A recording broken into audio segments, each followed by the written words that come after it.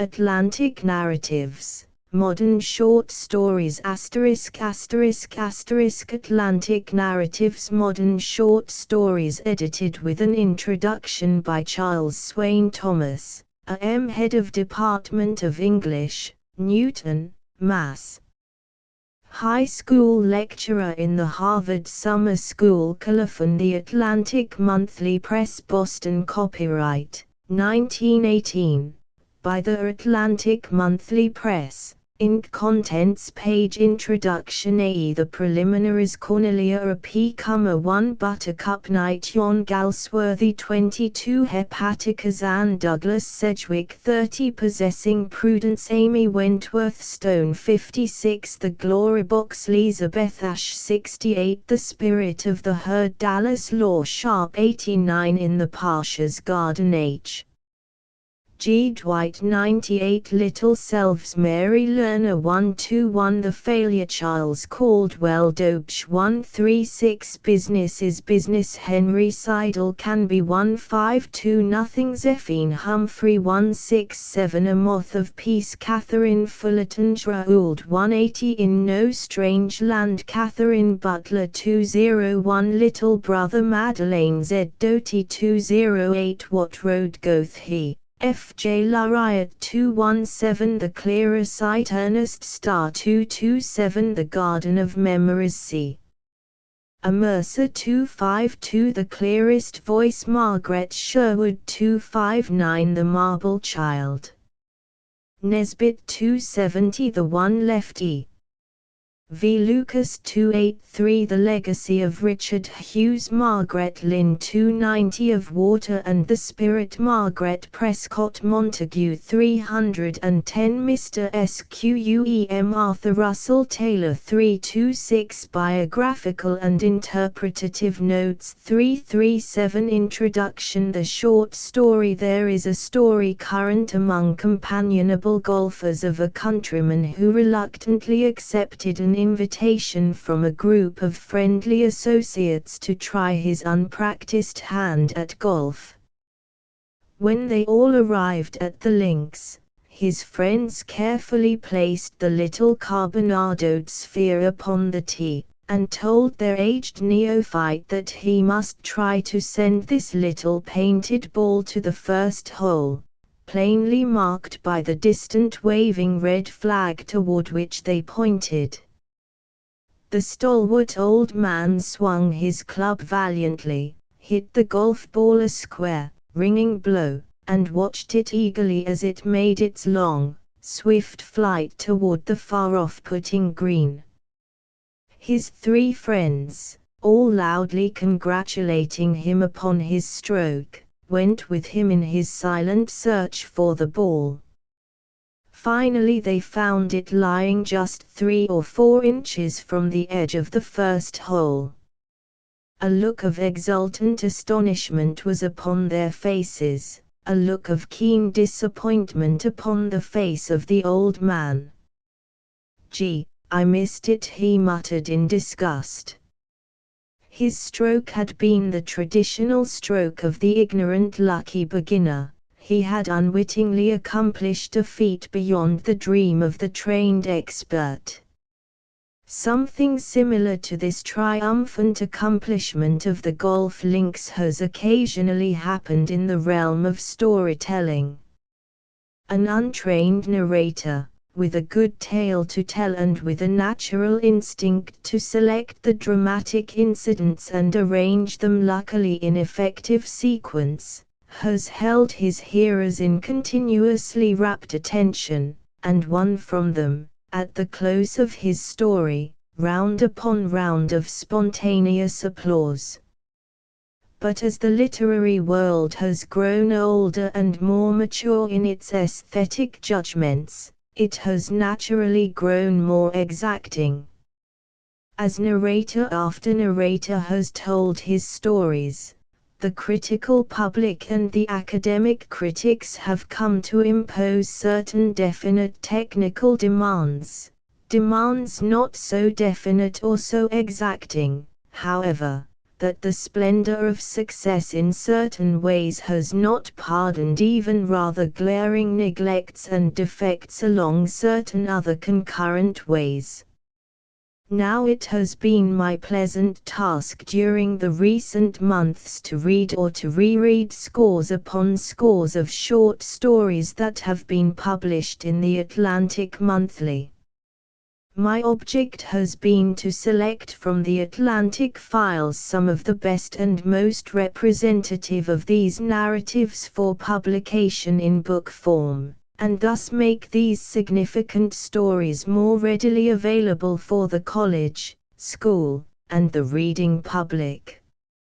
Out of this study, as it has combined and recombined with all my impressions of past readings, have come certain convictions that have grown more persistent as the reading and the selecting have progressed. The net result of this thinking, I may at the beginning assert, has been to expand and liberalize my convictions concerning the art and technique of short story writing. The choice of theme is multitudinous, the methods of allowable treatment generously variable, the emphasis upon character, plot, and setting easily shiftable, and the ultimate effects as diversified as our human moods and interests. Contrary to a currently repeated assertion, there is, I am convinced, no strict Atlantic type of story, at least none so rigorously conceived as not to allow unquestioned commendation of the narrative art of such varied personalities as Bret Harte, Thomas Bailey Aldrich, Sarah Ornjewett, John Galsworthy, Mrs. Cummer, Mrs. Trauld, E. Nesbit, Jack London, or indeed that whole luminous galaxy of skilled story writers, many of them without fame, who for the past 60 years have been contributing the best of their literary selves to the Atlantic. Yet a study of these contributions of such varied types convinces one of certain large demands which each successive editor has, with somewhat latitudinarian rigor, pretty positively held in mind while he was determining the worth of the given product. What, we may be interested in asking, are these larger and more persistent demands? The unified impression, perhaps the most obvious requirement, is that one upon which Edgar Allan Poe, in his brilliant critical essays on the art of the short story, laid the strongest stress, the demand that the narrator produce an unquestioned unified effect or impression. An examination of the narrative method of the old metrical romances and of many of the Arabian Nights tales will by contrast illustrate Poe's comment. In those writings there was often no apparent plan. The hero started out and had an adventure. This the storyteller narrated as episode number 1. The hero continued and had another adventure, similar or dissimilar to the first. This we recognize as episode number 2. And thus the story continued until the narrator's powers of invention or endurance were exhausted. We close the reading with no sense of satisfied unity, no oneness of impression. At the beginning of the story, the writer of these romances and tales apparently had no definitely preconceived plan, he allowed no foreshadowing of catastrophe, he was careless alike of both beginning and end, he made no conscious use of suspense, setting, character contrast, reverting narrative, climax, or any of the numerous devices that make up the technique of modern short story writing. More particularly did he ignore the principle of unified impression. Unified impression secured by character domination, while unity of impression is the sovereign demand in the modern short story. The ways in which this impression may be secured possess interesting variety. One of the most important of these ways is evident in the pervading or directing influence of some strongly dominant character. Events move in accordance with the will of some one person, or it may be some group of persons with closely related powers and aims. An interesting example of single character domination is seen in Miss Sherwood's story, The Clearest Voice. Alice, the wife, has been dead 5 years. Yet it is her personality that still pervades and governs the home. Her spirit of kindly interest, her instinct for the aesthetic, her household control, all these have persisted through the long months that have intervened since her death. But it is when the husband is faced by the temptation to accept an inheritance which legally, though not justly, belongs to him, it is then that the influence of the wife's assertive character silently and determinedly dictates the correct decision. The husband's pressing financial difficulties, the urgings of the relatives, the unquestioned legality of the bequest, these are all finally swept aside by the subtle workings of a quietly persisting ethical force. Sometimes an author reveals the strength and wisdom of one of his characters by allowing this character to yield to the wisdom and domination of another. I am thinking of Mrs. Cummer's story, The Wealth of Timmy Zimmerman. 1. As we read the first part of this narrative, we are interested only in Timmy Zimmerman and the personal character problems which the huge profits of the tobacco trust suddenly thrust upon this uncultured but good-souled parvenu. We watch him in his early struggles so full of energy and bold emprise, we rejoice with him in his significant financial triumphs, and later we watch him as he tries, by an expensive building enterprise, by tours through Europe, by the rapid and careless driving of his $10,000 red automobile, to win back the nervous contentment that was the happy companion of those early years of adventurous poverty. He dominates each separate situation, but he does not solve his problem. It is only when he meets Molly Betterton and sees himself as analyzed by her candid native acumen, that he learns his own weakness and the true potentialities of his wealth. Her character is strong enough to win dominion over him. It is not strong enough to dominate the story and lure the reader away from the controlling interest in the personality whose career the reader has so intently watched. The unity of impression is firmly and continuously centered in the portrayal of Timmy Zimmerman's character, and it is that which tautly holds the reader's attention in leash. A more recent story that secures its chief interest from character portrayal is Mr. Arthur Russell Taylor's Mr. Squem. Mr. Squem is a traveling man who sells mercury rubber tires. He wears clothes that arrest attention, broad striped affairs that seemed stripes before they were clothes. His talk is profusely interlarded with vulgar but picturesque slang. He is far removed from the academy.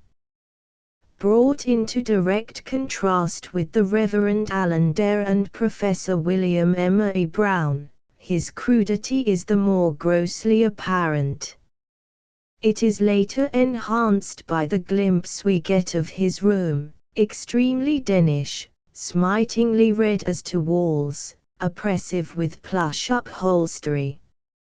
A huge deer-eared, jutting from over the mantel, divided on us with a highly colored September morn, affrontingly framed.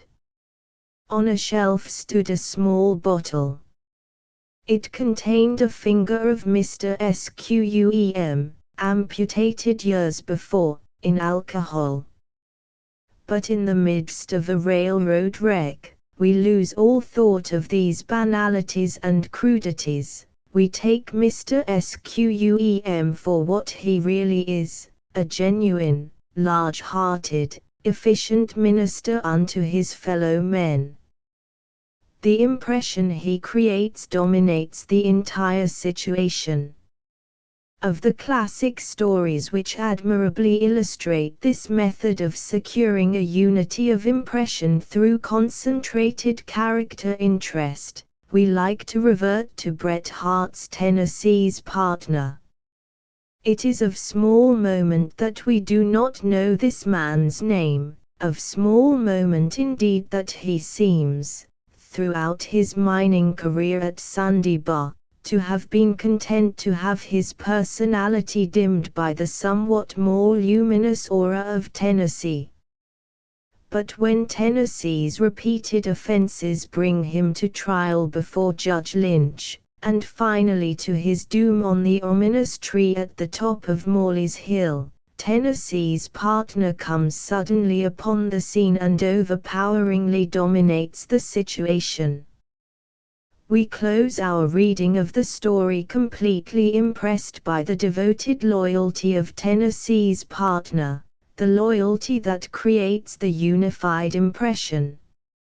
And this same unity of impression thus secured in the clearest voice, the wealth of Timmy Zimmerman, Mr. Squem, and Tennessee's Partner by concentrated interest in character, is easily discernible in scores of other stories. The method is artistically employed by Hawthorne in The Great Stone Face, in Maxim Gorky's Chelkach, Turgenev's Lear of the Steppes, J. M. Barrie's Crequerie and Myra Drolby, Thomas Nelson Page's Mas Chan, Henry James's The Real Thing, Joseph Conrad's The Informer, and such well-known Atlantic stories as Anna Fuller's The Boy, Esther Tiffany's Anna Maria, Florence Gilmore's Little Brother, Ellen McCubbin's Rosetta, Charles Dobsch's The Failure, Clarkson Crane's Snipe, and Christina Christo's Babanchik. Indeed, the list is well nigh inexhaustible, and is constantly being increased by the many gifted writers who, enriching our current literature, see in personal character the germ of story interest. Unified impression secured by plot. Just as in looking at a finished piece of artistic tapestry we get a sense of harmonious design, so in contemplating the events of a well-told story, our sense of artistic completeness is satisfied by the skill displayed in the weaving and interweaving of incident, such weaving and interweaving as bring the significant events into the immediate foreground, and group the items of lesser moment in such an unobtrusive manner as to merge them into harmony with the main design. Preceding the beginning of any story, we assume the existence of a state of repose. Either there is nothing happening, or, if events are happening, they are simply happening in the atmosphere of dull and inconsequential routine, and are accordingly without the pale of narratable notice. Then, suddenly, or gradually, something happens to disturb this repose, and to this initial exciting force are traceable the succeeding events, with such varied culminations as prosperity, or poverty, or dejection, tragedy or joy, or restored calm, or any one of the multitudinous finalities that life brings with her in her equipage. The whole principle of plot, as here briefly analyzed, is simply and artistically revealed in Mr. Ernest Starr's The Clearer Sight, an admirable example of a story whose unity is secured largely by the effective handling of situation and incident. 2 notes. The young scientist who is the central character in the story, the master chemist, Henry Maxinoff, has given certain general suggestions for a formula which will give an explosive of great value and of high potential power. The young man, following these general lines, discovers that, by slight additions and alterations, he can successfully work out the formula and immediately sell his secret to a foreign government. The sum he would thus secure would amply justify him in proposing marriage to Becky Hallam, the girl of his choice. We watch him in his brisk experiments and in his conclusive yielding to the temptation. We see him betraying his employer and at the same time failing to meet the standard of confidence which is demanded by the girl he loves. Right in the midst of these scientific successes and these ethical failures comes the terrible explosion in the laboratory where Noakes was working in secret. He is blinded by the accident, permanently, he thinks. Harassed by his sufferings, more particularly by his spiritual sufferings, he makes his confessions to Mr. Maxinoff and Miss Hallam, and looks despairingly toward the empty future. The story closes with the physician's hope that the loss of his sight is after all but temporary. As we end our reading and view the events in retrospect, we are conscious of having seen the various threads of interest woven into a complete and unified design. Again, the principles of plot structure are clearly seen quietly creating their unified impression in a sea change, one of Alice Brown's homely stories. 2. Cynthia Miller, a New England housewife, had lived for years her life of dull routine in an isolated mountain farm 8 miles from the nearest village. Her husband, Timothy, was a son of the soil, made out of the earth, and not many generations removed from that maternity. Cynthia gradually comes to despise her life and her husband's crude carelessness, exemplified by his habitual animal aura and his newly greased boots by the open oven door. With little ado, but with grim determination, she leaves him and goes to the seaside home of her sister Frances. Cynthia is taken ill, but is at length cured by the kindly village doctor and the silent ministrations of the neighboring sea. Timothy, changed by the sudden departure of his wife and the opportunity for introspection that his lonely life now brings him, shakes off a bit of his earthiness and goes, after several weeks, to find his wife. We listen to the brief reconciliation and see Timothy begin to breathe in new life of aroused love and appreciation.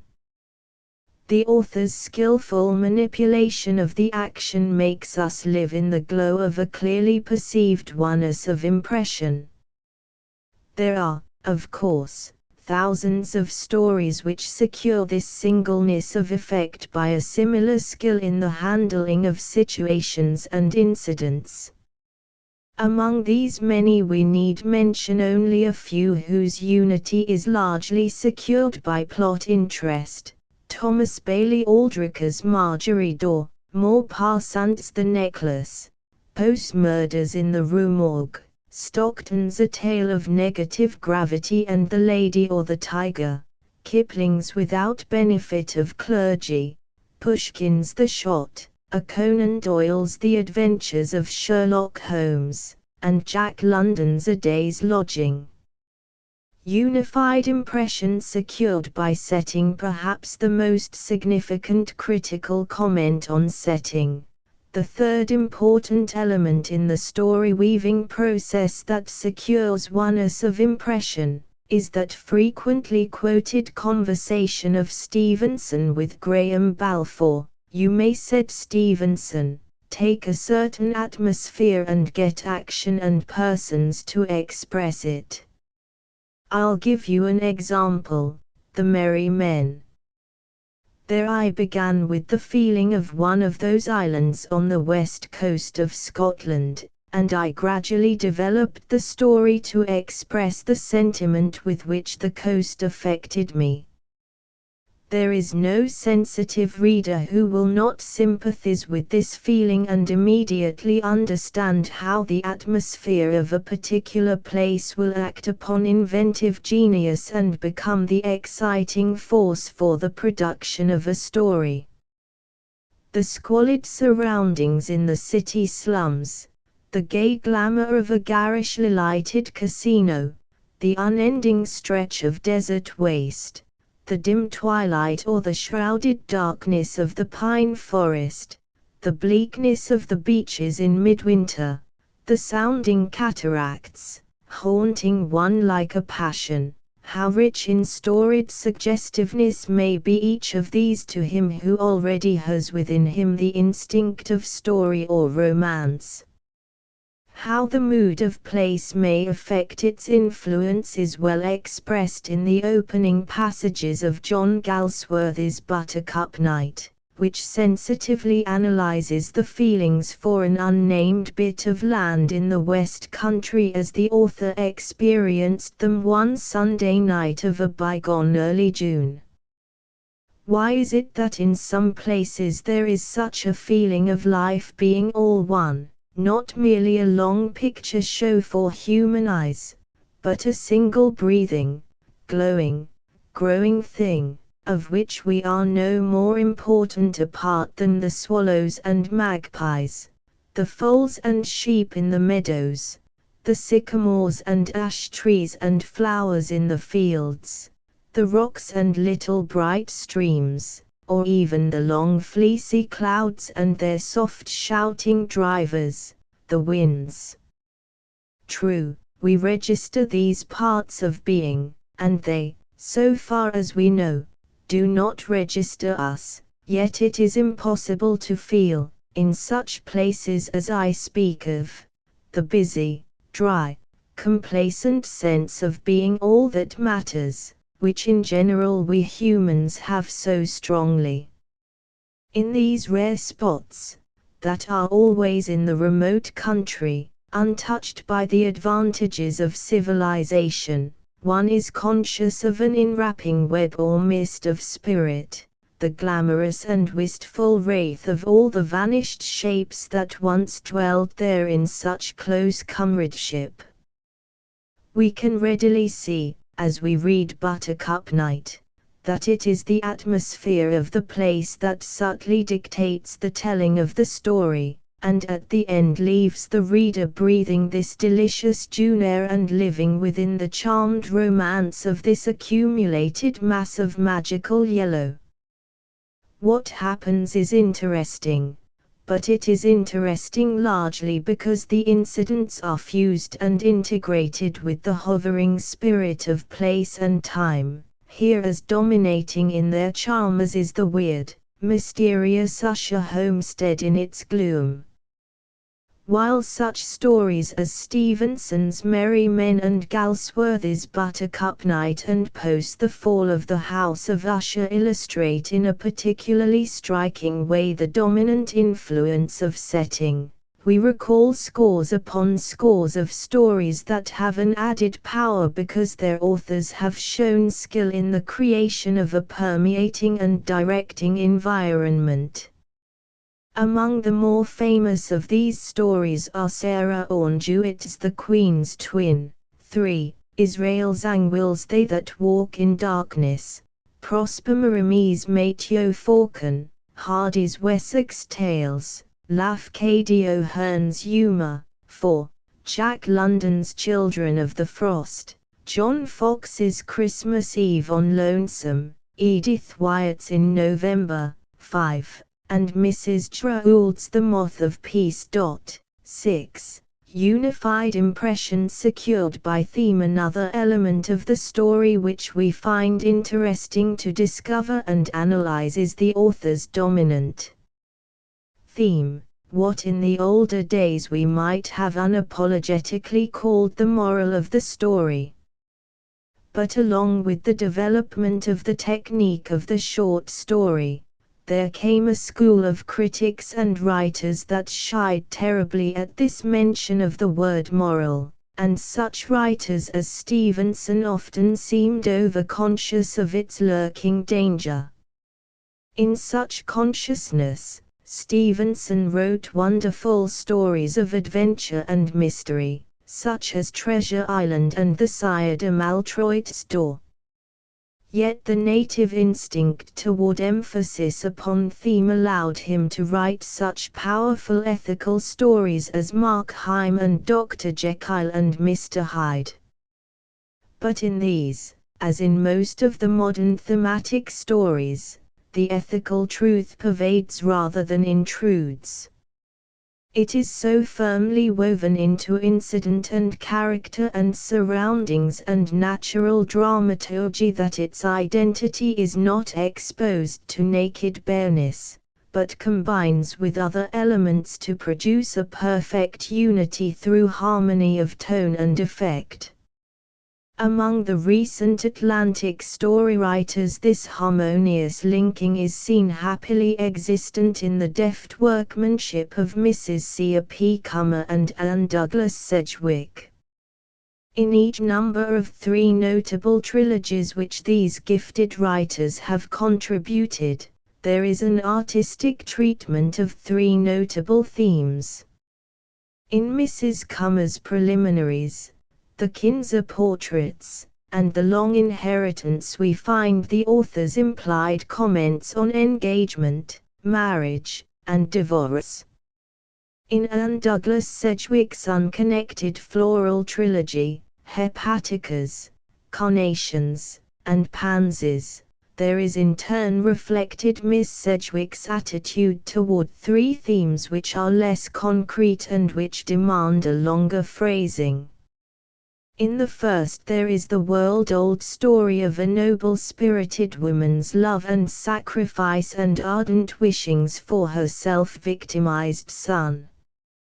In Carnations we have the story of a husband, Rupert Wilson, released from the bondage of an unfortunate infatuation and restored to the sanity of love. In Pansies we have a generous tribute to quiet sentiment, developed by a study in character contrasts, the simple-hearted woman, loving a simple garden, contrasted with the kindly disposed but worldly environed Mrs. Leonard, fond of display and Dorothy Perkins effects, and laying a disproportioned stress upon the expensive and the modern. In none of these 6 stories is there the slightest suggestion that the narrative has been conceived in the spirit of propaganda. It would be impossible to say even that it was the underlying theme which gave the initial conception to the narrative and directed its progress.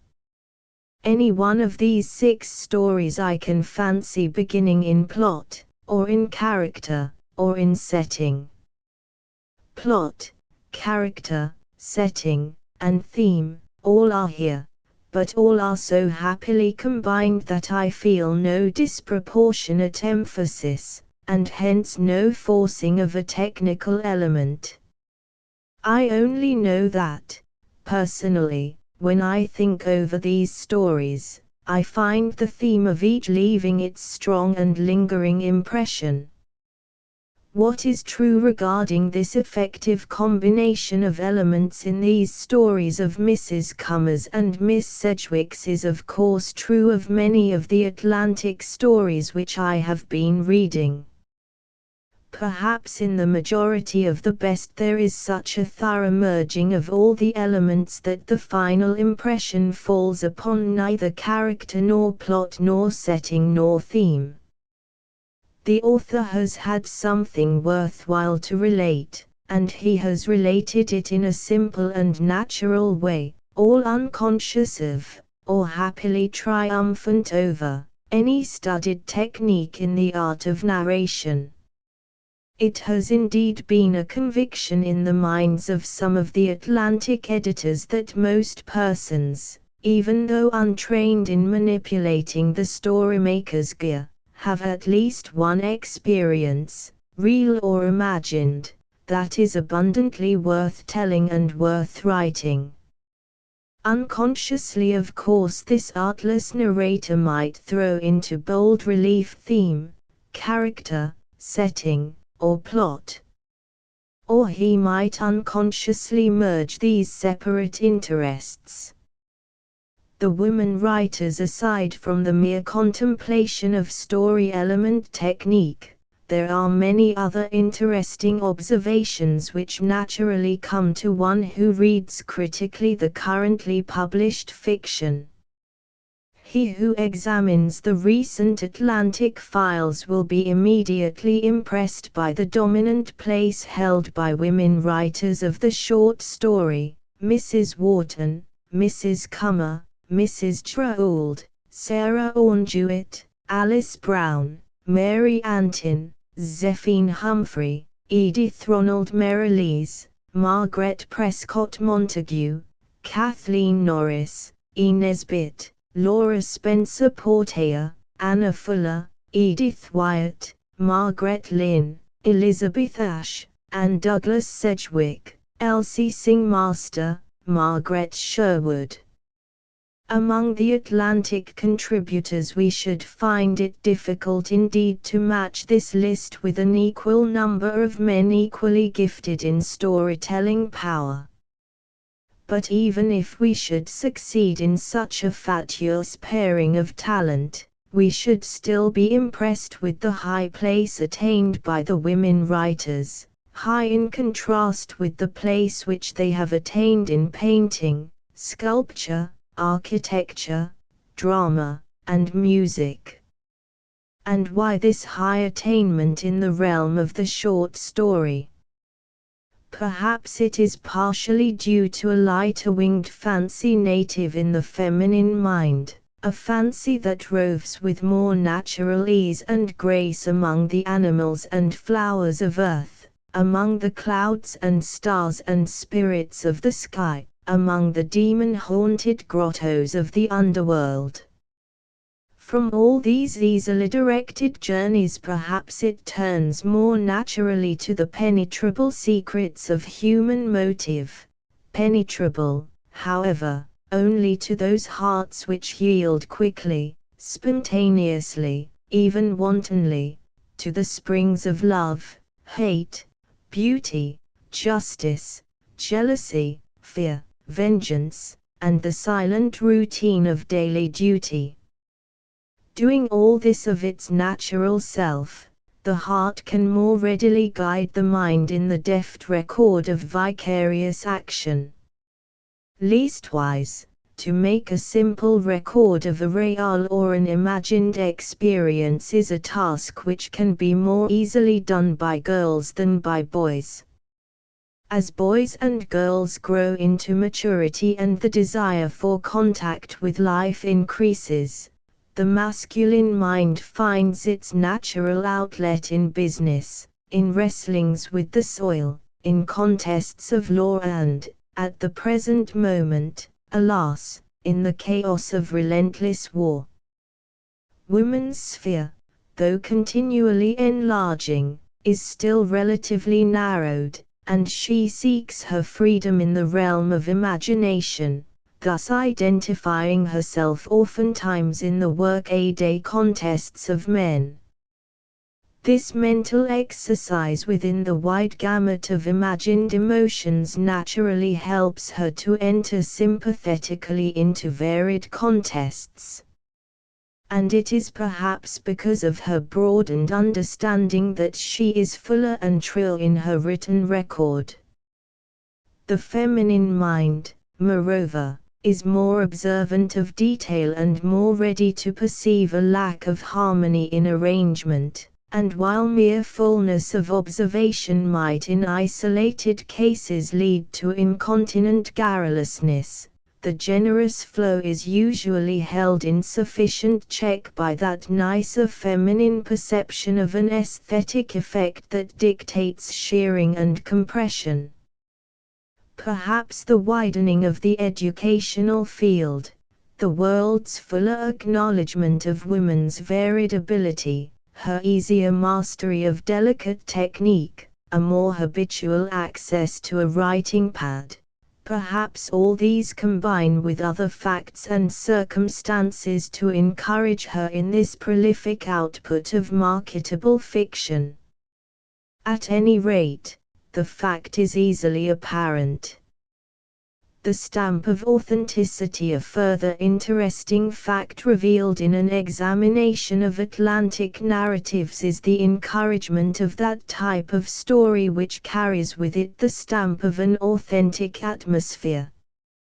More than a generation ago this magazine was printing the stories of Bret Harte, stories that revealed with great accuracy and skill and sympathy the spirit of the California mining camp. Bret Harte had lived and breathed the grim and romantic spirit of this environment. Fusing this experience with an imagination that emotionalized a native instinct for storytelling, Bret Harte was able to lend to his writing a verisimilitude that easily won the reader's interest in the charm and novelty of that strenuous and elemental Western life. While the work of Bret Harte perhaps most strikingly illustrates this power of authentic portrayal of experience and place, there are scores of Atlantic stories that employ the same general method. Sarah Orne Jewett, in such stories as The Queen's Twin, The Life of Nancy, and A Dummet Shepherd, has admirably recreated the simple life of rural New England. Lafcadio O'Hearn has realistically brought to us the spirit of Japan. Jacob Riis has portrayed for us many pictures of New York tenement life. Joseph Husband has brought us into the atmosphere of industrialism. H. G. Dwight and Charles Johnson have allowed us to breathe the spirit of Orientalism. And scores of other writers, such as Dallas Law Sharp, E. Morley, Margaret Prescott Montague, Abraham Rubini, Mary Antin, Mildred Aldrich, Simeon Strunsky, after they have lived their separate experiences, have shared with us the intimate memories which those personal experiences have bequeathed. Sordidness rejected the Atlantic traditions, for the most part, have rejected the harrowing and the sordid and the meretricious.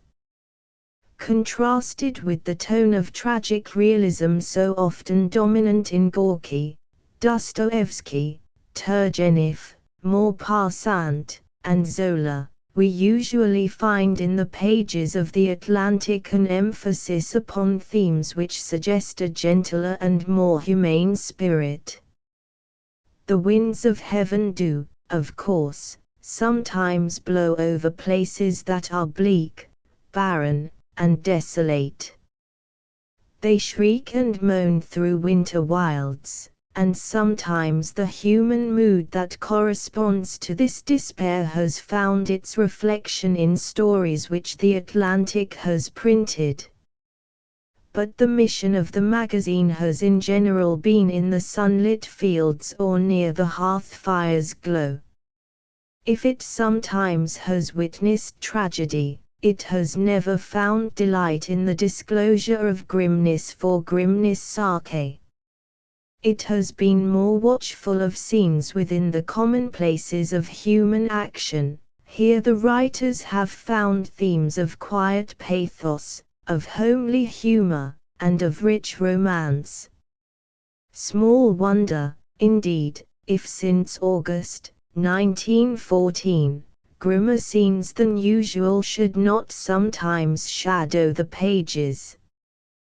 But even so, the writers have not yet lost their sanity, their hopefulness, or their quiet sense of humor.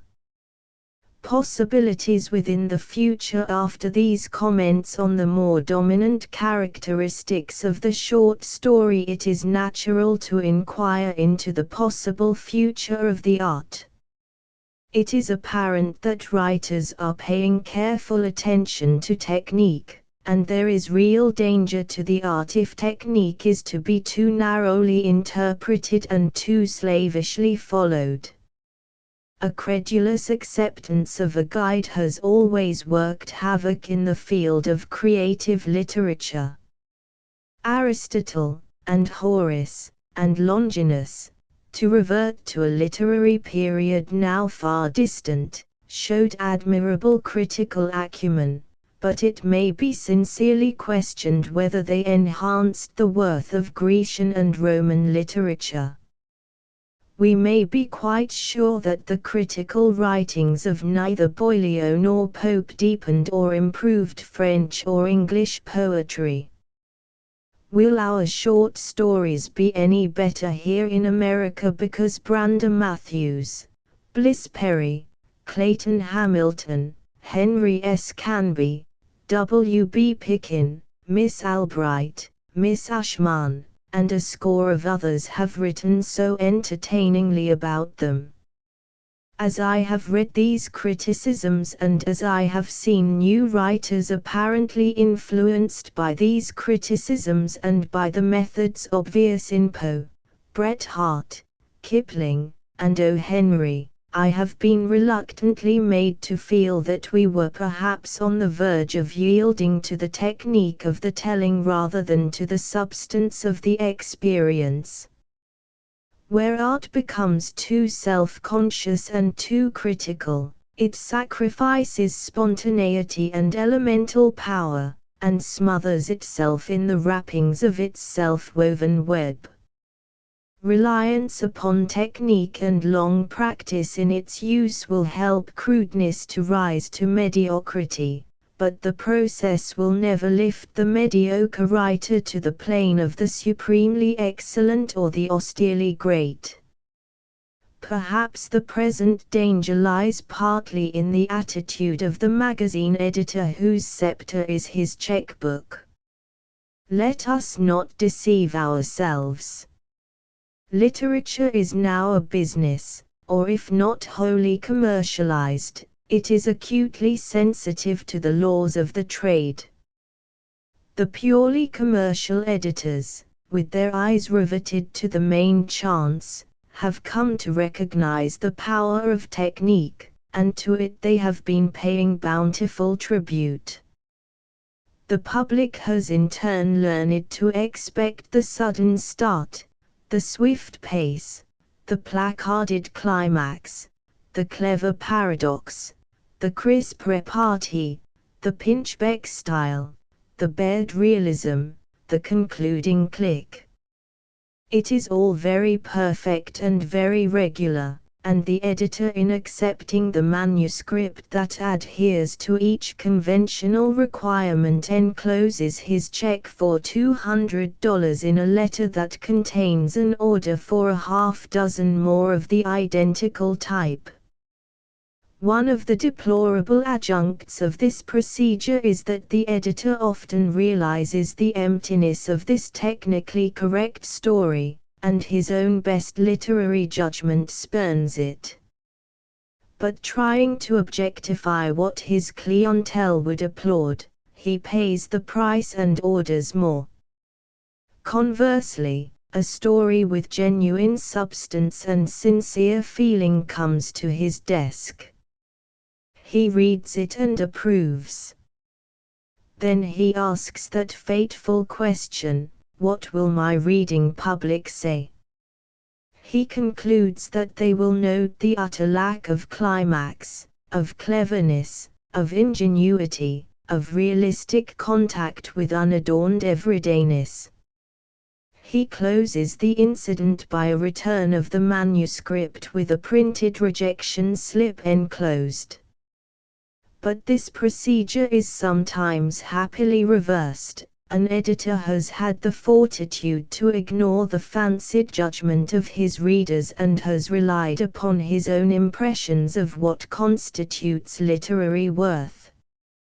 He is conscious that the story he has accepted is written in utter ignorance or in total disregard of traditional propriety and the laws of modern technique, yet it carries a message, it reveals character. It shows real thinking powers. Accepted and published, as was Arthur Russell Taylor's Mr. Squem, it has been enthusiastically received by its readers. There is one final conviction that emerges from the varied and the multitudinous impressions that come from the reading of all these stories. Every individual has an experience worth narrating, and most individuals have scores upon scores of experiences, real or imagined, that are worth narrating. To succeed in the attempt, one does not necessarily need to be a conscious master of technique. He must, of course, have a reasonably firm command of his vernacular. Indeed, to succeed in any large degree, he must attain unquestioned mastery and fittingly fashion his style to the theme immediately at hand. He should have a sense of organization that deftly orders the proper sequence of events and skillfully adjusts both minor and major incidents to secure a unified impression. There is, I am convinced, no single minor rule that critics may formulate which will stand a rigid acid test. Genius abrogates every law, talent may abrogate most laws. A great experience, a great situation, a great theme, a great character, a great scene, a great emotion, any one of these may direct even an ordinary writer to successful narration. The skilled storyteller will win success from even scanty material, but the scanty material will be enriched by a sense of humor, an ingenious fancy, a felicitous style, a controlling imagination, a deft craftsmanship, or a keen perception of the value and regulation of detail. Atlantic Narratives, The Preliminaries by Cornelia P. Cummer. Young Oliver Pickersgill was in love with Peter Lanithorn's daughter. Peter Lanithorn was serving a 6-year term in the penitentiary for embezzlement. It seemed to Ollie that there was only one right-minded way of looking at these basal facts of his situation. But this simple view of the matter was destined to receive several shocks in the course of his negotiations for Ruth Lanithorn's hand. I say negotiations advisedly. Most young men in love have only to secure the consent of the girl and find enough money to go to housekeeping. It is quite otherwise when you wish to marry into a royal family, or to ally yourself with a criminal's daughter. The preliminaries are more complicated. Ollie thought a man ought to marry the girl he loves, and prejudices be hanged. In the deeps of his soul, he probably knew this to be the magnanimous, manly attitude, but certainly there was no condescension in his outward bearing when he asked Ruth Lanithorn to be his wife. Yet she turned on him fiercely, bristling with pride and tense with overwrought nerves. "I will never marry anyone," she declared, who doesn't respect my father as I do?" If Oliver's jaw fell, it is hardly surprising. He had expected her to say she would never marry into a family where she was not welcome. He had planned to get around the natural objections of his parents somehow. The details of this were vague in his mind, and then he meant to reassure her warmly, and tell her that personal merit was the only thing that counted with him or his. He may have visualized himself as wiping away her tears and gently raising her to share the safe social pedestal whereon the Pickersgills were firmly planted. The young do have these visions not infrequently.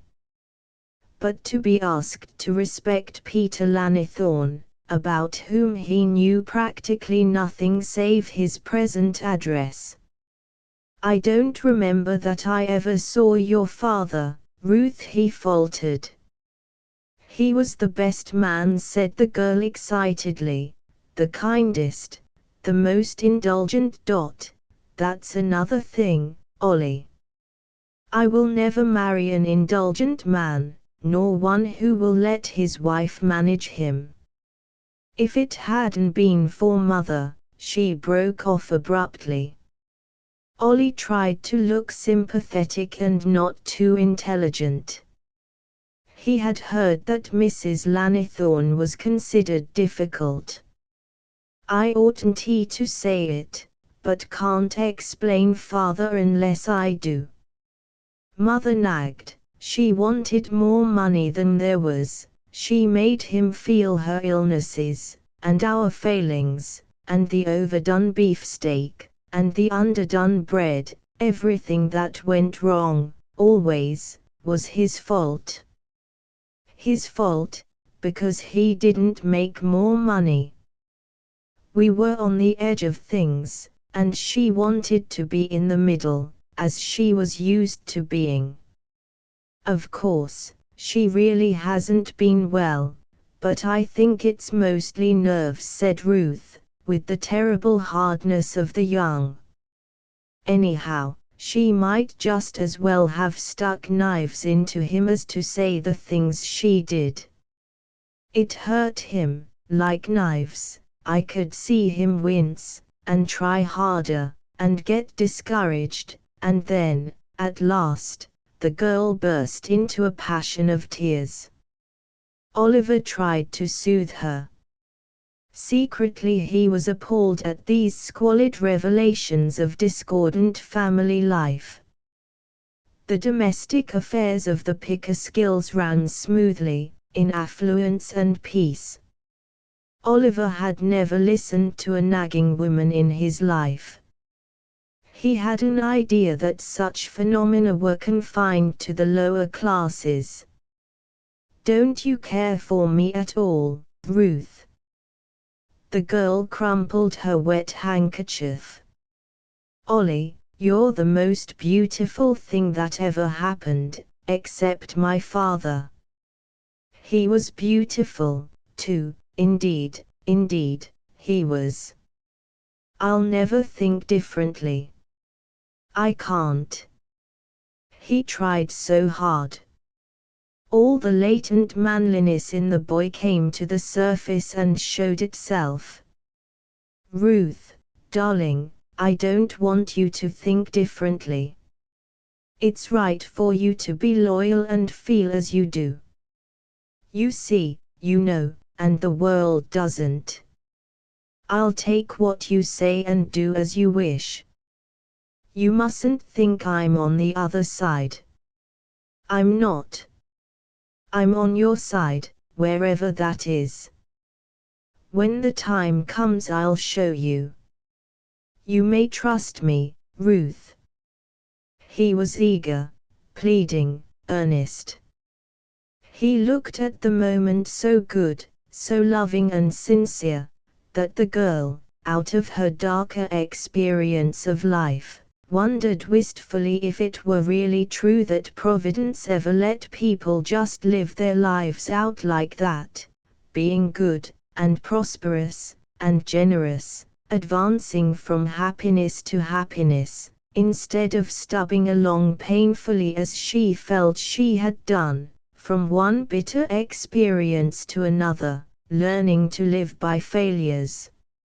It must be beautiful to learn from successes instead, as it seemed to her Oliver had done. How could anyone refuse to share such a radiant life when it was offered? As for loving Oliver, that was a foregone conclusion. Still, she hesitated.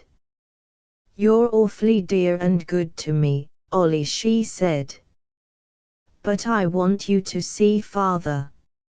I want you to go and talk to him about this, and know him for yourself. I know I'm asking a hard thing of you, but, truly, I believe it's best. If he says it's all right for me to marry you, I will, if your family want me, of course," she added as an afterthought. "Oughtn't I to speak to your mother?" hesitated Oliver. "Oh, Mother.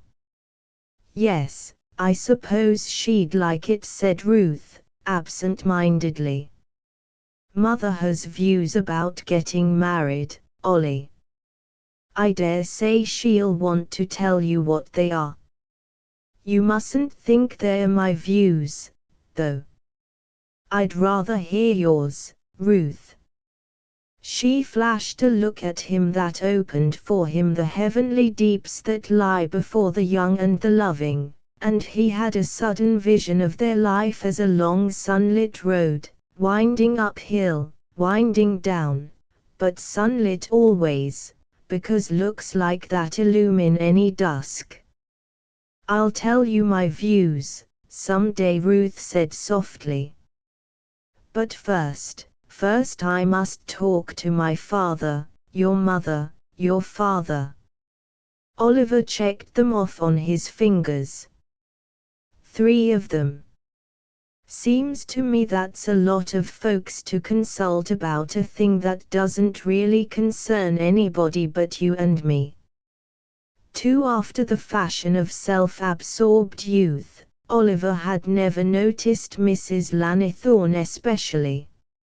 She had been to him simply a sallow little figure in the background of Ruth's vivid young life, someone to be spoken to very politely, but otherwise of no particular moment. If his marital negotiations did nothing else for him, they were at least opening his eyes to the significance of the personalities of older people. The things Ruth said about her mother had prepared him to find that lady querulous and difficult, but essentially negligible. Face to face with Mrs. Lannithorne, he had a very different impression. She received him in the upstairs sitting room to which her semi-invalid habits usually confined her. Wrapped in a white wool shawl and lying in a long Canton lounging chair by a sunshiny window, she put out a chilly hand in greeting, and asked the young man to be seated. Oliver, scanning her countenance, received an unexpected impression of dignity. She was thin and nervous, with big dark eyes peering out of a pale, narrow face. She might be a woman with a grievance, but he apprehended something beyond mere fretfulness in the discontent of her expression. There was suffering and thought in her face, and even when the former is exaggerated and the latter erroneous, these are impressive things. "Mrs. Lannithorne, have you any objection to letting Ruth marry me?" "Mr. Pickerskill, what are your qualifications for the care of a wife and family?" Oliver hesitated. "Why, about what anybody's are, I think," he said, and was immediately conscious of the feebleness of this response. "I mean," he added, flushing to the roots of his blonde hair, that my prospects in life are fair. I am in my father's office, you know. I am to have a small share in the business next year. I needn't tell you that the firm is a good one. If you want to know about my qualifications as a lawyer, why, I can refer you to people who can tell you if they think I am promising. Do your family approve of this marriage? I haven't talked to them about it yet. Have you ever saved any money of your own earning, or have you any property in your own name? Oliver thought guiltily of his bank account, which had a surprising way of proving, when balanced, to be less than he expected. Well, not exactly. In other words, then, Mr. Pickerskill, you are a young and absolutely untried man. You are in your father's employ and practically at his mercy. You propose a great change in your life of which you do not know that he approves. You have no resources of your own, and you are not even sure of your earning capacity if your father's backing were withdrawn. In these circumstances you plan to double your expenses and assume the whole responsibility of another person's life, comfort, and happiness. Do you think that you have shown me that your qualifications are adequate? All this was more than a little disconcerting. Oliver was used to being accepted as old Pickerskill's only son, which meant a cheerfully accorded background of eminence, ability, and comfortable wealth. It had not occurred to him to detach himself from that background and see how he looked when separated from it. He felt a little angry, and also a little ashamed of the fact that he did not bulk larger as a personage, apart from his environment. Nevertheless, he answered her question honestly. No, Mrs. Lannithorne, I don't think that I have. She did not appear to rejoice in his discomfiture. She even seemed a little sorry for it, but she went on quietly, Don't think I am trying to prove that you are the most ineligible young man in the city. But it is absolutely necessary that a man should stand on his own feet, and firmly, before he undertakes to look after other lives than his own. Otherwise there is nothing but misery for the women and children who depend upon him. It is a serious business, getting married. I begin to think it is, muttered Oliver blankly. I don't want my daughters to marry, said Mrs. Lannithorne. The life is 1,000 times harder than that of the self-supporting woman, harder work, fewer rewards, less enjoyment, less security. That is true even of an ordinarily happy marriage. And if they are not happy, oh, the bitterness of them. She was speaking rapidly now, with energy, almost with anguish. Oliver, red in the face, subdued, but eager to refute her out of the depths and heights of his inexperience, held himself rigidly still and listened. Did you ever hear that epigram of Disraeli, that all men should marry, but no women? That is what I believe. At least, if women must marry, let others do it, not my children, not my little girls. It is curious, but that is how we always think of them. When they are grown they are often uncongenial. My daughter Ruth does not love me deeply, nor am I greatly drawn to her now, as an individual, a personality, but Ruth was such a dear baby. I can't bear to have her suffer. Oliver started to protest, hesitated, bit his lip, and subsided. After all, did he dare say that his wife would never suffer? The woman opposite looked at him with hostile, accusing eyes, as if he incarnated in his youthful person all the futile masculinity in the world. Do you think a woman who has suffered willingly gives her children over to the same fate? She demanded passionately. I wish I could make you see it for 5 minutes as I see it, you young, careless, foolish. Why, you know nothing, nothing. Listen to me. The woman who marries gives up everything, or at least jeopardizes everything, her youth, her health, her life perhaps, certainly her individuality. She acquires the permanent possibility of self-sacrifice. She does it gladly, but she does not know what she is doing. In return, is it too much to ask that she be assured a roof over her head, food to her mouth, clothes to her body? How many men marry without being sure that they have even so much to offer? You yourself, of what are you sure? Is your arm strong? Is your heart loyal? Can you shelter her soul as well as her body? I know your father has money. Perhaps you can care for her creature needs, but that isn't all. For some women life is one long affront, one slow humiliation. How do I know you are not like that? Because I'm not, that's all, said Oliver Pickerskill abruptly, getting to his feet. He felt badgered, baited, indignant, yet he could not tell this frail, excited woman what he thought. There were things one didn't say, although Mrs. Lannithorne seemed to ignore the fact. She went on ignoring it.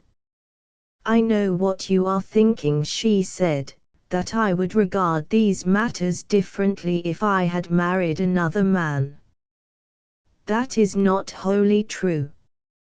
It is because Peter Lannithorne was a good man at heart, and tried to play the man's part as well as he knew how, and because it was partly my own fault that he failed so miserably, that I have thought of it all so much. And the end of all my thinking is that I don't want my daughters to marry. Oliver was white now, and a little unsteady. He was also confused. There was the note of truth in what she said, but he felt that she said it with too much excitement, with too great facility. He had the justified masculine distrust of feminine fluency as hysterical. Nothing so presented could carry full conviction. And he felt physically bruised and battered, as if he had been beaten with actual rods instead of stinging words, but he was not yet defeated. Mrs. Lannithorne, what do you wish me to understand from all this? Do you forbid Ruth and me to marry, is that it? She looked at him dubiously. She felt so fiercely the things she had been saying that she could not feel them continuously. She, too, was exhausted. Oliver Pickerskill had a fine head, candid eyes, a firm chin, strong capable hands. He was young, and the young know nothing, but it might be that there was the making of a man in him. If Ruth must marry, perhaps him as well as another. But she did not trust her own judgment, even of such hands, such eyes, and such a chin. Oh, if the girls would only believe her, if they would only be content to trust the wisdom she had distilled from the bitterness of life. But the young know nothing, and believe only the lying voices in their own hearts. "I wish you would see Ruth's father," she said suddenly. "I am prejudiced. I ought not to have to deal with these questions. I tell you, I pray heaven none of them may marry, ever, but, just the same, they will. Go ask Peter Lannithorne if he thinks his daughter Ruth has a fighting chance for happiness as your wife. Let him settle it. I have told you what I think. I am done. I shall be very glad to talk with Ruth's father about the matter," said Oliver with a certain emphasis on father. "Perhaps he and I shall be able to understand each other better. Good morning, Mrs. Lannithorne." Oliver Pickerskill Sr. turned his swivel chair about, bit hard on the end of his cigar, and stared at his only son. "What's that?" he said abruptly. "Say that again." Oliver Jr. winced, not so much at the words as at his father's face. "I want to marry Ruth Lannithorne," he repeated steadily. There was a silence. The elder Pickerskill looked at his son long and hard from under lowered brows. Oliver had never seen his father look at him like that before, as if he were a rank outsider, some detached person whose doings were to be scrutinized coldly and critically, and judged on their merits.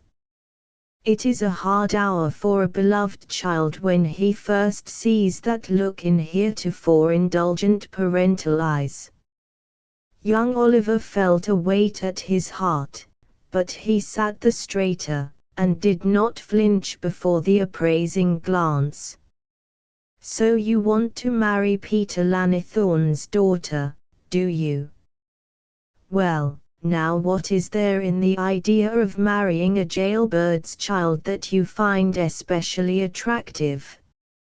Of course I might say that I've seen something of businessmen in this town, Ross, say, and Worcester, and Jim Stone, and that if it came to a choice between their methods and Lannithorne's, his were the squarer, for he settled up, and is paying the price besides.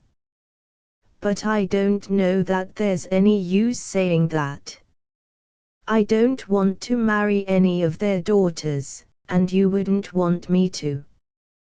You know what Ruth Lannithorne is as well as I do. If there's a girl in town that's finer-grained, or smarter, or prettier, I'd like to have you point her out. And she has a sense of honor like a man's. I don't know another girl like her in that. She knows what's fair," said the young man. Mr. Pickerskill's face relaxed a little. Oliver was making a good argument with no mushiness about it, and he had a long-settled habit of appreciating Ollie's arguments. "She knows what's fair, does she? Then what does she say about marrying you?" "She says she won't marry anybody who doesn't respect her father as she does." At this the parent grinned a little. Grimly it is true, but appreciatively. He looked past Oliver's handsome, boyish head, out of the window, and was silent for a time. When he spoke, it was gravely, not angrily. "Oliver, you're young. The things I'm as sure of as 2 and 2, you don't yet believe at all. Probably you won't believe them if I put them to you, but it's up to me to do it. Understand, I'm not getting angry and doing the heavy father over this. I'm just telling you how some things are in this world, facts, like gravitation and atmospheric pressure. Ruth Lanithorn is a good girl, I don't doubt. This world is chock full of good girls. It makes some difference which one of them you marry, but not nearly so much difference as you think it does. What matters, from 40 on, for the rest of your life, is the kind of inheritance you've given your children. You don't know it yet, but the thing that's laid on men and women to do is to give their children as good an inheritance as they can. Take it from me that this is gospel truth, can't you? Your mother and I have done the best we can for you and your sisters. You come from good stock, and by that I mean honest blood.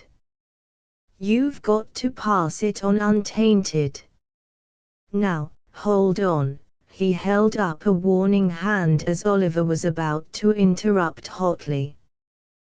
Wait till I'm through, and then think it over. I'm not saying that Peter Lanithorn's blood isn't as good as much that passes for untainted, or that Ruth isn't a fine girl. I'm only telling you this, when first you look into your son's face, every failing of your own will rise up to haunt you because you will wish for nothing on God's earth so much as that boy shall have a fair show in life and be a better man than you. You will thank heaven for every good thing you know of in your blood and in your wife's, and you will regret every meanness, every weakness, that he may inherit, more than you knew it was in you to regret anything. Do you suppose when that hour comes to you that you'll want to remember his grandfather was a convict? How will you face that down? Young Oliver's face was pale. He had never thought of things like this. He made no response for a while. At last he asked, "What kind of a man is Peter Lanithorn?" "Eh? What kind of?" "Oh, well, as men go, there have been worse ones. You know how he came to get sent up. He speculated, and he borrowed some of another man's money without asking, for 24 hours, to protect his speculation. He didn't lose it, either. There's a point where his case differs from most. He pulled the thing off and made enough to keep his family going in decent comfort, and he paid the other money back. But they concluded to make an example of him, so they sent him up. It was just, yes, and he said so himself. At the same time there are a great many more dishonest men out of prison than Peter Lanithorn, though he is in it. I meet him every day, and I ought to know. But that's not the point. As you said yourself, you don't want to marry their daughters. Heaven forbid that you should. You want to marry his daughter. And he was weak. He was tempted and fell, and got found out. He is a convict, and the taint sticks. The Lord knows why the stain of unsuccessful dishonesty should stick longer than the stain of successful dishonesty. I don't. But we know it does. That is the way things are. Why not marry where there is no taint? Father. Yes, Ollie. Father, see here. He was weak and gave way, once. Are there any men in the world who haven't given way at least once about something or other? Are there, Father? There was a note of anguish in the boy's voice. Perhaps he was being pushed too far. Oliver Pickerskill Sr. cleared his throat, paused, and at last answered somberly, "God knows, Ollie. I don't. I won't say there are." "Well, then, see here," his father interrupted sharply. "Of course I see your argument. I won't meet it. I shan't try. It doesn't change my mind even if it is a good argument. We'll never get anywhere, arguing along those lines. I'll propose something else. Suppose you go ask Peter Lannithorne whether you shall marry his daughter or not. Yes, ask him. He knows what's what as well as the next man. Ask Peter Lannithorne what a man wants in the family of the woman he marries." There was a note of finality in the older man's voice. Ollie recognized it drearily. All roads led to Lannithorne, it seemed. He rose, oppressed with the sense that henceforward life was going to be full of unforeseen problems, that things which, from afar, looked simple, and easy, and happy, were going to prove quite otherwise. Mrs. Lannithorne had angered rather than frightened him, and he had held his own with her, but this was his very own father who was piling the load on his shoulders and filling his heart with terror of the future. What was it, after all, this adventure of the married life whereof these seasoned travelers spoke so dubiously? Could it really be that it was not the divine thing it seemed when he and Ruth looked into each other's eyes? He crossed the floor dejectedly, with the step of an older man, but at the door he shook himself and looked back. "Say, Dad." "Yes, Ollie. Everybody is so terribly depressing about this thing, it almost scares me. Aren't there really any happy times for married people, ever? You and Mrs. Lannithorne make me feel there aren't, but somehow I have a hunch that Ruth and I know best. Own up now.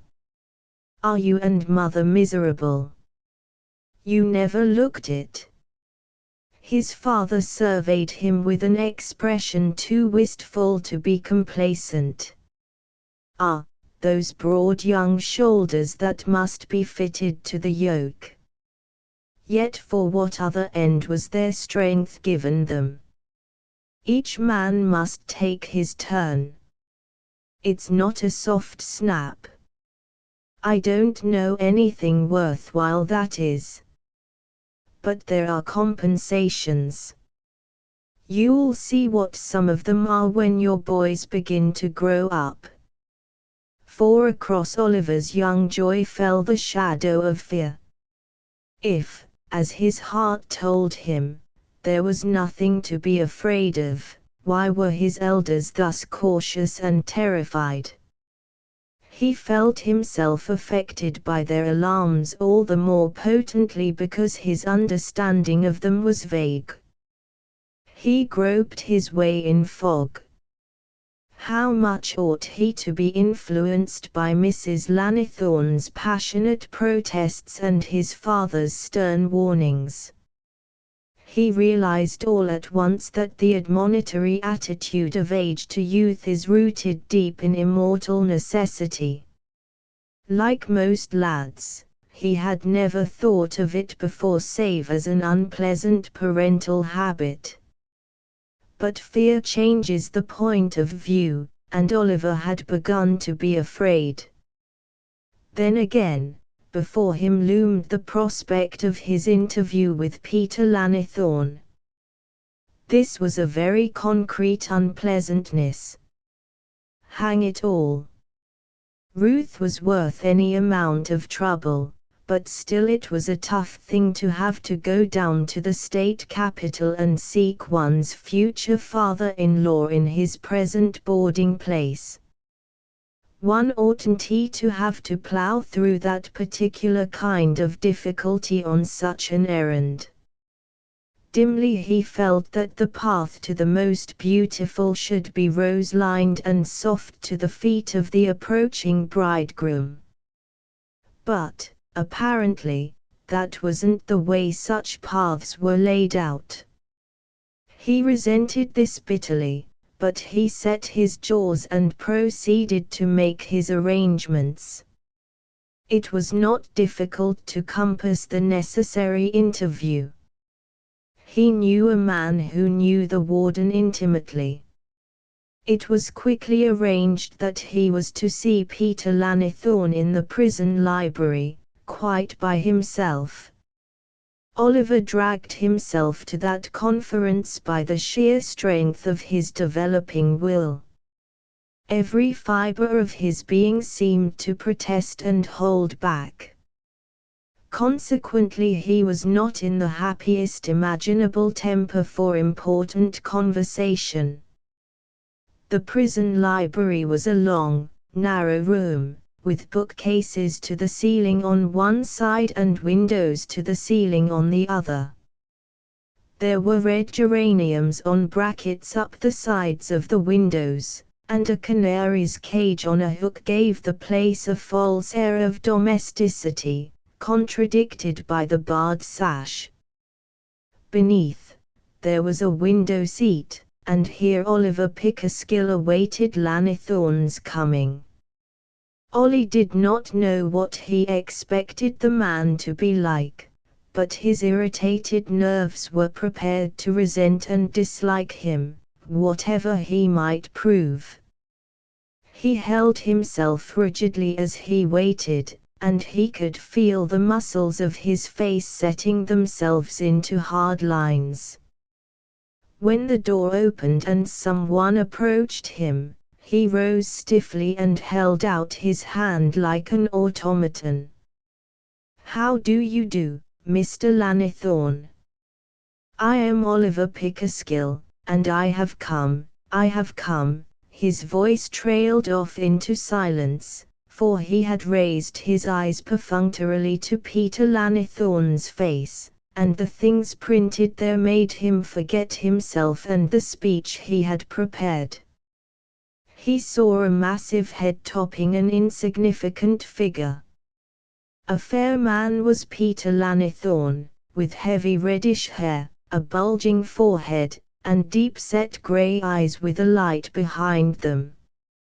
His features were irregular and unnoticeable, but the sum total of them gave the impression of force. It was a strong face, yet you could see that it had once been a weak one. It was a tremendously human face, a face like a battleground, scarred and seamed and lined with the stress of invisible conflicts. There was so much of struggle and thought set forth in it that one involuntarily averted one's gaze. It did not seem decent to inspect so much of the soul of a man as was shown in Peter Lannithorne's countenance. Not a triumphant face at all, and yet there was peace in it. Somehow, the man had achieved something, arrived somewhere, and the record of the journey was piteous and terrible. Yet it drew the eyes in awe as much as in wonder, and in pity not at all. These things were startlingly clear to Oliver. He saw them with a vividness not to be overestimated. This was a prison. This might be a convict, but he was a man. He was a man who knew things and would share his knowledge. His wisdom was as patent as his suffering, and both stirred young Oliver's heart to its depths. His pride, his irritation, his rigidity vanished in a flash. His fears were in abeyance. Only his wonder and his will to learn were left. Lanithorn did not take the offered hand, yet did not seem to ignore it. He came forward quietly and sat down on the window seat, half turning so that he and Oliver faced each other. "Oliver Pickerskill," he said. "Then you are Oliver Pickerskill's son?" "Yes, Mr. Lanithorn. My father sent me here, my father, and Mrs. Lanithorn, and Ruth." At his daughter's name a light leaped into Peter Lanithorn's eyes that made him look even more acutely and painfully alive than before. "And what have you to do with Ruth, or her mother?" the man asked. Here it was. The great moment was facing him. Oliver caught his breath, then went straight to the point. "I want to marry your daughter, Mr. Lanithorn. We love each other very much. But I haven't quite persuaded her, and I haven't persuaded Mrs. Lanithorn and my father at all. They don't see it. They say things, all sorts of dreadful things," said the boy. "You would think they had never been young and cared for anybody. They seem to have forgotten what it means.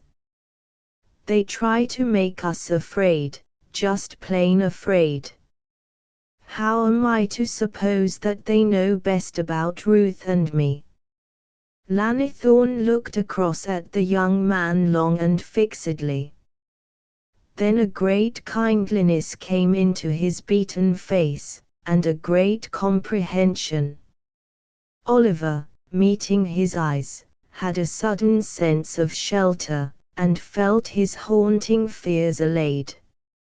It was absurd and incredible, but this man made him feel comfortable, yes, and eager to talk things over.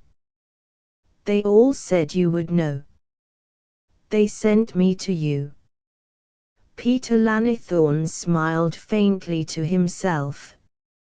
He had not left his sense of humor behind him in the outside world.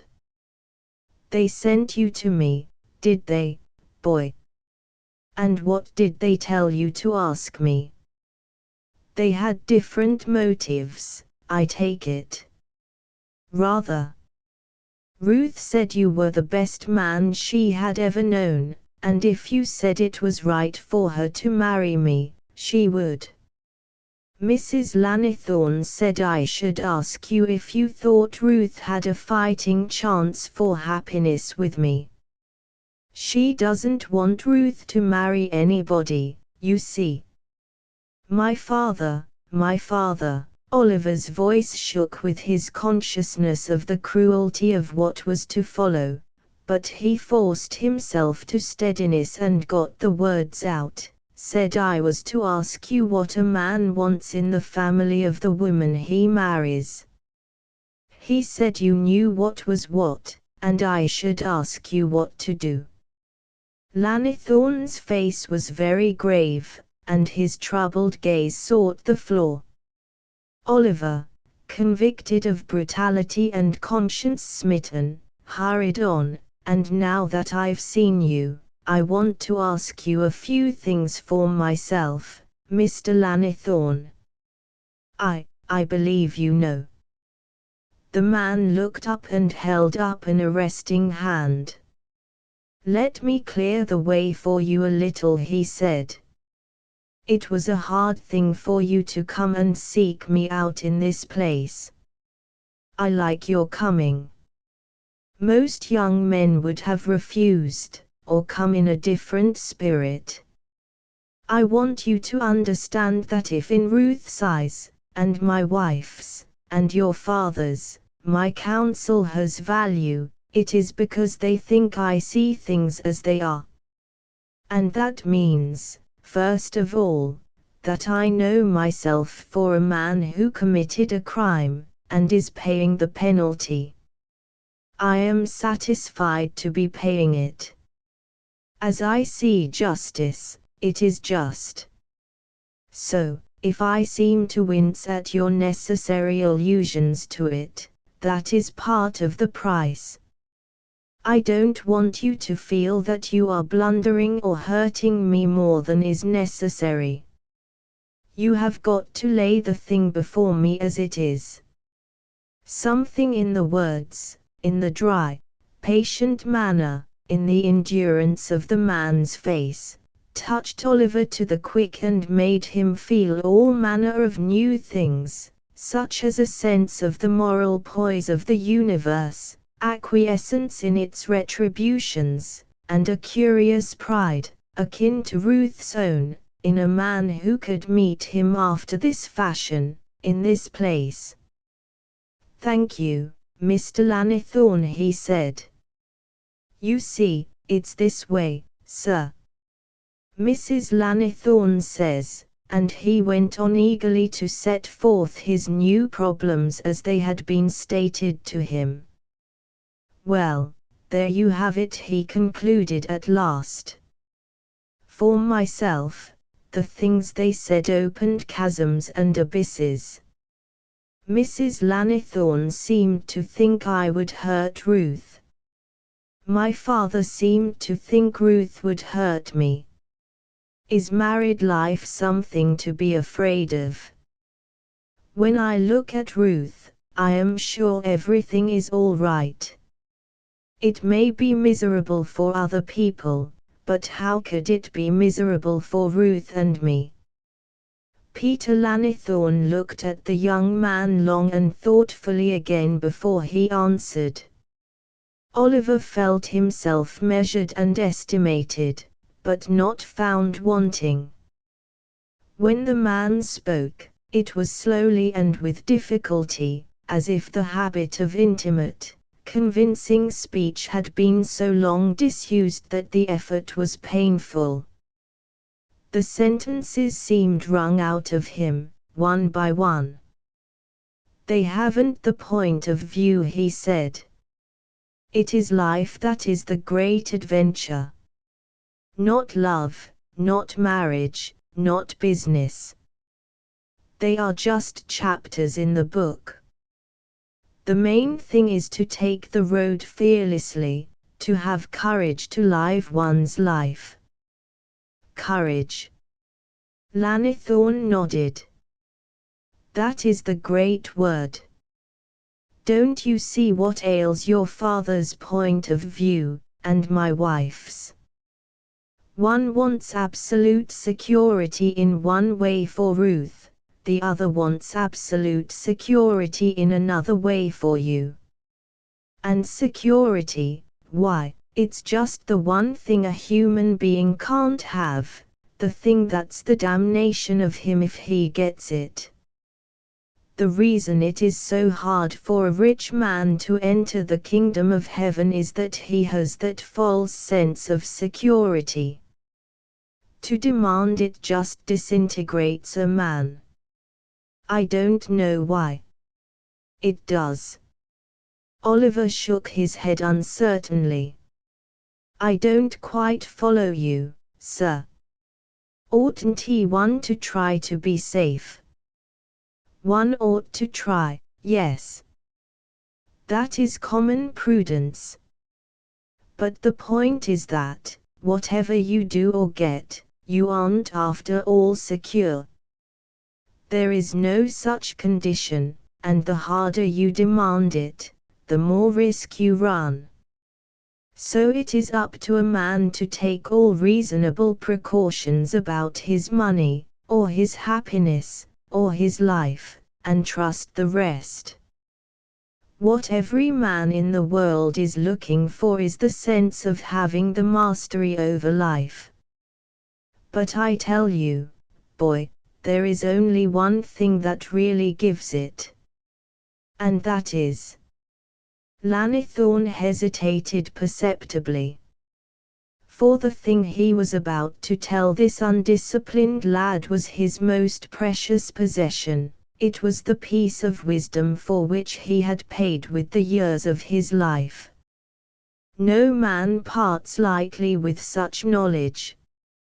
It comes, he said, with an effort, with the knowledge of our power to endure. That's it. You are safe only when you can stand everything that can happen to you. Then and then only. Endurance is the measure of a man. Oliver's heart swelled within him as he listened, and his face shone, for these words found his young soul where it lived. The chasms and abysses in his path suddenly vanished, and the road lay clear again, winding uphill, winding down, but always lit for Ruth and him by the light in each other's eyes. For surely neither Ruth nor he could ever fail in courage. Sometimes I think it is harder to endure what we deserve, like me, said Lanithorn, than what we don't. I was afraid, you see, afraid for my wife and all of them. Anyhow, take my word for it. Courage is security. There is no other kind. Then, Ruth and I, Ruth is the core of my heart, said Lanithorn thickly. I would rather die than have her suffer more than she must. But she must take her chances like the rest. It is the law of things. If you know yourself fit for her, and feel reasonably sure you can take care of her, you have a right to trust the future. Myself, I believe there is someone to trust it to. As for the next generation, God and the mothers look after that.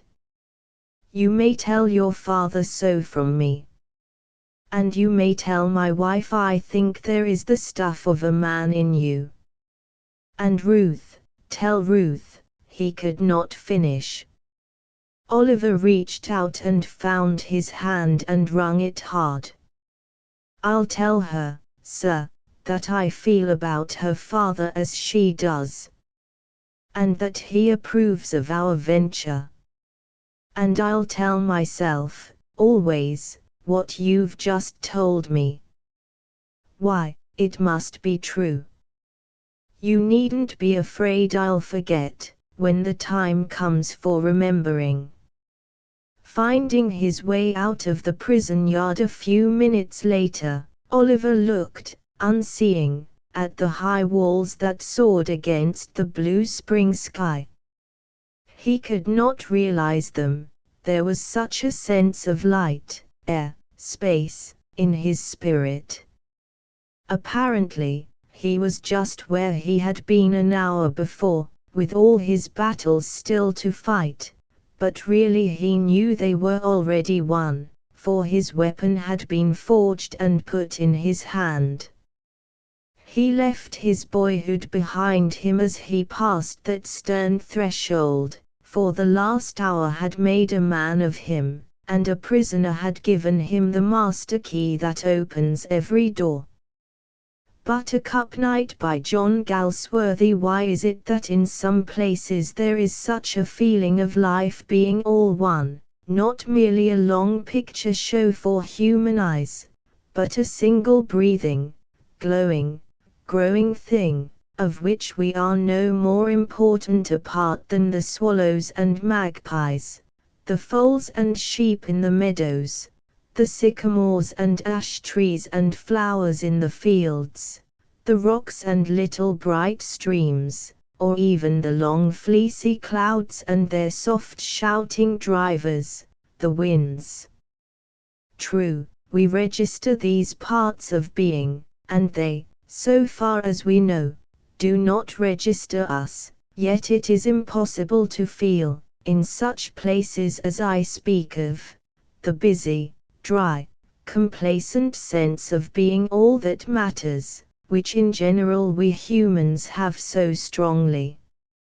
In these rare spots, that are always in the remote country, Untouched by the advantages of civilization, one is conscious of an enwrapping web or mist of spirit, the glamorous and wistful wraith of all the vanished shapes which once dwelled there in such close comradeship. It was Sunday of an early June when I first came on one such, far down in the West Country. I had walked with my knapsack 20 miles, and, there being no room at the tiny inn of the very little village, they directed me to a wicket gate, through which by a path leading down a field I would come to a farmhouse where I might find lodging. The moment I got into that field I felt within me a peculiar contentment, and sat down on a rock to let the feeling grow. In an old holly tree rooted to the bank about 50 yards away, 2 magpies evidently had a nest, for they were coming and going, avoiding my view as much as possible, yet with a certain stealthy confidence which made one feel that they had long prescriptive right to that dwelling place. Around, as far as one could see, there was hardly a yard of level ground. All was hill and hollow, that long ago had been reclaimed from the moor, and against the distant folds of the hills the farmhouse and its thatched barns were just visible, embowered amongst beeches and some dark trees, with a soft bright crown of sunlight over the whole. A gentle wind brought a faint rustling up from those beeches, and from a large lime tree that stood by itself. On this wind some little snowy clouds, very high and fugitive in that blue heaven, were always moving over. But what struck me most were the buttercups. Never was field so lighted up by those tiny lamps, those little bright pieces of flower china out of the great pottery. They covered the whole ground, as if the sunlight had fallen bodily from the sky, in tens of millions of gold patines, and the fields below as well, down to what was evidently a stream, were just as thick with the extraordinary warmth and glory of them. Leaving the rock at last, I went toward the house. It was long and low and rather sad, standing in a garden all mossy grass and buttercups, with a few rhododendrons and flowery shrubs, below a row of fine old Irish yews. On the stone veranda a grey sheepdog and a very small golden-haired child were sitting close together, absorbed in each other. A pleasant woman came in answer to my knock, and told me, in a soft, slurring voice, that I might stay the night, and dropping my knapsack, I went out again. Through an old gate under a stone arch I came on the farmyard, quite deserted save for a couple of ducks moving slowly down a gutter in the sunlight, and noticing the upper half of a stable door open, I went across, in search of something living. There, in a rough loose box, on thick straw, lay a long-tailed black mare with the skin and head of a thoroughbred. She was swathed in blankets, and her face, all cut about the cheeks and over the eyes, rested on an ordinary human's pillow, held by a bearded man in shirt sleeves, while, leaning against the whitewashed walls, sat fully a dozen other men, perfectly silent, very gravely and intently gazing. The mare's eyes were half closed, and what could be seen of them dull and bluish, as though she had been through a long time of pain. Save for her rapid breathing, she lay quite still, but her neck and ears were streaked with sweat, and every now and then her hind legs quivered spasmodically. Seeing me at the door, she raised her head, uttering a queer half-human noise, but the bearded man at once put his hand on her forehead, and with a "Woa, my dear, Woa, my pretty," pressed it down again, while with the other hand he plumped up the pillow for her cheek. And, as the mare obediently let fall her head, one of the men said in a low voice, "I never see anything so like a Christian," and the others echoed, in chorus, "Like a Christian, like a Christian." It went to one's heart to watch her, and I moved off down the farm lane into an old orchard, where the apple trees were still in bloom, with bees, very small ones, busy on the blossoms, whose petals were dropping on the dock leaves and buttercups in the long grass. Climbing over the bank at the far end, I found myself in a meadow the like of which, so wild and yet so lush, I think I have never seen. Along one hedge of its meandering length was a mass of pink mayflower, and between two little running streams grew quantities of yellow water iris, daggers as they call them. The print frock orchid, too, was everywhere in the grass, and always the buttercups. Great stones coated with yellowish moss were strewn among the ash trees and dark hollies, and through a grove of beeches on the far side, such as Corot might have painted, a girl was running, with a youth after her, who jumped down over the bank and vanished.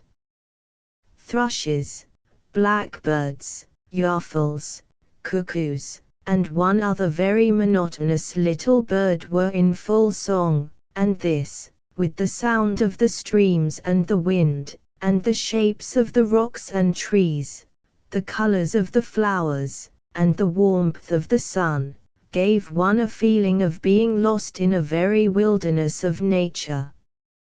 Some ponies came slowly from the far end, tangled, gypsy-headed little creatures, stared, and went off again at speed. It was just one of those places where any day the spirit of all nature might start up in one of those white gaps that separate the trees and rocks. But though I sat a long time waiting, hoping, she did not come.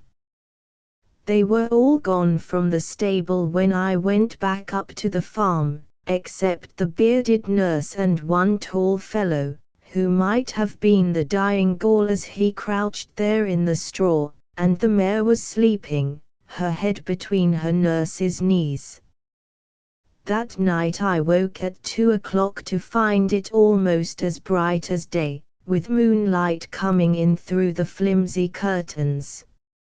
And, smitten with the feeling that comes to us creatures of routine so rarely, of what beauty and strangeness we let slip by without ever stretching out hand to grasp it, I got up, dressed, stole downstairs, and out. Never was such a night of frozen beauty, never such dream tranquility. The wind had dropped, and the silence was such that one hardly liked to tread even on the grass. From the lawn and fields there seemed to be a mist rising. In truth, the moonlight caught on the dewy buttercups, and across this ghostly radiance the shadows of the yew trees fell in dense black bars. Suddenly I bethought me of the mare. How was she faring, this marvelous night? Very softly opening the door into the yard, I tiptoed across.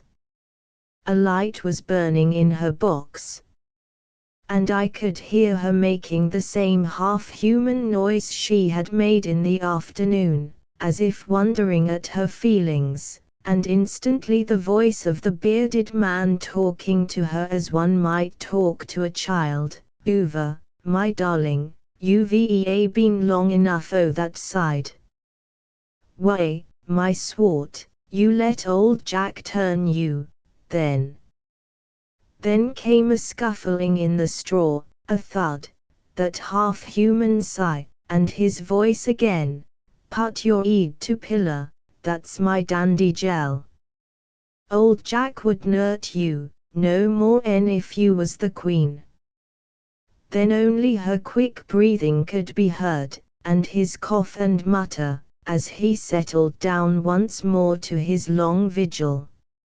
I crept very softly up to the window, but she heard me at once, and at the movement of her head the old fellow sat up, blinking his eyes out of the bush of his grizzled hair and beard. Opening the door, I said, "May I come in?" "Oh, come in, Zo, if you am a mind to."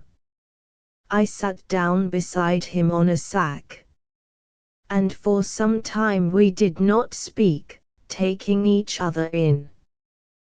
One of his legs was lame, so that he had to keep it stretched out all the time, and awfully tired he looked, grey tired. "You're a great nurse," I said at last. "It must be tiring work, watching out here all night." His eyes twinkled. They were of that bright grey kind through which the soul looks out. "Oh, no," he said. "Ah, don't grudge it for a dumb animal. Poor things, they can't help theirselves. Menace than it rves art up with horses and beasts too. Tsen me, can't bear to see dumb creatures suffer." And laying his hand on the mare's ears, "They ze horses aven't no souls. Ts my belief they've souls same as us. Menace the Christian rvec ain't got the soul of an horse. Same with the beasts, and the ship, ts only they can't spake their minds." And where I said, "Do you think they go to when they die?" he looked at me a little queerly, fancying perhaps that I was leading him into some trap, making sure, too, that I was a real stranger, without power over his body or soul, for humble folk must be careful in the country. Then, reassured, and nodding in his beard, he answered knowingly, "I don't think they goes so very far." "Why? Do you ever see their spirits?" "Nor, I never seen none, but, for all they see, I don't think none of us goes such a brave way off. There's room for all, dead or alive. And there's Christians rveseen, well, if they am not dead for good, then neither aren't dumb animals, for sure. And rabbits, squirrels, birds, even insects. How about them?" He was silent, as if I had carried him a little beyond the confines of his philosophy, then shook his head. "Ts all a bit dimsy. But you watch dumb animals, even the last littlest one, and you'll see they knows a lot more en what we do, and they does things too that puts shame on a man as often as not. They've a got that in them as passes show." Not noticing my stare at that unconscious plagiarism, he went on, "RD sooner zet up of an it with an horse than with an human. They've more sense, and patience." And stroking the mare's forehead, he added, "Now, my dear, time for you to have your bottle." I waited to see her take her draught, and lay her head down once more on the pillow. Then, hoping he would get asleep, I rose to go. "Oh, ts nothing much," he said, "this time o' year, not like in winter. Tea will come day before you know, these buttercup nights." And twinkling up at me out of his kindly bearded face, he settled himself again into the straw. I stole a look back at his rough figure propped against the sack, with the mare's head down beside his knee, at her swathed black body, and the gold of the straw, the white walls, and dusky nooks and shadows of that old stable illumined by the dimsy light of the old lantern. And with the sense of having seen something holy, I crept away up into the field where I had lingered the day before, and sat down on the same halfway rock.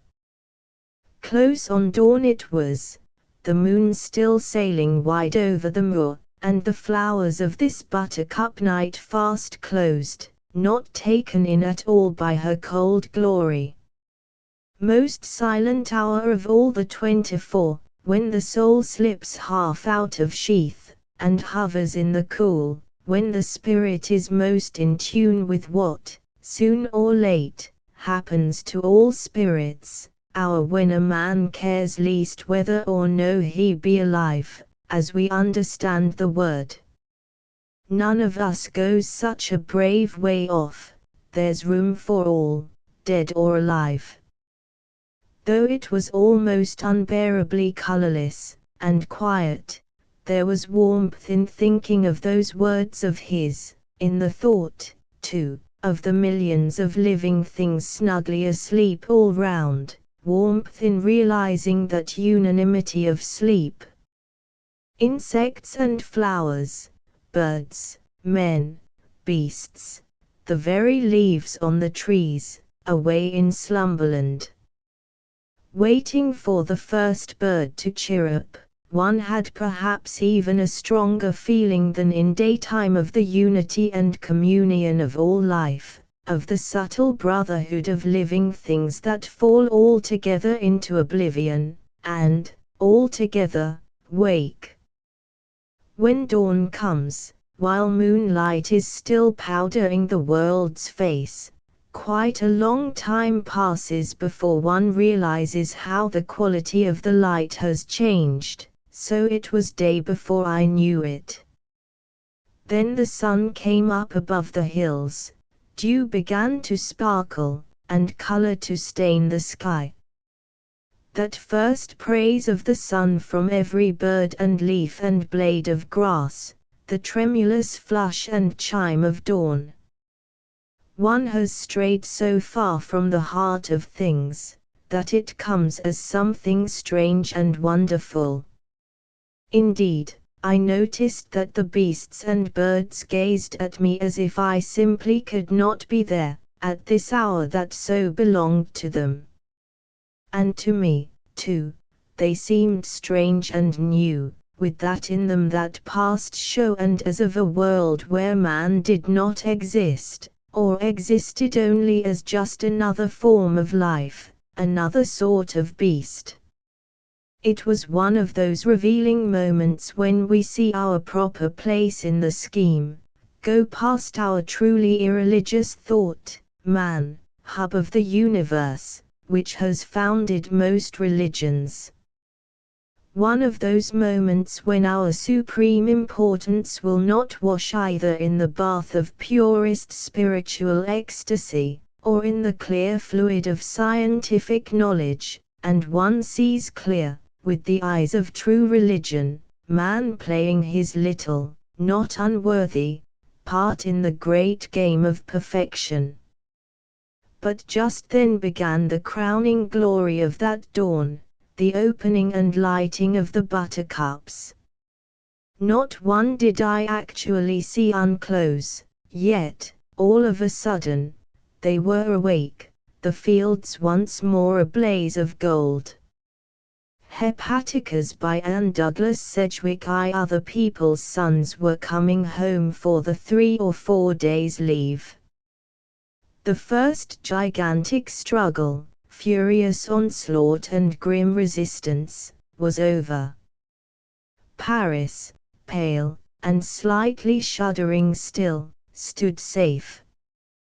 Calais was not taken, and, dug into their trenches, it was evident that the opposing armies would lie face to face, with no decisive encounter possible until the spring.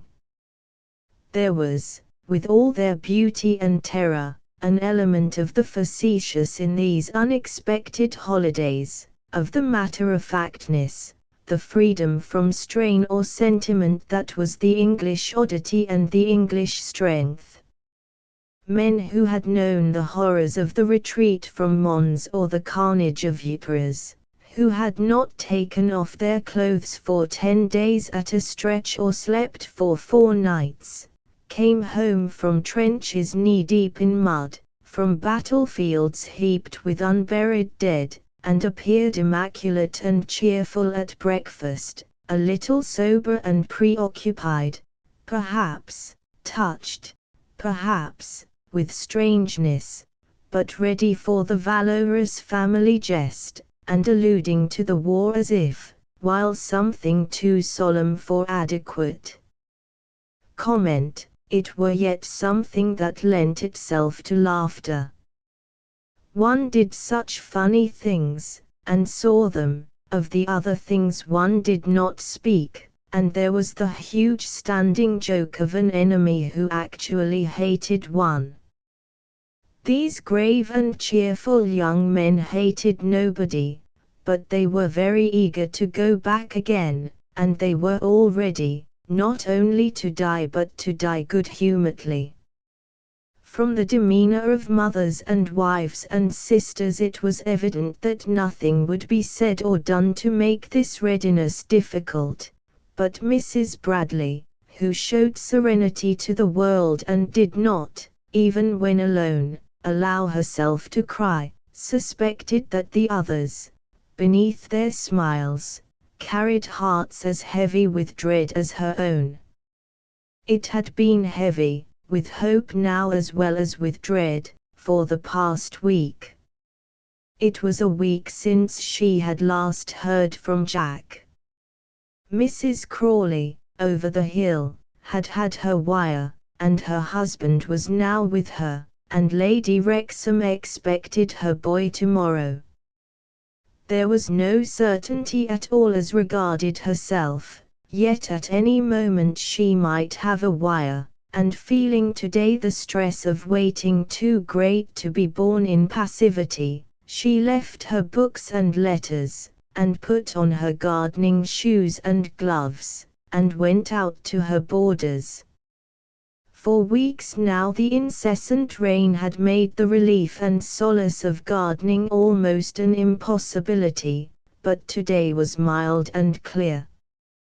There was no radiance in the air, curtains of pearly mist shut out the sky, yet here and there a soft opening in the white showed a pale, far blue, gentle and remote as the gaze of a wandering goddess, and the hills seemed to smile quietly up at the unseen sun.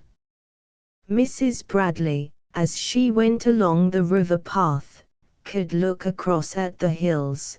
The river path and the hills were the great feature of Dorrington, the placid, comely red brick house to which she and Jack had come 15 years ago, after the death of her husband in India. Enclosed by woods, and almost catching sight of the road, from its upper windows and over its old brick wall, the house could have seemed to her too commonplace and almost suburban, in spite of the indubitably old oak panelling of the drawing-room, had it not been for the river and the hills. Stepping out onto the lawn from the windows of the drawing-room, she and Jack, on that April day, had found themselves confronting both the limpid, rapid little stream, spanned near the house by its mossy bridge, and the hills, beyond the meadows, streaked with purple woodlands and rising, above the woods, to slopes russet, fawn, and azure. Jack, holding her by the hand, had pointed at once with an eager "Isn't it pretty, Mummy?" Even at 8 he had cared almost as much as she, and extraordinarily in the same way, for the sights of the country, and if the hills had not settled the question, it was settled, quite finally, 10 minutes later, by the white hepaticas. They had come upon them suddenly, after their tour of the walled kitchen garden and their survey of the lawn with its ugly shrubberies, now long forgotten, penetrating a thicket of hazels and finding themselves in an opening under trees where neighboring woods looked at them over an old stone wall, and where, from an old stone bench, one could see the river. The ground was soft with the fallen leaves of many an autumn. A narrow path ran, half obliterated, down to the river, and among the faded brown, everywhere, rose the thick clusters, the dark leaves, and the snowy flowers, poignant, amazing in their beauty. She and Jack had stopped short to gaze. She had never seen such white hepaticas, or so many, or so placed. And Jack, presently, lifting his dear nut-brown head and nut-brown eyes, had said, gazing up at her as he had gazed at the flowers, "They are just like you, Mummy." She had felt at once that they were like her, more like than the little boy's instinct could grasp.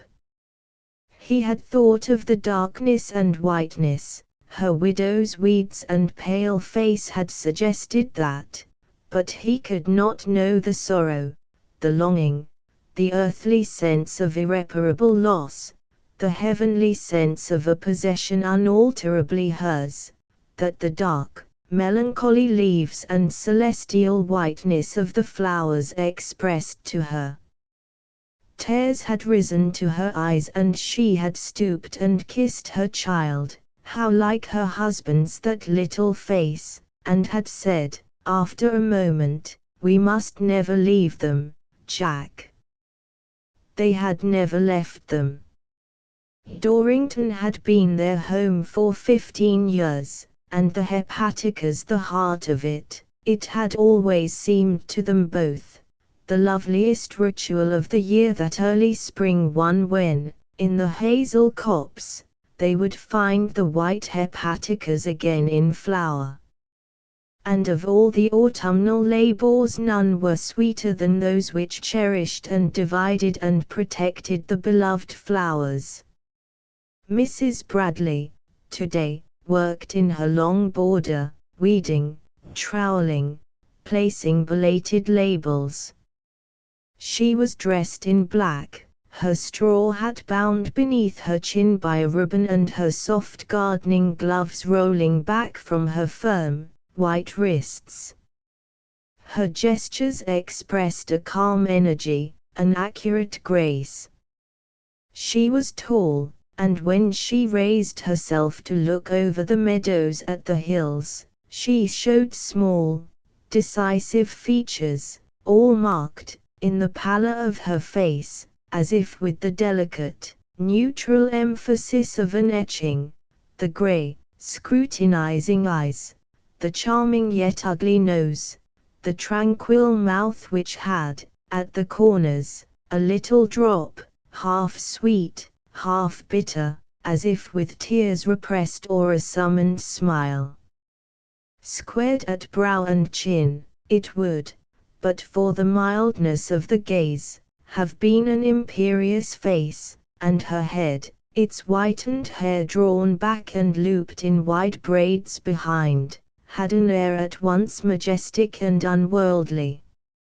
She had worked for over an hour and the last label was set beside a precious clump of iris. The hazel copse lay nearby, and gathering up her tools, drawing off her wet gloves, she followed the path under the leafless branches and among the hepaticas to the stone bench, where, sinking down, she knew that she was very tired. She could see, below the bank, the dark, quick stream. A pale, diffused light in the sky showed where the sun was dropping toward the hills. Where was Jack at this moment? This quiet moment of a monotonous English winter day, so like the days of all the other years that it was impossible to think of what was happening a few hours' journey away across the channel. Impossible to think of it, yet the thick throb of her heart spoke to the full of its significance.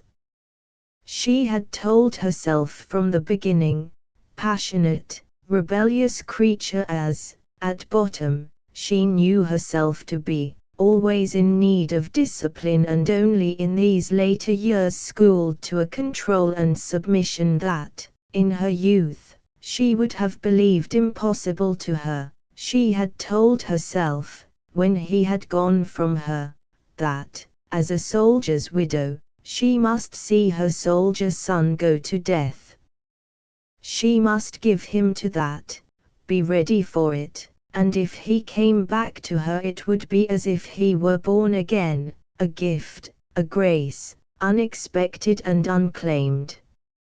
She must feel, for herself as well as for her country, that these days of dread were also days of a splendor and beauty unmatched by any in England's history, and that a soldier's widow must ask for no more glorious fate for her son than death in such a cause. She had told herself all this many times, yet, as she sat there, her hands folded on her lap, her eyes on the stream below, she felt that she was now merely motherhood, tense, huddled, throbbing and longing for its child. Then, suddenly, she heard Jack's footsteps. They came, quick and light, along the garden path. They entered the wood. They were near, but softened by the fallen leaves. And, half rising, afraid of her own joy, she hardly knew that she saw him before she was in his arms, and it was better to meet thus. In the blindness and darkness of their embrace, her cheek pressed against his hair, his head buried close between her neck and shoulder. "Jack, Jack," she heard herself say. He said nothing, holding her tightly to him, with quick breaths, and even after she had opened her eyes and could look down at him, her own, her dear, beautiful Jack, could see the nut-brown head, the smooth brown cheek, the firm brown hand which grasped her. He did not for a long time raise his head and look at her. When, at last, he did look up, she could not tell, through her tears, whether, like herself, he was trying to smile. They sat down together on the bench. She did not ask him why he had not wired.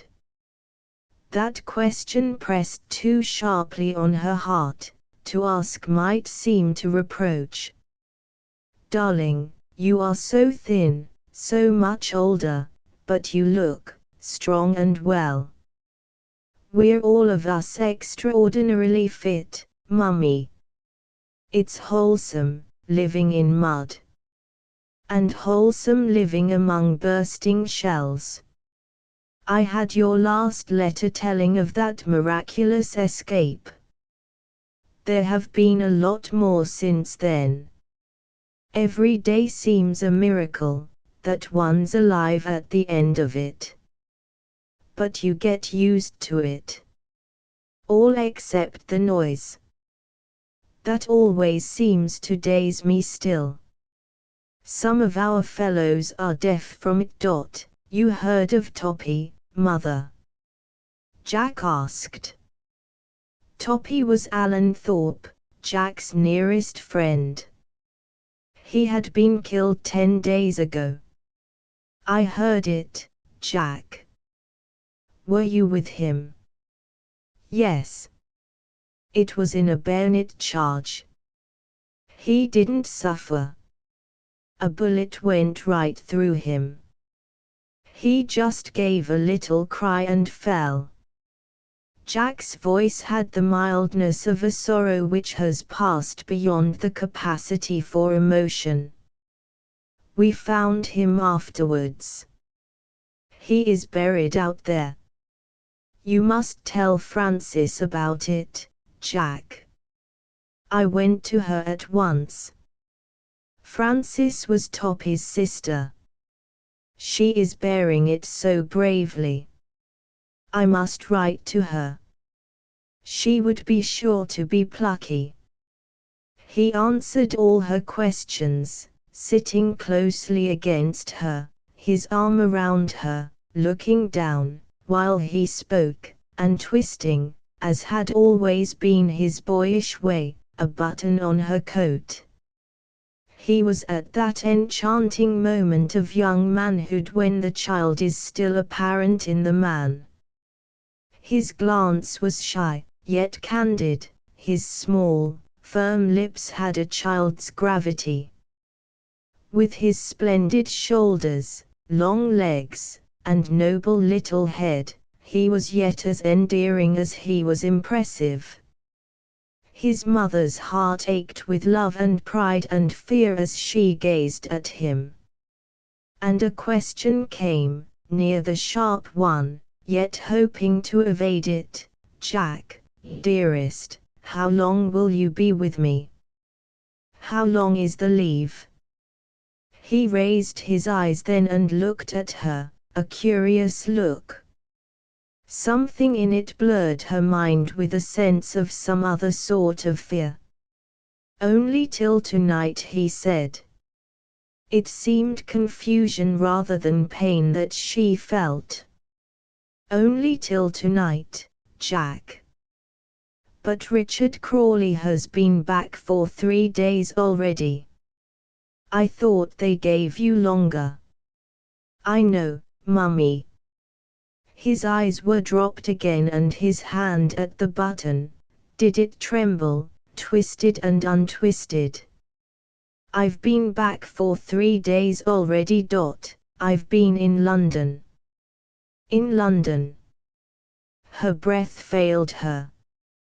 The sense of alien fear became a fog, horrible, suffocating.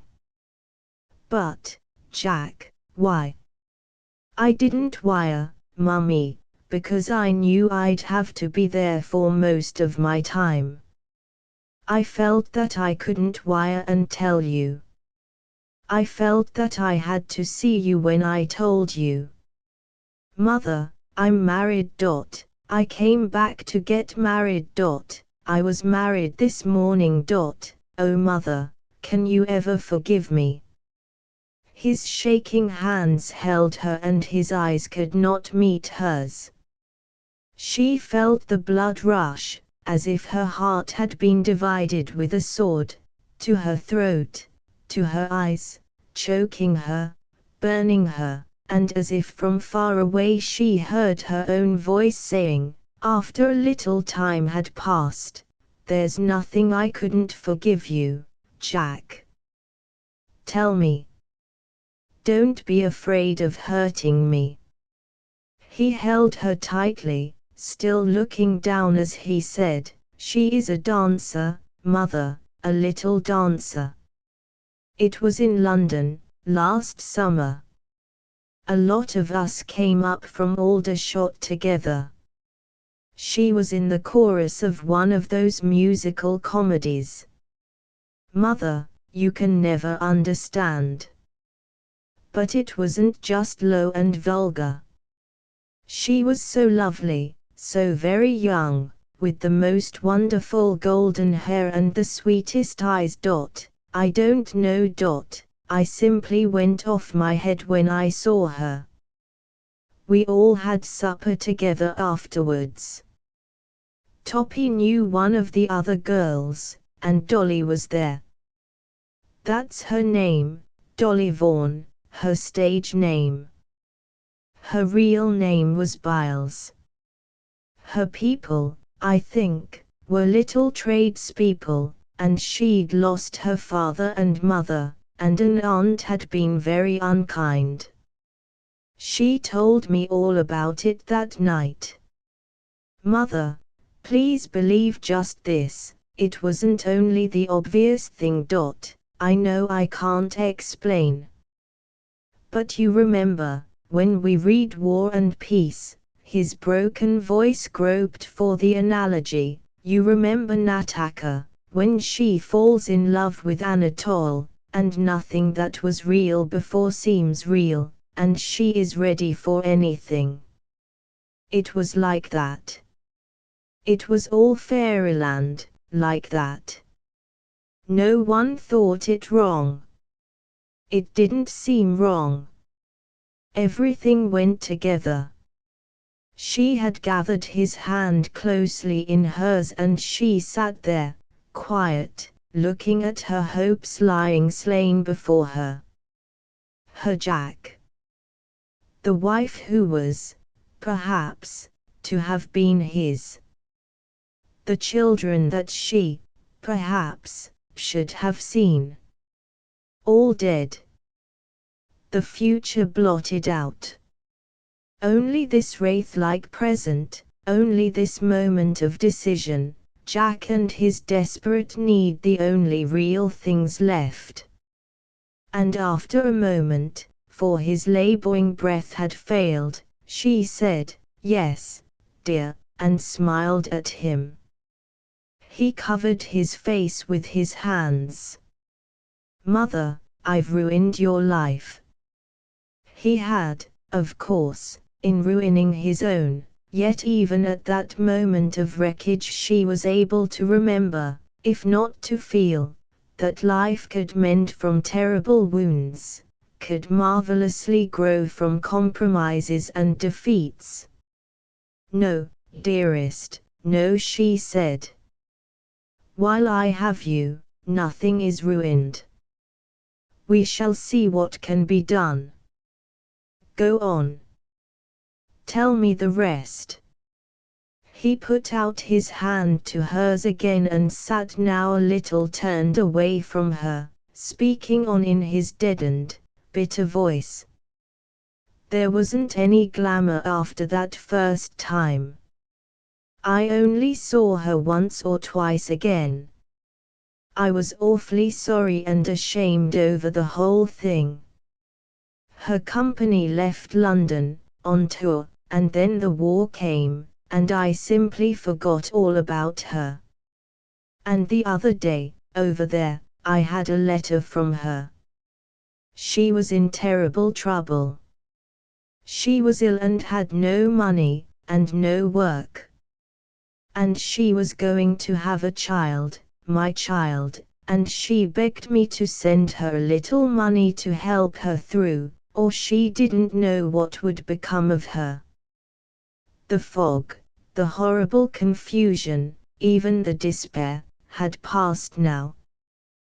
The sense of ruin, of wreckage almost irreparable, was there, yet with it, too, was the strangest sense of gladness. He was her own Jack, completely hers, for she saw now why he had done it. She could be glad that he had done it. She could be glad that he had done it. "Go on, dear," she said. I understand perfectly. Oh mother, bless you." He put her hand to his lips, bowing his head upon it for a moment. "I was afraid you couldn't. I was afraid you couldn't forgive me. But I had to do it. I thought it all over, out there. Everything had become so different after what one had been through. One saw everything differently. Some things didn't matter at all, and other things mattered tremendously. This was one of them. I knew I couldn't just send her money. I knew I couldn't bear to have the poor child born without a name and with only that foolish little mother to take care of it. And when I found I could get this leave, I knew I must marry her. That was why I didn't wire. I thought I might not have time to come to you at all." "Where is she, Jack?" Her voice, her eyes, her smile at him, showed him that, indeed, she understood perfectly. In lodgings that I found for her, nice and quiet, with a kind landlady. She was in such an awful place in Ealing. She is so changed, poor little thing. I should hardly have known her. Mother, darling, I wonder, could you just go and see her once or twice? She's frightfully lonely, and so very young. If you could, if you would just help things along a little till the baby comes, I should be so grateful. And, then, if I don't come back, will you, for my sake, see that they are safe? But, Jack, she said, smiling at him, she is coming here, of course. I shall go and get her tomorrow. He stared at her and his color rose. Get her? Bring her here, to stay? Of course, darling. And if you don't come back, I will take care of them, always. But, Mother, said Jack, and there were tears in his eyes, you don't know, you don't realize. I mean, she's a dear little thing, but you couldn't be happy with her. She'd get most frightfully on your nerves. She's just a silly little dancer who has got into trouble. Jack was clear-sighted. Every vestige of fairyland had vanished. And she was deeply thankful that they should see alike, while she answered, it's not exactly a time for considering one's nerves, is it, Jack? I hope I won't get on hers. I must just try and make her as happy as I can. She made it all seem natural and almost sweet. The tears were in his eyes, yet he had to smile back at her when she said, you know that I am good at managing people. I'll manage her. And perhaps when you come back, my darling, she won't be a silly little dancer. They sat now for a little while in silence. While they had talked, a golden sunset, slowly, had illuminated the western sky. The river below them was golden, and the wintry woodlands bathed in light. Jack held her hands and gazed at her. Love could say no more than his eyes, in their trust and sorrow, said to her, she could never more completely possess her son. Sitting there with him, hand in hand, while the light slowly ebbed and twilight fell about them, she felt it to be, in its accepted sorrow, the culminating and transfiguring moment of her maternity. When they at last rose to go, it was the hour for Jack's departure, and it had become almost dark. Far away, through the trees, they could see the lighted windows of the house which waited for them, but to which she must return alone. With his arms around her shoulders, Jack paused a moment, looking about him.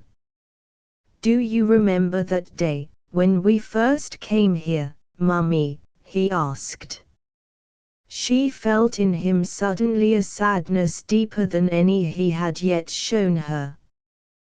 The burden of the past she had lifted from him, but he must bear now the burden of what he had done to her, to their life, to all the future.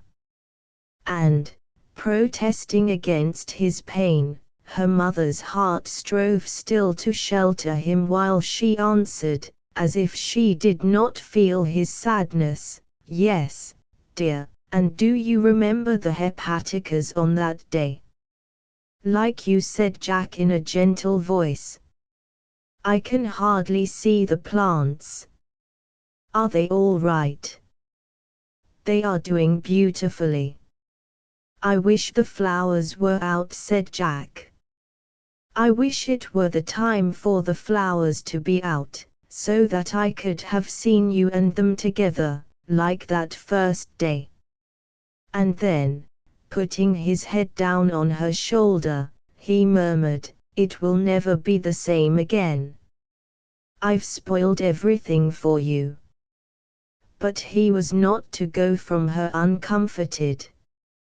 She found the firmest voice in which to answer him, stroking his hair and pressing him to her with the full reassurance of her resolution. Nothing is spoiled, Jack, nothing. You have never been so near me, so how can anything be spoiled? And when you come back, darling, you'll find your son, perhaps, and the hepaticas may be in flower, waiting for you. Two Mrs. Bradley and her daughter-in-law sat together in the drawing-room. They sat opposite each other on the two chintz Chesterfields placed at right angles to the pleasantly blazing fire, the chintz curtains drawn against a rainy evening. It was a long, low room, with panelled walls, and, like Mrs. Bradley's head, it had an air at once majestic, decorated, and old-fashioned. It was a rather crowded room, with many deep chairs and large couches, many tables with lamps and books and photographs upon them, many porcelains, prints, and pots of growing flowers. Mrs. Bradley, her tea table before her, was in her evening black silk, lace ruffles rose about her throat, she wore her accustomed necklace of old enamel, blue, black, and white, set with small diamonds, and the enamel locket which had within it Jack's face on one side and his father's on the other. Her white hands, moving gently among the teacups, showed an ancient cluster of diamonds above the slender wedding ring. From time to time she lifted her eyes and smiled quietly over at her daughter-in-law. It was the first time that she had really seen Dolly, that is, in any sense that meant contemplative observation. Dolly had spent her first week at Dorrington in bed, sodden with fatigue rather than ill. What you need, Mrs. Bradley had said, is to go to sleep for a fortnight, and Dolly had almost literally carried out the prescription. Stealing carefully into the darkened room, with its flowers and opened windows and steadily glowing fire, Mrs. Bradley had stood and looked for long moments at all that she could see of her daughter-in-law, a flushed, almost babyish face lying on the pillow between thick golden braids, sleeping so deeply, so unconsciously, her sleep making her mother-in-law think of a little boat gliding slowly yet steadily on, between new shores, so that, when she was to awake and look about her, it would be as if, with no bewilderment or readjustment, she found herself transformed, a denizen of an altered world.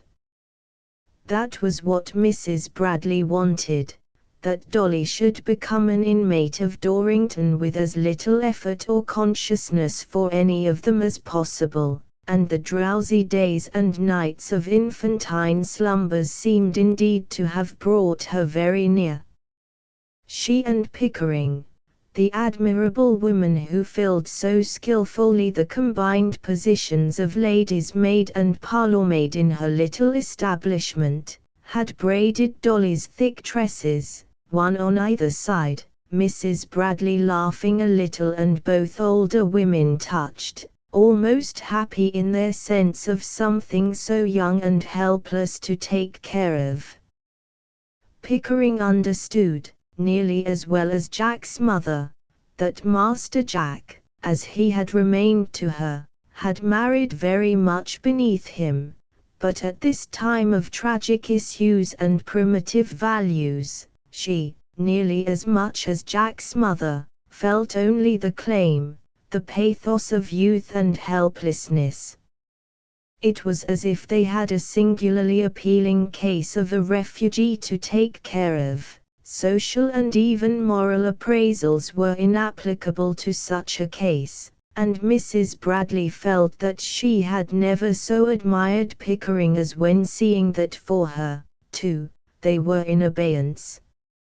It was a comfort to feel so fond of Pickering at a time when one was in need of any comfort one could get, and to feel that, creature of codes and discriminations as she was, to a degree that had made her mistress sometimes think of her as a sort of samurai of service, a function rather than a person, she was even more fundamentally a kind and Christian woman. Between them, cook intelligently sustaining them from below and the housemaids helpful in their degree, they fed and tended and nursed Dolly, and by that 8th day she was more than ready to get up and go down and investigate her new surroundings. She sat there now, in the pretty tea gown her mother-in-law had bought for her, leaning back against her cushions, one arm lying along the back of the couch and one foot in its patent leather shoe, with its sparkling buckle and alarming heel, thrusting forward a carefully arched instep. The attitude made one realize, however completely tender a preoccupations held the foreground of one's consciousness, how often and successfully she must have sat to theatrical photographers. Her way of smiling, too, very softly, yet with the effect of a calculated and dazzling display of pearly teeth, was impersonal, and directed, as it were, to the public via the camera rather than to any individual interlocutor. Mrs. Bradley even imagined, unversed as she was in the methods of Dolly's world, that of allurement in its conscious and determined sense, she was almost innocent. She placed herself, she adjusted her arm and her foot, and she smiled gently. Intention hardly went further than that wish to look her best.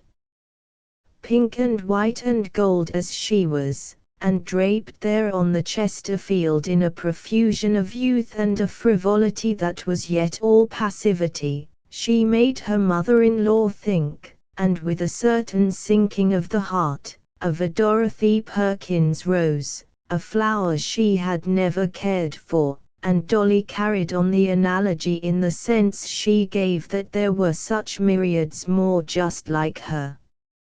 On almost every page of every illustrated weekly paper, one saw the ingenuous, limpid eyes, the display of eyelash, the lips, their outline emphasized by just that touch of rouge, those copious waves of hair.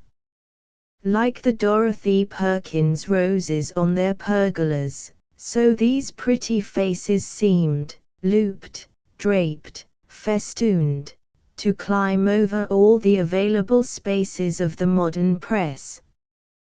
But this, Mrs. Bradley told herself, was to see Dolly with a dry, hard eye, was to see her superficially, from the social rather than from the human point of view.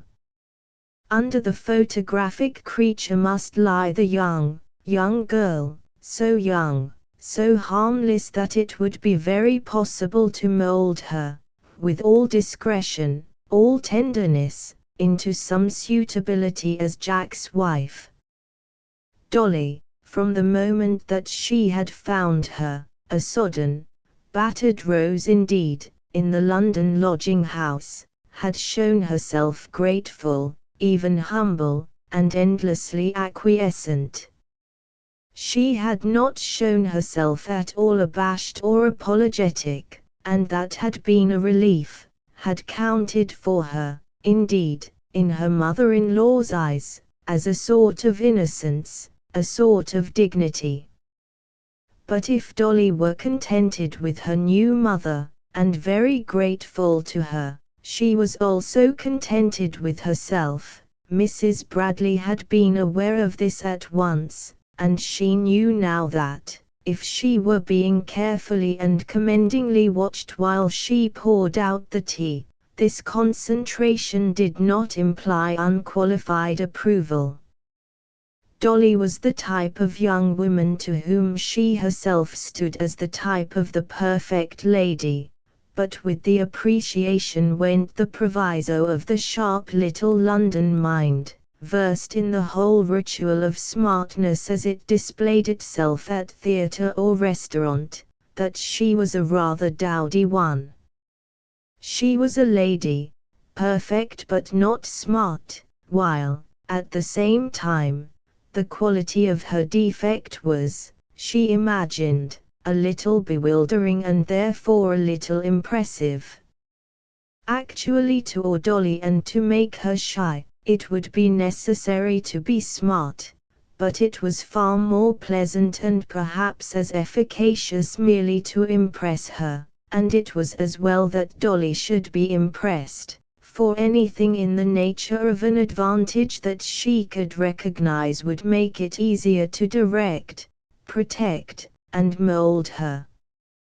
She asked her a good many leisurely and unstressed questions on this first evening, and drew Dolly to ask others in return, and she saw herself stooping thoughtfully over a flourishing young plant which yet needed transplanting, softly moving the soil about its roots, softly finding out if there were any very deep taproot that would have to be dealt with.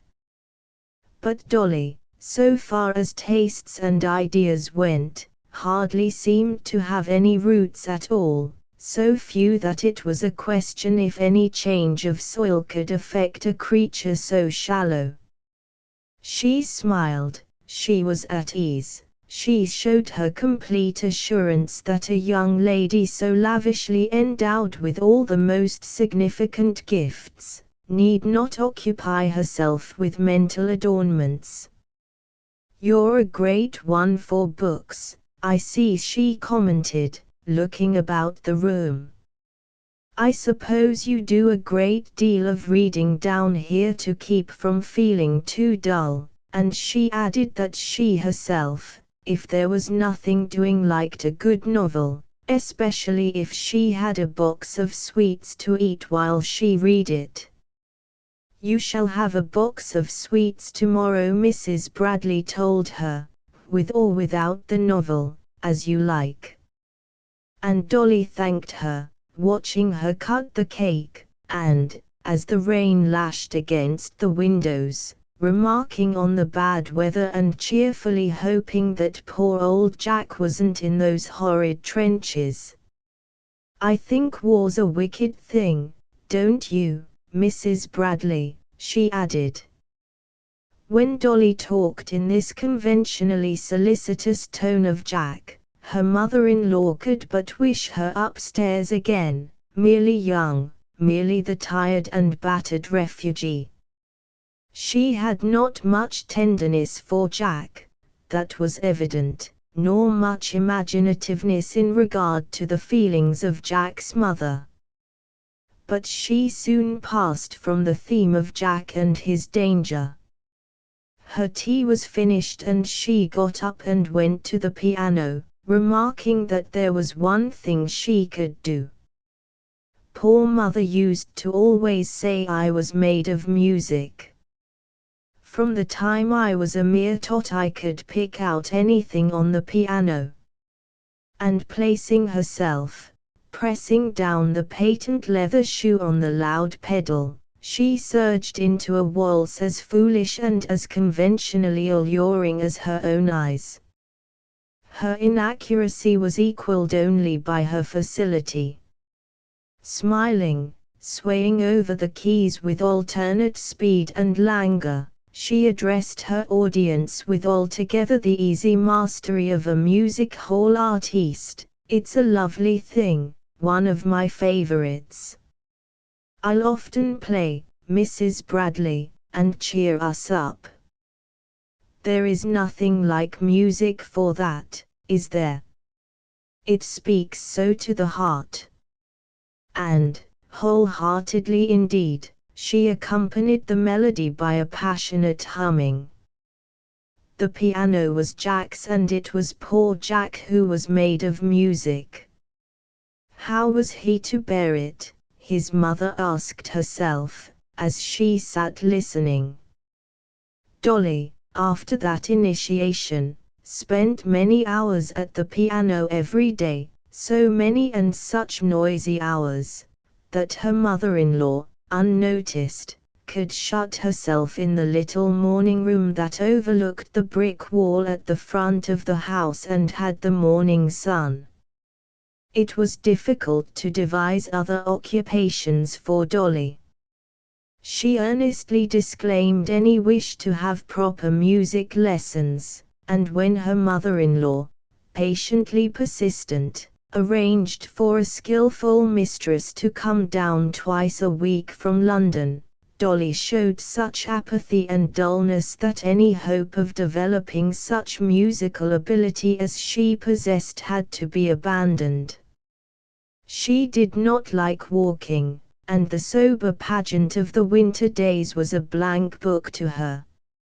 Sewing, she said, had always given her frightful fidgets, and it was with the strangest sense of a privilege, a joy unhoped for and now thrust upon her, that Mrs. Bradley sat alone working at the little garments which meant all her future and all Jack's.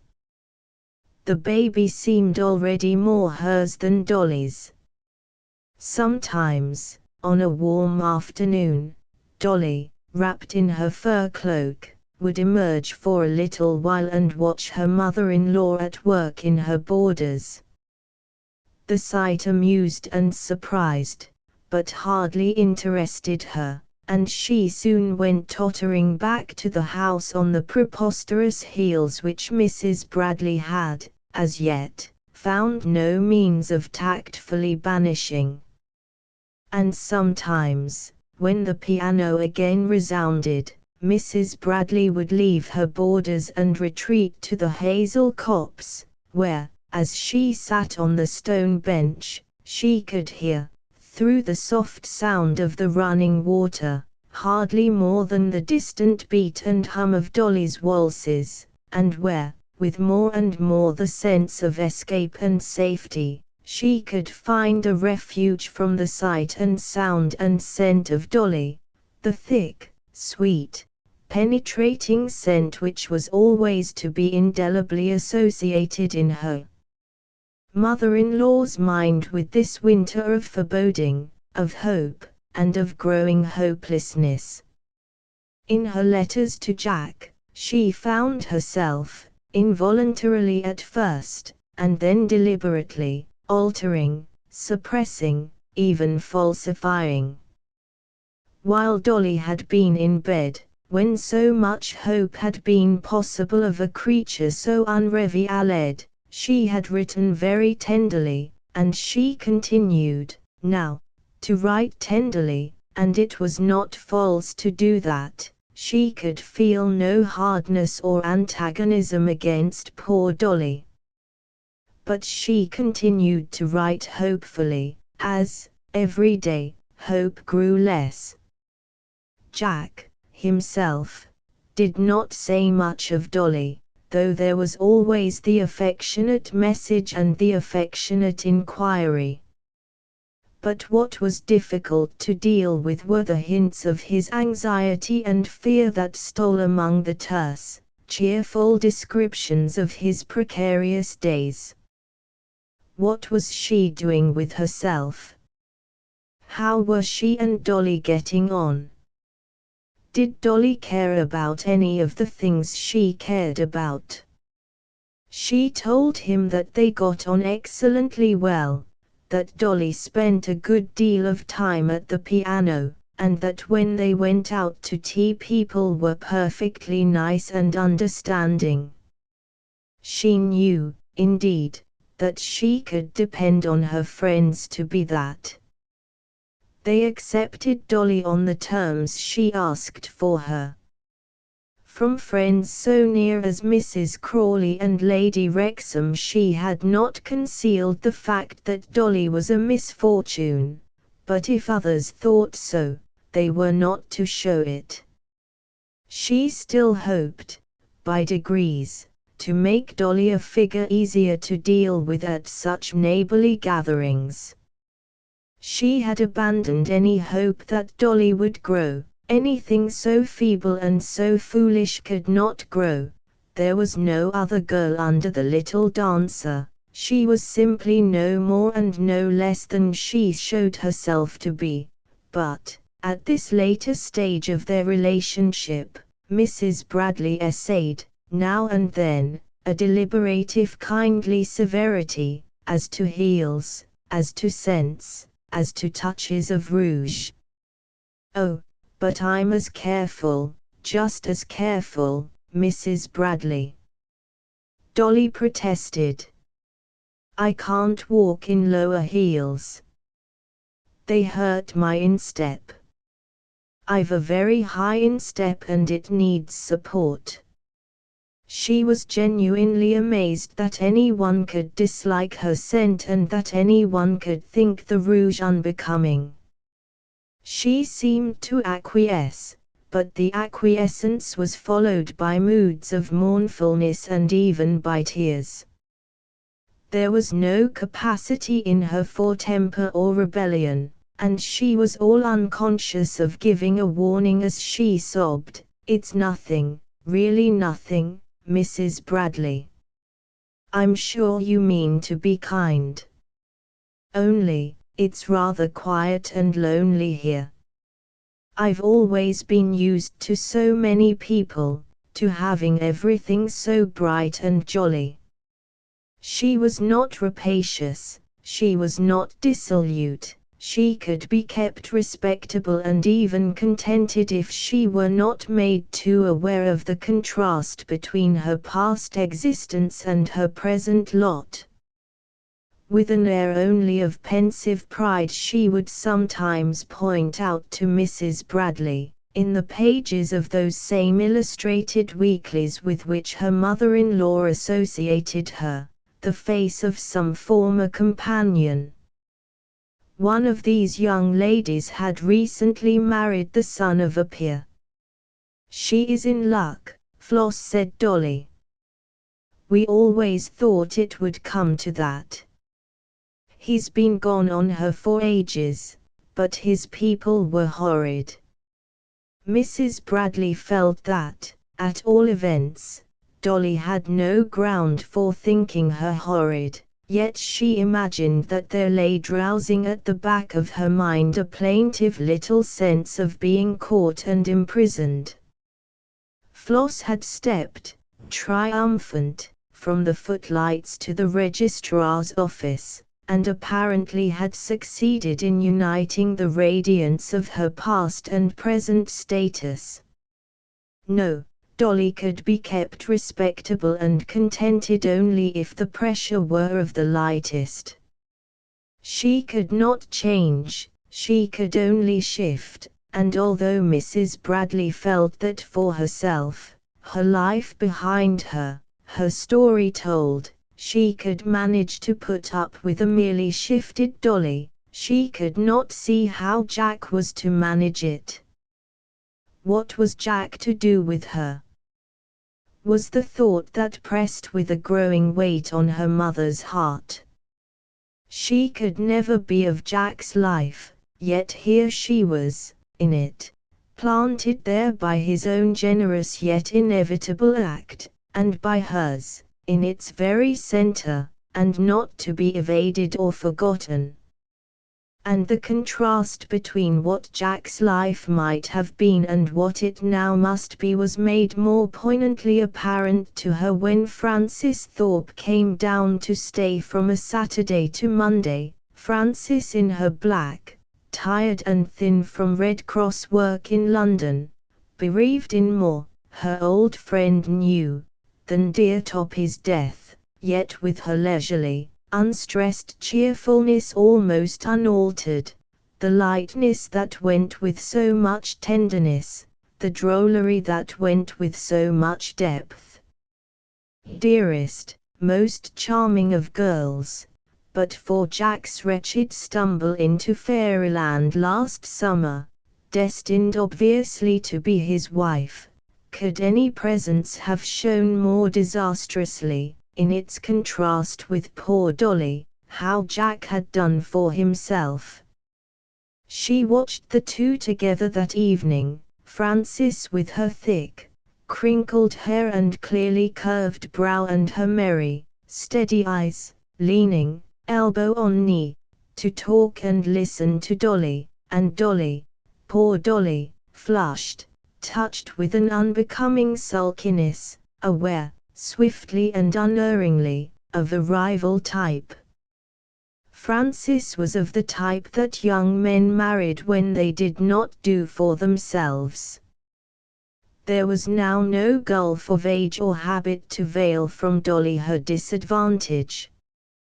She answered shortly, with now and then a dry, ironic little laugh, and, getting up at last, she went to the piano and loudly played. He couldn't have done differently. It was the only thing he could do, Frances said that night before her bedroom fire. She did not hide her recognition of Jack's plight, but she was staunch. I wouldn't have had him do differently. But it will ruin his life, said the mother. If he comes back, it will ruin his life. No, no, said Frances, looking at the flames. Why should it? A man doesn't depend on his marriage like that. He has his career. Yes. He has his career. A career isn't a life. Isn't it? The girl gazed down. But it's what so many people have to put up with. And so many haven't even a career. Something came into her voice and she turned from it quickly. He's crippled, in a sense, of course. But you are here. He will have you to come back to always. I shall soon be old, dear, and she will always be here. That's inevitable. Some day I shall have to leave her to Jack to bear with alone. She may become more of a companion. No, no, she won't. The bitterness of the mother's heart expressed itself in the dry, light utterance. It was a comfort to express bitterness, for once, to somebody. She is a harmless little thing, Frances offered after a moment. Harmless. Mrs. Bradley turned it over dryly and lightly. I can't feel her that. I feel her blameless, if you like. And it will be easy to keep her contented. That is really the best that one can say of poor Dolly. And then, there will be the child. I am pinning all my hopes to the child, Frances. Frances understood that. Dolly, as the winter wore on, kept remarkably well. She had felt it the proper thing to allude to Jack and his danger, and so, now, she more and more frequently felt it the proper thing to allude, humorously, if with a touch of melancholy, to Baby. Her main interest in Baby, Mrs. Bradley felt, was an alarmed one. She was a good deal frightened, poor little soul, and in need of constant reassurances, and it was when one need only pet and pity Dolly that she was easier to deal with. Mrs. Bradley tried to interest her in plans for the baby, what it should be named, and how its hair should be done if it were a little girl, for only on this assumption could Dolly's interest be at all vividly roused, and Mrs. Bradley hoped more than ever for a boy when she found Dolly's idle yet stubborn thoughts fixed on the name of Gloria. She was able to evade discussion of this point, and when the baby came, fortunately and robustly, into the world on a fine March morning, she could feel it as a minor but very real cause for thanksgiving that Dolly need now never know what she thought of Gloria as a name. The baby was a boy, and now that he was here, Dolly seemed as well pleased that he should be a commonplace Jack, and that there should be no question of tying his hair with cockades of ribbon over each ear. Smiling and rosy and languid, she lay in her charming room, not at all more maternal, though she showed a bland satisfaction in her child and noted that his eyes were just like Jack's, yet subtly more wifely. Baby, she no doubt felt, with the dim instinct that did duty for thought with her, placed and rooted her and gave her final rights. She referred now to Jack with the pensive but open affection of their shared complacency, and made her mother-in-law think, as she lay there, of a soft and sleepy and tenacious creeper, fixing tentacle after tentacle in the walls of Jack's house of life. If only one could feel that she had furnished it with a treasure. Gravely, with a sad fondness, the grandmother studied the little face, so unfamiliar, for signs of Jack. She was a helplessly clear-sighted woman, and remembrance was poignantly vivid in her of Jack's face at a week old. Already she loved the baby since its eyes, indubitably, were his, but she could find no other trace of him.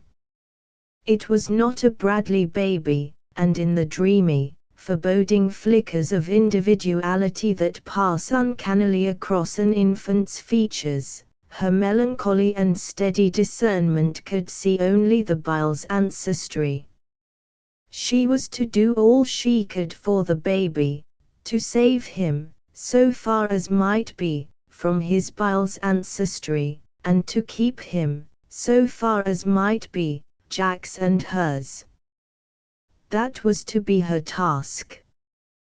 But with all the molding that could, mercifully, be applied from the very beginning, she could not bring herself to believe that this was ever to be a very significant human being.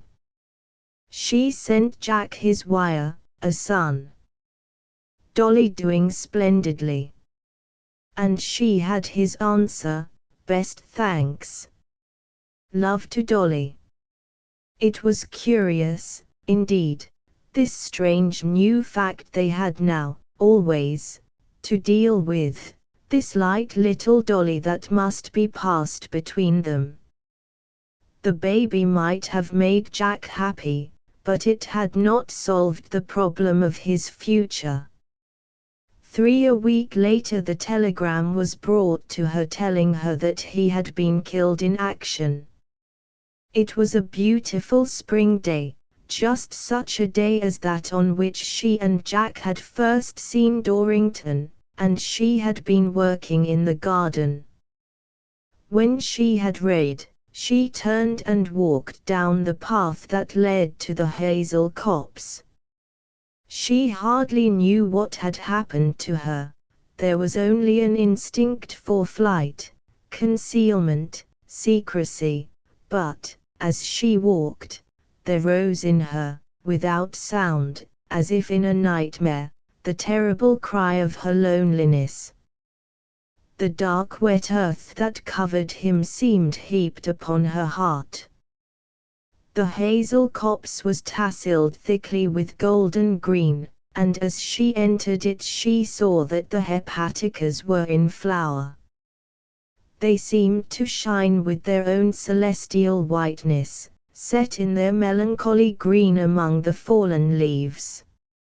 She had never seen them look so beautiful. She followed the path, looking down at them, and she seemed to feel Jack's little hand in hers and to see, at her side, his nut-brown head. It had been on just such a morning. She came to the stone bench, but the impulse that had led her here was altered.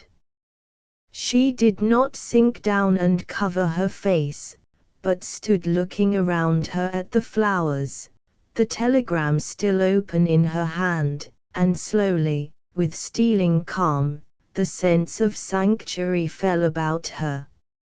She had lost him, and with him went all her life. He was dead, his youth and strength and beauty. Yet what was this strange upwelling of relief, deep, deep relief, for Jack, this gladness, poignant and celestial, like that of the hepaticas? He was dead and the dark earth covered him, yet he was here, with her, safe in his youth and strength and beauty forever.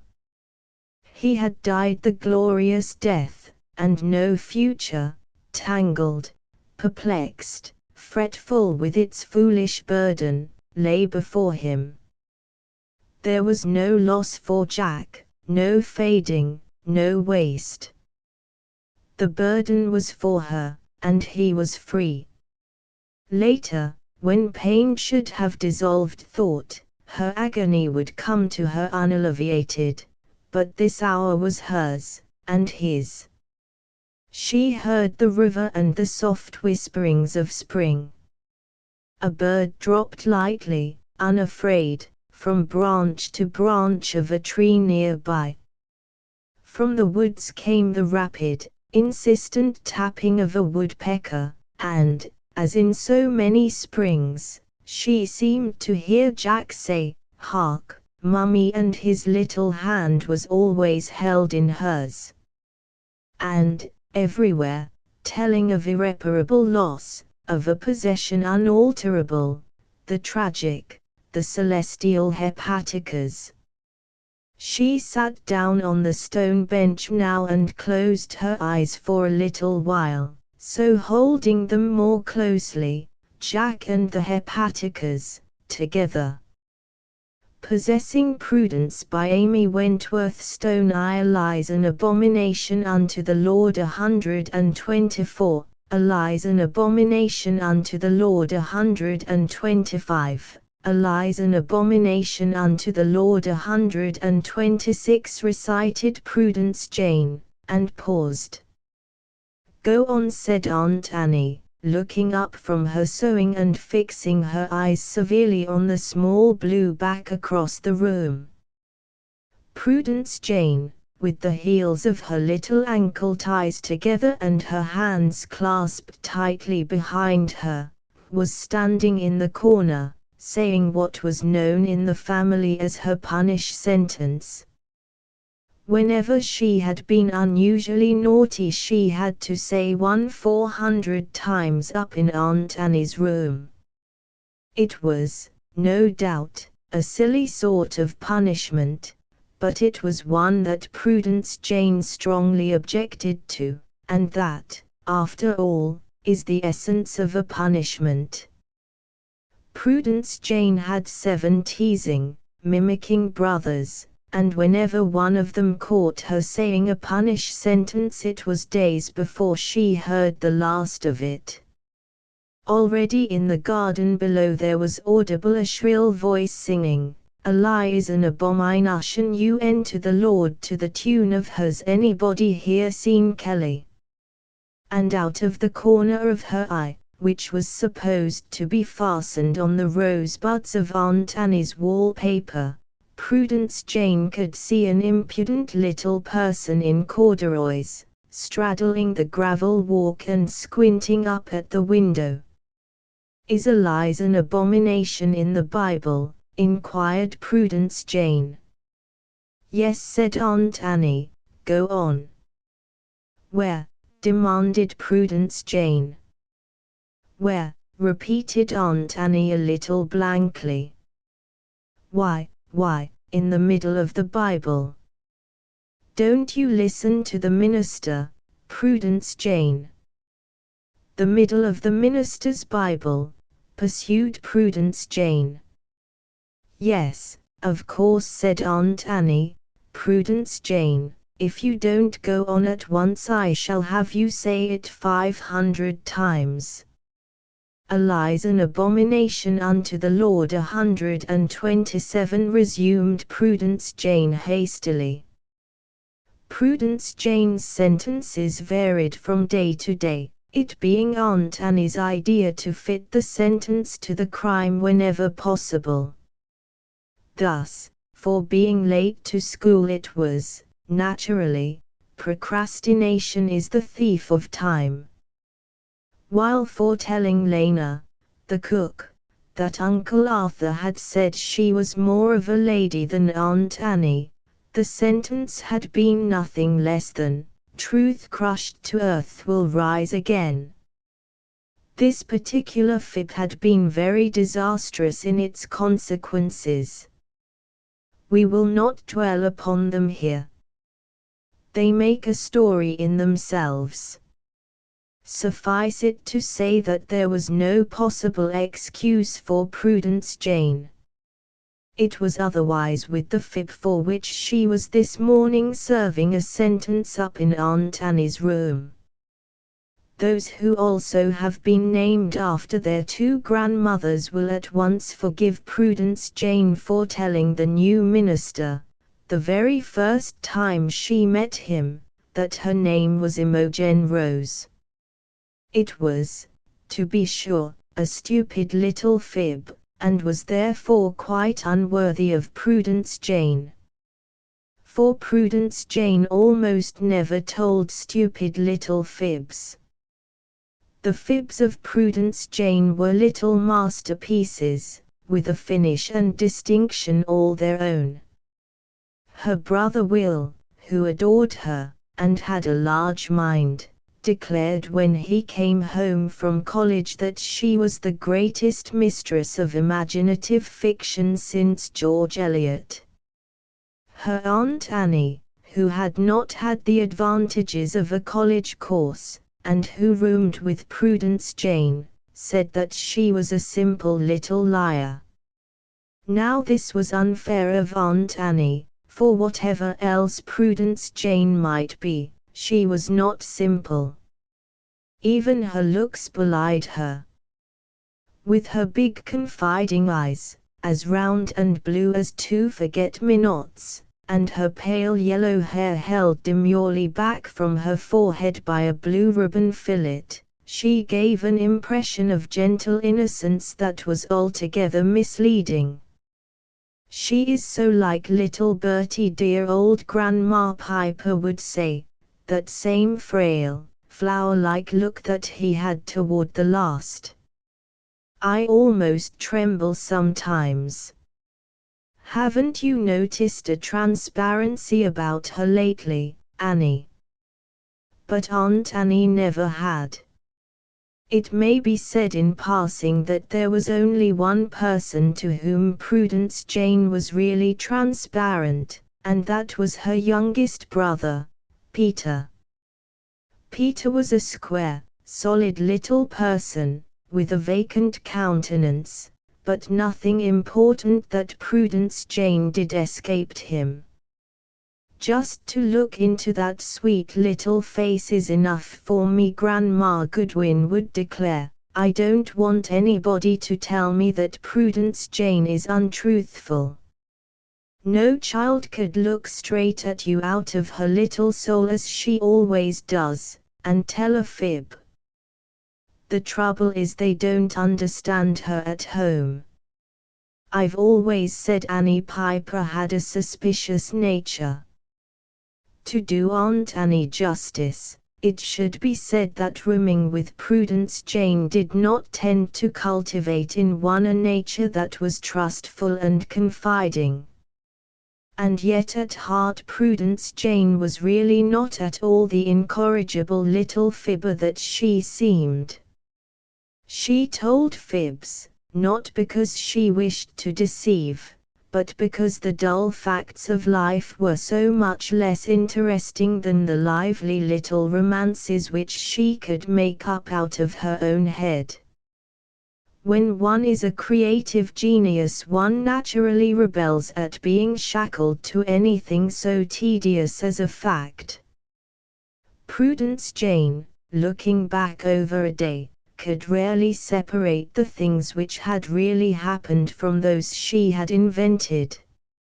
Her brother Horace, who was studying law, said that he would give $100 to see Prudence Jane on the witness stand. This was one night at supper when she was being cross-examined by Aunt Annie. For 5 minutes she had kept the family spellbound by a circumstantial account of how that afternoon she had seen an automobile truck, loaded with 1,000 boxes of eggs, go over the embankment. With eggs at 65 cents a dozen, this was really a very shocking tale. Prudence Jane, said Aunt Annie, who had private sources of information, you know well enough that no truck went over the embankment. Whatever do you mean by telling such an outrageous fib? Prudence Jane looked across the supper table at her aunt out of 2 round candid eyes. That wasn't a fib, that was just a story, she explained. Well, it wasn't true, and stories that aren't true are very wicked, said Aunt Annie with decision. Are all the stories in books true? Inquired Prudence Jane, the picture of innocence behind her bowl of bread and milk. No, Aunt Annie was forced to admit, but stories written in books are different. The writers don't mean for us to believe them. Do they say so in the books? Went on Prudence Jane relentlessly. Of course not, said Aunt Annie, we know their stories aren't true, so they don't deceive us.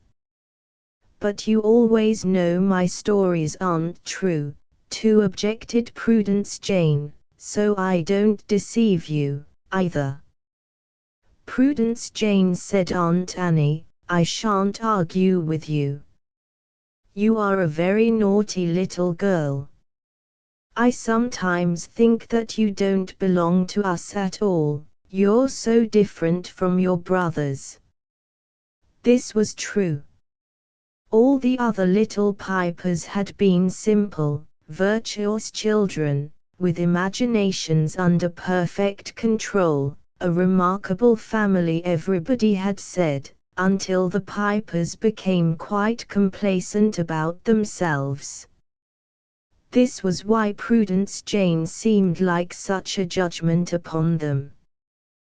They had waited long and patiently, as Aunt Annie put it, for Providence to see fit to send them a dear little girl to inherit her grandmother's names, and they received Prudence Jane.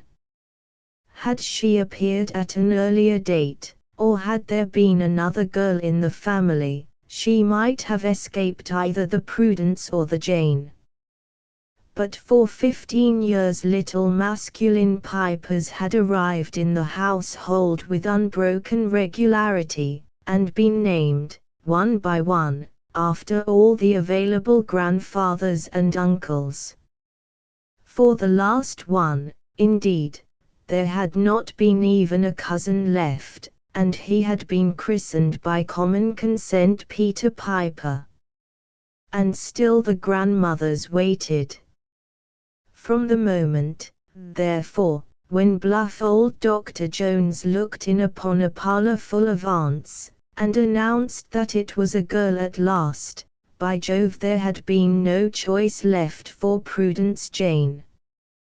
The only point discussed in the solemn family conclave was as to whether she should not be Jane Prudence. Oh, for mercy's sake, call the poor little kid jurisprudence, and be done with it, said a flippant uncle, and that had settled it. Prudence Jane was duly entered at the end of the list in the middle of the family Bible, and her career began. Through 8 years she was just unmitigated Prudence Jane. Not a syllable of it could ever be omitted lest one grandmother or the other be slighted, and then suddenly one day she decided that it was a combination no longer to be borne. She hated her name with all her little soul, therefore she would discard it and take another. This sounded simple, but there were, in fact, several complications. The most important was Aunt Annie. Never a really progressive spirit, in this matter of names Aunt Annie showed herself to be an out-and-out stand-patter. "You wish that you had been called Gwendoline," she echoed in horror, as she combed out the pale yellow hair at bedtime. "Why, Prudence Jane, I'm ashamed of you. Gwendoline is a very silly name indeed, and you have two such noble ones. I only hope that you will grow up to be like the beautiful grandmammas who gave them to you," which was a truly lovely little bit of optimism on Aunt Annie's part. Prudence Jane did not consult Aunt Annie further. That very night, however, staring up into the darkness from her little white bed, she decided upon a new combination. And when the Reverend Mr. Sanders came up to her the next day after Sunday school, and inquired kindly what little girl this was, Prudence Jane was quite prepared to tell him, with the transparent look which so frightened dear old Grandma Piper, that it was Imogen Rose. She fully meant to inform her family of this interesting change as soon as she got home from Sunday school, but when she tiptoed into the parlor Aunt Annie, in all the majesty of her plum-colored satin, was sitting in a straight-backed chair reading the Christian Word and Work, and looked unreceptive to new ideas. So Prudence Jane tiptoed out again, to await a more favorable moment. Unfortunately, before that moment arrived she had a falling out with her brother Peter. This was a mistake, for it was the part of Prudence always to make an ally of Peter Piper. He had discovered Prudence Jane flat on the floor in a corner of the library, scratching her name out of the family Bible with an ink eraser. "Did the minister tell you to write Imogen in?" he inquired blandly, as he stood in the doorway with his hands in his corduroys. "None of your business," retorted Prudence Jane, closing the Bible with a bang and sitting down upon it. The result was that Peter Piper, from whom nothing was ever hidden, went off and told Aunt Annie all about Imogen Rose and the minister. Whereupon Aunt Annie, with her usual limited point of view, had pronounced it a very monstrous fib indeed, and had sent Prudence Jane instantly into the corner. "A lie's an abomination unto the Lord." 398. "A lie's an abomination unto the Lord." 399. "A lie's an abomination unto the Lord." 400. Finished Prudence Jane at a canter, and whisked around from her corner. Aunt Annie beckoned with solemn finger. "Tomorrow, Prudence Jane," she said, looking across the sewing table, "I am going to take you to see the minister, and you must tell him yourself what your real name is, and what a dreadful story you have told him. I shall ask him what he thinks should be done with a little girl who cannot speak the truth. I'm sure I don't know what he will say. But we can't deceive a minister. They always know when they hear a fib. Do they? Asked Prudence Jane, openly interested, her round eyes fastened upon her aunt. Always, replied Aunt Annie rashly. Then why do I have to go and tell him? Asked Prudence Jane. Prudence Jane, said Aunt Annie, you are a very saucy little girl, and I'm sure I don't know what is going to become of you. Prudence Jane walked slowly out of the room. She was considering what Aunt Annie had said about ministers, and she wondered if it were true. As she went tripping down the stairs, she decided to put the Reverend Mr. Sanders to a test the very next time she met him. And that was why it was so surprising, when she peeked through the hall window at the foot of the stairs, to behold him diligently wiping his feet on the doormat. How do you do? Said Prudence Jane politely, as she opened the door. Why, good afternoon, Imogen, said the minister, shaking hands cordially. Prudence Jane made the little nicks that she had learned at German school. It was always the finishing touch to Prudence Jane. The Reverend Mr. Sanders looked down upon it with a most friendly smile. Is your aunt at home? He asked, placing his hat on the table and following Prudence Jane into the parlor. Yes, she said with simple candor. A fib of that sort was quite beneath Prudence Jane. Then she sat down on a velvet sofa, spread out her little blue skirt, folded her hands in her lap and crossed her ankle ties. She had never in her life looked so much like little Bertie.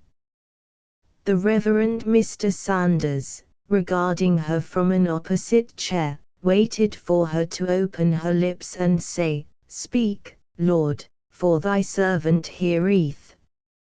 Instead, this is what she said, Is Eliza an abomination, your grandmother? I beg pardon, said the Reverend Mr. Sanders. Is she dead and gone to heaven, and that's why you say unto the Lord, continued Prudence Jane. I wonder, Imogen, he said, if you would mind beginning over again. I say, is Eliza an abomination, your grandmother? Repeated Prudence Jane. Aunt Annie says she's written down in the middle of your Bible where all people's relations are, and she sounded like a grandmother. They always have such horrid names.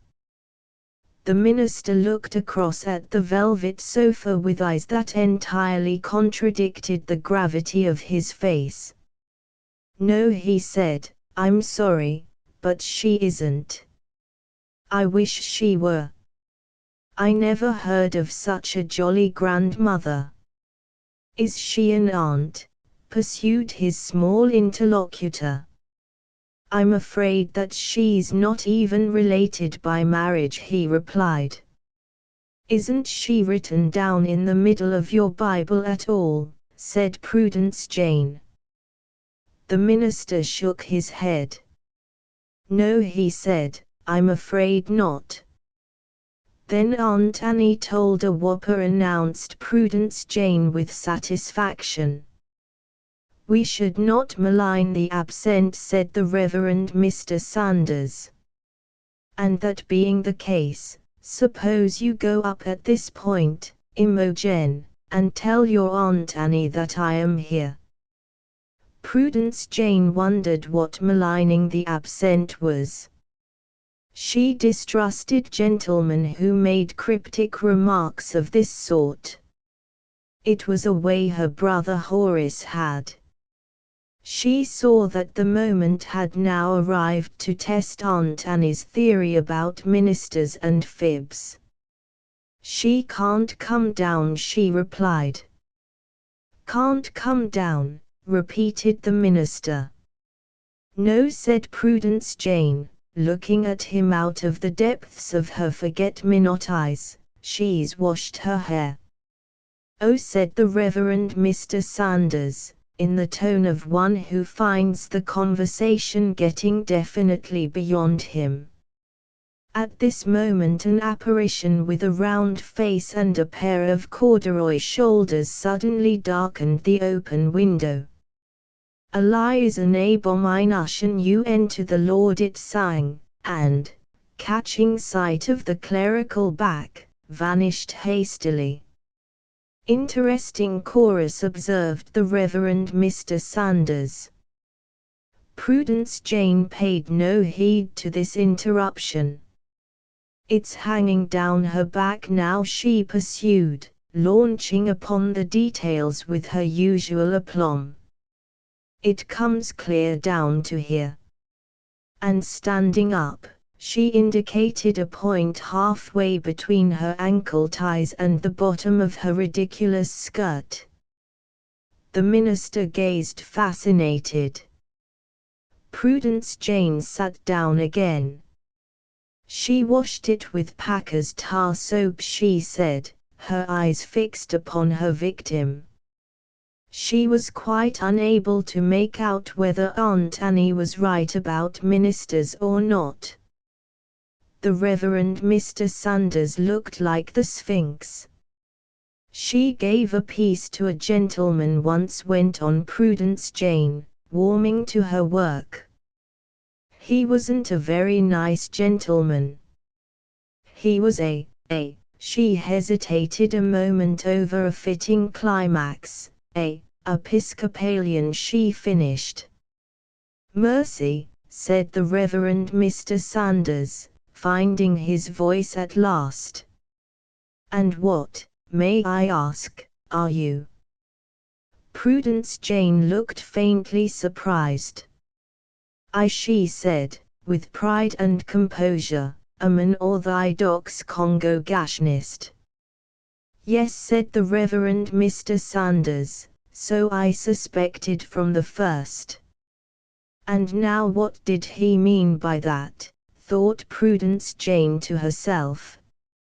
She could no longer see his face.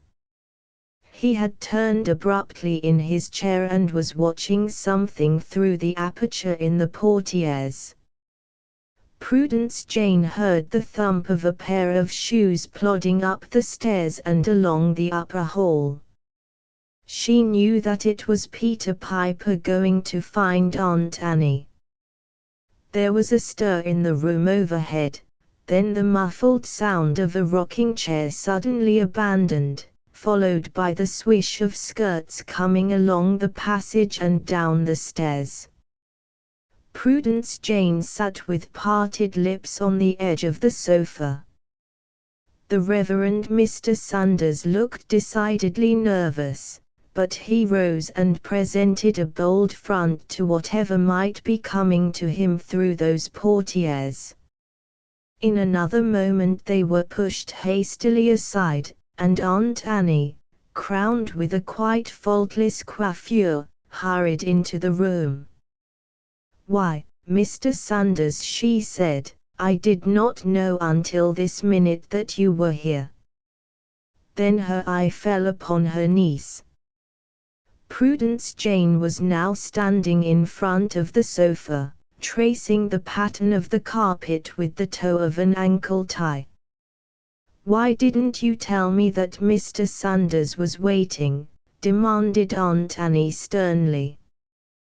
Prudence Jane continued to gaze at the carpet. "Mr. Sanders," said Aunt Annie, who never postponed a disagreeable duty, "we have a little girl here who cannot speak the truth, and we are going to ask you to tell us what becomes of people who tell wrong stories." The Reverend Mr. Sanders looked ill at ease. "Come here," continued Aunt Annie, holding out her hand toward the velvet sofa. Prudence Jane moved reluctantly across the room. And now went on the voice of the accuser, she has even deceived her minister, and she has come to make her little confession. Tell Mr. Sanders, directed Aunt Annie, the truth about that wicked fib. Which one? Inquired Prudence Jane meekly. You know very well which, answered her exasperated aunt, the last one. Prudence Jane lifted her blue eyes from the carpet and looked straight at the unfortunate Mr. Sanders. She didn't give any of it to the Episcopalian, she said. Then she turned and walked discreetly through the portieres. She felt that it was no moment to stay and learn what became of little girls who told whoppers. Didn't give who what, she could hear Aunt Annie saying vaguely on the other side of the curtains. But Prudence Jane decided to let her minister explain. The Glory Box by Elizabeth Ashe in Southern Ohio. A girl's wedding chest is her glory box.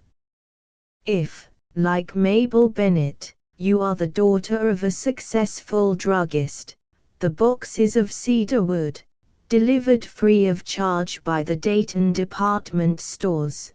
But if, like Eunice Day, you are the daughter of an unsuccessful bookkeeper who has left a life insurance inadequate even when supplemented by the salary you earn teaching primary children, then the box is just a box, covered with gay cretonne, and serving the purpose very nicely. When Eunice Day's engagement became known, Mabel, remembering the scalloped guest towels which Eunice had given her some months before, brought over one afternoon an offering wrapped in tissue paper. I hope you'll like this, Eunice, she said. It's just a sack, what they call a matinee. I've found them very useful. Mabel spoke with the slightly complacent air of the 3-months bride. Why, it's ever so dear of you to go to so much trouble, said Eunice, taking the package into her hands. She was a tall, slender girl, with dark eyes and a pretty dignity of bearing. I'll have to open it right now, I guess. You aren't in a hurry, are you? Oh, no, not especially. Harry doesn't get home until 6:15, and I've fixed the vegetables. Just you go ahead. Eunice untied the white ribbon.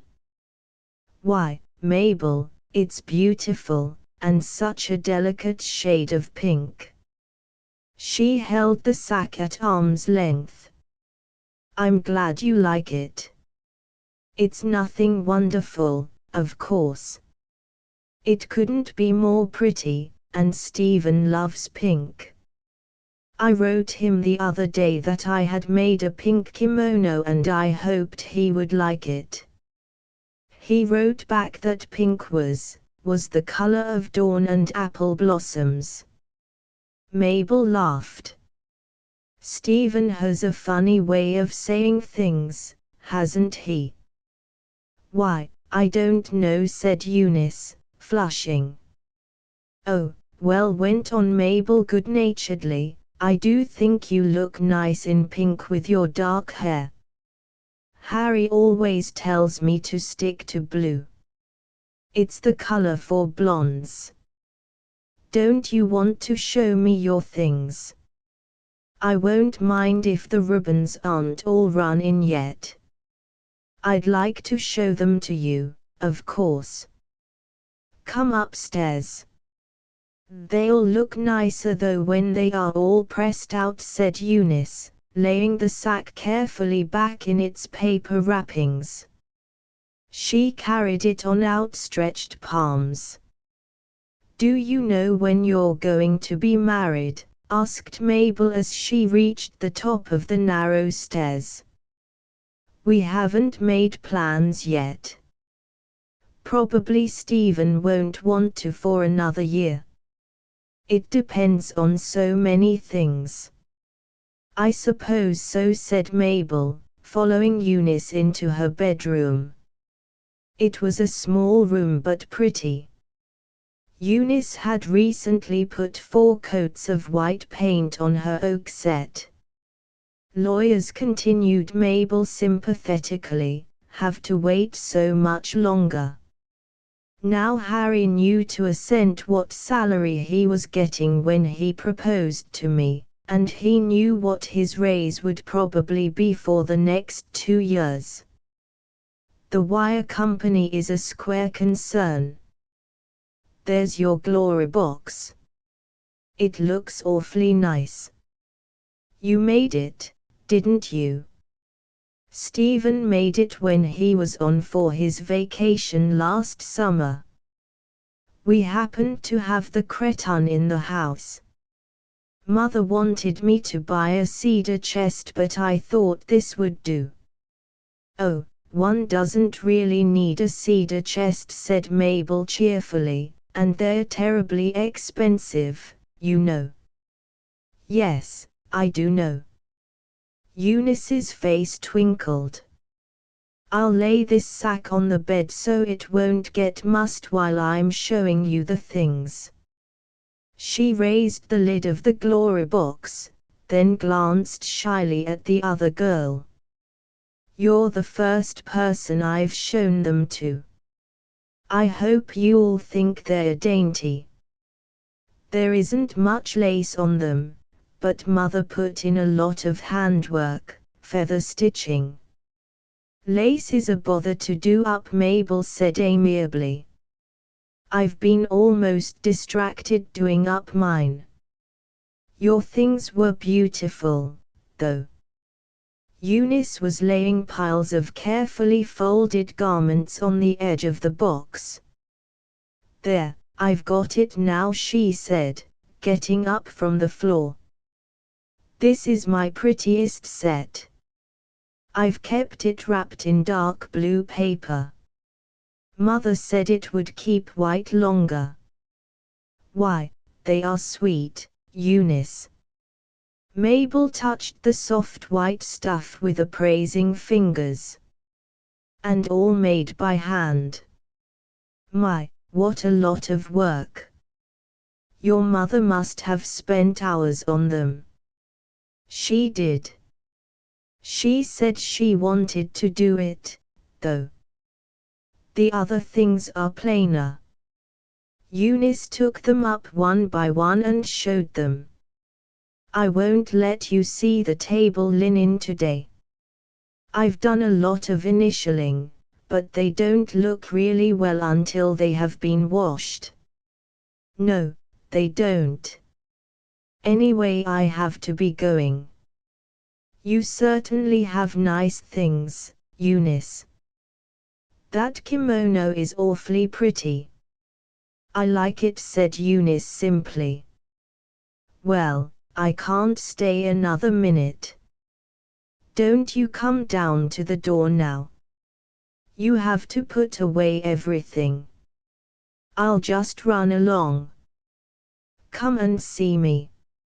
I've got the flat all settled.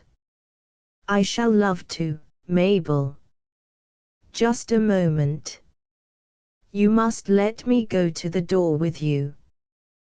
The glory box can wait. Eunice found her mother standing by the bed when she came back. She was a meager-looking woman with a thin mouth. Her eyes had once been soft and dark like Eunice's, but the glow had gone out of them, leaving them a little hard. I've been looking at the sack Mabel brought you. It's a nice pattern. That sort of lace looks almost like real Val. What did she say to your things? She said they were sweet, Mother. Well, I suppose they are as nice as anyone could have without spending money. You didn't show her the tablecloth I gave you. No, I thought I'd wait to show the linen until it was all done up. Her mother fingered the lace on the sack. I don't believe she has a much better tablecloth than that one, Eunice. Do you suppose so? No, answered Eunice, probably not. It's very beautiful. She laid down the garment she was folding and looked up, troubled, into her mother's face. Oh, it seems so selfish for me to have it all. You've always wanted nice fine linen, Mother. I've given up wanting, I guess. I don't care as long as you have them. You had better lay tissue paper in that sleeve, Eunice, the way I showed you. I'll start supper so that you can put these things away. They won't look like anything if you leave them about. When her mother was gone, Eunice took up the pink kimono and spread it out on the bed. She could fold it more carefully that way. She touched it with caressing fingers. Dawn and apple blossoms, she repeated softly. Then she smiled, remembering Mabel's remark, Stephen has a funny way of saying things. Stephen was different somehow from Harry, from any of the men whom her friends had married. They were nice young men, of course, all of them. One was superintendent of the Sunday school, besides getting a good salary in the cash register company. Another had gone to college, had been in Stephen's class at the Ohio State University in fact, and was now doing well as part owner of the garage on Main Street. Still another was paying teller in the bank next to the garage. He wore very good-looking suits, usually with a tiny line of white at the edge of the waistcoat. Still, Stephen was different. When he had got his BA degree at Ohio, he decided that he wanted to be a lawyer, and that he would go to one of the best schools in the country. He chose Columbia. He had worked his way through college, but he considered that it would not pay to work his way through law school. He wanted the time to get something out of New York. His father was unable to advance the money, so Stephen went to a friend of his father's, a prosperous coal dealer in the town, and asked that he lend him enough to put him through economically, but not, he plainly said, too economically. He would give the coal dealer notes, payable with interest 4 years after he was admitted to the bar. The coal dealer, taking into consideration the fact that the young man had broken every record at the university in scholarship, and 2 other facts, the young man's forehead and mouth, lent him the money. He said that the interest need not begin until he was admitted. Stephen thanked him and went to Columbia.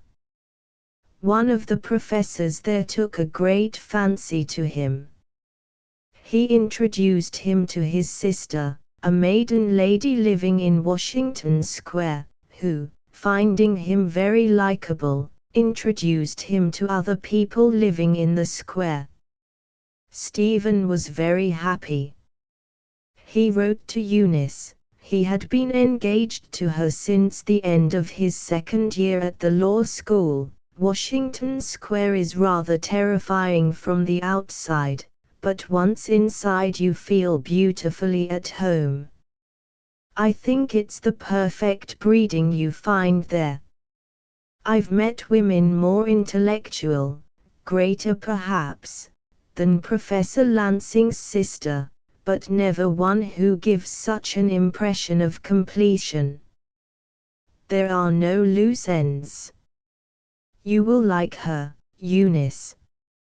In another letter he said, we won't have much money to start with, of course, but if we put a little dignity into our kitchenette apartment, it will be a home that people will love to come to. It's partly the dignity of their living that makes these Washington Square people so worthwhile to be with. And last week he had written, you won't find New York lonely. They will love you, dear. You belong. You have not only charm but the dignity that belongs.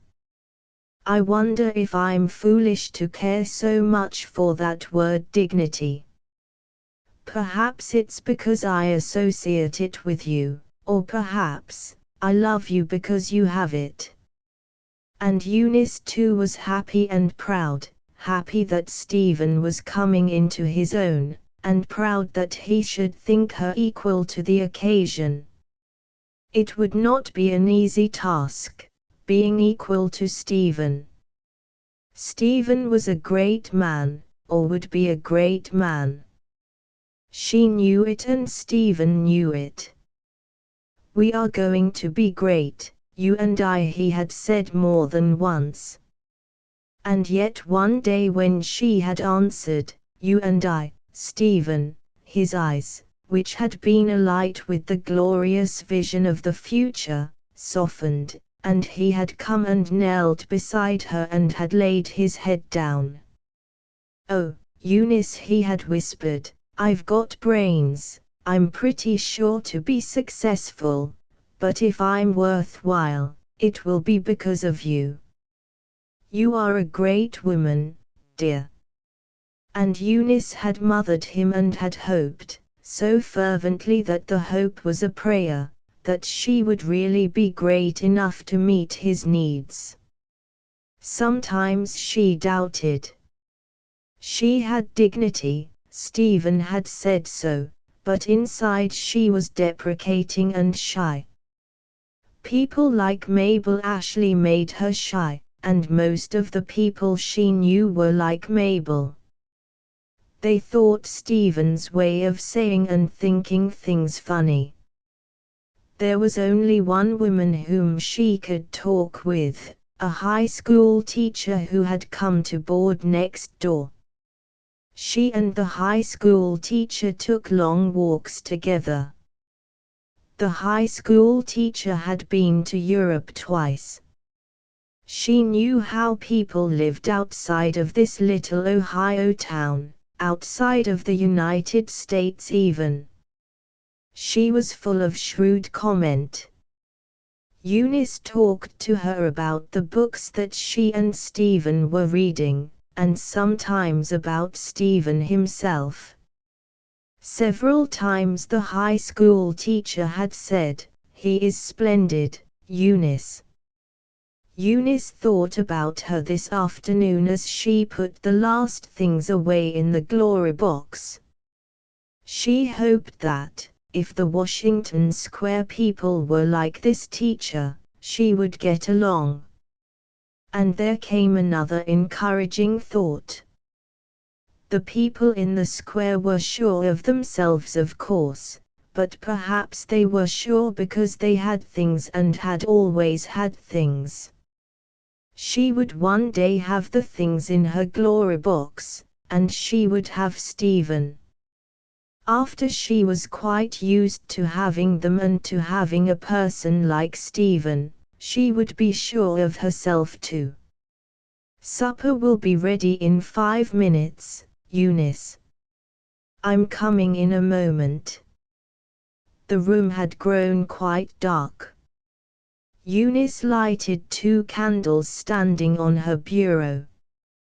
They were in common glass candlesticks which she had bought at the 10-cent store. She had wanted to have brass, but then, Stephen and she were going to have brass candlesticks in every room of their house. They both loved candlelight. Eunice smoothed her dark hair. Then she washed her hands very carefully. Stephen had said once that they were not wonderfully pretty hands, but that they had distinction. He had kissed them. "I guess I'm all right now," said Eunice, glancing into the mirror. She picked up a photograph of Stephen from the bureau and laid her face against it. Then she blew out the candles and went downstairs. To Stephen's letter that awaited her when she came home from school the next afternoon was a one-page scrawl. "My head is ringing so with the quinine I've taken that I can't write tonight. By tomorrow I shall probably be rid of this beastly cold. I want to tell you about a book I've just read. It's great stuff." He added a postscript, "Don't ask me, dear, if I wore my rubbers day before yesterday. You know I didn't." In Eunice's eyes was a smile of amused tenderness as she put the letter back in its envelope. If the cold were beastly, perhaps he might remember next time. She was afraid though that only married men wore rubbers. No letter came the next day, or the next. "If I don't hear tomorrow, I'll telegraph." "He's probably busy," said her mother. "I'm afraid he's sick." Eunice waited for the postman on Saturday morning, but he brought her no letter. She put on her hat and coat. "I'll be back in a half hour, Mother." As she went down the steps, a boy riding a bicycle stopped at the curb. He handed her a telegram. It was from Stephen's landlady. Stephen had died that morning at 2 o'clock, of pneumonia. Eunice was conscious of being very collected and calm as she went back into the house, quite wonderfully calm. Her mother was in the kitchen. Eunice went to her and told her, very gently. She had the feeling that it was her mother's sorrow. Her mother's dry, hard sobs and bowed figure brought the tears to her eyes. She laid her hand on the thin convulsed shoulders. "Mother, don't, dear, it's all right, you know." She stood by her chair until the sobs ceased. "I'm going around to Stephen's, Mother. I'll not be gone long." Mrs. Day followed her to the steps. Her face was pitifully pinched, almost old. At the gate Eunice turned and saw her. Poor mother. She wanted to go back and kiss her, but she dared not. Stephen's home was on the other side of the town. It was a small frame house painted light grey, with a gable back and front, and a narrow porch running across it. This morning the shades in the parlor were drawn down. Eunice had to wait some moments before the door was opened by Stephen's young sister, a slip of a thing but a capable housekeeper. Her eyes were swollen with crying. "She's so little," thought Eunice, and took her in her arms. When the girl was able to speak, she told Eunice that her father had gone to New York, and that he would bring Stephen home. Eunice stayed an hour, comforting, talking, planning. Then she left her. "I'm so quiet. I didn't know it could be like this." The March wind blew the dust into her face. The grit irritated her. She wished there were snow on the ground and then wondered that she should care. That was how it was the next 2 days. She went on thinking and acting, with every now and then this strange awareness of being alive. But on Monday afternoon when they came home from the cemetery, Eunice went upstairs to her room. "I'm going to lie down a while, Mother." Her mother made no answer as she turned into the kitchen. Eunice lay down on the bed. A pale yellow sunset gleamed through the branches of the tree outside her window. She had seen the yellow streak in the sky as they had left the cemetery. She closed her eyes to shut it out. Her heart was no longer numb. It was waking to its misery.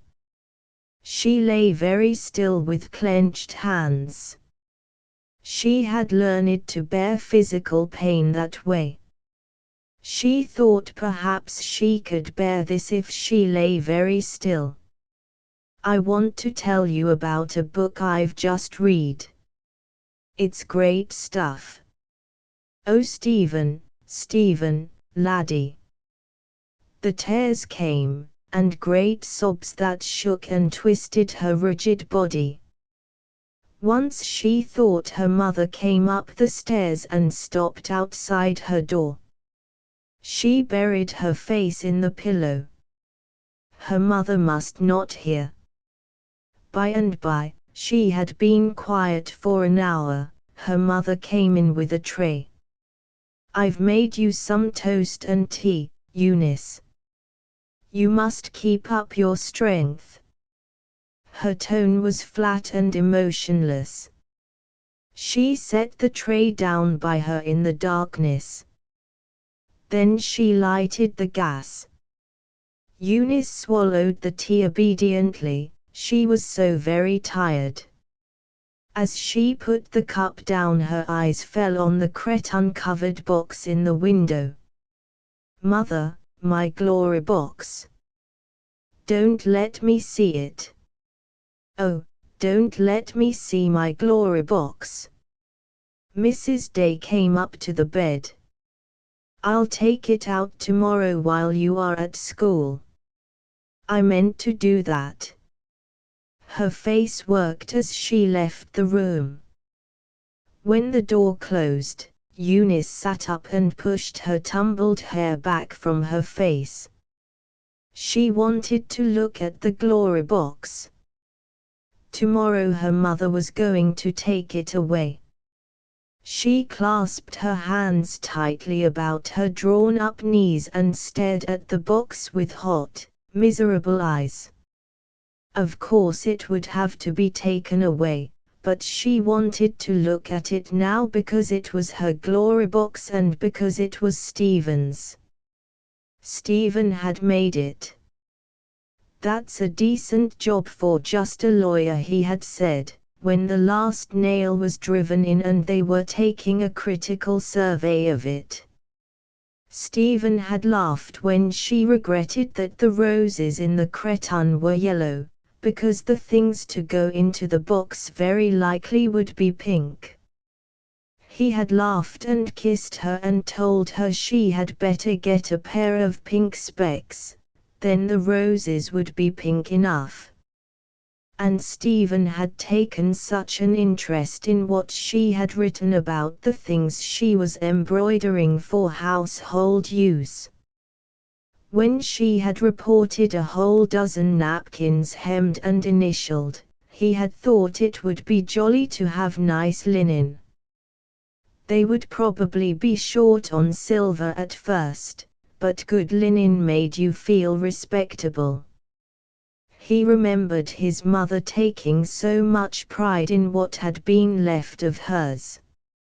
For a moment the words of that letter were so vividly recalled that she forgot that Stephen was dead. For quite a moment she was happy.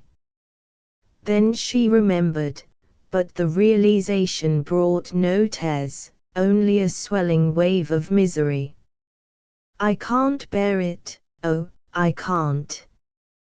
But even as she moaned she knew that she would bear it, that she would go on living for years and years and years.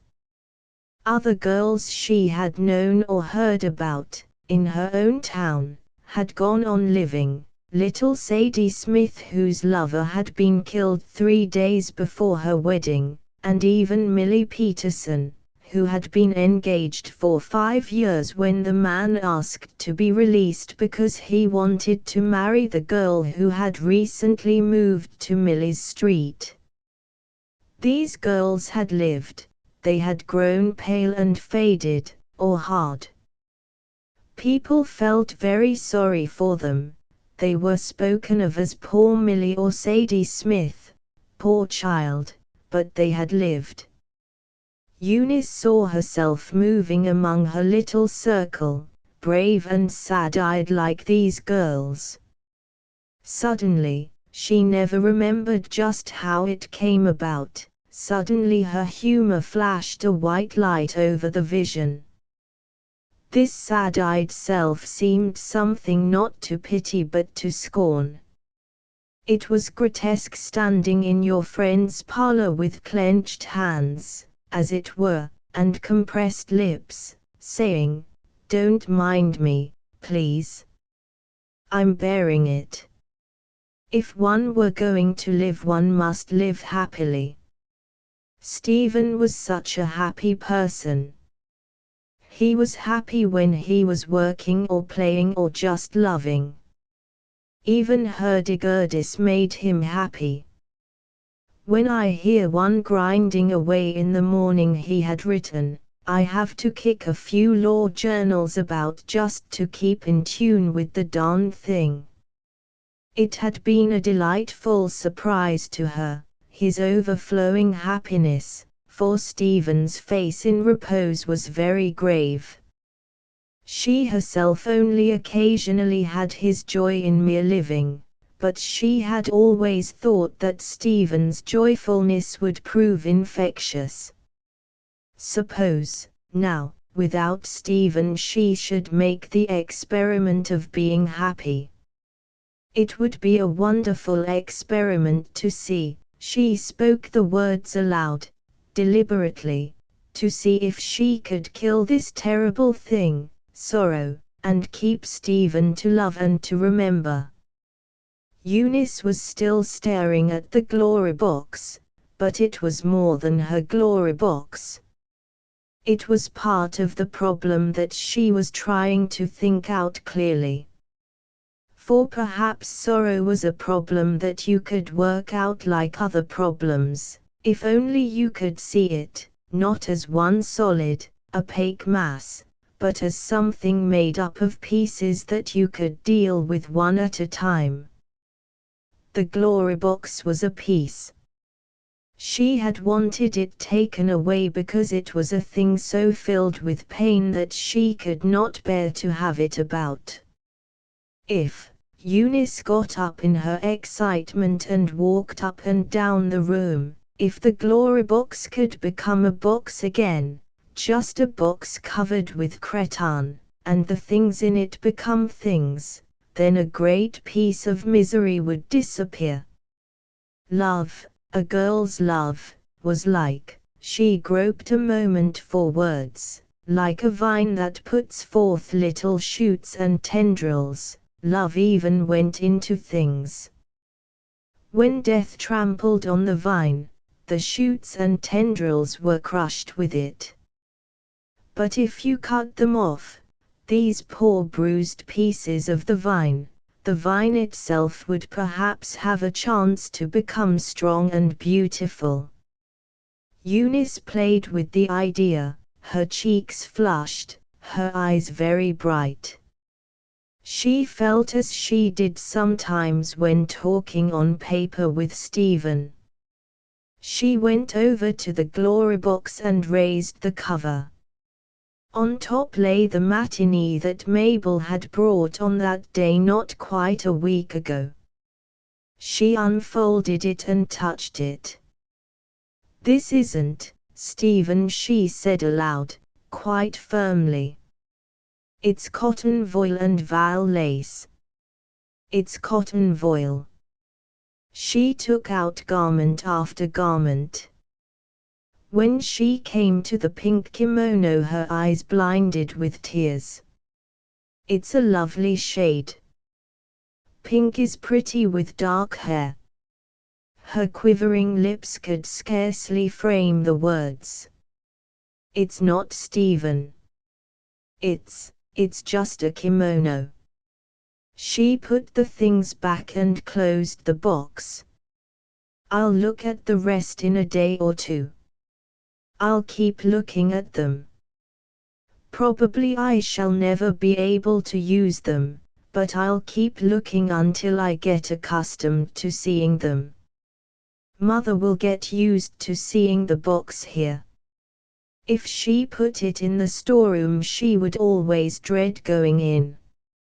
Mrs. Day was getting breakfast the next morning when Eunice came down. She went on mechanically with her preparation, avoiding looking at her. At the table she glanced up. Eunice's face was white and haggard, but her eyes, strangely big, were shining. Eunice's mother watched her furtively throughout the meal. As they left the table, Eunice put her arms about her. "Don't take the box out, Mother. It's better to get used to it. I'm trying to get used to things. Don't you worry about me. You'll see." She kissed her and hurried to school. In her exalted mood, the sympathetic attentions of the other teachers seemed almost surprising. They were dear and kind, but why should they be so kind? She was going to be happy. At the end of the day, however, Eunice let herself softly into the house, too wretched to want to meet her mother. She carried to her room the letters of condolence that were on the dining room table. She read them impassively, even the kindly one from Miss Lansing, wondering why they did not touch her. "It's because I'm tired," she concluded, and knelt down by the glory box, bowing her head on her outstretched arms. "Stephen, dear," she prayed, "I can't look at the things tonight. I'm too tired." But the next day she took them all out.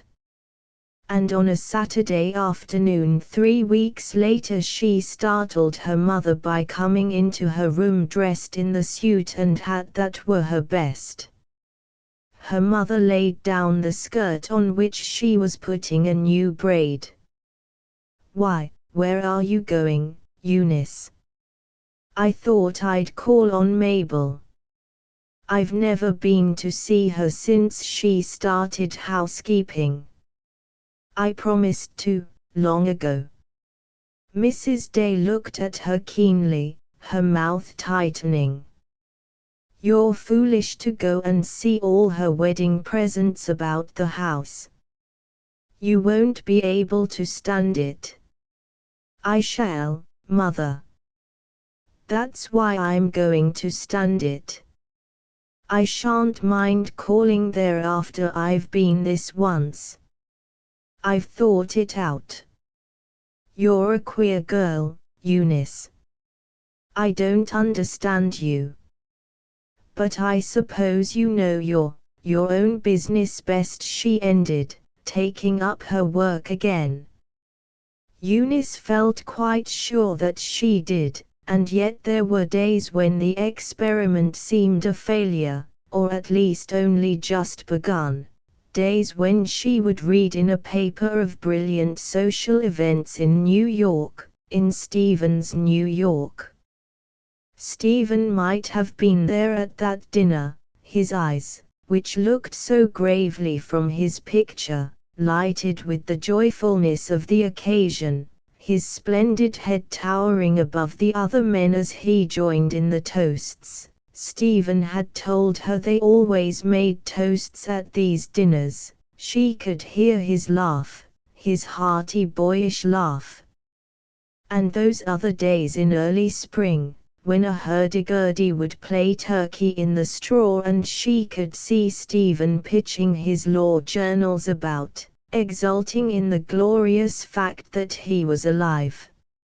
Oh, how she longed for him, wanted him these days, with a passionate yearning that for moments maddened her. But as the months went by, the times of overwhelming wanting came less and less frequently. I shall soon be happy, Eunice told herself.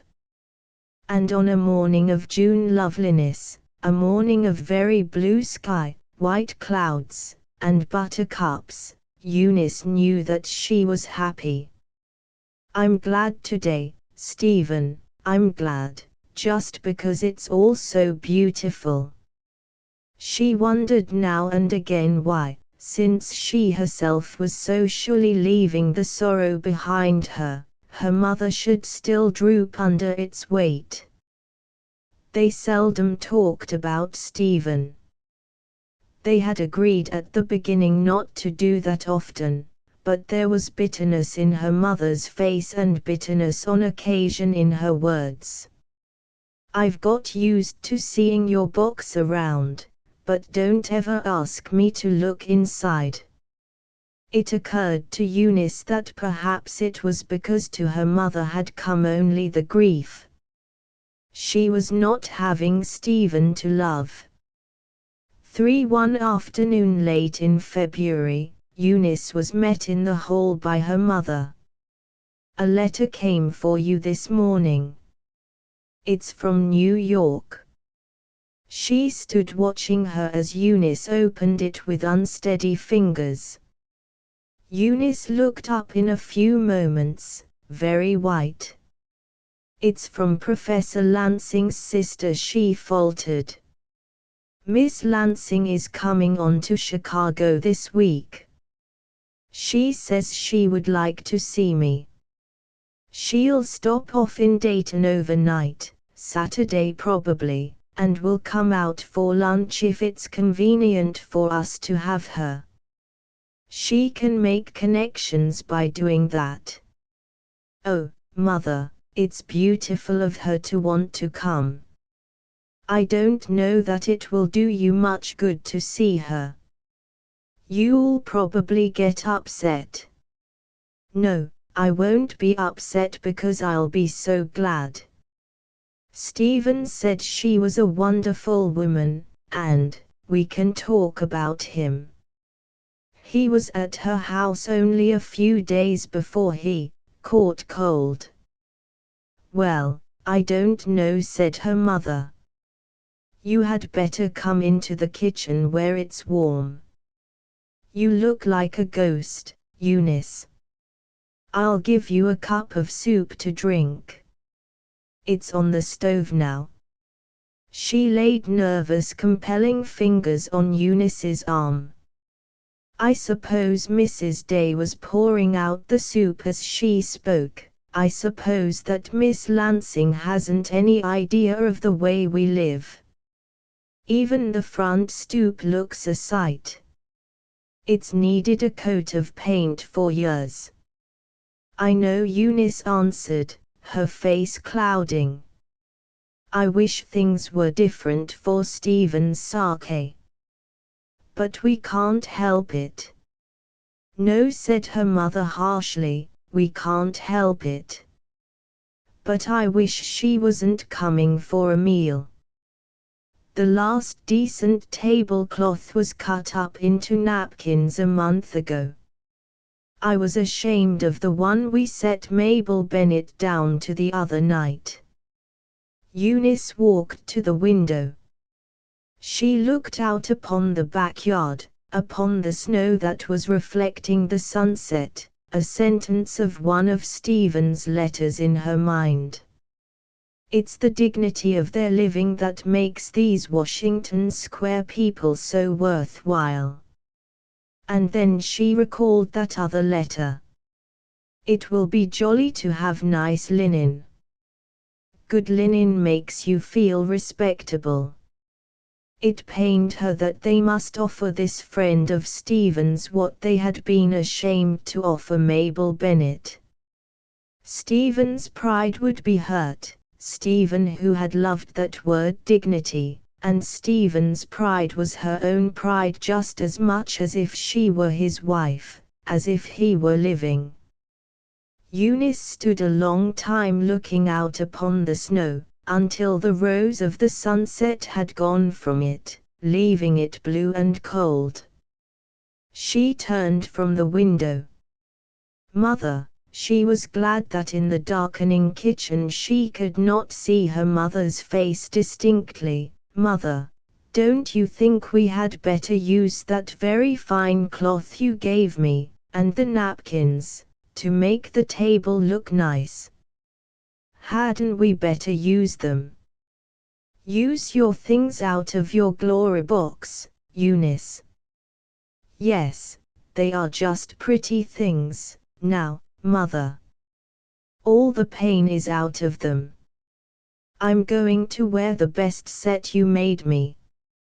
I think if I have on those nice clothes under my dress I won't be so shy with Miss Lansing.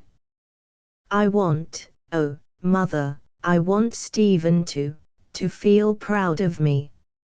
Mrs. Day bent to rake the fire, then straightened up. If you can stand wearing that set, I've nothing to say. You have a right to your own notions. But I don't see how I can bear to look at the cloth. After it's been done up and on the table once, you'll forget there was anything sad connected with it. I know you will, said Eunice, with her brave, pleading eyes fixed on her mother's set face. I don't know, maybe I could forget. But I don't see how I could bring myself to use something out of your own glory box. It seems almost indelicate. They're all your things. Eunice crossed the room and laid her face down on her mother's shoulder. You gave me the things, Mother, and you've had so little of what you've always wanted. Can't it be our glory box, for us both to use on special occasions, like this? Her arms tightened about her mother's neck. Can't we use them this time for Stephen's sake? After a moment's silence Mrs. Day pushed her gently away. If they are to be washed you'll have to bring them down tomorrow. I'll want to get them on the line while this good weather lasts. Saturday is only 4 days off. Saturday evening Eunice lighted the candles on her bureau. Lighting the candles seemed like another ceremony of this perfect day. She had got up early so as to put her room and the rest of the house in order.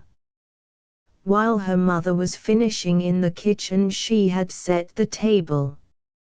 It had been a joy to do that, to spread the cloth so that the creases would come in just the right place, and the large initial D show without being too conspicuous, and to fold the napkins prettily and arrange the dishes. At the last moment she had decided that it would not be too extravagant to buy a little plant of some sort for a centerpiece. So there was just time for her to slip into the clothes that had been spread out on the bed, and do over her hair, before Miss Lansing arrived. Stephen had said, "You will like her, Eunice." Like her. She was the most wonderful woman she had ever met. She was elderly, but strangely enough you did not wonder whether she had been pretty or beautiful when she was young. She was wonderful just as she was now. You could not think of her as being different. She was tall, a little taller than Eunice herself. Her face was finely cut, the sort of face you saw in engravings of old portraits.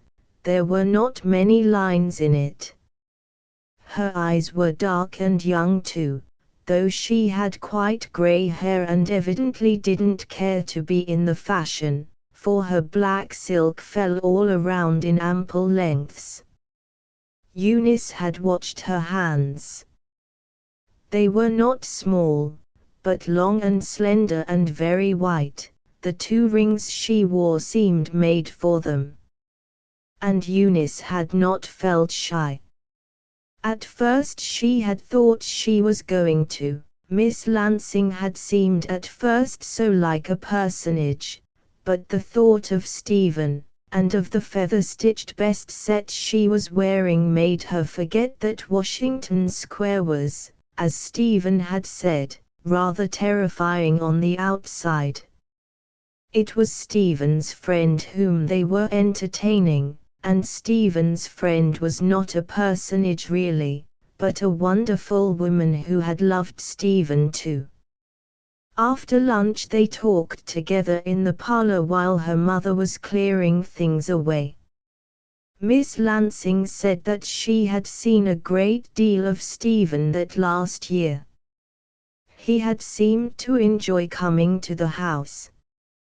He had come to dinner sometimes, but more often he had dropped in on Saturday or Sunday afternoons for tea.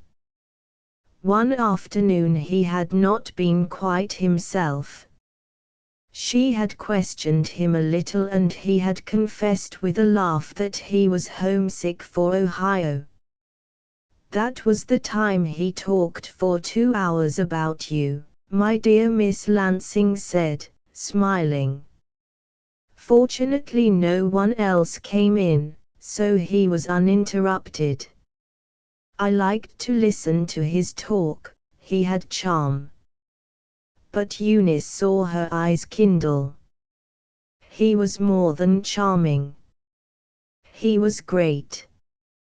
Yes, Eunice answered very low.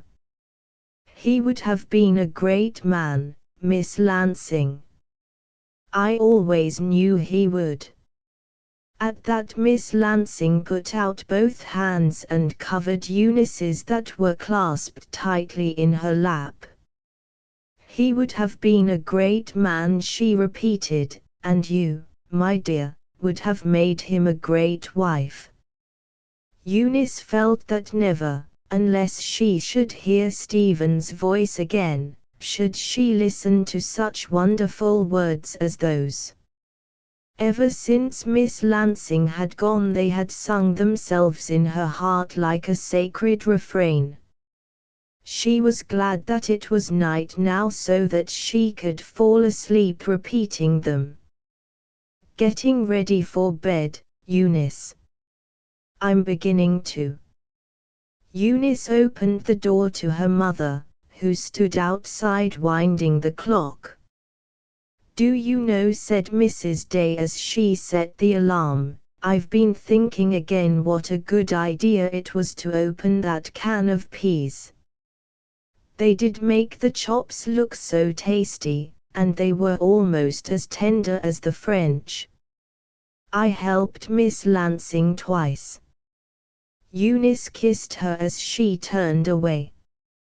It was a nice dinner throughout, Mother, and the table looked lovely. Well, I saw Miss Lansing look at the cloth. She was too much of a lady to say anything, of course, but I could tell she noticed it. Yes, said Eunice, I think she did.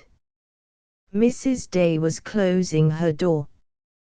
Put out the light in the hall before you go to bed, Eunice. Yes, Mother, said Eunice, softly closing her own door. She stood still a moment in the center of the candle-lighted room. Then she went over to the glory box and took out the kimono and laid it over the footboard so that the pink folds could catch the light. When she had undressed, she put it on.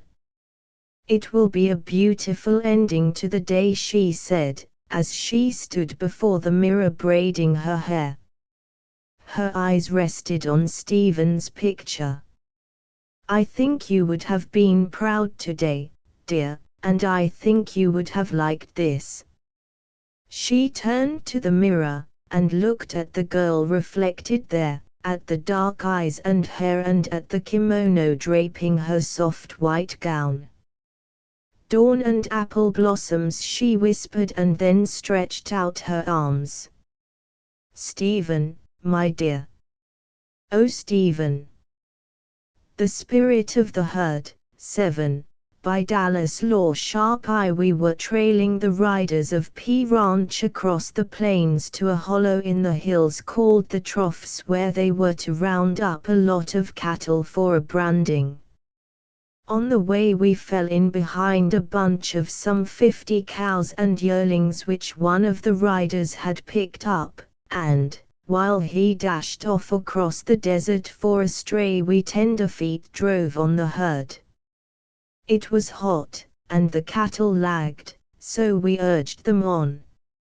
All at once I noticed that the whole herd was moving with a swinging, warping gait, with switching tails, and heads thrown round from side to side as if every steer were watching us. We were not near enough to see their eyes, but the rider, far across the desert, saw the movement and came cutting through the sage, shouting and waving his arms to stop us. We had pushed the driving too hard. Mutiny was spreading among the cattle, already manifest in a sullen, ugly temper that would have brought the herd charging us in another minute, had not the cowboy galloped in between us just as he did. So untamed, unafraid, and instinctively savage is the spirit of the herd. It is this herd spirit that the cowboy, on his long, cross-desert drives to the railroad, most fears. The herd is like a crowd, easily led, easily excited, easily stampeded. When it becomes a mob of frenzied beasts, past all control, the spirit of the city gang at riot in the plains. If one would know how thin is the coat of domestication worn by the tamest of animals, let him ride with the cattle across the rimrock country of southeastern Oregon. No better chance to study the spirit of the herd could possibly be had. And in contrast to the cattle, how intelligent, controlled, almost human, seems the plainsman's horse. I share all the tenderfoot's admiration for the cowboy and his pony.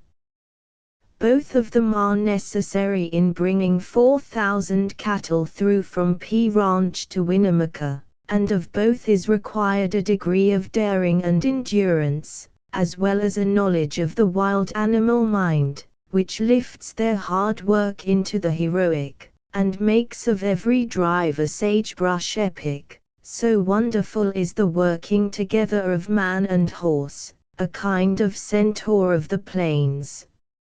From P Ranch to Winnemucca is a 17-day drive through a desert of rimrock and greasewood and sage, which, under the most favorable conditions, is beset with difficulty, but which, in the dry season, and with anything like 4,000 cattle, becomes an unbroken hazard.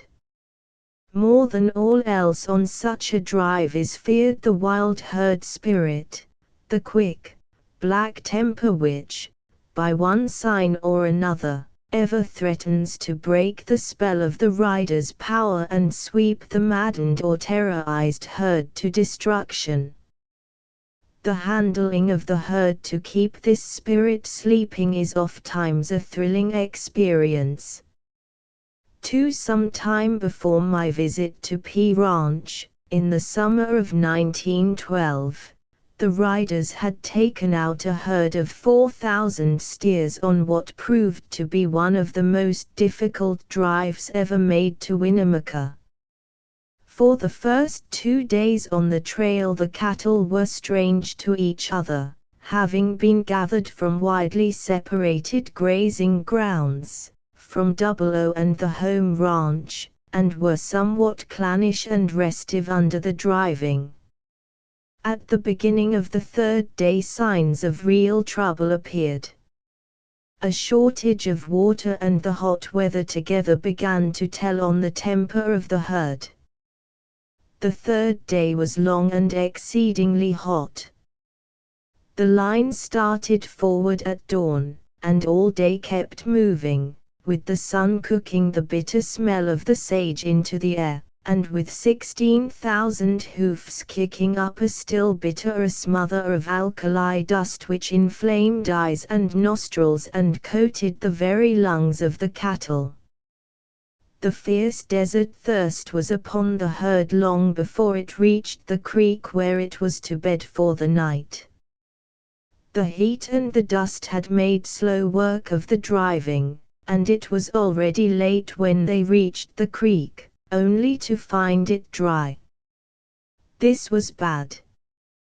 The men were tired, but the cattle were thirsty, and Wade, the boss of the buckaroos, pushed the herd on toward the next rim rock, hoping to get down to the plain below before the end of the slow desert twilight. Anything for the night but a dry camp. They had hardly started on when a whole flank of the herd, suddenly breaking away as if by prearrangement, tore off through the brush. The horses were as tired as the men, and, before the chase was over, the twilight was gray in the sage, making it necessary to halt at once and camp where they were. They would have to go without water. The runaways were brought up and the herd closed until it formed a circle nearly a mile around. This was as close as it could be drawn, for the cattle would not lie down. They wanted water more than they wanted rest. Their eyes were red, their tongues raspy with thirst. The situation was a difficult one. But camp was made. 2 of the riders were sent back along the trail to bring up the drags while Wade, with his other men, circled the uneasy cattle, closing them in, quieting them, and doing everything possible to make them bed.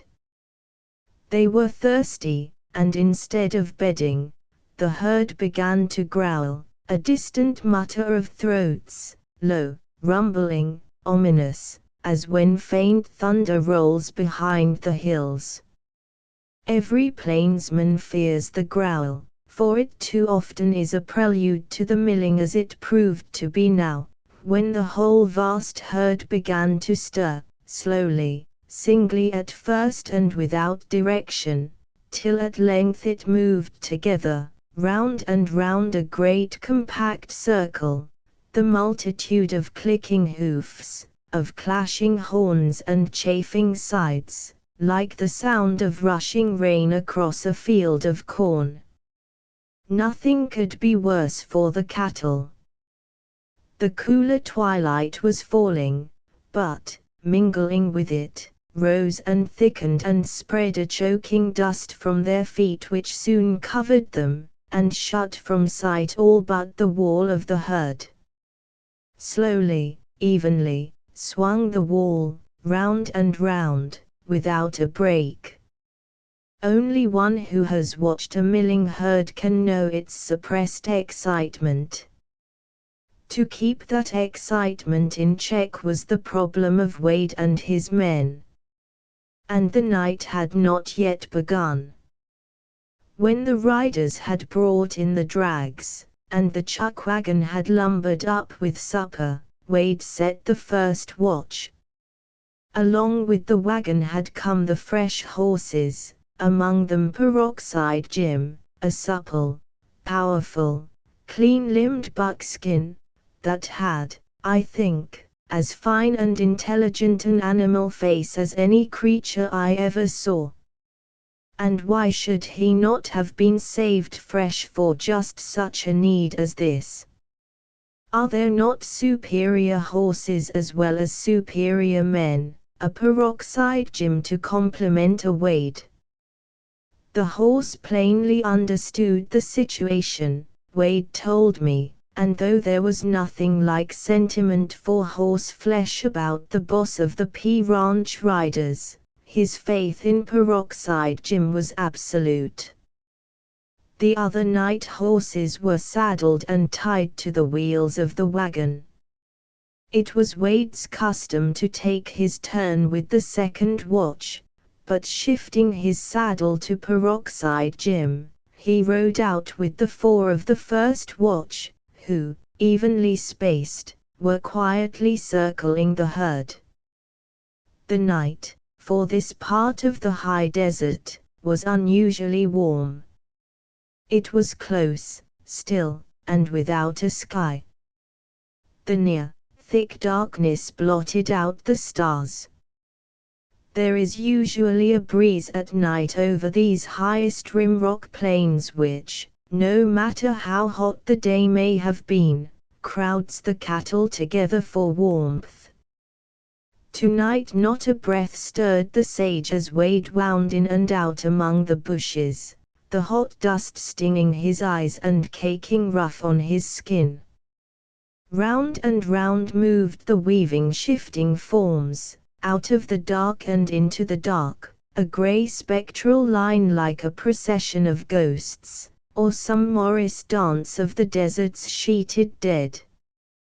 But it was not a line, it was a sea of forms, not a procession, but the even surging of a maelstrom of hoofs a mile around.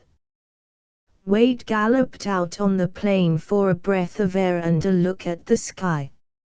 A quick cold rain would quiet them, but there was not a feel of rain in the darkness, no smell of it on the air. Only the powdery taste of the bitter sage.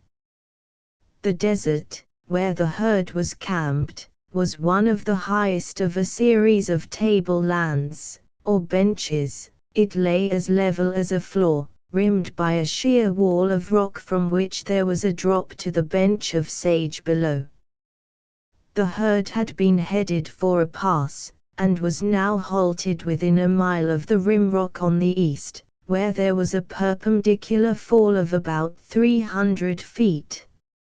It was the last place an experienced plainsman would have chosen for a camp, and every time Wade circled the herd, and came in between the cattle and the rim, he felt the nearness of the precipice. The darkness helped to bring it near. The height of his horse brought it near. He seemed to look down from his saddle over it, into its dark depths. The herd in its milling was surely warping slowly in the direction of the rim. But this was all fancy, the trick of the dark and of nerves, if a plainsman has nerves. At 12 o'clock the first guard came in and woke the second watch. Wade had been in the saddle since dawn, but this was his regular watch. More than that, his trained ear had timed the milling hoofs. The movement of the herd had quickened.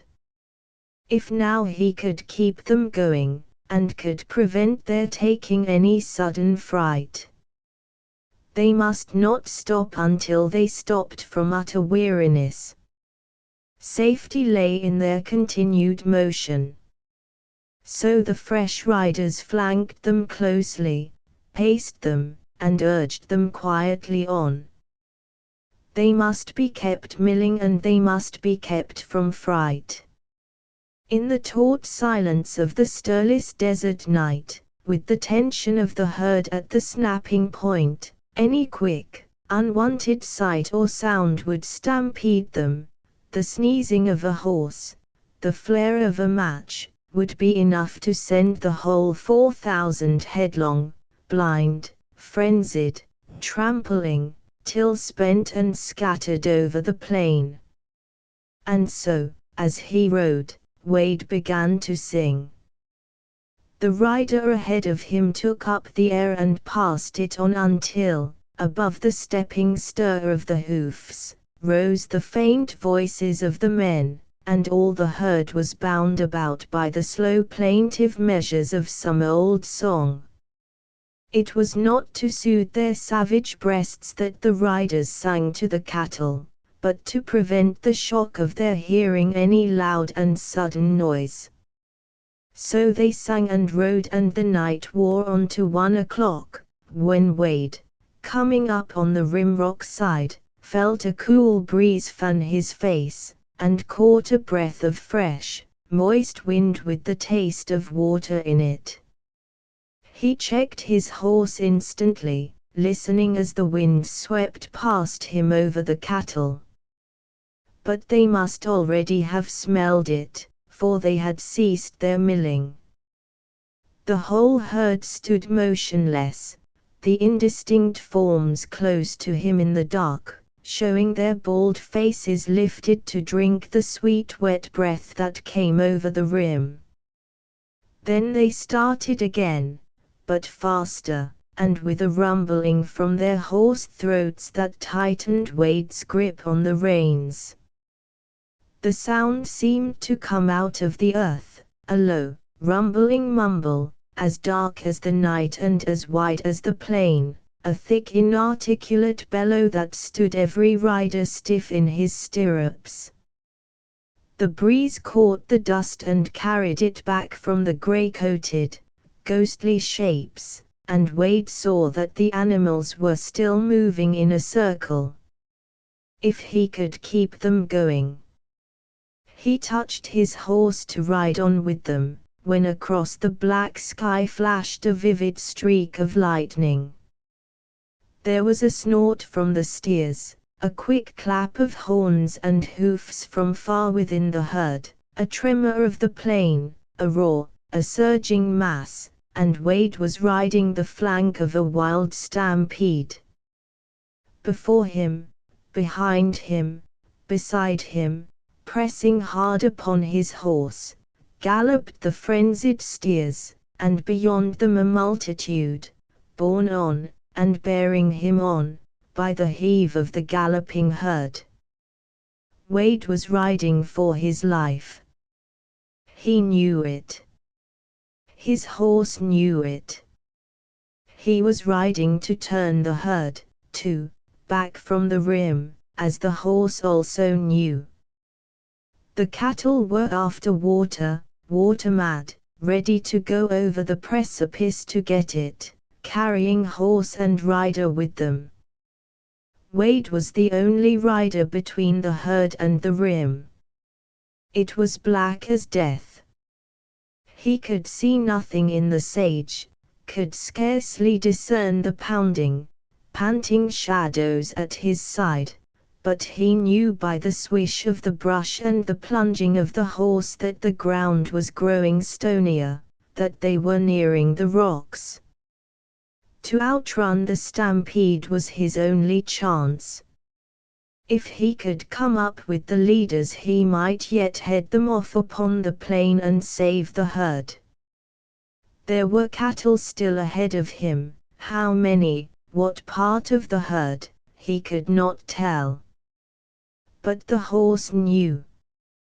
The reins hung on his straight neck, while Wade, yelling and firing into the air, gave him the race to win, to lose. Suddenly they veered and went high in the air, as a steer plunged headlong into a draw almost beneath their feet. They cleared the narrow ravine, landed on bare rock and reeled on. They were riding the rim. Close to their left bore down the flank of the herd, and on their right, under their very feet, was a precipice, so close that they felt its blackness, its 300 feet of fall.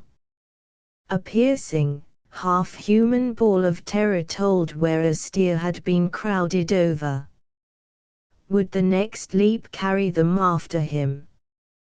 Then Wade found himself racing neck and neck with a big white steer, which the horse, with marvelous instinct, seemed to pick from a bunch, and to cling to, forcing him gradually ahead till, cutting him free from the bunch entirely, he bore him off into the sage. The group coming on behind followed its leader, and in, after them, swung others. The tide was turning. Within a short time the whole herd had veered, and, bearing off from the cliffs, was pounding over the open plains. Whose race was it?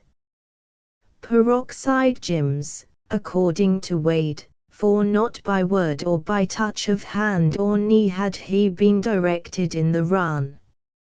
From the flash of the lightning the horse had taken the bit, and covered an indescribably perilous path at top speed, had outrun the herd and turned it from the edge of the rim rock, without a false step or a tremor.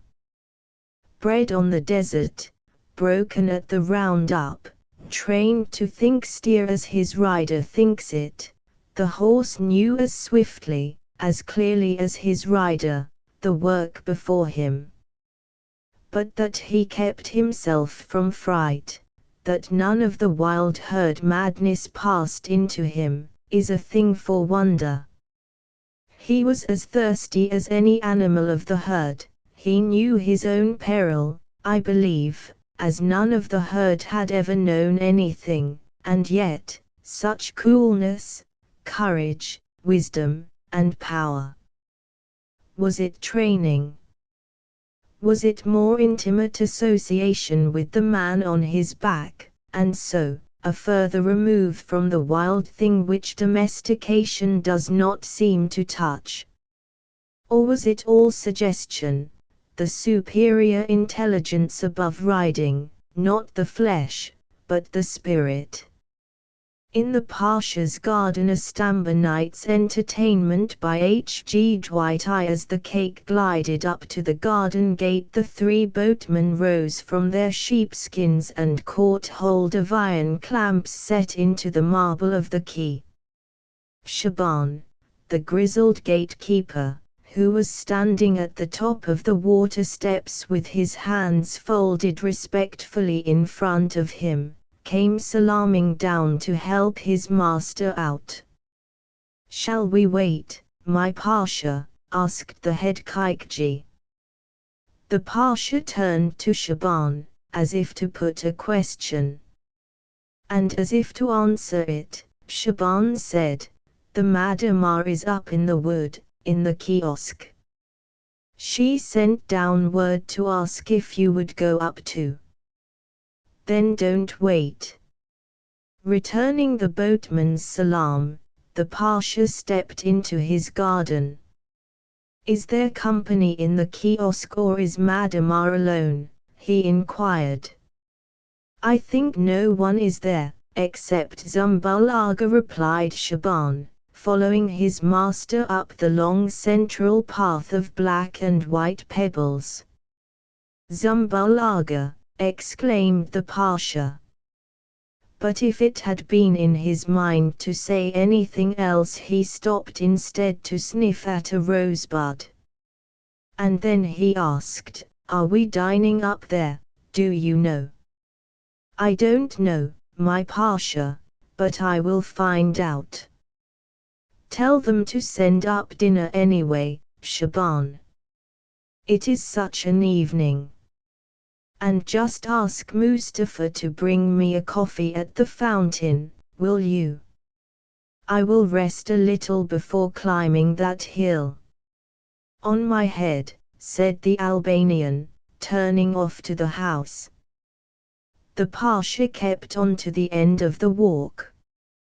Two big horse chestnut trees, their candles just starting alight in the April air, stood there at the foot of a terrace, guarding a fountain that dripped in the ivied wall. A thread of water started mysteriously out of the top of a tall marble niche into a little marble basin, from which it overflowed by two flat bronze spouts into two smaller basins below. From them the water dripped back into a single basin still lower down, and so tinkled its broken way, past graceful arabesques and reliefs of fruit and flowers, into a crescent-shaped pool at the foot of the niche. The Pasha sank down into one of the wicker chairs scattered hospitably beneath the horse-chestnut trees, and thought how happy a man he was to have a fountain of the period of Sultan Ahmed III, and a garden so full of April freshness, and a view of the bright Bosphorus and the opposite hills of Europe and the firing West. How definitely he thought it, I cannot say, for the Pasha was not greatly given to thought. Why should he be, as he possessed without that trouble a goodly share of what men acquire by taking thought? If he had been lapped in ease and security all his days, they numbered many more, did those days, than the Pasha would have chosen. Still, they had touched him but lightly, merely increasing the dignity of his handsome presence and taking away nothing of his power to enjoy his little walled world.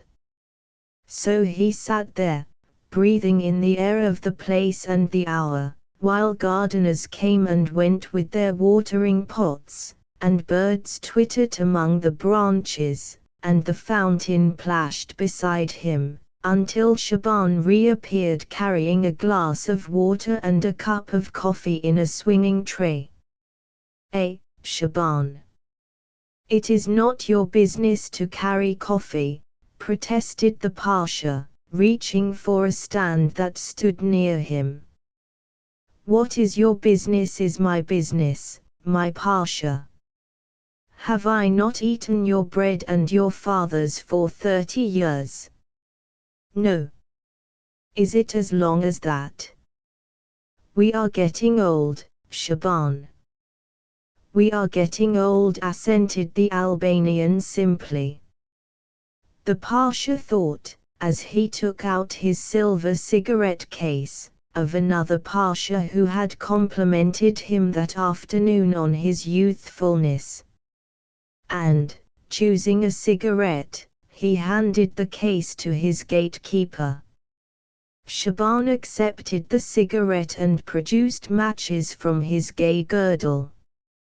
How long is it since you have been to your country, Shaban? The Pasha, lifting his little cup by its silver zif, realized that he would not sip his coffee quite so noisily had his French wife been sitting with him under the horse-chestnuts. But with his old Shaban he could still be a Turk. 18 months, my Pasha. And when are you going again? It is not apparent. Perhaps in Ramazan, if God wills. Or perhaps next Ramazan. We shall see. Allah Allah. How many times have I told you to bring your people here, Shaban? We have plenty of room to build you a house somewhere, and you could see your wife and children every day instead of once in 2 or 3 years. Wives, wives, a man will not die if he does not see them every day. Besides, it would not be good for the children. In Constantinople they become rascals. There are too many Christians. And he added hastily, it is better for a boy to grow up in the mountains. But we have a mountain here, behind the house, laughed the Pasha. Your mountain is not like our mountains, objected Shaban gravely, hunting in his mind for the difference he felt but could not express. And that new wife of yours, went on the Pasha. Is it good to leave a young woman like that? Are you not afraid? No, my Pasha. I am not afraid. We all live together, you know. My brothers watch, and the other women. She is safer than yours. Besides, in my country it is not as it is here. I don't know why I have never been to see this wonderful country of yours, Shaban. I have so long intended to, and I never have been. But I must climb my mountain or they will think that I have become a rascal too. And, rising from his chair, he gave the Albanian a friendly pat. Shall I come too, my Pasha? Zumbulaga sent word. Zumbulaga, interrupted the Pasha irritably. No, you needn't come. I will explain to Zumbulaga. With which he left Shaban to pick up the empty coffee cup. 2. From the upper terrace a bridge led across the public road to the wood. If it was not a wood it was at all events a good-sized grove, climbing the steep hillside very much as it chose. Every sort and size of tree was there, but the greater number of them were of a kind to be sparsely trimmed in April with a delicate green, and among them were so many twisted Judas trees as to tinge whole patches of the slope with their deep rose bloom. The road which the Pasha slowly climbed, swinging his amber beads behind him as he walked, zigzagged so leisurely back and forth among the trees that a carriage could have driven up it.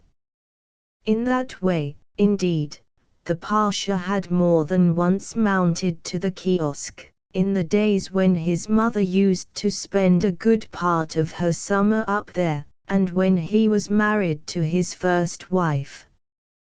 The memory of the two, and of their old-fashioned ways, entered not too bitterly into his general feeling of well-being, ministered to by the budding trees and the spring air and the sunset view. Every now and then an enormous plane tree invited him to stop and look at it, or a semicircle of cypresses.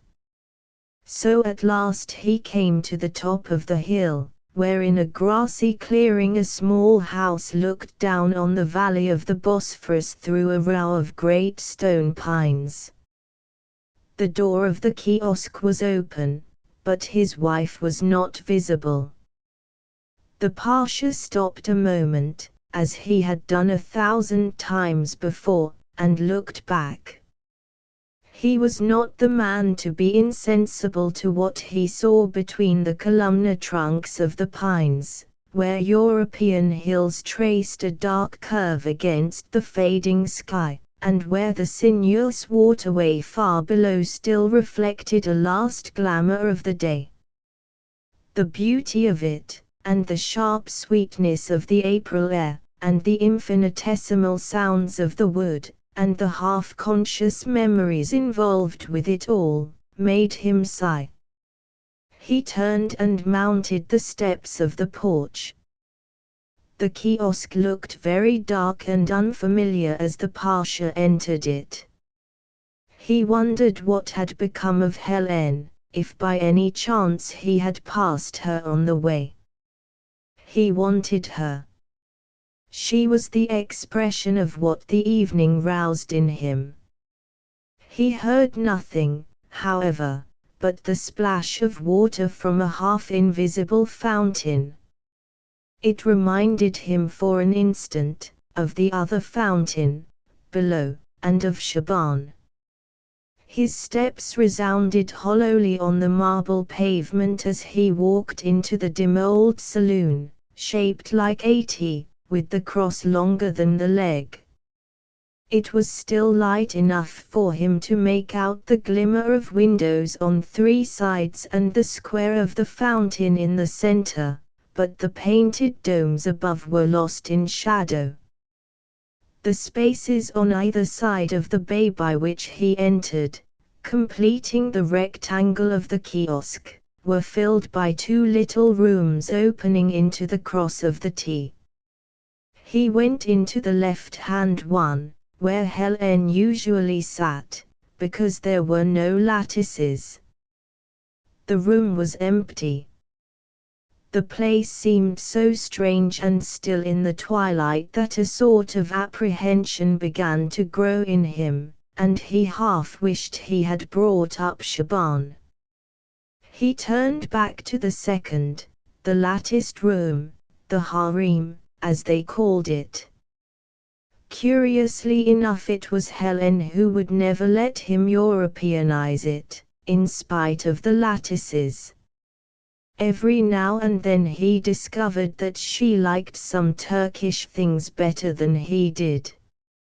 As soon as he opened the door, he saw her sitting on the divan opposite. He knew her profile against the checkered pallor of the lattice. But she neither moved nor greeted him. It was Zumbalaga who did so, startling him by suddenly rising beside the door and saying in his high voice, "Pleasant be your coming, my Pasha."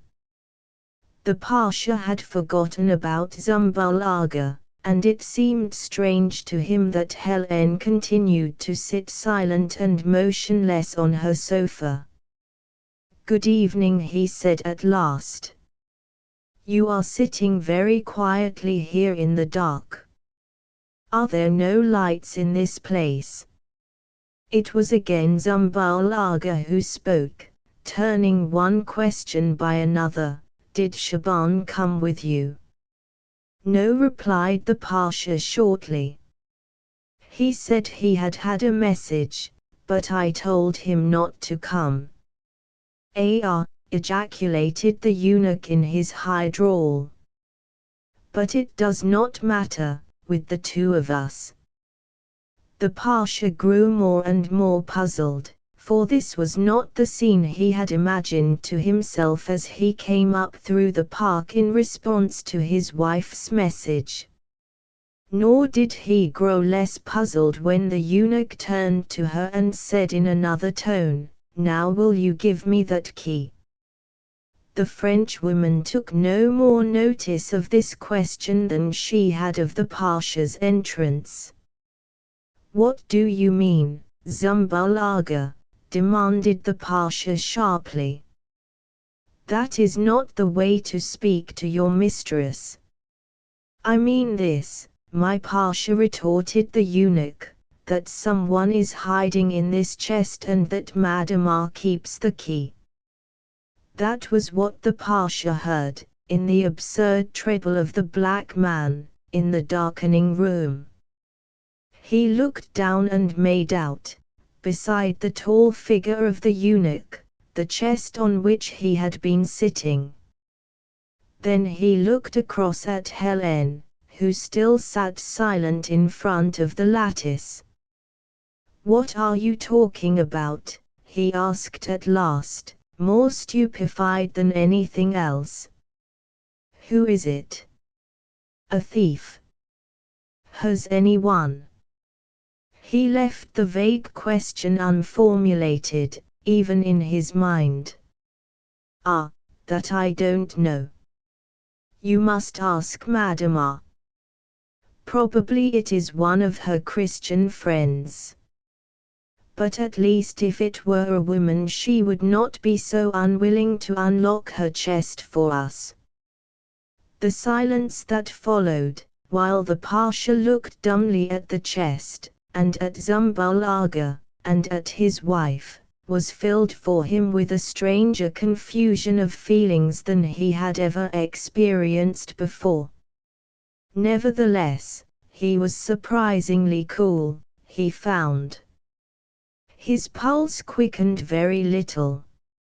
He told himself that it wasn't true and that he really must get rid of old Zumbal after all, if he went on making such preposterous gaffes and setting them all by the ears. How could anything so baroque happen to him, the Pasha, who owed what he was to the honorable fathers and who had passed his life honorably and peaceably until this moment? Yet he had had an impression, walking into the dark old kiosk and finding nobody until he found these two sitting here in this extraordinary way, as if he had walked out of his familiar garden, which he knew like his hand, into a country he knew nothing about, where anything might be true. And he wished, he almost passionately wished, that Helen would say something, would cry out against Zumbulaga, would lie even, rather than sit there so still and removed and different from other women. Then he began to be aware that if it were true, if he ought to do something. He ought to make a noise. He ought to kill somebody. That was what they always did. That was what his father would have done, or certainly his grandfather. But he also told himself that it was no longer possible for him to do what his father and grandfather had done. He had been unlearning their ways too long. Besides, he was too old. A sudden sting pierced him at the thought of how old he was, and how young Helen. Even if he lived to be 70 or 80, she would still have a life left when he died. Yes, it was as Shaban said. They were getting old. He had never really felt the humiliation of it before. And Shaban had said, strangely, something else, that his own wife was safer than the Pashas.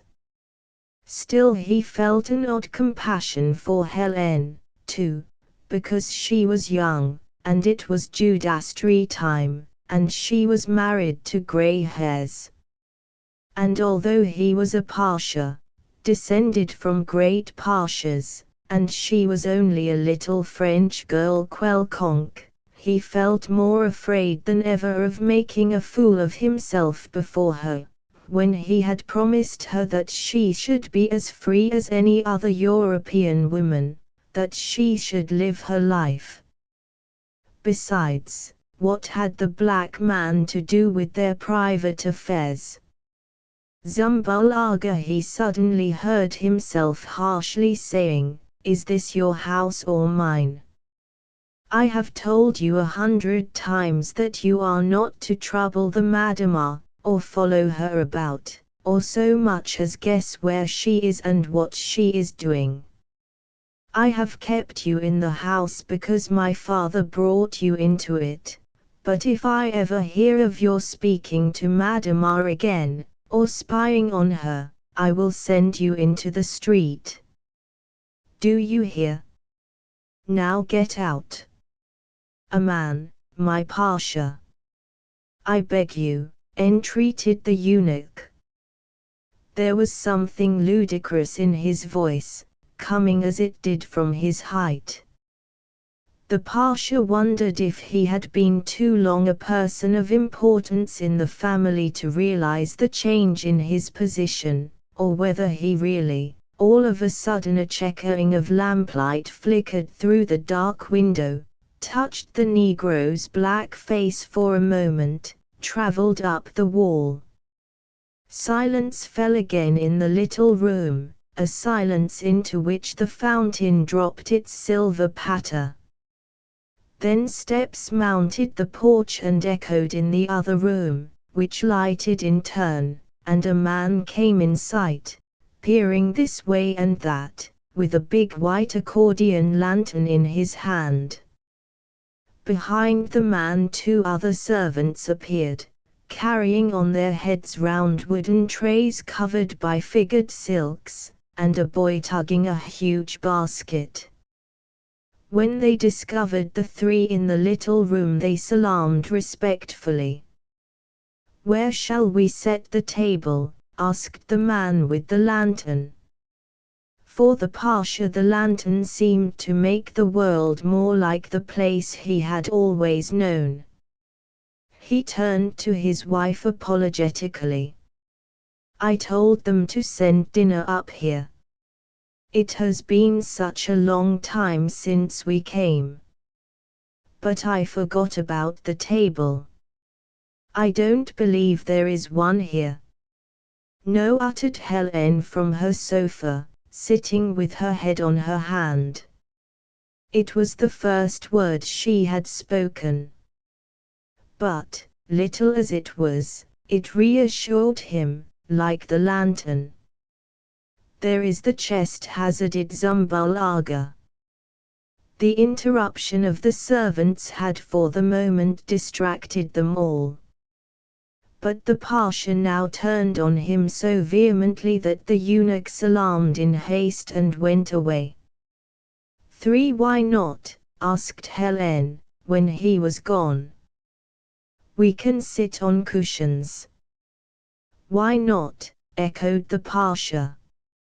Grateful as he was for the interruption, he found himself wishing, secretly, that Helen had discouraged his idea of a picnic dinner.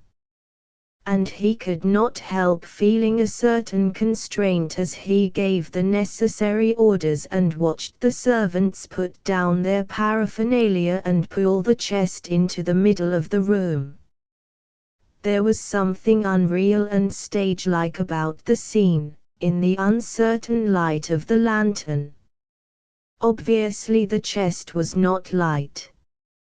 It was an old cypresswood chest that they had always used in the summer, to keep furs in, polished a bright brown, with a little inlaid pattern of dark brown and cream color running around the edge of each surface, and a more complicated design ornamenting the center of the cover. He vaguely associated his mother with it. He felt a distinct relief when the men spread the cloth. He felt as if they had covered up more things than he could name. And when they produced candlesticks and candles, and set them on the improvised table and in the niches beside the door, he seemed to come back again into the comfortable light of common sense. This is the way we used to do when I was a boy, he said with a smile, when he and Helen established themselves on sofa cushions on opposite sides of the chest. Only then we had little tables 6 inches high, instead of big ones like this. It is rather a pity that we have spoiled all that, she said.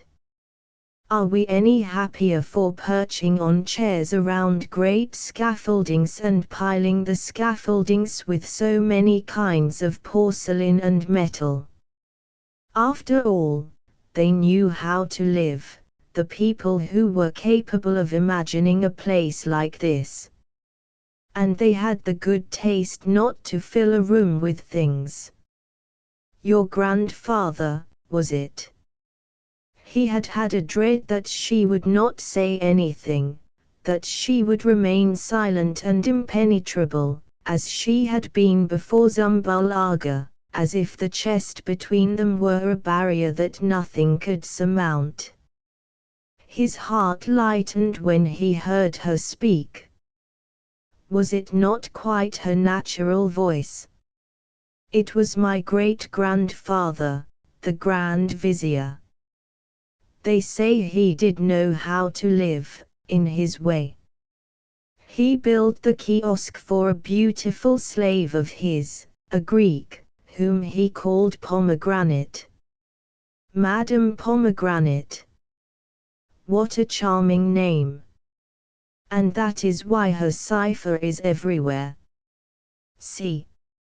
She pointed to the series of cupboards and niches on either side of the door, dimly painted with pomegranate blossoms, and to the plaster reliefs around the hooded fireplace, and the cluster of pomegranates that made a center to the gilt and painted latticework of the ceiling. One could be very happy in such a little house. It has an air of being meant for moments. And you feel as if they had something to do with the wonderful way it has faded. She looked as if she had meant to say something else, which she did not. But after a moment she added, "Will you ask them to turn off the water in the fountain?" It is a little chilly, now that the sun has gone, and it sounds like rain, or tears. The dinner went, on the whole, not so badly. There were dishes to be passed back and forth. There were questions to be asked or comments to be made. There were the servants to be spoken to. Yet, more and more, the Pasha could not help wondering. When a silence fell, too, he could not help listening. And least of all could he help looking at Helen. He looked at her, trying not to look at her, with an intense curiosity, as if he had never seen her before, asking himself if there were anything new in her face, and how she would look would she be like this? She made no attempt to keep up a flow of words, as if to distract his attention. She was not soft either, she was not trying to seduce him, and she made no show of gratitude toward him for having sent Zumbalaga away. Neither did she by so much as an inflection try to insinuate or excuse or explain. She was what she always was, perfect, and evidently a little tired. She was indeed more than perfect, she was prodigious. When he asked her once what she was thinking about, and she said Padora, tapping the chest between them. He had never heard the story of that Greek girl and her box, and she told him gravely about all the calamities that came out of it, and the one gift of hope that remained behind. But I cannot be a Turkish woman long, she added inconsequently with a smile. My legs are asleep. I really must walk about a little. When he had helped her to her feet, she led the way into the other room. They had their coffee and cigarettes there. Helen walked slowly up and down the length of the room, stopping every now and then to look into the square pool of the fountain and to pat her hair. The Pasha sat down on the long low divan that ran under the windows. He could watch her more easily now. And the detachment with which he had begun to look at her grew in spite of him into the feeling that he was looking at a stranger. After all, what did he know about her? Who was she? What had happened to her, during all the years that he had not known her, in that strange free European life which he had tried to imitate, and which at heart he secretly distrusted? What had she ever really told him, and what had he ever really divined of her? For perhaps the first time in his life he realized how little one person may know of another, particularly a man of a woman. And he remembered Shaban again, and that phrase about his wife being safer than Helen. Had Shaban really meant anything? Was Helen safe? He acknowledged to himself at last that the question was there in his mind, waiting to be answered. Helen did not help him. She had been standing for some time at an odd angle to the pool, looking into it. He could see her face there, with the eyes turned away from him. How mysterious a reflection is, she said. It is so real that you can't believe it disappears for good. How often Madame Pomegranate must have looked into this pool, and yet I can't find her in it. But I feel she is really there, all the same, and who knows who else. They say mirrors do not flatter. The Pasha did not keep himself from rejoining, but they are very discreet. They tell no tales. Helen raised her eyes. In the little room the servants had cleared the improvised table and had packed up everything again except the candles. "I have been up here a long time," she said, "and I am rather tired.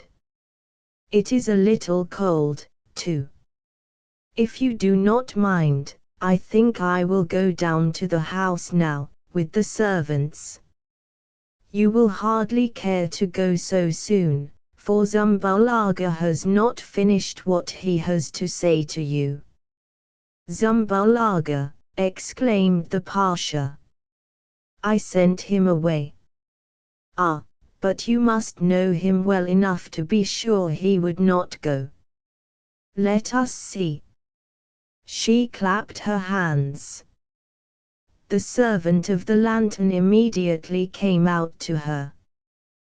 "Will you ask Zumbalaga to come here?" she said. "He is on the porch." The man went to the door, looked out, and said a word. Then he stood aside with a respectful salam, and the eunuch entered. He negligently returned the salute and walked forward until his air of importance changed to one of humility at sight of the Pasha. Salaaming in turn, he stood with his hands folded in front of him. "I will go down with you," said the Pasha to his wife, rising. "It is too late for you to go through the woods in the dark." "Nonsense." She gave him a look that had more in it than the tone in which she added, "Please do not. I shall be perfectly safe with 4 servants. You can tell them not to let me run away." Coming nearer, she put her hand into the bosom of her dress, then stretched out the hand toward him. "Here is the key of Pandora's box. Will you keep it for me, please? Au revoir." And making a sign to the servants, she walked out of the kiosk. For the Pasha was too surprised, at first, to move, and too conscious of the eyes of servants, too uncertain of what he should do, too fearful of doing the wrong, the European thing. And afterwards it was too late. He stood watching until the flicker of the lantern disappeared among the dark trees. Then his eyes met the eunuch's. "Why don't you go down too?" suggested Zumbalaga. The variable climate of a great house had made him too perfect an opportunist not to take the line of being in favor again. "It might be better. Give me the key and I will do what there is to do." "But you might send up Shaban." "Why not?" the Pasha secretly asked himself. Might it not be the best way out? At the same time he experienced a certain revulsion of feeling, now that Helen was gone, in the way she had gone. She really was prodigious. And with the vanishing of the lantern which had brought him a measure of reassurance, he felt the weight of an uncleared situation, fantastic but crucial, heavy upon him. And the Negro annoyed him intensely. "Thank you, Zumbalaga," he replied, "but I am not the nurse of Madama, and I will not give you the key." If he only might, though, he thought to himself again. You believe her, this frank woman whom you had never seen 5 years ago, and you do not believe me who have lived in your house longer than you can remember. The eunuch said it so bitterly that the Pasha was touched in spite of himself. He had never been one to think very much about minor personal relations, but even at such a moment he could see, Was it partly because he wanted more time to make up his mind, that he had never liked Zumbalaga as he liked Shaban, for instance? Yet more honor had been due, in the old family tradition, to the former. And he had been associated even longer with the history of the house.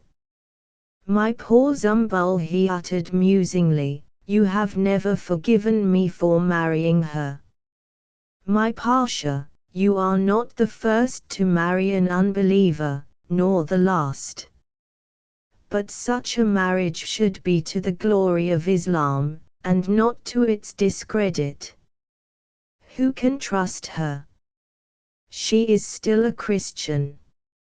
And she is too young. She has turned the world upside down. What would your father have said to a daughter-in-law who goes shamelessly into the street without a veil, alone, and who receives in your house men who are no relation to you or her? It is not right. Women only understand one thing, to make fools of men. And they are never content to fool one." The Pasha, still waiting to make up his mind, let his fancy linger about Zumbalaga. It was really rather absurd, after all, what a part women played in the world, and how little it all came to in the end. Did the black man, he wondered, walk in a clearer, cooler world, free of the clouds, the iridescences, the languors, the perfumes, the strange obsessions, that made others walk so often like madmen? Or might some tatter of preposterous humanity still work obscurely in him? Or a bitterness of not being like other men? That perhaps was why the Pasha felt friendlier toward Shaban. They were more alike. "You are right, Zumbalaga," he said, "the world is upside down. But neither the Madama nor any of us made it so. All we can do is try and keep our heads as it turns. Now, will you please tell me how you happened to be up here? The Madama never told you to come. You know perfectly well that the customs of Europe are different from ours, and that she does not like to have you follow her about." "What woman likes to be followed about?" retorted the eunuch with a sly smile. "I know you have told me to leave her alone. But why was I brought into this house? Am I to stand by and watch dishonor brought upon it simply because you have eaten the poison of a woman?" "Zumbalaga," replied the Pasha sharply, "I am not discussing old and new or this and that, but I am asking you to tell me what all this speech is about." "Give me that key and I will show you what it is about," said the eunuch, stepping forward. But the Pasha found that he was not ready to go so directly to the point. "Can't you answer a simple question?" he demanded irritably, retreating to the farther side of the fountain. The reflection of the painted ceiling in the pool made him think of Hélène and Madame Pomegranate. He stared into the still water as if to find Hélène's face there. Was any other face hidden beside it, mocking him? But Zumbalaga had begun again, doggedly, "I came here because it is my business to be here. I went to town this morning. When I got back they told me that you were away and that the Madama was up here, alone. So I came. Is this a place for a woman to be alone in, a young woman, with men working all about, and I don't know who, and 1,000 ways of getting in and out from the hills, and 10,000 hiding places in the woods. The Pasha made a gesture of impatience, and turned away. But after all, what could one do with old Zumbal? He had been brought up in his tradition. The Pasha lighted another cigarette to help himself think. "Well, I came up here," continued the eunuch, "and as I came I heard Madame singing. You know how she sings the songs of the Franks." The Pasha knew. But he did not say anything. As he walked up and down, smoking and thinking, his eye caught in the pool a reflection from the other side of the room, where the door of the latticed room was, and where the cypress wood chest stood as the servants had left it in the middle of the floor. Was that what Helen had stood looking at so long? He asked himself. He wondered that he could have sat beside it so quietly. It seemed now like something dark and dangerous crouching there in the shadow of the little room.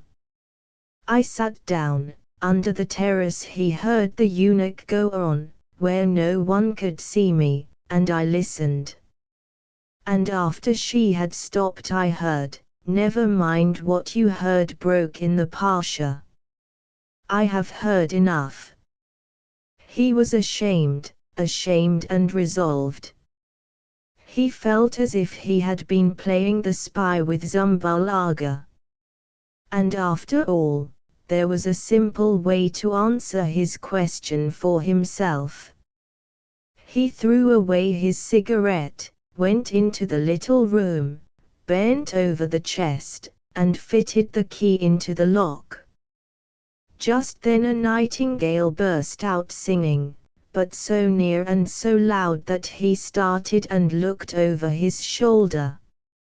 In an instant he collected himself, feeling the black man's eyes upon his. Yet he could not suppress the train of association started by the impassioned trilling of the bird, even as he began to turn the key of the chest where his mother used to keep her quaint old furs and embroideries. The irony of the contrast paralyzed his hand for a strange moment, and of the difference between this spring night and other spring nights when nightingales had sung. And what if, after all, only calamity were to come out of the chest, and he were to lose his last gift of hope? Ah! He knew at last what he would do. He quickly withdrew the key from the lock, stood up straight again, and looked at Zumbal Agha. "Go down and get Shaban," he ordered, "and don't come back." The eunuch stared. But if he had anything to say, he concluded not to say it. He saluted silently and went away. The Pasha sat down on the divan and lighted a cigarette. Almost immediately the nightingale stopped singing. For a few moments Zumbal Agha's steps could be heard outside. Then it became very still. The Pasha did not like it. Look which way he would, he could not help seeing the chest, or listening. He got up and went into the big room, where he turned on the water of the fountain. The falling drops made company for him, and kept him from looking for lost reflections. But they presently made him think of what Helen had said about them. He went out to the porch and sat down on the steps. In front of him the pines lifted their great dark canopies against the stars. Other stars twinkled between the trunks, far below, where the shore lights of the Bosphorus were. It was so still that water sounds came faintly up to him, and every now and then he could even hear nightingales on the European side. Another nightingale began singing in his own woods, the same one that had told him what to do, he said to himself. What other things the nightingales had sung to him, years ago. And how long the pines had listened there, still strong and green and rugged and alive, while he, and how many before him, sat under them for a little while and then went away. Presently he heard steps on the drive and Shaban came, carrying something dark in his hand. What is that? Asked the Pasha, as Shaban held it out. A revolver, my Pasha. Zumbul Agha told me you wanted it. The Pasha laughed curtly. Zumbul made a mistake. What I want is a shovel, or a couple of them. Can you find such a thing without asking anyone? Yes, my Pasha, replied the Albanian promptly, laying the revolver on the steps and disappearing again. And it was not long before he was back with the desired implements. We must dig a hole, somewhere, Shaban said his master in a low voice. It must be in a place where people are not likely to go, but not too far from the kiosk. Shaban immediately started toward the trees at the back of the house. The Pasha followed him silently into a path that wound through the wood. A nightingale began to sing again, very near them. The nightingale, thought the Pasha. He is telling us where to go, he said. Shaban permitted himself a low laugh. I think he is telling his mistress where to go. However, we will go too. And they did, bearing away to one side of the path till they came to the foot of the tall cypress. This will do, said the Pasha, if the roots are not in the way. Without a word Shaban began to dig. The Pasha took the other spade. To the simple Albanian it was nothing out of the ordinary. What was extraordinary was that his master was able to keep it up, soft as the loam was under the trees. The most difficult thing about it was that they could not see what they were doing, except by the light of an occasional match. But at last the Pasha judged the ragged excavation of sufficient depth. Then he led the way back to the kiosk. They found Zumbul Agha in the little room, sitting on the sofa with a revolver in either hand. I thought I told you not to come back, exclaimed the Pasha sternly. Yes, faltered the old eunuch, but I was afraid something might happen to you. So I waited below the pines. And when you went away into the woods with Shaban, I came here to watch. He lifted a revolver significantly. I found the other one on the steps. Very well, said the Pasha at length, more kindly. He even found it in him at that moment to be amused at the picture the black man made, in his sedate frock coat, with his two weapons. And Zumbul Agha found no less to look at, in the appearance of his master's clothes. But now there is no need for you to watch any longer, added the latter. If you want to watch, do it at the bottom of the hill. Don't let anyone come up here. On my head, said the eunuch. He saw that Shaban, as usual, was trusted more than he. But it was not for him to protest against the ingratitude of masters. He salaamed and backed out of the room. When he was gone, the Pasha turned to Shaban. "This box, Shaban, you see this box? It has become a trouble to us, and I am going to take it out there." The Albanian nodded gravely. He took hold of one of the handles, to judge the weight of the chest. He lifted his eyebrows.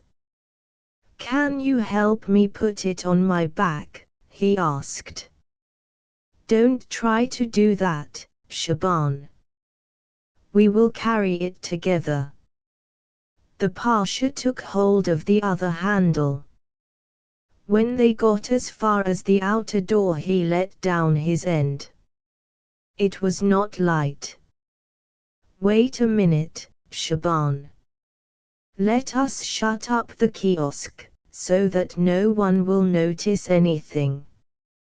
He went back to blow out the candles.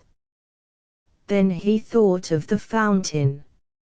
He caught a last play of broken images in the pool as he turned off the water. When he had put out the lights and groped his way to the door, he found that Shaban was already gone with the chest. A drop of water made a strange echo behind him in the kiosk. He locked the door and hurried after Shaban, who had succeeded in getting the chest on his back. Nor would Shaban let the Pasha help him till they came to the edge of the wood. There, carrying the chest between them, they stumbled through the trees to the place that was ready. "Now we must be careful," said the Pasha. "It might slip or get stuck." "But are you going to bury the box too?" demanded Shaban, for the first time showing surprise. "Yes," answered the Pasha. And he added, "It is the box I want to get rid of." "It is a pity," remarked Shaban regretfully. "It is a very good box. However, you know." "Now then." There was a scraping and a muffled thud, followed by a fall of earth and small stones on wood. The Pasha wondered if he would hear anything else. But first one and then another nightingale began to fill the night with their April madness. "Ah, there are two of them," remarked Shaban. "She will take the one that says the sweetest things to her." The Pasha's reply was to throw a spadeful of earth on the chest. Shaban joined him with such vigor that the hole was soon very full. "We are old, my Pasha, but we are good for something yet," said Shaban. "I will hide the shovels here in the bushes," he added, "and early in the morning I will come again, before any of those lazy gardeners are up, and fix it so that no one will ever know." There at least was a person of whom one could be sure. The Pasha realized that gratefully, as they walked back through the park. He did not feel like talking, but at least he felt the satisfaction of having done what he had decided to do.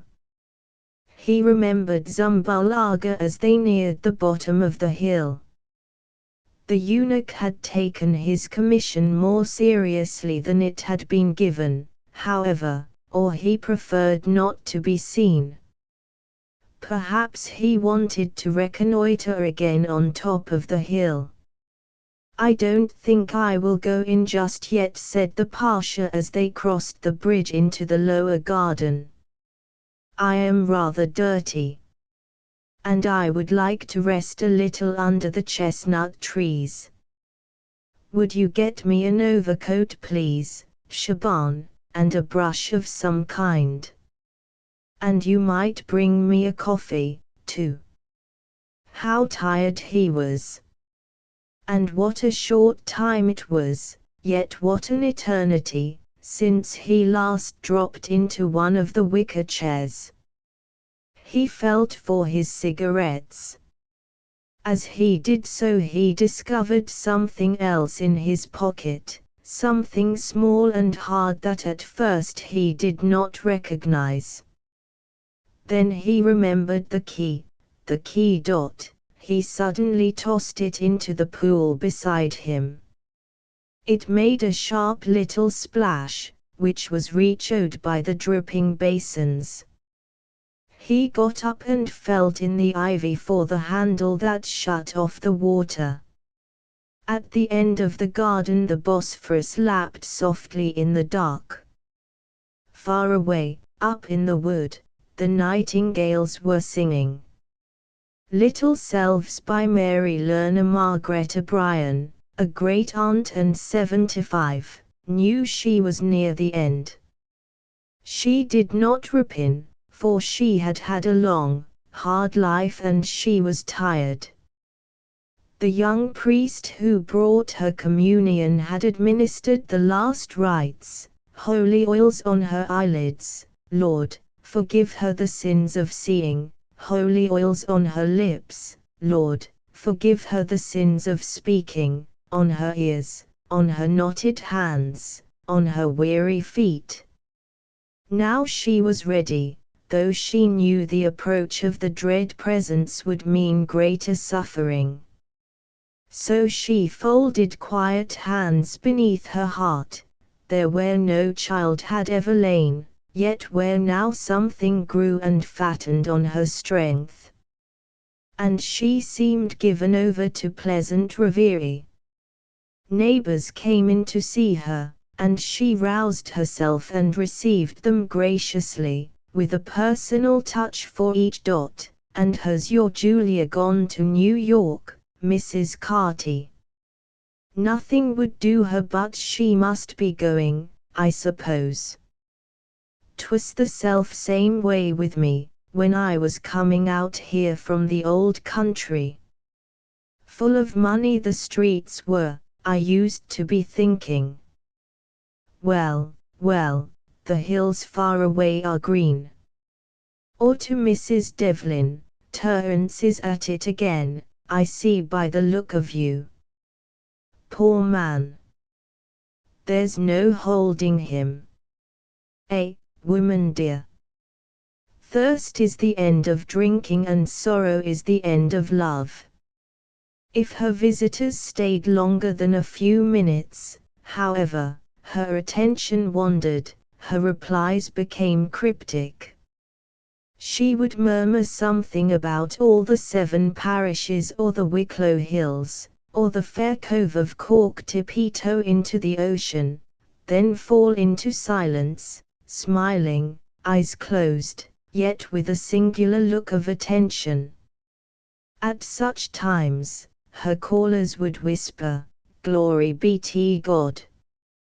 She's so near it there's no fun in it," and slip out soberly into the kitchen. Her niece, Anna Lennon, mother of a fine brood of children, would stop work for the space of a breath and enjoy a bit of conversation. Ain't she failing, though, the poor afflicted creature? Mrs. Hanley cried one day. Her mind is going back on her already. Are you of that opinion? I'm thinking she's mind enough yet, when she wants to attend, but mostly she's just drawn into herself, as busy as a bee about something, whatever it is that she's turning over in her head day in, day out. She sleeps scarce a wink for all she lies there so quiet, and, in the night, my man and I hear her talking to herself. No, no, she'll say. I've gone past. I must be getting back to the start. Or, another time, this is it, now. If I could be stopping. And what do you think she is colging about? There's no telling. Himself does be saying it's in an elevator she is, but that's because he puts in the day churning up and down in one of the same. What else can you expect? T's nothing but going up. Going down, with him all night as it is. Between the two of them they have me fair destroyed with their travelling. Are you lacking anything, Aunt Margaret? I call out to her. I am not, she answers, impatient-like. Don't be ever fussing and tooing, will you? TCH. TCH. And do you suppose the children are a comfort to her? Sorra bit. Just a look at them and she wants to be alone. Take them away, let you, says she, shutting her eyes. The others is realer. And you think she's in her right mind all the same? I do. T's just something she likes to be thinking over, something she's fair dotty about. Why, it's the same when Father Flint is here. Polite and reverential at the first, then impatient, and, if the poor man doesn't be taking the hint, she just closes up shop and off again into her whimsies. You'd swear she was in fear of missing something. The visitor, being a young wife, had an explanation to hazard. If she was a widow woman, now, or married, perhaps she had a liking for somebody once. Perhaps she might be trying to imagine them young days over again. Do you think could it be that? Anna shook her head. My mother used to say she was a born old maid. All she wanted was work and saving her bit of money, and to church every minute she could be sparing. Still, you can't be telling.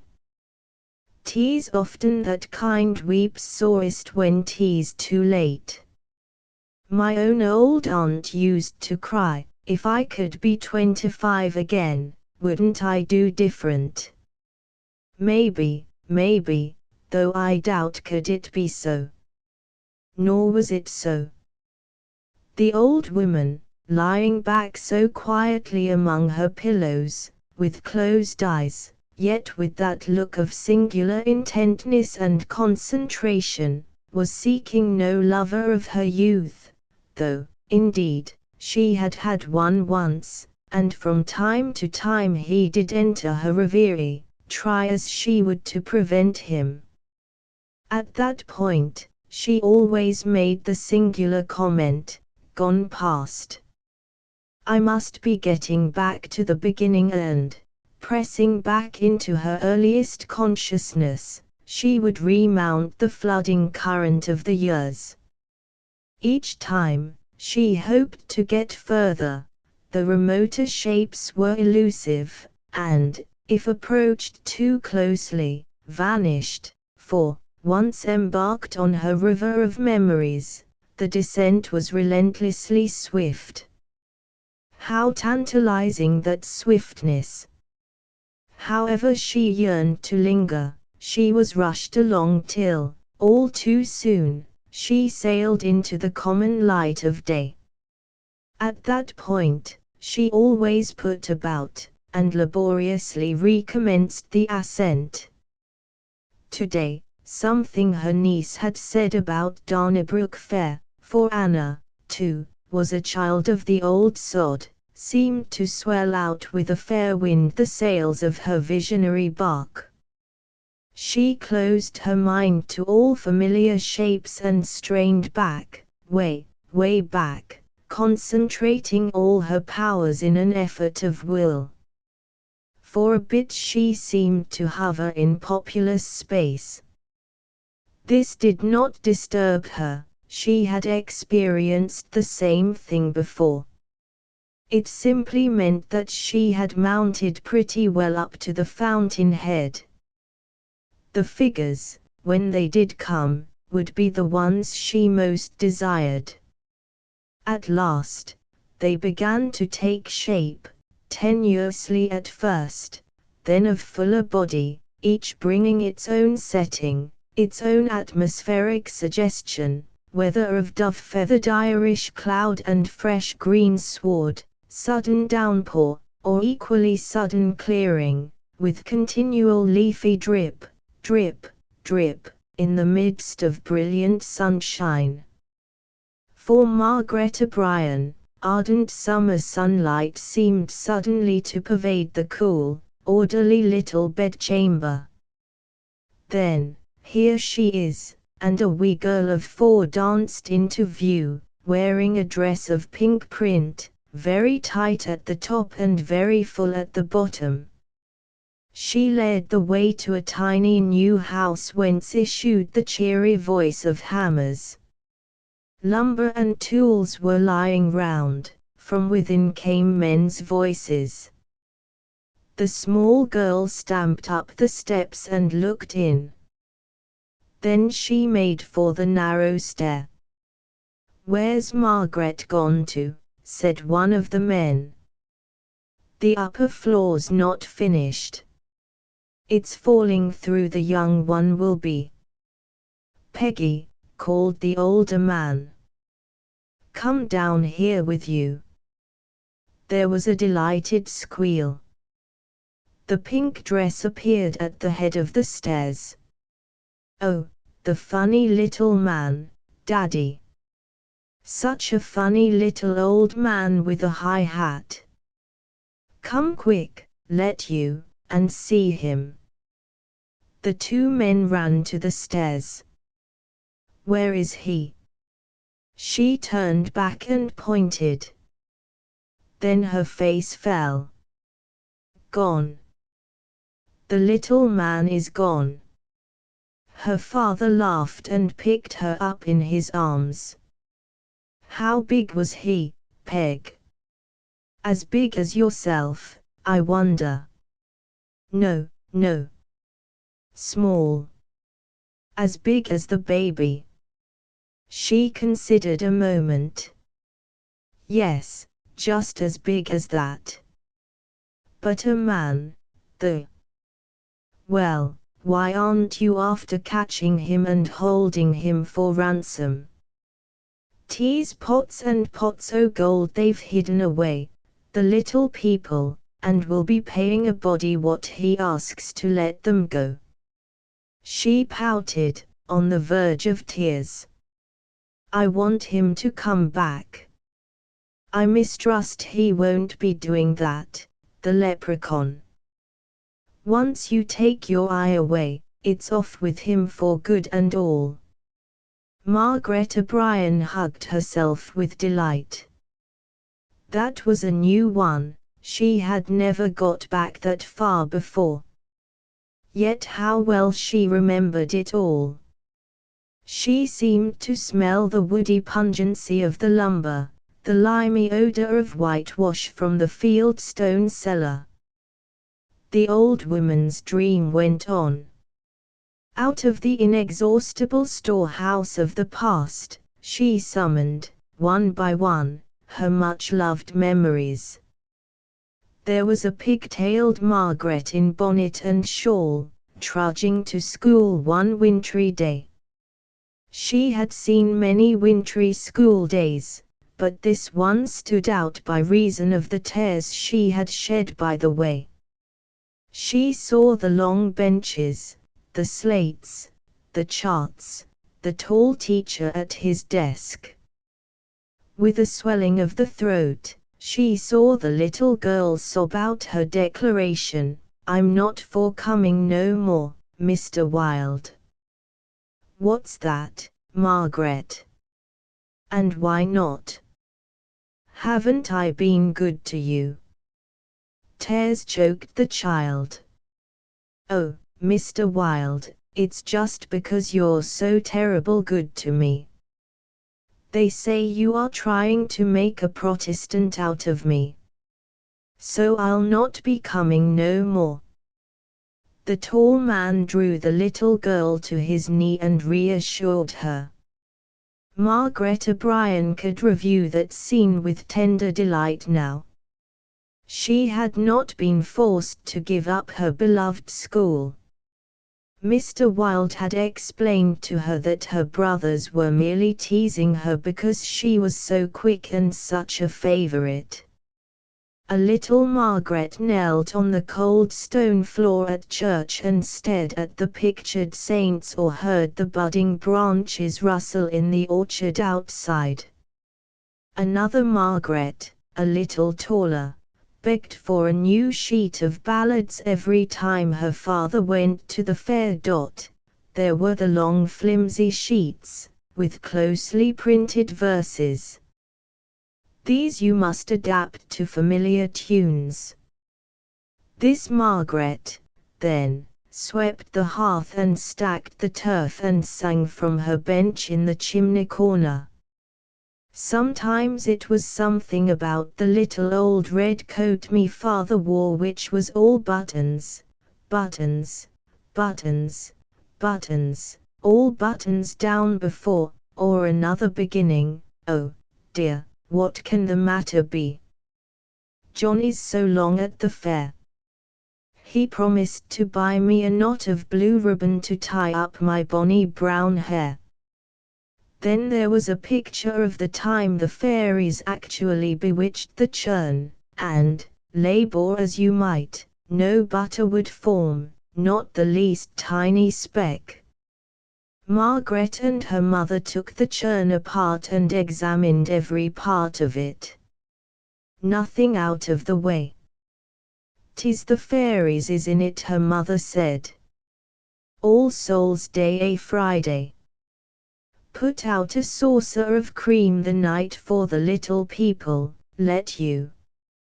A well-grown girl in a blue cotton frock, the long braids of her black hair whipping about her in the windy evening, set out the cream on the stone flags before the low doorway, wasting no time in getting in again.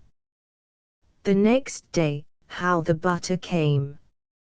Hardly started they were, when they could feel it forming. When Margaret washed the dasher, she kept an eye out for the dark corners of the room, for the air seemed thronged and murmurous. After this picture, came always the same tall girl still in the same blue frock, this time with a shawl on her head. She brought in potatoes from the sheltered heaps that wintered out in the open. From one pailful she picked out a little flat stone, rectangular and smoother and more evenly proportioned than any stone she had ever seen. "What a funny stone," she said to her mother. Her mother left carding her wool to look. "You may well say so. 'Tis one of the fairies' tables. Look close and you'll be turning up their little chairs as well." It was as her mother said. Margaret found 4 smaller stones of like appearance, which one might well imagine to be stools for tiny dolls. "Shall I be giving them to little Bee for playthings?" "You will not. You'll be putting them outside. In the morning, though you may be searching the countryside, no trace of them will you find, for the fairies will be taking them again." So Margaret stacked the fairy table and chairs outside. Next morning, she ran out half reluctantly, for she was afraid she would find them and that would spoil the story. But, no. They were gone. She never saw them again, though she searched in all imaginable places. Nor was that the last potato heap to yield these mysterious stones. Margaret, growing from scene to scene, appeared again in a group of laughing boys and girls. "What'll we play now? Let's write the ivy test. Here's leaves." Each wrote a name on a leaf and dropped it into a jar of water. Next morning, Margaret, who had misgivings, stole down early and searched for her leaf. Yes, the die was cast. At the sight of its bruised surface, ready tears flooded her eyes. She had written the name of her little grandmother, and the condition of the leaf foretold death within the year. The other leaves were unmarred. She quickly destroyed the ill-omened bit of ivy and said nothing about it, though the children clamored. "There's one leaf short." "Whose is gone?" "Mine is there." "Is it yours, John?" "Is it yours, Esther?" But Margaret kept her counsel, and, within the year, the little grandmother was dead. Of course, she was old, though vigorous, yet Margaret would never play that game again. It was like gambling with fate. And still the girls kept swinging past. Steadily, all too swiftly, Margaret shot up to a woman's stature. Her skirts crept down, her braids ought to have been bobbed up behind. She let them hang, however, and still ran with the boys, questing the bogs, climbing the apple trees, storming the wind-swept hills. Her mother would point to her sister Mary, who, though younger, sat now by the fire with her spriggin embroidery, for the quality.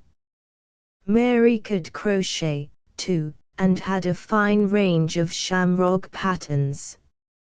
So the mother would chide Margaret. "What kind of a girl are you, at all, to be ever leaping and tearing like a redshanks, dear? 'Tis high time for you to be getting sensible and learning something. Whistles and scouting guns is all you're good for, and there's no silver in them things as far as I can see." What fine whistles she contrived out of the pithy willow shoots in the spring! And the scouting guns hollowed out of elder stalks, which they charged with water from the brook by means of wadded sticks, working piston-wise. They would hide behind a hedge and bespatter enemies and friends alike. Many's the time they got their ears warmed in consequence or went supperless to bed, pretending not to see the table spread with baked potatoes, laughing potatoes they called them, because they were ever splitting their sides, besides delicious buttermilk, freshly laid eggs, oat cakes and fresh butter. "A child without supper is two to breakfast," their mother would say, smiling, when she saw them tackle their stirabout the next day. How full of verve and life were all these figures! That glancing creature grow old! How could such things be?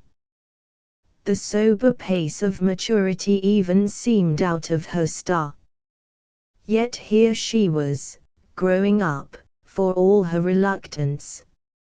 An awkward gossoon leaned over the gate in the moonlight, though she was indoors, ready to hide. But nobody noticed her alarm. "There's that long-legged McMurray lad again, scouting after Mary, I'll be bound," said her mother, all unawares. But it was not Mary that he came for, though she married him just the same, and came out to America with their children some years after her sister's lone pilgrimage. The intrusion of Jerry McMurray signaled the grounding of her dream bark on the shoals of reality. Who cared about the cut-and-dried life of a grown woman? Enchantment now lay behind her, and, if the intervals between periods of pain permitted, she again turned an expectant face toward the old childish visions. Sometimes she could make the trip twice over without being overtaken by suffering. But her intervals of comfort grew steadily shorter. Frequently she was interrupted before she could get rightly launched on her delight. And always there seemed to be one vision more elusive than the rest which she particularly longed to recapture. At last, chance words of Anna's put her on its trail in this wise. When she was not, as her niece said, in her trance, wool-gathering, Anna did her best to distract her, sending the children in to ask would she have a sup of tea now or a taste of wine jelly. One day, after the invalid had spent a bad night, she brought in her new long silk coat for her aunt's inspection, for the old woman had always been tasty and dressy and had made many a fine gown in her day. The sharp old eyes lingered on the rich and truly striking braid ornament that secured the loose front of the garment. "What's that plaster?" she demanded, disparagingly. Anna, inclined to be wroth, retorted, "I suppose you'd be preferring one o' them tight gansy sweater things that fit the figure like a jersey, all buttoned down before."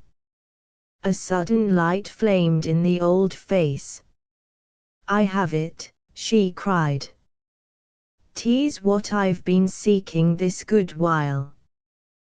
'Twill come now, the red coat. I must be getting back to the beginning." With that, she was off, relaxing and composing herself, as if surrendering to the spell of a hypnotist. To reach any desired picture in her gallery, she must start at the outset. Then they followed on, in due order, all that procession of little girls, pink-clad, blueprint-clad, bare-legged or brogan-shod, flirting their short skirts, plaiting their heavy braids. About halfway along, a new figure asserted itself, a girl of 9 or 10, who twisted this way and that before a blurred bit of mirror and frowned at the red coat that flapped about her heels, bought oversize, you may be sure, so that she shouldn't grow out of it too soon. The sleeves swallowed her little brown hands, the shoulders and back were grotesquely sack-like, the front had a pout on it. "'Tis the very fetch of Paddy the gander I am in it. I'll not be wearing it so." She frowned with sudden intentness. "Could I be fitting it a bit, I wonder, the way mother does cut down John's coats for Martin?" With needle, scissors and thread, she crept up to her little chamber under the eaves. It was early in the forenoon when she set to work ripping. The morning passed, and the dinner hour. "Peggy. Where's the girl gone to, I wonder?" "To Aunt Teresa's, I'm thinking." "Well, it's glad I am she's out o' my sight, for my hands itched to be shaking her." Stand and twist herself inside out she did, fussing over the fit of the good coat I'm after buying her. The little fusterer. For the small tailoress under the roof, the afternoon sped on winged feet, pinning, basting, and stitching, trying on, ripping out again, and refitting. "I'll be taking it in a wee bit more." She had to crowd up to the window to catch the last of the daylight. At dusk, she swept her dark hair from her flushed cheeks and forced her sturdy body into the red coat. It was a fit, believe you me.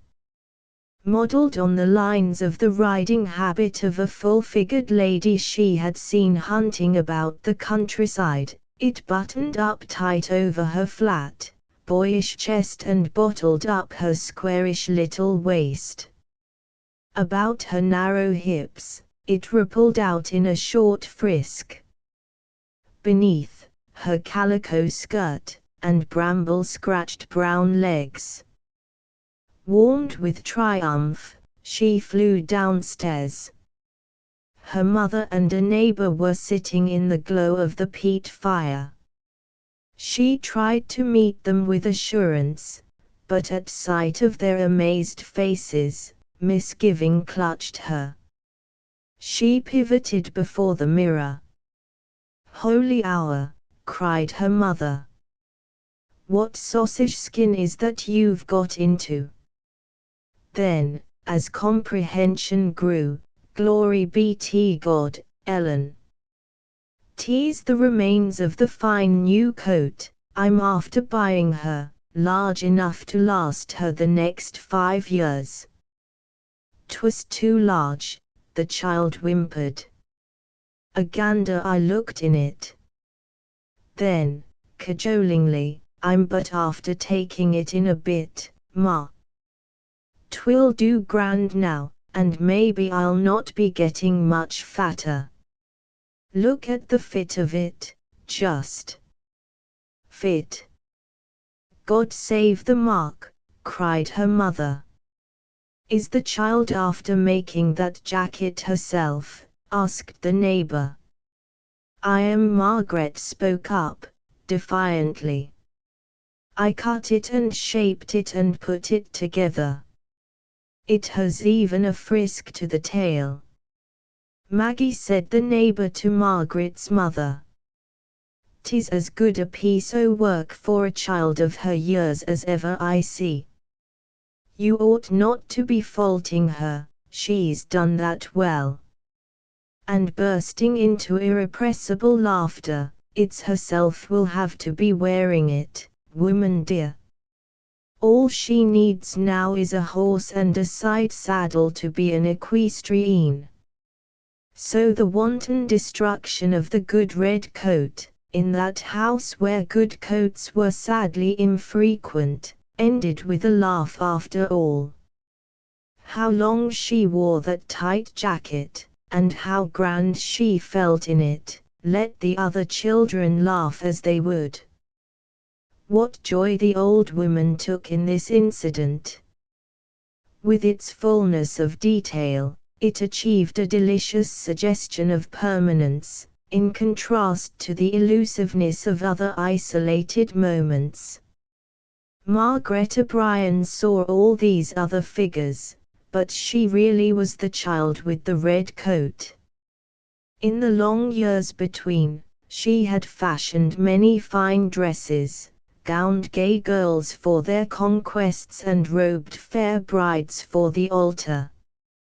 Of all these, nothing now remained, but she could feel the good stuff of the red kersey under her little needle-scratched fingers, and see the glow of its rich color against her wind-kissed brown cheek. "To the life!" she exclaimed aloud, exultantly. "To the very life!" "What life, Aunt Margaret?" asked Anna, with gentle solicitude. "Is it afraid of the end you are, darling?" "No, no, as Thor. I've resigned myself long since, though 'twas bitter knowledge at the outset. Well, well, God is good and we can't live forever." Her eyes, opening to the 2 flaring patent gas burners, winked as if she had dwelled long in a milder light. "What's all this glare about?" she asked, playfully. "I guess the chandler's wife is dead. Snuff out the whole of them staring candles, let you. 'Tis daylight yet, just the time o' day I always did like the best." Anna obeyed and sat down beside the bed in the soft spring dusk. A little wind crept in under the floating white curtains, bringing with it the sweetness of new grass and pear blossoms from the trim yard. It seemed an interval set apart from the hurrying hours of the busy day for rest and thought and confidences, an open moment. The old woman must have felt its invitation, for she turned her head and held out a shy hand to her niece. "Anna, my girl, you imagine 'tis the full o' the moon with me, I'm thinking. But, no, never woman was more in her right mind than I. Do you want I should be telling you what I've been hatching these many long days and nights? 'Twill be a good laugh for you, I'll go bail." And, as best she could, she gave the trend of her imaginings. Anna did not laugh, however. Instead, with the ever-ready sympathy and comprehension of the Celt, she showed brimming eyes. "'Tis a thought I've often myself, let me tell you," she admitted. "Of all the little girls that were me, and now can be living no longer." "You've said it," cried the old woman, delighted at her unexpected responsiveness. "Only with me, 'tis fair pit use. There's all those poor dear lasses, there's nobody but me left to remember, and soon there'll not be even that. Sometimes they seem to be pleading just not to be forgotten, so I have to be keeping them alive in my head. I'm succeeding, too, and, if you'll believe me, 'tis them little whips seem to be the real ones, and the live children here the shadders." Her voice choked with sudden tears. "They're all the children ever I had. My grief! That I'll have to be leaving them. They'll die now, for no man lives who can remember them any more." Anna's beauty, already fading with the cares of house and children, seemed to put on all its former fresh charm. She leaned forward with girlish eagerness. "Auntie Margaret," she breathed, with new tenderness, "there's many a day left you yet. I'll be sitting here aside of you every evening at twilight just, and you can be showing me the lasses you have in mind. Many's the time my mother told me of the old place, and I can remember it well enough myself, though I was the youngest of the lot. So you can be filling it with all of our people, Mary and Margaret, John, Martin and Esther, Uncle Seamus and the rest. I'll see them just as clear as yourself, for I've a place in my head where pictures come as thick and sharp as stars on a frosty night, when I get thinking. Then, with me ever calling them up, they'll be dancing and stravaging about till doomsday." So the old woman had her heart's desire. She recreated her earlier selves and passed them on, happy in the thought that she was saving them from oblivion. "Do you mind that bold lass clouting her pet bull, now?" she would ask, with delight, speaking more and more as if of a third person.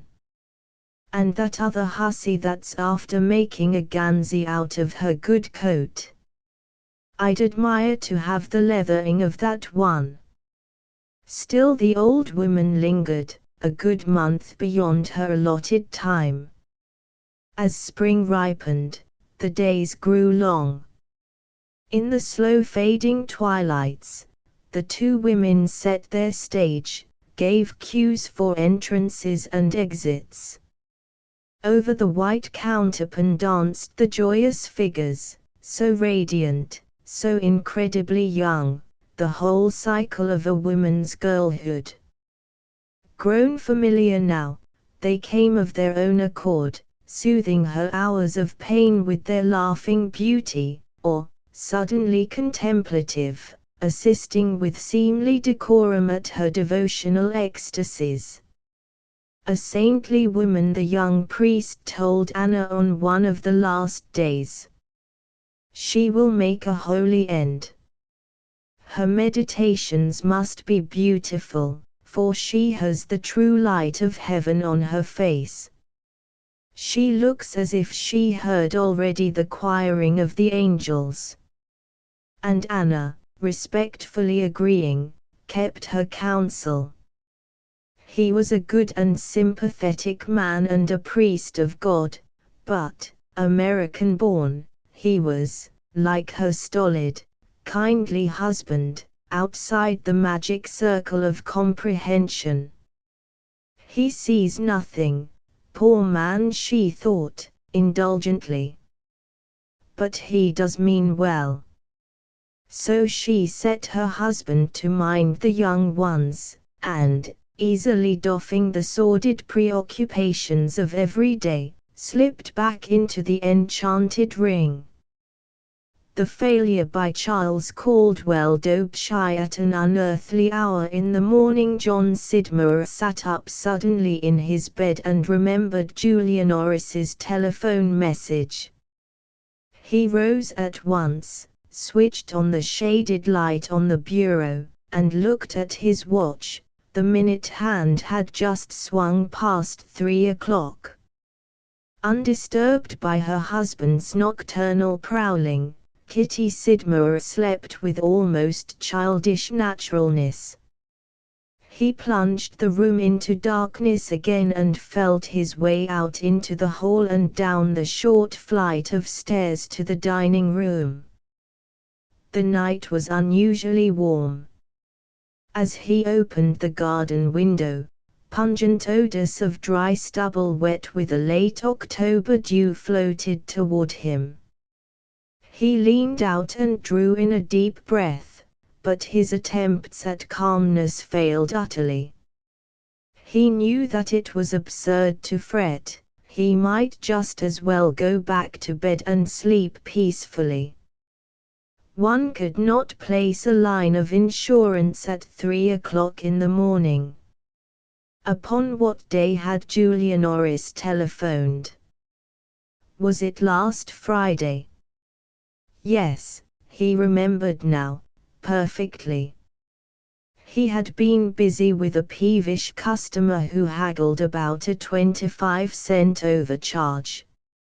In the midst of the controversy, in her characteristically impulsive way, Julia Norris had rung up. "Oh, John. Is that you, John? Place $10,000 with the Falcon Insurance Company on my flats in the Richmond district." He had recognized her voice even before she gave her name.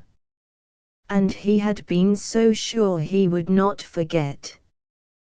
Why, he had been so very sure that he had not troubled to make a memorandum. And to think that the excitement of arguing a 25-cent overcharge should have so completely put to rout Julia Norris's order. A sudden rage at his carelessness seized him.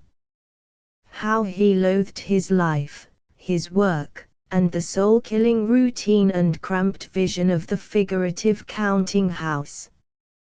He switched on the light and peered into the mirror over the mantel, smiling satirically at the reflection greeting him, the reflection of plain Johnny Sidmouth, insurance broker's clerk, a commonplace, rather undersized, law-abiding citizen just turning 40, whose face showed the lack of that forceful ability necessary to convert opportunity into success.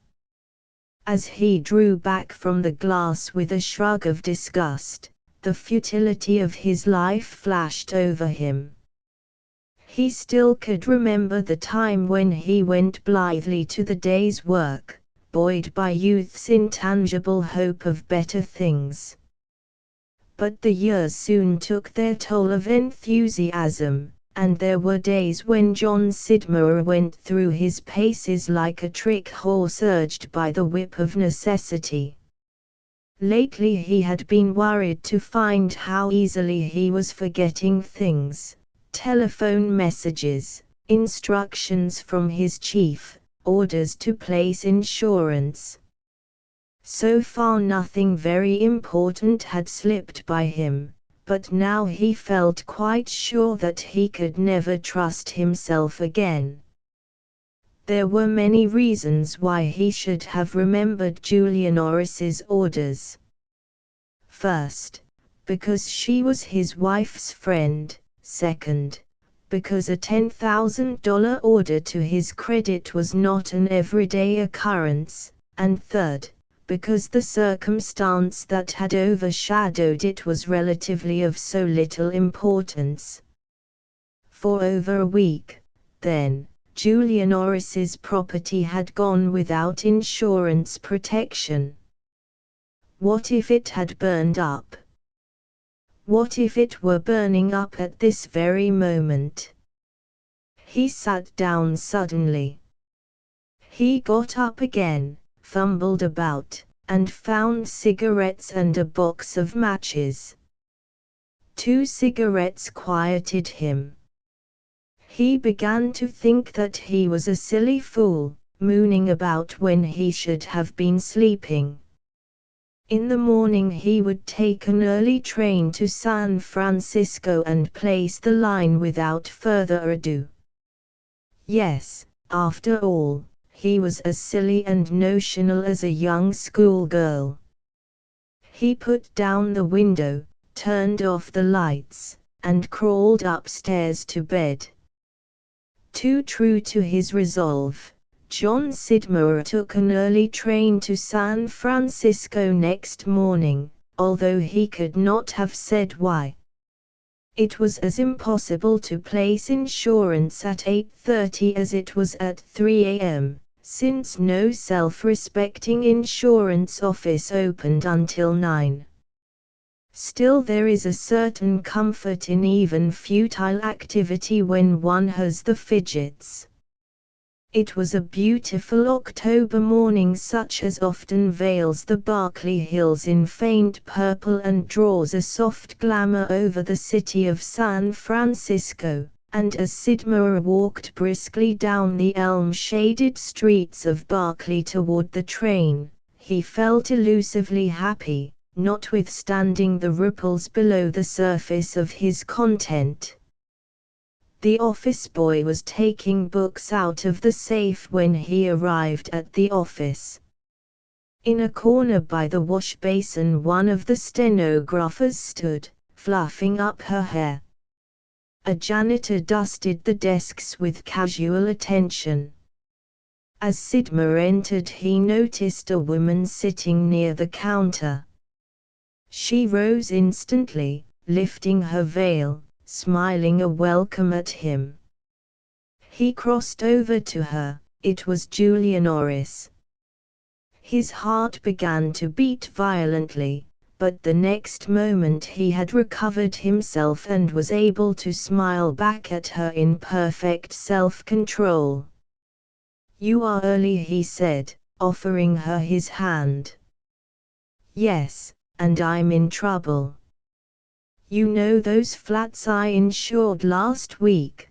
They burned down early this morning. They tell me there isn't a stick left standing."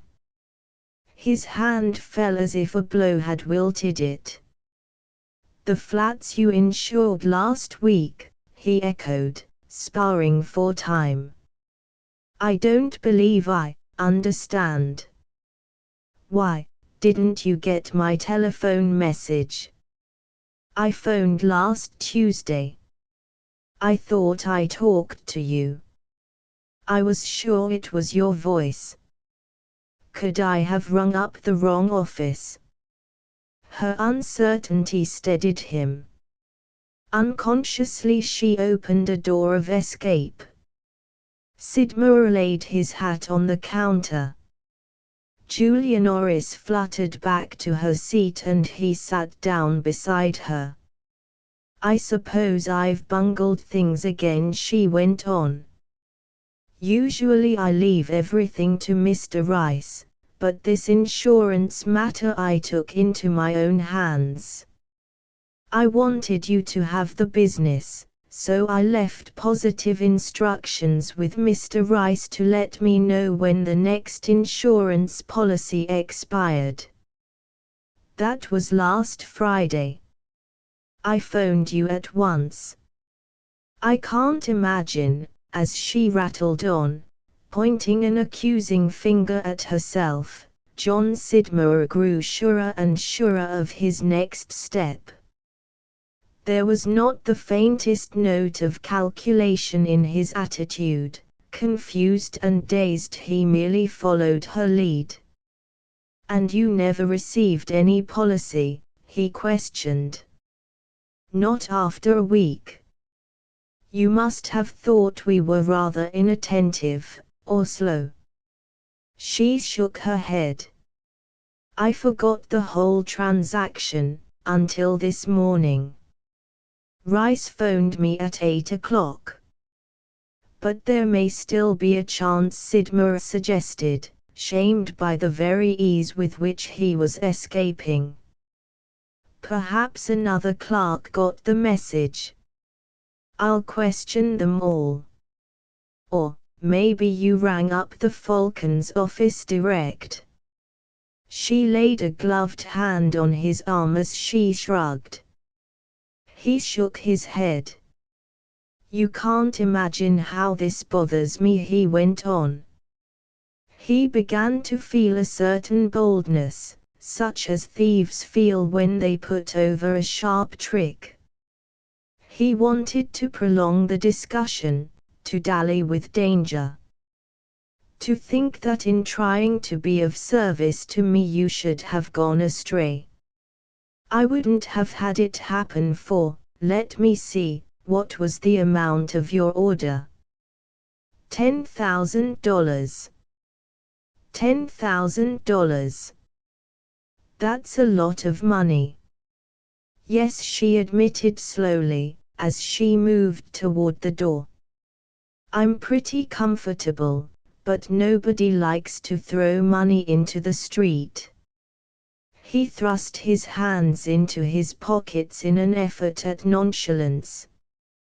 He could feel his temples throbbing. But his confusion cleared before Julia Norris's unruffled smile, deepening a growing sense of irritation. She was not greatly concerned, first, because she did not have to be, and second, because her faith in his integrity was unshaken. Her complacency and trustfulness enraged him. What was $10,000 to her? In the midst of his musings, her voice, curiously remote, roused him. "I'm going to have lunch with Kitty," she said, almost gaily. "Lunch with Kitty," he echoed. Then, floundering with mingled consternation and embarrassment, he finished, "Oh, yes, won't that be fine?" "Yes, by all means do." And yet, unnerved as he was, he went through the conventional motions of courtesy, bowing her to the door, pressing her hand cordially, sweeping her a goodbye with exaggerated warmth. Even when she was gone, her unperturbed smile mocked him. She did not have the slightest suspicion of his unworthiness, and therein lay the essence of the sudden and unqualified hate he began to feel for her. John Sidmouth questioned all the clerks as they entered the office. Had anyone received a telephone message about a week ago from Mrs. Julia Norris? He was playing his game so earnestly that he would not have been surprised to find somebody acknowledging the transaction. The manager came in at 10 o'clock. Sidmouth even presented the case to him. "Mrs. Julia Norris, a client of his, had telephoned an order for insurance over a week ago. Nobody remembered it. The property to be insured had burned up.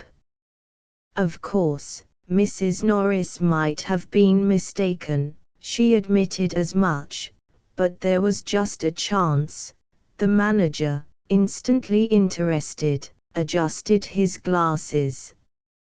A $10,000 line neglected. Incredible. He began to investigate personally, calling up one clerk after another, while Sidmouth listened like a highwayman, tempting chance from a spirit of sheer bravado. Nobody remembered, even under the most searching cross-examination. The private exchange operator, who was usually very keen about such matters, could not place the call. Then came a discussion as to how to prevent such a lapse should one occur. Sidmouth sat at the manager's desk, quite the hero of the hour, a very important personage, whose $10,000 client had come to grief.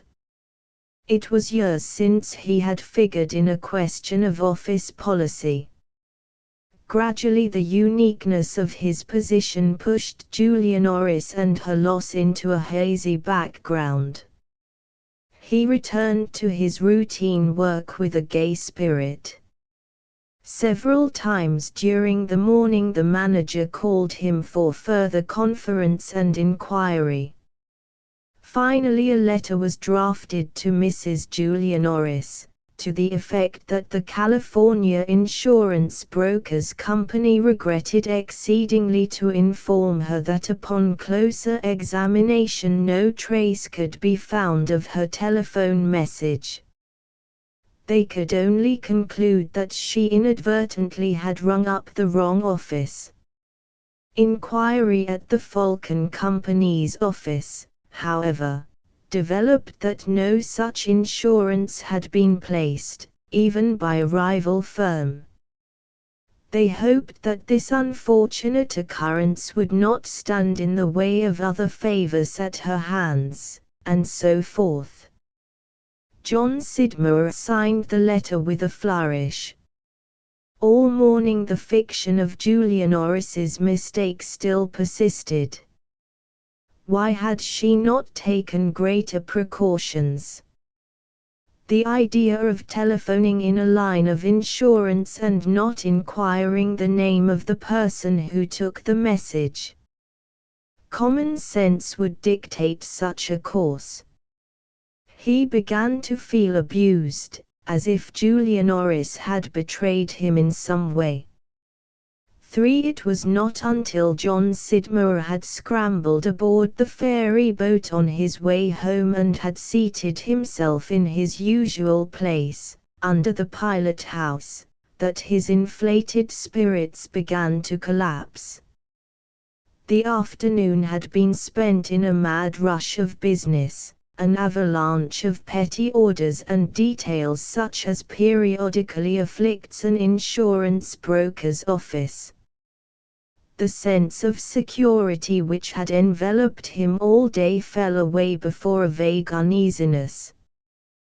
Before an audience, he had played his part spiritedly; without the spur of interested auditors his performance lagged. There was an element of excitement in serving moral fiction to unsuspecting listeners, but hoodwinking himself proved a boresome task. The boldest highwayman had a cleaner record, at least such an outlaw made bold plays and took great chances. He had not risked so much as his little finger on his enterprise, and his victim's cheek was still warm with the kiss of betrayal. Lies, thievery, murder. One by one these suggestions of outlawry mentally passed in review and sank into insignificance before this sinister word, betrayal. In all the calendar of human weaknesses, John Sidmouth could recall none that served so contemptible an end as betrayal. And he, John Sidmouth, had been guilty of this crowning meanness. If the memory of Julia Norris's confidence stabbed him, what of the attitude of his superiors at the office? They had never even thought of questioning him. As he looked back on the events of the morning, he was appalled. It seemed that all these years he had built up barriers of moral responsibility only to see them swept away before a freshet of fears. A tramping of feet warned him that the boat was swinging into the slip. He rose mechanically. The exertion of following the scrambling crowd and finding himself a seat on the train interrupted his self-accusation. By the time he was comfortably settled again, he mentally had begun his defense. Why should he make such an absurd fuss over confessing his fault to Julia Norris? She was rich, her husband had left her a cool $1 million. $10,000 didn't matter, and besides, she was Kitty's friend. Had he the right to purchase a quiet conscience at the expense of Kitty's pride? What had he given Kitty in the 15 years of their wedded life? Had he played the game boldly and well? Did she hold her head high at the mention of his name? No, he had fallen short of his own standards. How much more must he have fallen short of her hopes for him? And now he was lacking the courage to swallow his medicine. He was ready to whimper and whine at the load which his own inefficiency had forced upon his conscience. He argued that strong men made bold plays and damned the consequence, in other words, they took a chance. But his soul was tricking itself out in a dramatic subterfuge. What he really had discovered was something to excuse his weakness, and this something loomed up conveniently in the person of Kitty Sidmouth, his wife. When Sidmouth arrived home, he went directly to his room and closed the door. The thought of meeting Kitty troubled him. But after he had slipped on an old coat and freshened up, he felt better. At the dinner table he noticed a tired, pinched look about his wife's mouth. Julia Norris was every day as old as his wife, but time had dealt kindly with her. Her face was still fresh and rosy, there was not even a glint of grey in her hair. Resentment began to move him, resentment at Julia Norris, at her fortune, at her friendship for his wife, at every detail connected with his memory of her. Kitty began to talk. Sidmouth sat silent, crumbling his bread. Finally the dread subject came to life. Kitty looked up and said, "Julia was late today, as usual." "Poor dear Julia, what a generous soul she is." Sidmouth began to fidget. "Late? How did that happen?" "She left our office long before 10 o'clock. "Oh, but you don't know Julia. She did 1,001 things before she arrived here. And such a disheveled creature as she was. And so full of apologies and troubles. Nothing to speak of, she laughed them all away in 5 minutes. Then she didn't tell about the insurance." "I should say she did. She was so worried for fear you'd be distressed about it all. She admitted that she was to blame.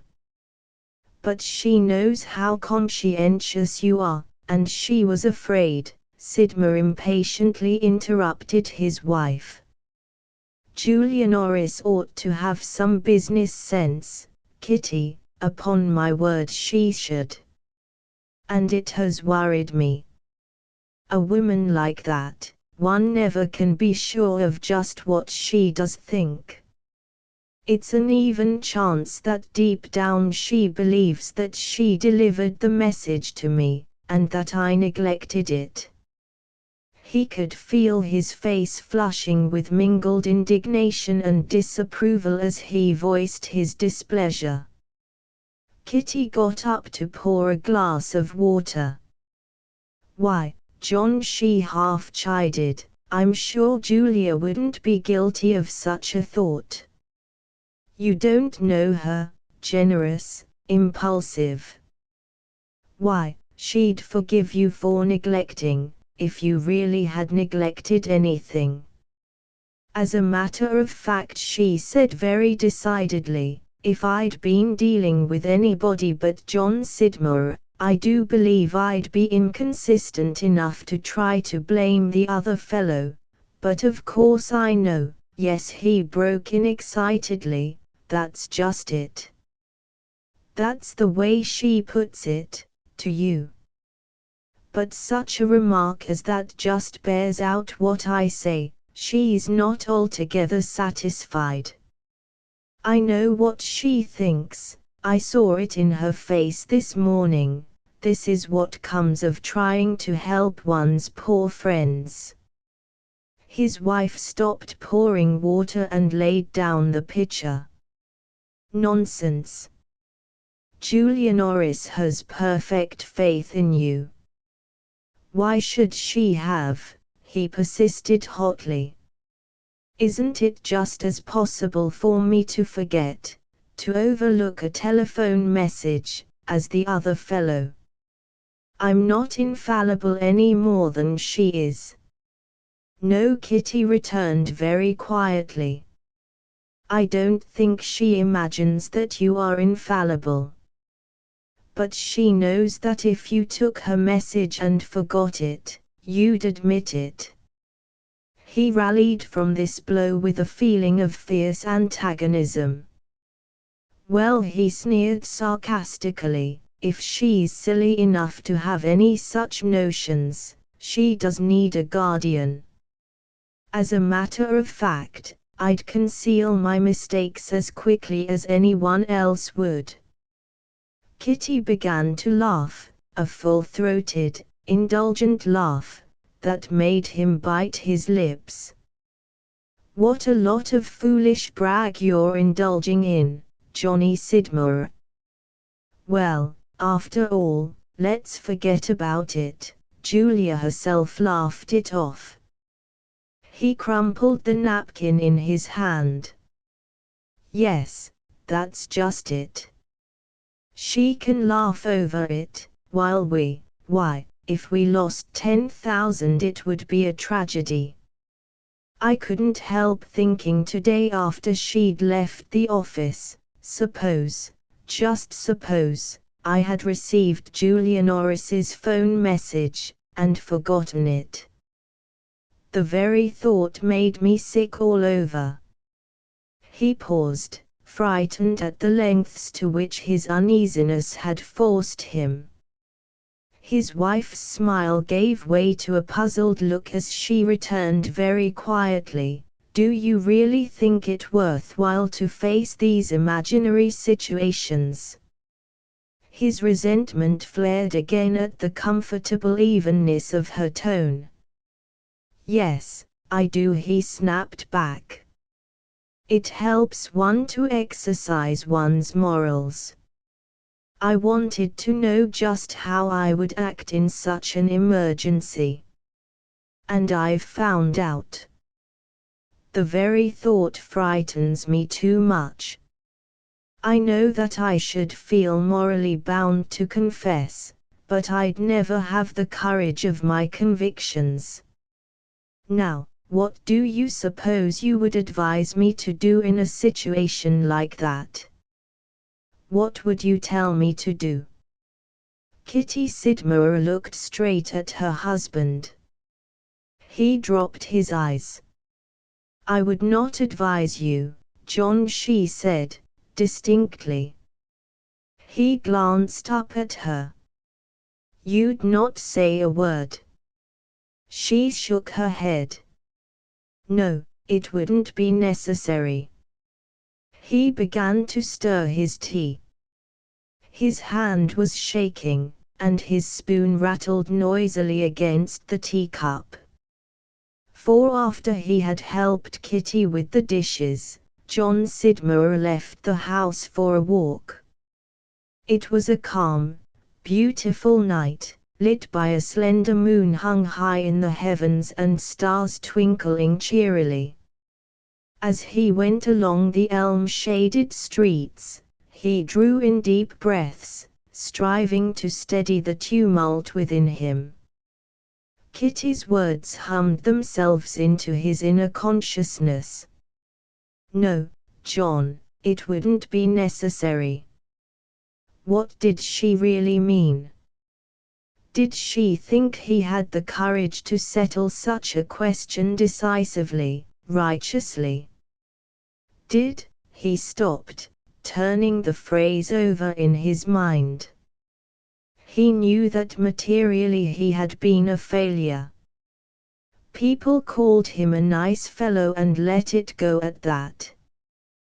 Was it possible for his wife, the wife who had lived so close to all his weaknesses, to glorify him with so large a hope?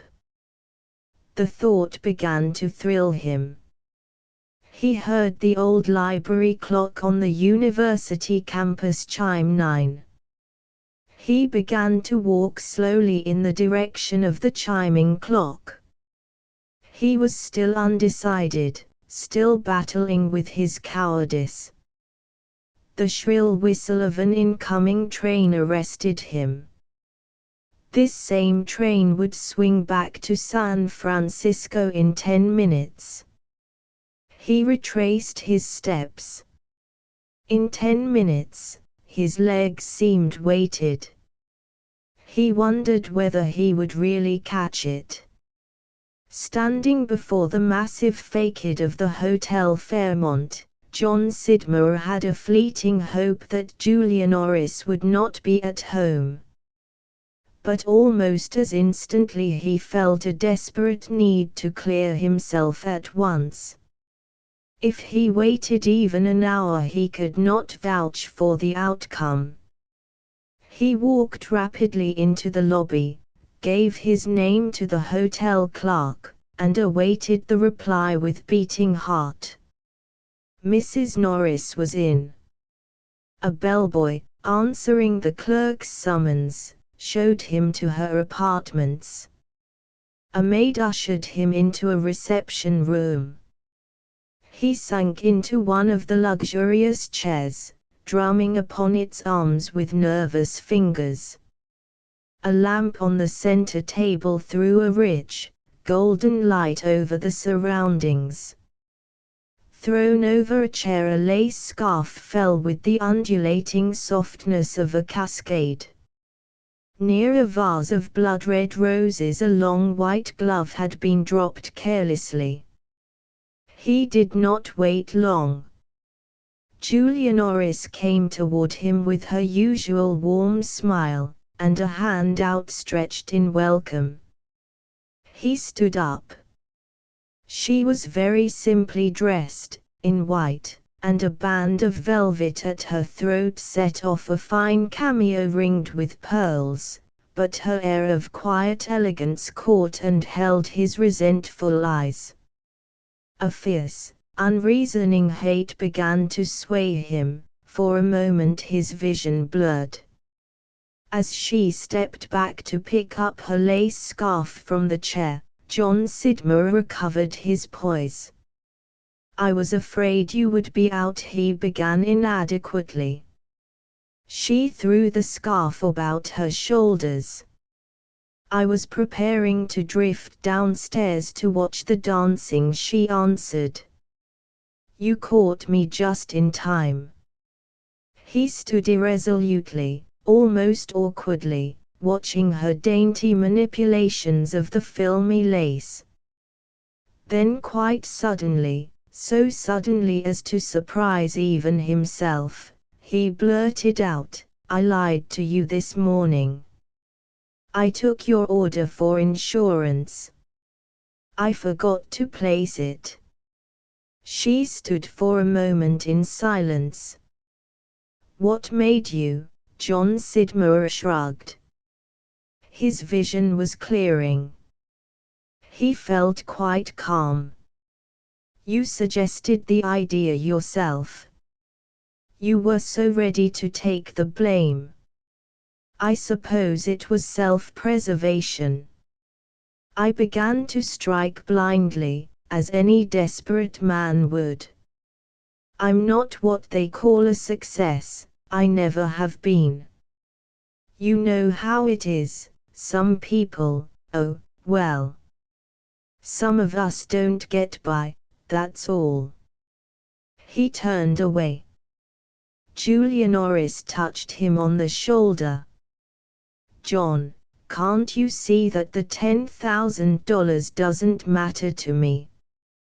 But you and Kitty do matter." He began to crush his hat between his clasped hands. She threw the scarf from her shoulders. "Look here, John," he stopped her with an abrupt gesture. "I've won this victory for Kitty's sake," he said. "This is the first time in my life I've lived up to her hope of me. If you were a failure you'd realize how much that means." She was standing by the vase of roses, scattering petals with ruthless fingers. She crossed over to him and put both her hands in his. "You're not a failure, John Sidmouth," she said simply. The rose petals were dropping in a steady shower on the table. He saw them lying lightly on the white glove. He felt a great relief as he put his clenched hand to his eyes. As John Sidmouth rode home he felt desperately tired. He could not remember a day which had seemed longer.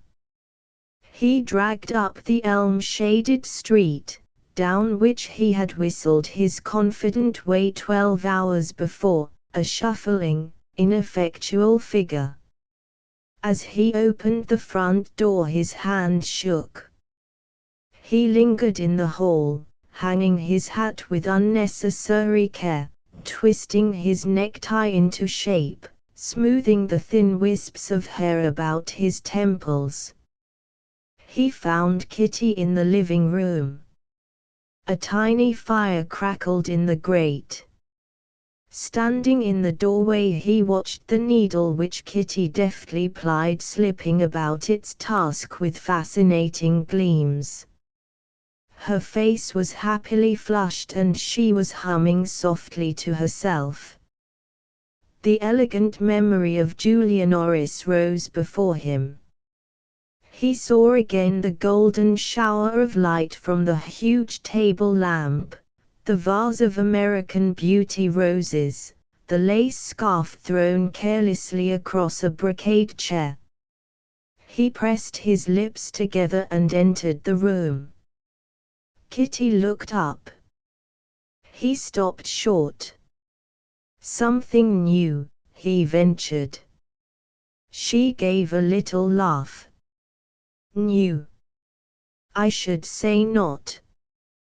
Just freshening up a bit for tomorrow." "Tomorrow," he echoed dully.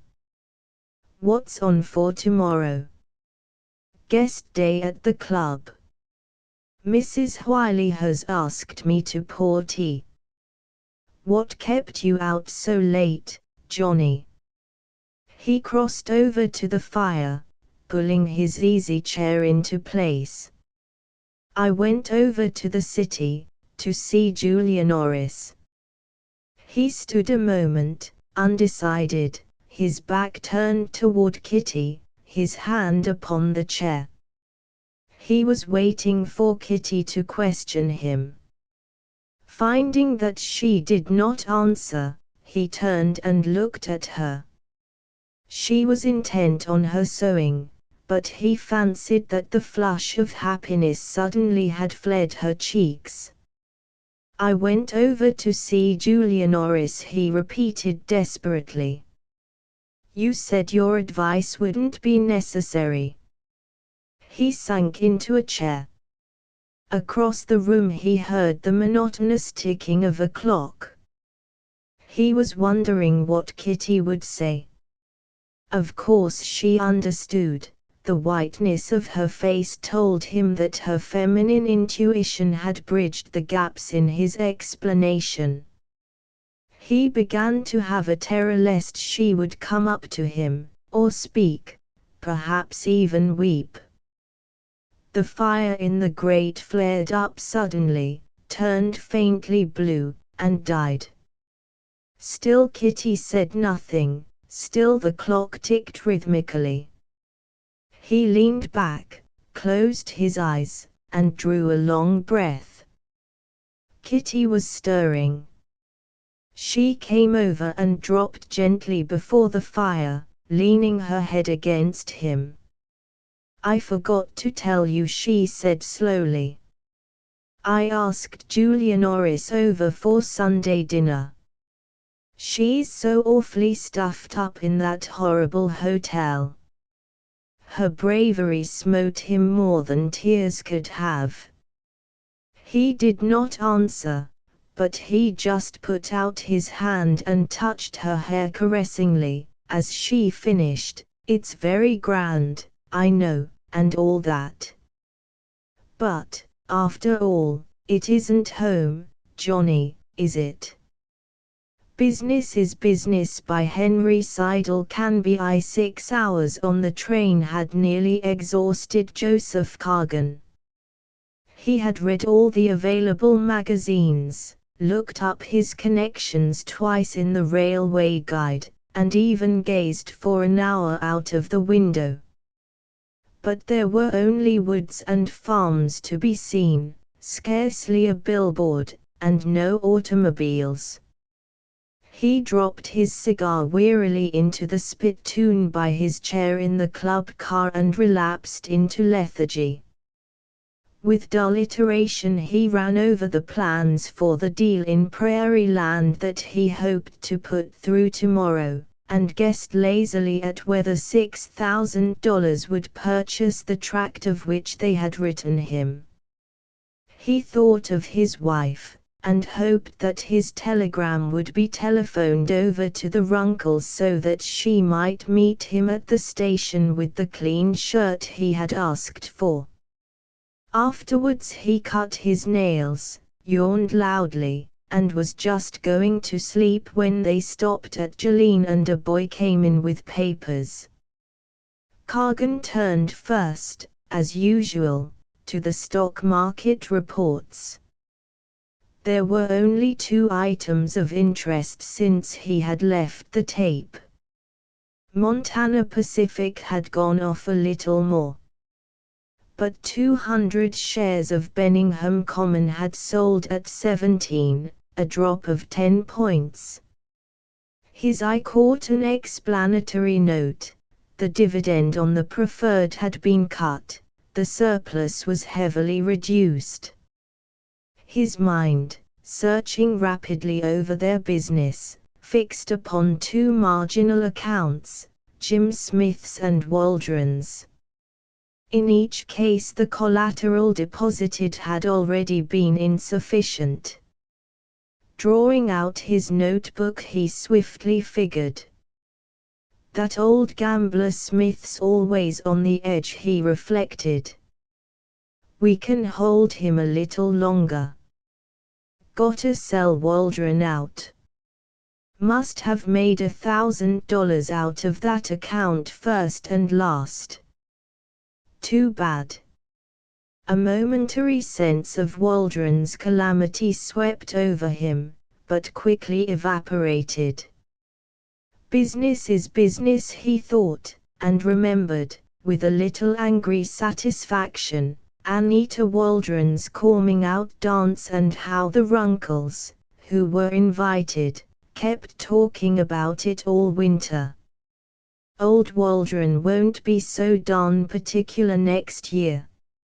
As the train pulled into his hometown, he hurried out upon the station platform, and saw with pride and pleasure that his wife was just stepping out of the Runkles' motor.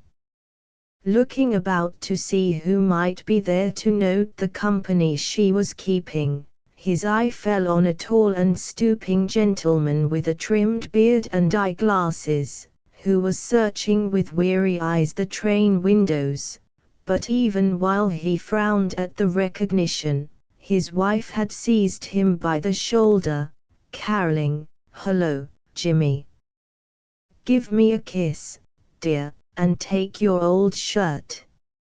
She was a graceful woman, stiffened by an obvious corset, and faintly powdered.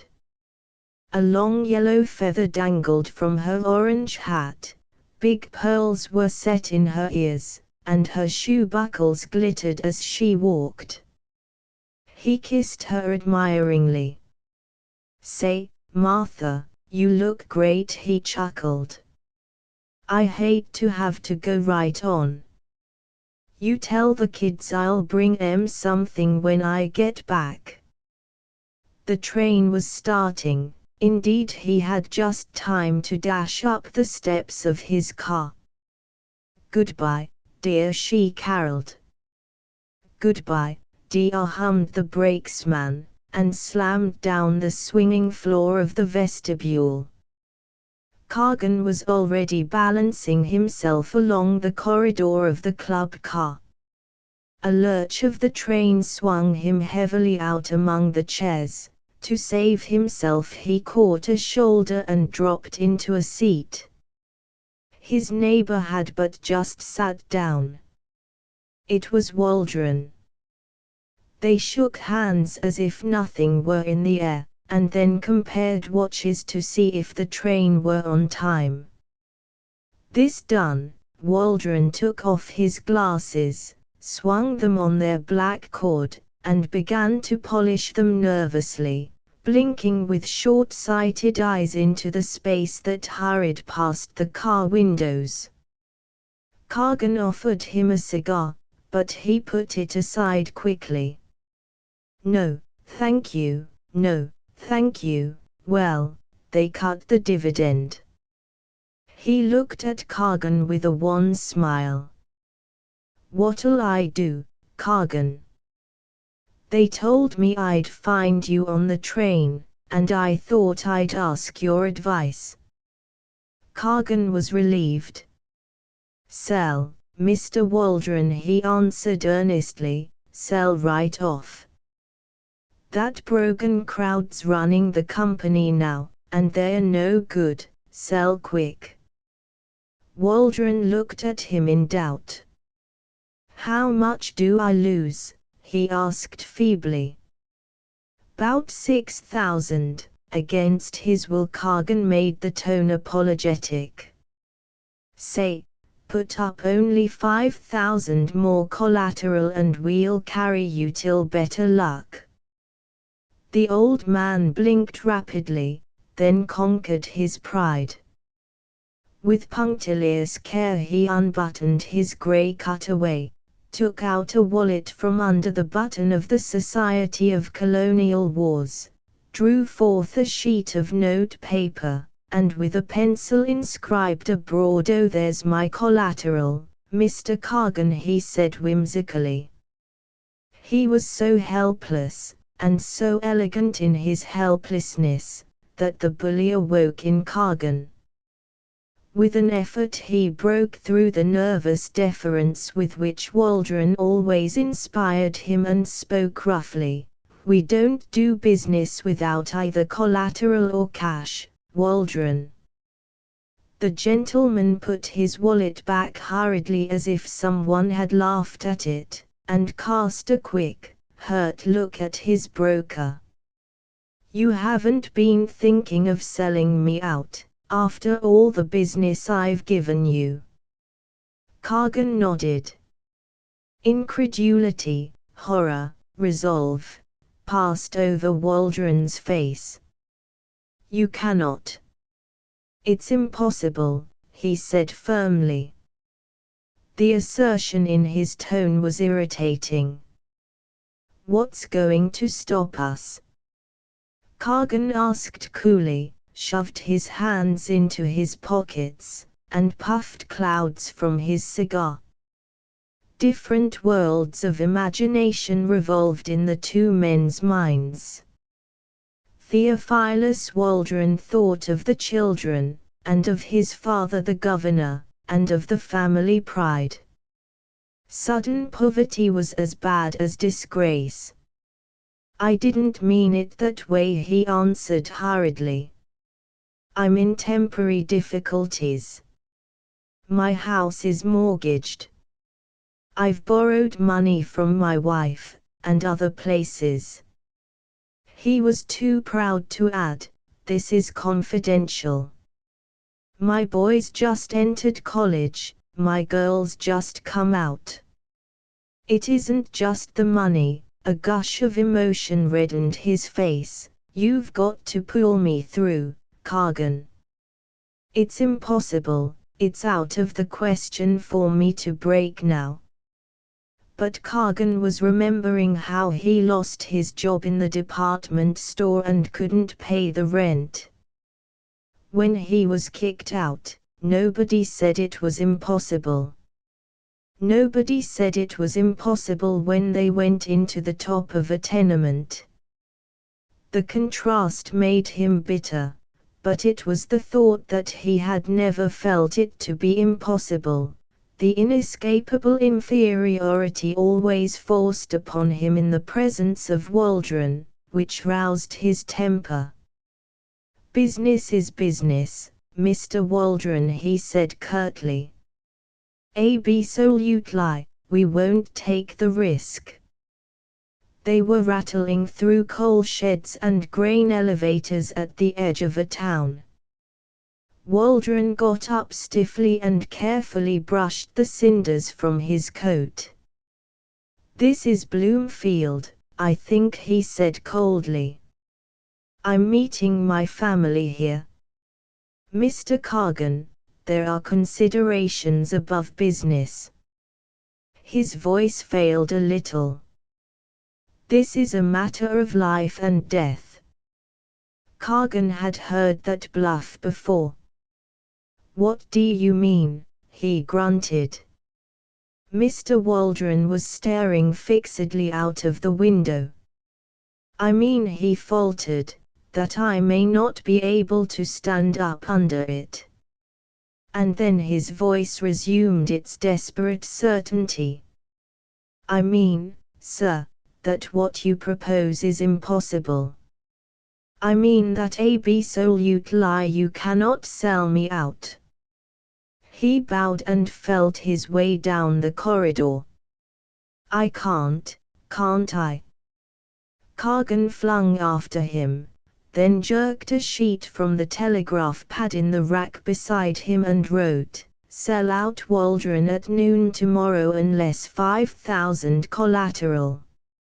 Something'll drop for you, old boy," he growled, addressed the telegram to his partner, and gave it to the porter.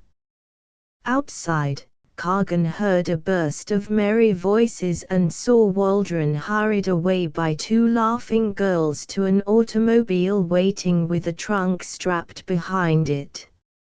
Mrs. Waldron followed. She was a stiff woman, a little faded, quietly dressed. Her face was troubled, and when they reached the motor, she caught her husband's elbow gently as if to ask him something, but he merely nodded and turned her glance toward Kagan's window. She bowed and smiled very sweetly in his direction, and Kagan smiled sourly in return. Then the children hustled the old folks into the tonneau and they were off, just as the train started. Kagan felt hardly used. A man's got to look out for himself, he thought angrily. Business is business, that's the thing for him to remember. It's impossible. Nevertheless, in self-defense he began to calculate what it might have cost to carry the account, until the appalling magnitude of the risk shut off the discussion. The darned old self-confident aristocrat, he murmured, working himself up into a fury. Thinks he can bluff me, but he'll find out what's impossible, believe me. Then he dispelled his irritation by a cocktail and hurried into the diner. He snored in his berth while the train ran out farther and farther upon the great Kansas plain, slept while signs of culture disappeared one by one, and arose in the midst of an endless, unfamiliar world of grass. When he sat down in the diner for his morning meal, the great wheel of the horizon rimmed round his little train without a notch on the perfect circle. Overnight the outer world had changed, but he was absorbed in fitting his choices into a 60-cent breakfast. The train stopped quickly and firmly, and lay dead upon the prairie. "Eccentrics or hotbox," said the man who jumped off the step beside him. "Nothing much else goes wrong with an engine nowadays." "What is it, Bill?" And the conductor, looking about him to see that no more passengers were within earshot, answered, "Eccentrics, 2 hours anyway." Kagan flung his cigarette on the ground. "I'll miss my connection at Hay Junction," he protested. "I've gotta be in Hamden this afternoon." "Walk then," said the conductor stolidly.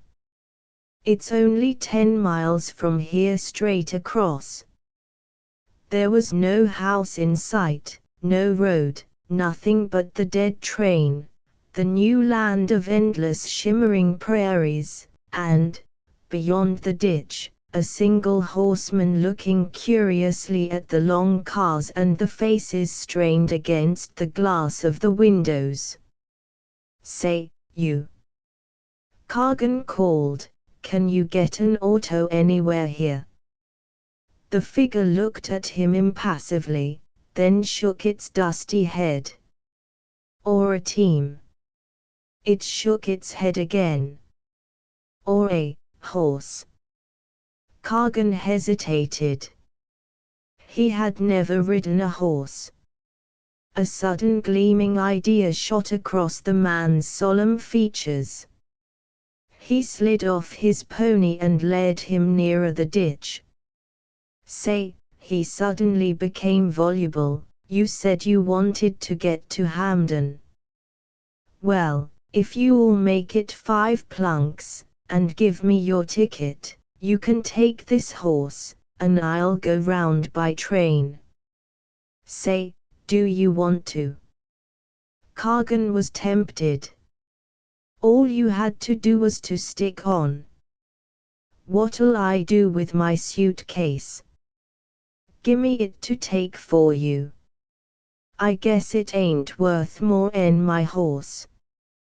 They helped him on, and pointed out the dim line of telephone poles which marked a road a mile beyond.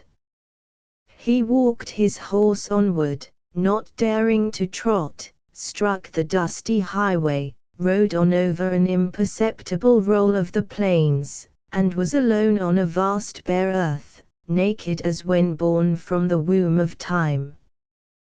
Plovers swung up before him with melancholy cries. A soft haze rose from the plains. They grew more vast, more endless. In the north, a white cloud mass piled itself up until it seemed as if it might topple over upon the flat world beneath.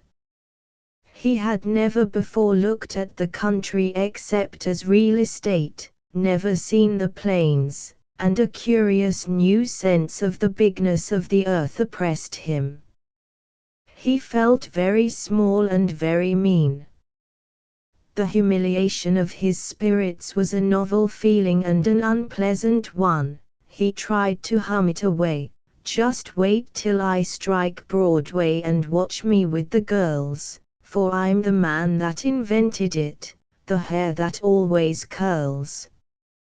His harsh voice in the stillness was ridiculous, even to him, but when he stopped singing, the silence flowed over him as a stream that had been held back. The sky was enormous, he was only a speck on the vast floor. As he plodded on and on and on through the dust, he began to grow dizzy from the glare and the heat. He could not collect his thoughts for business. A curious sense of weakened identity perplexed him, and his head was full of drifting pictures, Waldron's face among them. That face lingered. He saw him looking vaguely out of the car window, saying that he couldn't stand up under it, that it was impossible. He wondered if it was a bluff, after all. The face faded away, leaving a dull pity behind it, a struggling remorse. Kagan shifted uneasily in his saddle, and tried to think of business. But instead of business, queer childish ideas began floating in and out of his mind, accompanied by words remembered from Sundays in his boyhood. He was alone with God. God saw into his heart. A little nervous shiver ran over him, and when he checked it with a laugh there followed a wave of superstitious emotion. A low wave of the prairies had hidden from him a little house and barn standing crudely new against the sky in the distance. Tiny figures were moving behind the buildings, and a dust cloud rose from the highway in front. Kagan suddenly became conscious of his appearance, his serge suit, his straw hat, his awkward seat in the saddle. The loneliness of the plains had shaken his usual self-assurance. Maybe they'll think I stole this horse. Guess I'll go round, he said aloud. He jerked his steed from the road into the grass, and urged him into a trot. Instantly he found himself beaten and jolted like a ship in a tempest. He lost a stirrup, he slipped sidewise on the saddle, then in a panicky fright he began to shout and saw at the bit. Frightened by the voice and the thunder of hoofs, a chaparral cock darted from beneath the horse's nose. It was enough to make the beast swerve, then toss his head, and in a panic madder than his riders, break into a run and dash unrestrainably onward. Kagan, numb with fright, leaned over his neck and wound his hands in the mane. The speed sickened him. The flat earth swung beneath, the sky swam dizzily. He dared not pull on the reins, he could only hold on grimly and shut his eyes. Once he slipped, and, screaming, saw for an instant a blur of grass before he could pull himself back to safety. And then the speed increased, the sweaty shoulders lay brought beneath him, and his senses whirled. He did not note how far they ran, but at last came a slower motion, a gallop, and then a trot. Weak from exhaustion, he was bumped from the saddle, and found himself clutching and kicking with both arms around his horse's neck. Flinging himself outward, he rolled over on the soft ground, and lay groaning on the prairie. The well-trained horse stopped and began to graze. He too was quivering with fatigue, but his fright was over. The sun was burning near the zenith. The world again was empty, and this time there was no road. Kagan was lost. When he recovered a little, he caught the horse, and, too shaken to mount him, limped on, leading him by the bridle, in what direction he did not know. Pangs of hunger and faintness assailed him. The awful loneliness chilled him through in spite of the blaze of heat and light. He remembered stories of men who had wandered on the prairie, round and round in an endless circle, until they had gone crazy and blown out their brains. A profound pity for himself stirred him. Never had he so felt the need of humanity, of human aid. He would have given $100 to be walking up Main Street, with the boys calling to him from Rooney's cigar store, and the world where it was yesterday. Just in front a little calf stumbled to its feet and ran toward them, mooing piteously. It, too, was lost. Kagan stroked its nostrils, and a sympathy for all suffering things flowed through his heart. He thought with a shudder of Waldron, pacing somewhere like himself, alone, lost, helpless, his pride gone. In his awakened imagination, he saw him wandering nearer and nearer the fatal act. He'll shoot himself. I ought to done something, he whispered, with a sudden rush of unfamiliar emotion, and all the sentiment in his nature heaved and struggled to the light. A cow lowed somewhere beyond them, his horse pricked up his ears, and the calf ambled off in the direction of the sound. Kagan limped after hurriedly, leading his horse. 100 yards brought them to the edge of a slight bowl in the plains, with a little moisture around which pewees were flying, and his heart leaped to see beside it a tiny house of unpainted boards. Wires stretched from one window, along the depression which led westward, until they disappeared in the endless horizon, and, as he paused to survey, a sharp bell rang. "Hello, is that Annie?" came faintly across the silence. He looked at his watch, and saw that it was only 11. "I'll talk to Casey about Waldron," he said guiltily. Relief for his escape, and still more the hush of that enormous plain, the solemnity of the great and shining sky, filled him with high and noble thoughts.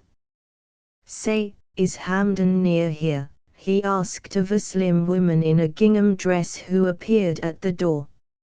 She nodded. "And say, can I use your telephone?"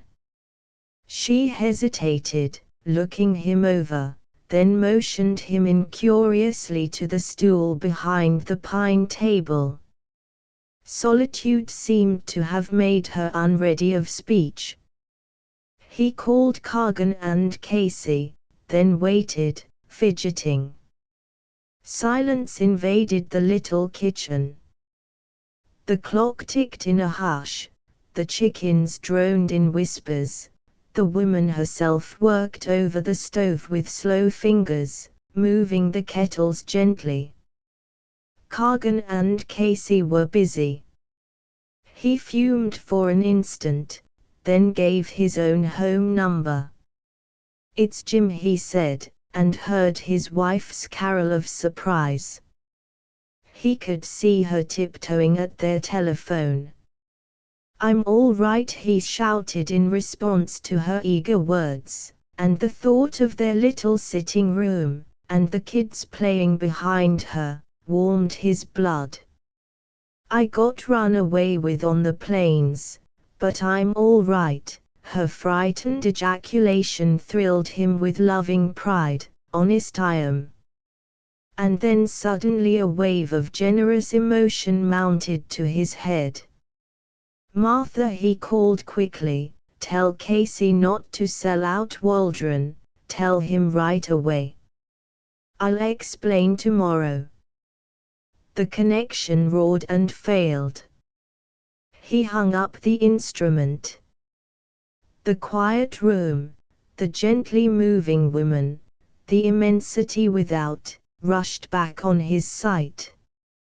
Exhilarated, clear-hearted, looking heaven in the face, he asked the necessary questions, mounted his horse, and pushed onward.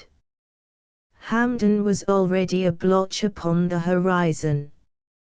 "Say, it's great to get into a big country," he murmured, lifted his bare head to the free air, and in a curious exaltation of mind rode on dreamily. He noticed the flowers in the coarse grass, watched the wild doves flying with their quick, strong wing beats, and swung his eye joyfully around the blue horizons that receded until one felt the curve and pitch of the world. The mood lasted until Kagan reached the first straggling houses of the village street, so that he entered upon the rutty highway between dirt sidewalks with regret, as one whose holiday was ending. He scarcely noticed the loiterers who stared at him, or thought of his streaked face, his trousers split at the knee, his hat lost on the wild ride. But as he plodded onward, the atmosphere of town had its effect. His eye began to take note of the size of the shops glittering under their false fronts, the new houses behind rows of stiff young trees, the number and make of automobiles. His subconsciousness grasped the financial level of Hamden, although his thoughts were still in the wide spaces of the plains. A boy ran out from the sidewalk to sell him a paper. He stuck it in his side pocket, and suddenly began to feel like a man of this world again. "Say, Sonny," he called, "who sells land in this burg?" "Dubel, John Dubel, thanks." He went more and more slowly. A drugstore, blazing with marble and onyx in the afternoon sun, made Kagan's dry throat wrinkle with thirst. He pulled his horse toward that side of the street. There was a row of customers along the soda water counter, and through the open windows came scraps of conversation.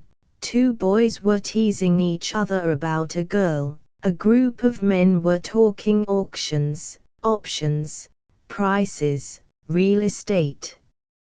He drank their talk in greedily, with a pang of homesickness and a rush of returning common sense. Dismounting stiffly, he tied his horse, and stood for an instant on the cement pavement, feeling his dirt and tatters, wondering if they would throw him out for a bum. Then he slid inside the door, and ordered a chocolate soda. The clerk was reading the paper while he juggled the milkshakes. Kagan, carefully concealing his torn trousers, climbed a stool, and began to look back upon the vagaries of the day with sullen wonder. He brushed furtively at the caked dust on his legs, remembering, irritably, the elegance of Waldron, whom he had saved. In the mirror of the soda fountain he saw himself, torn, dirty, shrinking, and the sight filled him with disgust and anger.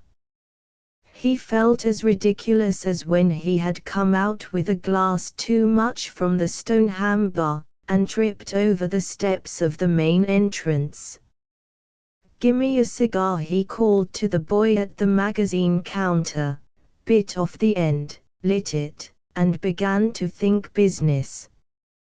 The clerk, swirling a cataract of milk from glass to glass, revealed the inner sheet of the paper propped before him. Kagan read beneath his arm the full-page advertisement of a land sale, the land sale he had come through all this tomfoolery to reach.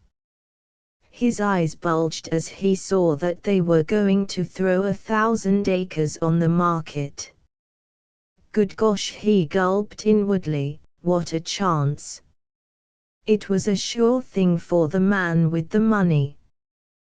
The last of his fine sentiments evaporated.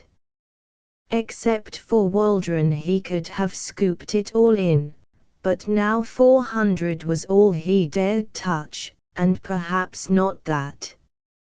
Raging against his softness back there on the plains, which seemed a hardly recognizable world, he ground his teeth, and coughed and choked over his soda. Soft-headed donkey. The reaction was complete. Suddenly a little thought no bigger than a minute rose in one corner of his brain, and spread, and spread. He looked furtively at the clock over the clerk's head, and saw that it was only 2:30. With guilty deliberation he rose and walked slowly toward the door of the telephone booth, keeping back from full consciousness just what he was about to do. Then he slammed himself within, and shouted Casey's address to the operator. As he waited, his wrath mounted. What in heck was the matter with me anyway? He smoked furiously in the stifling box. Go ahead, said the operator, and, at the word, hey there, Casey, he yelled at the dim voice on the wires, I've gotta have 5,000 quick. Sell that Benningham Common, yes, Waldron's. At the name his anger broke loose. The old highbrow tried to bluff me. What? The connection failed and left him gasping. What? Sold it? He told you to? No, I dunno anything about a court decision. Up 15 points on a merger. Well, what do you think? He gulped down the sudden reversal and felt for words. Say, tell him, he licked his lips, tell him I'm sure glad I saved him. I'm sure glad. The wires roared again, and Kagan, putting down the receiver, grinned shamefacedly into the dirty mirror. But gradually a sense of conscious virtue began to trickle pleasantly through his veins. I'm sure glad, he repeated more vigorously, carrying him today was what did it. A vision of Mrs. Waldron's happy face rose to bless him. The exhilaration of the morning coursed back into his heart, with a comfortable feeling of good business about it. He felt better and better. From somewhere a saying floated into his head, doing good unto others is the only happiness. By heck, that's true, he commented aloud, and sat smoking peacefully, his mind aglow with pleasant thoughts. The bell whirred raucously. He saw that he had forgotten to replace the receiver, and putting it to his ear caught Casey's voice again. Say, Carg, Jim Smith's in the office, and won't leave till he's heard from you. Montana Pacific's off 2 points more. Say, do you want to carry him? He says he's done for if you sell him out. A fire of indignation rushed through Kagan. What do you think I am, a damned philanthropist? He yelled. Sell out the old gambler. Sell him out. And he hung up. Nothing by Zephine Humphrey. This is not going to be an easy story to write. Its theme is precisely that which I have chosen for my title, and naturally its positive significance is not obvious. But I must somehow get the thing into words.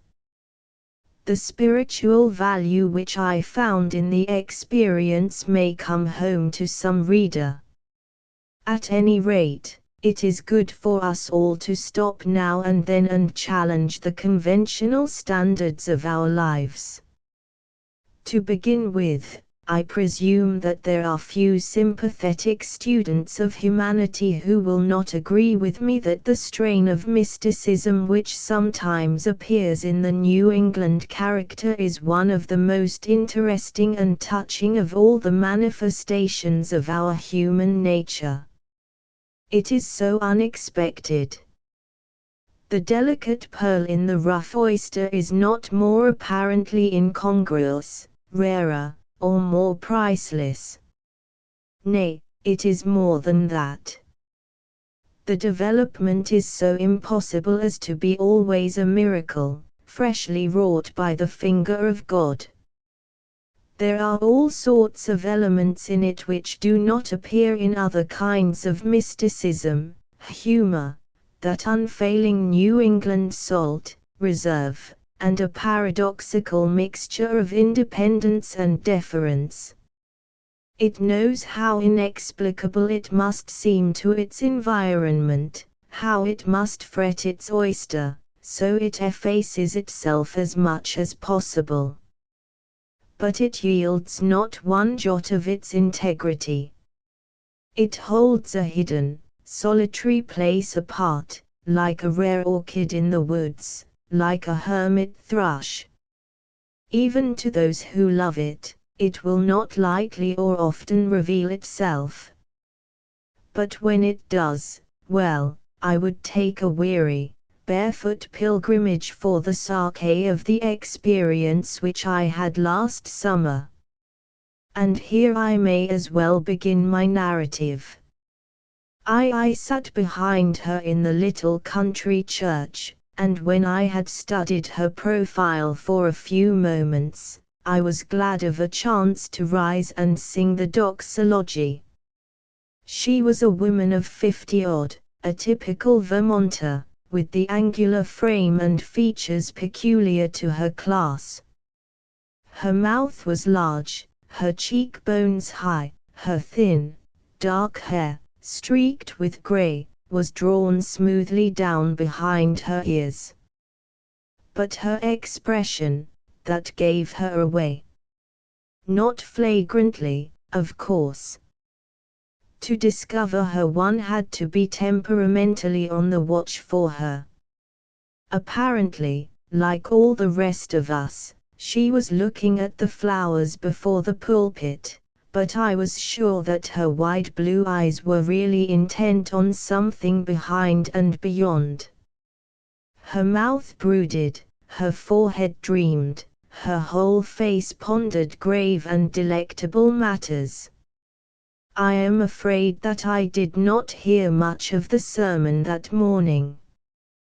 When church was over, I followed her out, and waited to see in what direction she turned her homeward steps.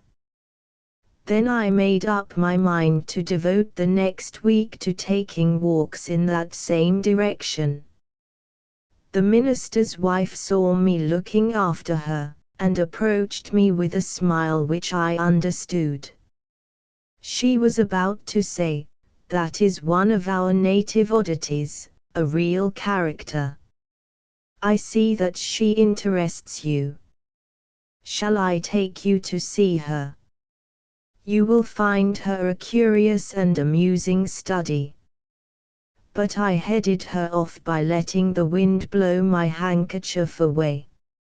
Nobody should tell me anything about my mystic, not even what her name was, or where she lived.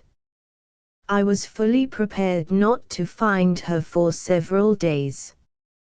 I went forth in quest of her in the spirit in which I always start out to find a hermit thrush, ready to be disappointed, to wait, humbly aware that the best rewards demand and deserve patience. But she was not so securely hidden as the thrush. Her little house gave her away to my seeking, as her expression, the day before, had given her away to my sympathy. It was just the house for her, low and white, under a big tree, on the side of a brook-threaded hill, a little apart from the village. I recognized it the instant I saw it, and when I had read the name, Hesper Sherwood, on the mailbox by the side of the road, I confidently turned in at the gate. She was working in her garden, clad in a blue checked gingham apron and a blue sunbonnet.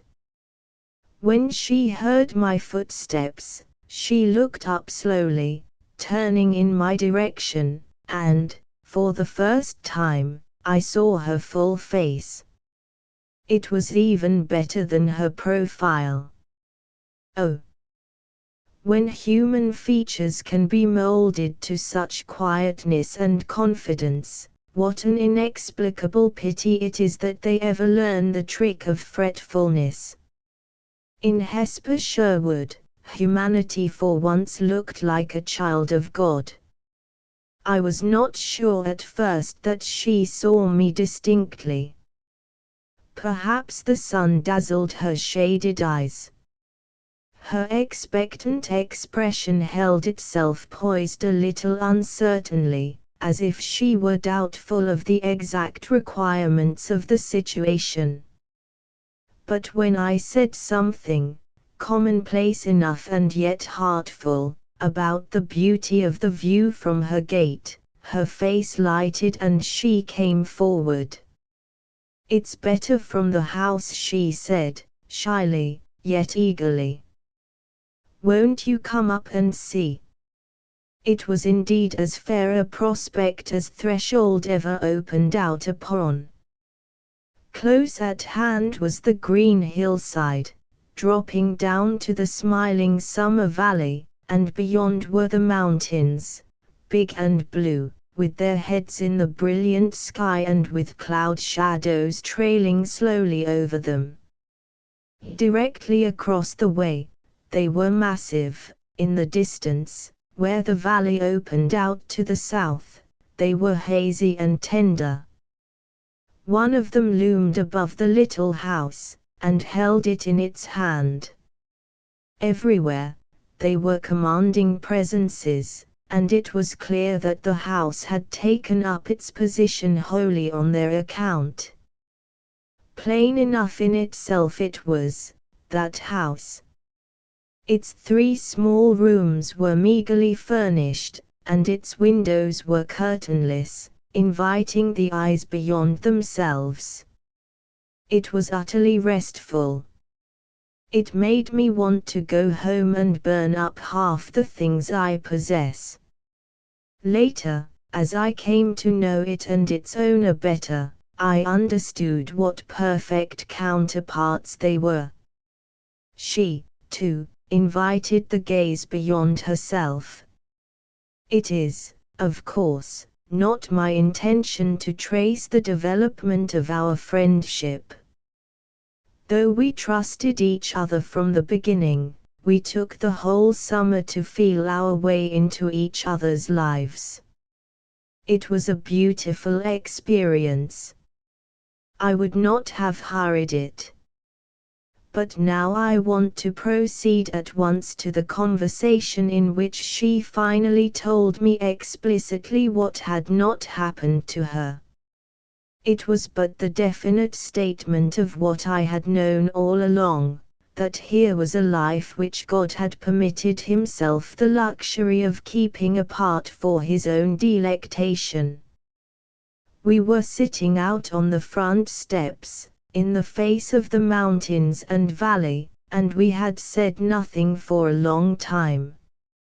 Our silence had brought us so close that when she began to speak, My ear ignored the uttered words and I felt as if my thoughts were reading hers. "It's queer about folks' lives, isn't it?" she said thoughtfully, though I am not sure that she was any more aware of her lips than I was of my ears. "How they follow one line, how the same things keep happening to them, over and over. I suppose it's what people call fate. There's no getting away from it. Take my brother Silas. As a boy, he was always making the luckiest trades, couldn't seem to help it. Then when he married and moved to his new farm, he began to get rich, and now he couldn't stop his money if he wanted to. He must be worth $15,000. Take my sister Persis. She's had 11 children. Take my uncle Rufus. He's been around the world 3 times, and is just starting again. Take," she paused and hesitated. "You," I supplied softly. "Well, yes, take me." She turned and flashed a sudden smile at me. "I've always wanted everything, and I've had nothing." She spoke the word as if it were the pot of gold at the foot of the rainbow. It took me a long time to understand. She went on quietly, as I made no comment. "I suppose that was natural. I was young, and I had never happened to hear of a case like mine. At first, I thought that, just because I wanted a thing, I was bound to have it. There was my mother." Again she paused, and a tender, glowing light appeared in her face, like the quickening of a latent fire. It was eloquent of all sorts of passionate, youthful, eager things.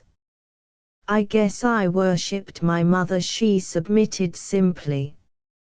"Maybe you think that, anyway, I had her. But, no, I hadn't. She liked me well enough. Mothers do. But we had a big family, and we lived in a big house, and she was very busy. It bothered her to have me get in her way with my huggings and kissings. Why in the world couldn't I wait until bedtime? Poor mother. She never did seem to know what to make of my devotion. People don't like to be loved too well, it embarrasses them. She died when I was 14. And I thought I'd die too." There was no shadow on Hesper's face as she remembered her young, faraway anguish, rather, there was a strange deepening of peace. But she was silent for 2 or 3 minutes, and I noticed that she put out her hand and caressed an old-fashioned, crocheted tidy that lay on the arm of a chair which she had brought out on the porch. When she resumed her story, she spoke somewhat more rapidly. "I was sick a long time. If I hadn't been, I think I might have gone crazy. But pain took my attention, and weakness made me sleep a good deal, and when I came to get up again, I was quieter. I spent lots of time in the fields and woods. I had always loved them, and now they seemed to help me more than anything else. There was something about them so big that it was willing to let me love it as much as I wanted to. That was comforting. When I was in the woods, I felt as if I had hold of an endless thread. You know how it is." She appealed to me. "Indeed, yes," I answered her. and I quoted William Blake. Only wind it into a ball, it will lead you in at heaven's gate, built in Jerusalem's wall. She nodded soberly, yet glowingly, and pondered the words for a moment. Then, "That's very good," she said. "Please say it again."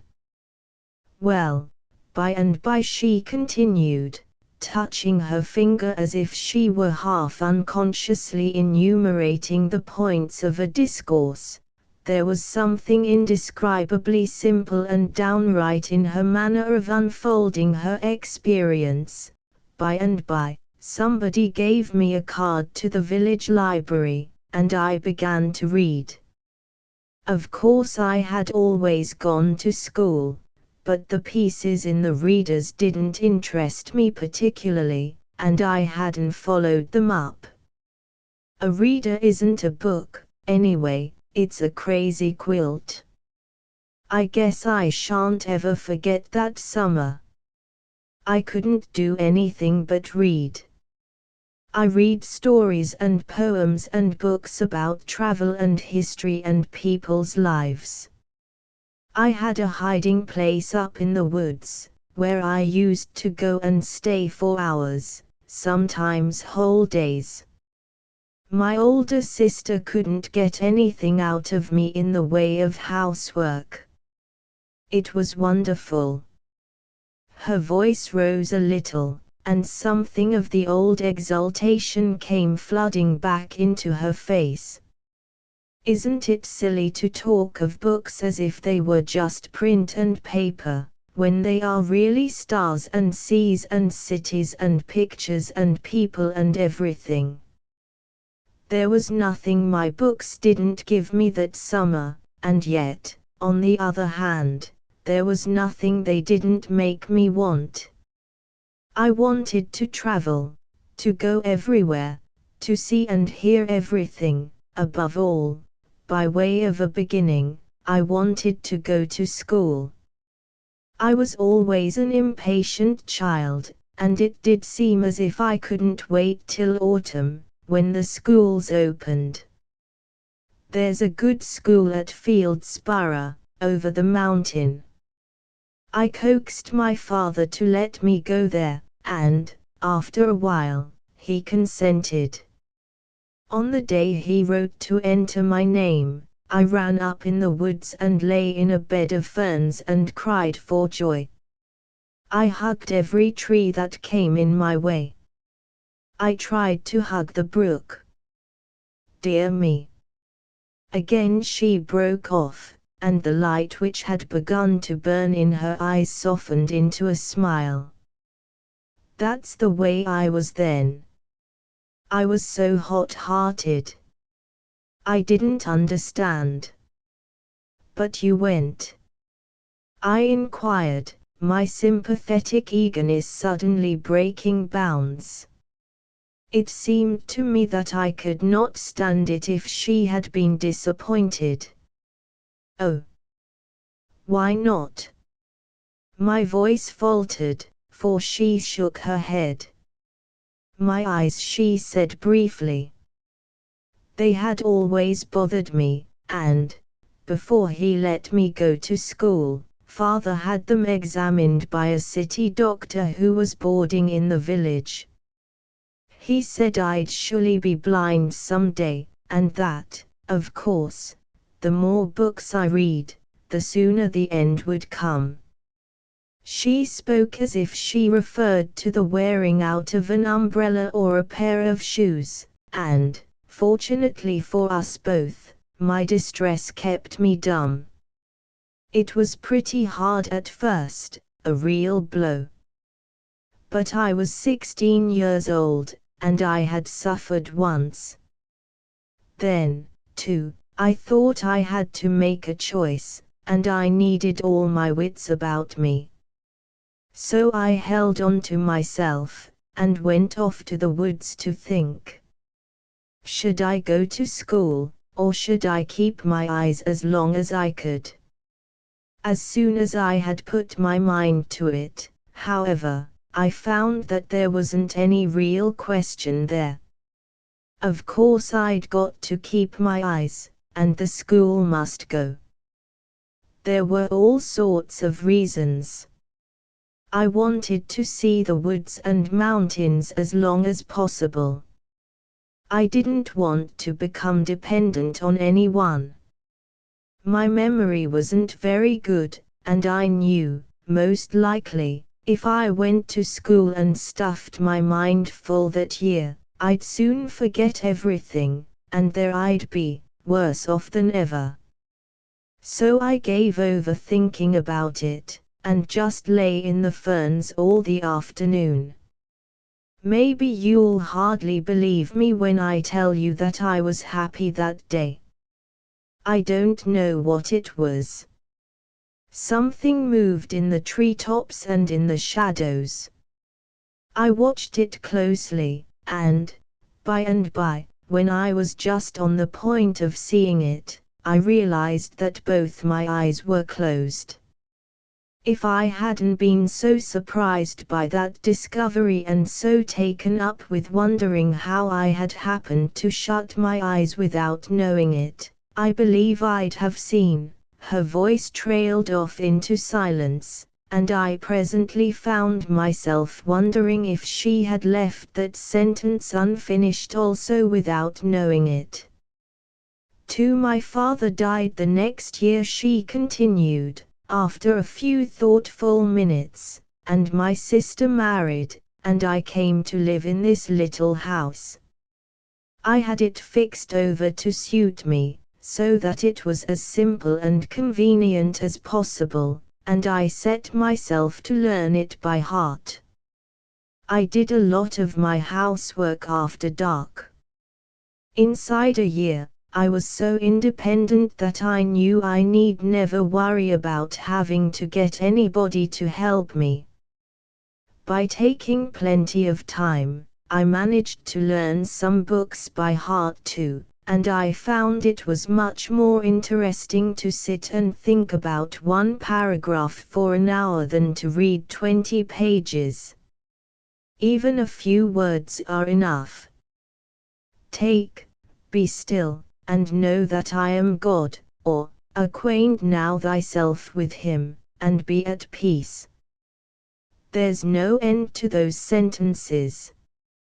Well, she touched her third finger, and then, for the first time, she came to a full pause, as if she were not sure about going on. Her face grew shy and reserved and reluctant. I looked away. Not for anything would I have urged her further confidence. But she went on presently. She had committed herself to the stream of this confession, and she would not refuse to be carried by it wherever it might wind. After a while I had a lover. He was a man from the city, and I met him in the woods. We were never introduced, and, for a long time, I didn't know anything about him, except that I loved him and he loved me. We couldn't help it, for we felt the same way about the woods. I had never known anyone like him before, and never expected to, because I'm so different from most folks. He made me understand how lonely it is to be different. But, after all, she could not dwell on this experience, and I did not want her to. The poignant beauty of the relation was already sufficiently apparent to my imagination. One day he told me that he had a wife at home, she concluded, and I never saw him again. I think it was then that I really knew and understood. Knew what? Understood what? She had an air of having said all that was necessary, of having come to the end of her story, and I shrank from putting any crude questions to her. But it seemed to me that, if she did not tell me something more of her secret, I should just miss the most significant revelation I had ever caught a glimpse of. Perhaps she read my suspense. At any rate, she said presently, it was very simple. If it hadn't been, I couldn't have understood it, for I was never a good hand at trying to reason things out. It was just that I wasn't ever to have anything I wanted. When I once knew and accepted that, I felt as if I'd slipped out into a great, wide, quiet sea. This was, to her own mind, so definitely the end of her narrative, that, after sitting a moment in silence, she half rose as if to go into the house and attend to some domestic task. But I put out my hand and held her apron's hem. "You mean," I stammered. Really, she must tell me a little more. A look of perplexity, almost of distress, came into her tranquil face, and she shook her head. "I told you I was no hand at working things out," she said. "It's better just to know." "Please?" I insisted. It was crass in me, but I felt that something as precious as life itself depended on my grasping the full significance of this story. Gently, but very resolutely, she stooped and released her apron from my clutch. "I've some bread in the oven," she said, and disappeared. She was gone so long that I had time to do what I would with the fragments of the story which she had so noncommittally delivered to me. Since analysis was my way, I should have full scope for it. I sat with my head in my hands, my elbows on my knees. The sunset deepened and glowed around me, but I paid no attention to it. The cloudy abstraction which hovered before my inner vision, and let me grasp here a fringe, there a fold, was all absorbing to me. Souls that want greatly, like Hesper, are doomed to failure or disappointment. No earthly having can possibly satisfy them. For what they really want is simply God, and earth represents him very imperfectly. Hesper had not been happy with the thing she had come nearest having, her mother. Would she have been happy with her lover? Would he have let her love him too well? Books and education and travel are all finite and fragmentary means to an end which never arrives. Only adventurous spirits can escape the torment in them. And, with all her eagerness, Hesper was not adventurous. She was too earnest and humble, she was too direct.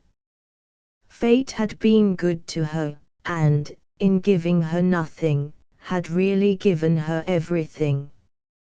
Everything, that was God. Well, her story had not once referred to him, but it had been as instinct with him as a star with light. It was he who had beckoned and lured her by lurking in her three definite interests, and then had shattered them before her in order that she might find him. She had him fast at last, and he had her. There was no mistaking the heavenly surrender of her face. I was awed with the apprehension of the passionate seeking and finding between a human soul and its maker. Did she recognize and acknowledge the situation? Or, here again, did she prefer a blind certainty? Blind. The word had dogged me for several weeks, but I had evaded it. Now, when it suddenly confronted me, I was all but staggered by it. I think I groaned slightly. I know I pressed my hand closely over my eyes. Then my own action admonished me. Here was I, deliberately shutting myself away from the sight of the outer world in order that I might hold and marshal my thoughts in the presence of reality. The hills and sky are distracting. The whole flying glory of creation is a perpetual challenge and disturbance to the meditative spirit. How supremely excellent it would be if one could only look long and hard and adoringly enough at it to see through it once, and then never see it again, for the rapt contemplation of that which lies behind. I had come to this point in my reverie when Hesper softly returned and stood in the doorway behind me. I looked up at her. She returned my smile, but I thought that her eyes did not quite fix me.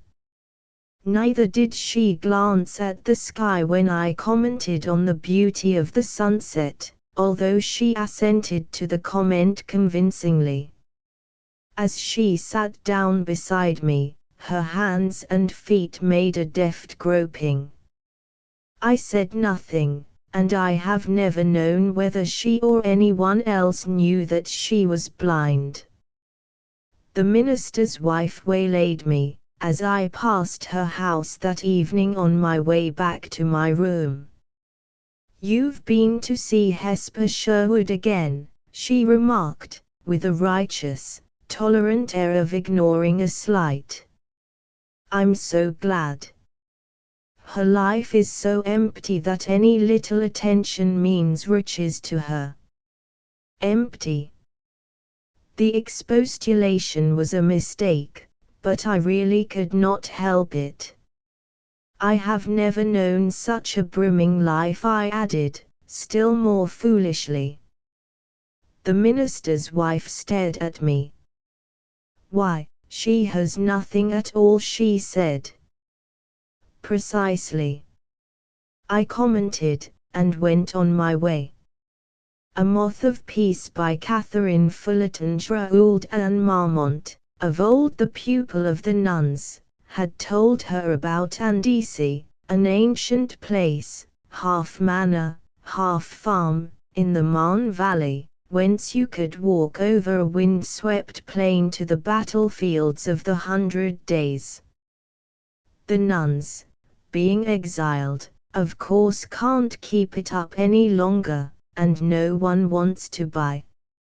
I remember it as a place of heavenly peace, though in my day they used to make the oldest and crossest nun in the order superior at Andecy.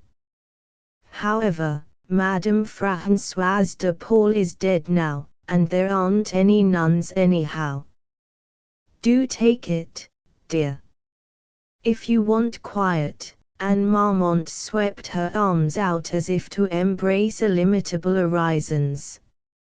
Nothing but a church spire or a clump of trees to be seen from edge to edge of the plain. The unstable ocean is nothing to it. And if you want variety, you can walk over to Champaubat and look at the house where Napoleon stayed, the night before the battle. Riddled with bullet holes it is. There used to be a foolish ancient there who remembered the 100 Days. He's dead now, I suppose, but then, so is Madame Françoise de Paul, thank heaven, and her cane, too. I hope they buried the cane. Do take it, darling. It's dirt cheap, and my dear nuns would be so pleased. They'd probably send the money to the new Nicaragua convent. And Miss Stanley had gone to Andecy, had been conquered by the insuperable peace of the plain, and had set up her little household. No place that she had ever seen seemed so good to wait in. When Edmund Lay came back from the Argentine to marry her, she would submit to London, but already she had hopes of enticing him to Andecy for the honeymoon. The chill of the slow spring warmed her northern blood. She liked the reluctance of the season's green, the roaring fire that met her in the salon, the sharp cold click of her boots on the brick-paved corridor. She was well cared for, a Protestant and a foreigner, who was, nonetheless, a mysterious well-wisher of Cis dames. She found a shy allegiance springing up about her steps as she traversed the plain. There was always a hot galette for her at La Ville Andecy, an obsequious curtsy at Congy Chateau from the housekeeper, who showed with mumbling pride the bed where Henry Quarter had slept, and a welcoming smile from Saint Elo, that holy humorist, in the Champaubat chapel. She sat until twilight, often, on the sinister shore of Eleton des Loups. Even the legend Croigini, leaning against its pine thicket, seemed glad of her awkward Protestant dip. It was a good place, and all for the price of a second-rate hotel splotched with Baedekers. Loneliness, in the sense of removal from the social scene, did not afflict her. She who shrank almost morbidly from human encounters, had no fear of the peasants. Slim, shy, timorous, she felt safe here. Her terrors were all of people and what people could do to her. The plain ignored her self-distrust. Letters came from Edmund, regularly, if you granted the delay of driving to Cezanne to fetch them. The months rounded slowly, punctually, to winter and her marriage. So might a chatelaine have waited, powerless but trusting. Then, in full summer-time, the lightning struck, choosing again the Montmirail plain, after 100 years' respite. The first rumors were vague and vivid, all detail and no substance, like news in the Middle Ages. There was war, and she scarcely knew more. Jacques or Etienne turned overnight into a reservist, and departed, but had it not been for that, she would hardly have known. The two maidservants whom she had brought with her clamored for Paris. She gave them money and had them driven to Cezanne. After the mobilization they must have got through, for she never heard again. It did not occur to her to strike out, herself, for the capital, for her common sense told her she was better off where she was until Paris had cleared the decks for action. Besides, Paris frightened her. She hated being jostled in streets. She resented even a curious stare. Old Marie and her husband, with their grandchild, came up from their cottage to the manor to sleep, and with the son and nephew gone, there was nothing for them to do but potter about dramatically in her behalf. For many days, the click of the rosary was never stilled among the corridors of Andecy. And still the rumors grew, terror capping terror, until it seemed that even at Andecy blood might rain down at any moment from the arched heaven. At first Miss Stanley forced herself to drive the fat donkey into Cezanne for news, a half-day's trip with only more terror at the end. The feeble crowds beset the bulletins posted outside the mairie, and scattered, murmuring their own comments on the laconic messages. Sometimes crones and half-grown children on the edge of the crowd got her to report to them, as she emerged from the denser group in front of the Mary Wall. She did so as gently as she could, for they were all involved, fathers, husbands, sweethearts, brothers, sons, were facing the enemy at some point or other that only the War Office knew. If some creatures had had nothing to give, it was only because the Prussians had taken all they had, in 70. There was no insane terror, the people were strangely calm, yet they and theirs had been, of all time, the peculiar food of the enemy, and there was pessimism afloat.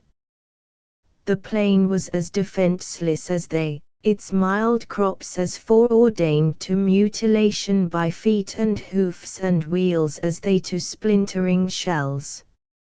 Miss Stanley, who was so shy of unfamiliar action, felt Cezanne too much for her. She stopped going, after a week, and resigned herself to not knowing.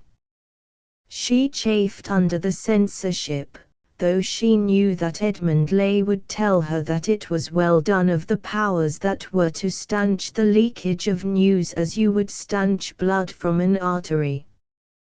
The General Staff was better off not drained of its vital facts. To be sure, Miss Stanley never read newspapers. Even less, did she subscribe to them. But she longed now for a neutral America, where the extras came hot and hot, where experts of every kind fought out the battles on the front page, and good journalese stimulated the lax imagination. Her determination to go no more to Cezanne led her for exercise to other quarters of the plain. She would walk quickly, tensely, for an hour, her eyes fixed on a clump of trees or a church spire far ahead of her at the end of the unswerving road, until the clump and the spire rose up to match her height and she came to the first whitewashed cottage. Champcorbet Church was never empty, these days, of worshippers who gazed up at gaudy Saint Ilo as if he could help. The crops that waved on the old Montmirail battlefield were thinly harvested by women and an impeding fry of children. The steep little streets of Kangi were dirtier than ever, and the ducks and the infants plashed about more indiscriminately in the common mud puddles. No more galettes at La Ville Andisi. The old woman was prostrated by the loss of her reservist grandson. Finally she gave up the plain too, and withdrew into Andisi itself, waiting, always waiting, for word of Edmund Leigh. There had been a touch of loyalty to him in her staying on without plan of escape. News of him would reach her here sooner than elsewhere. If she left, she would be lost in a maelstrom, and might lose some precious word. Until she heard from Edmund of his sailing, or of a change of plan, she would stay where he thought of her as being. When she heard, she would go. Some atavistic sense in Miss Stanley caused her to look, all through early August, to the provisioning of the manor, some dim instinct to hoard food, that might have sprung from the heart of a colonial ancestress behind a stockade of logs, premonition against death and savages. She sent old Marie to buy thriftily, making it clear that her fortress was not for herself alone, but for all who might be in need. Together, she and Marie and the granddaughter piled provisions in the empty rooms and the dark cellars, and they lived frugally on milk and eggs and soup auxiliary chows. Sometimes she wondered whether the danger was not a mere fixed idea of the foolish peasants who had all been touched in the wits by 70. True, the able-bodied men were gone, but the reports these people brought her made no sense. Their quality verged on folklore.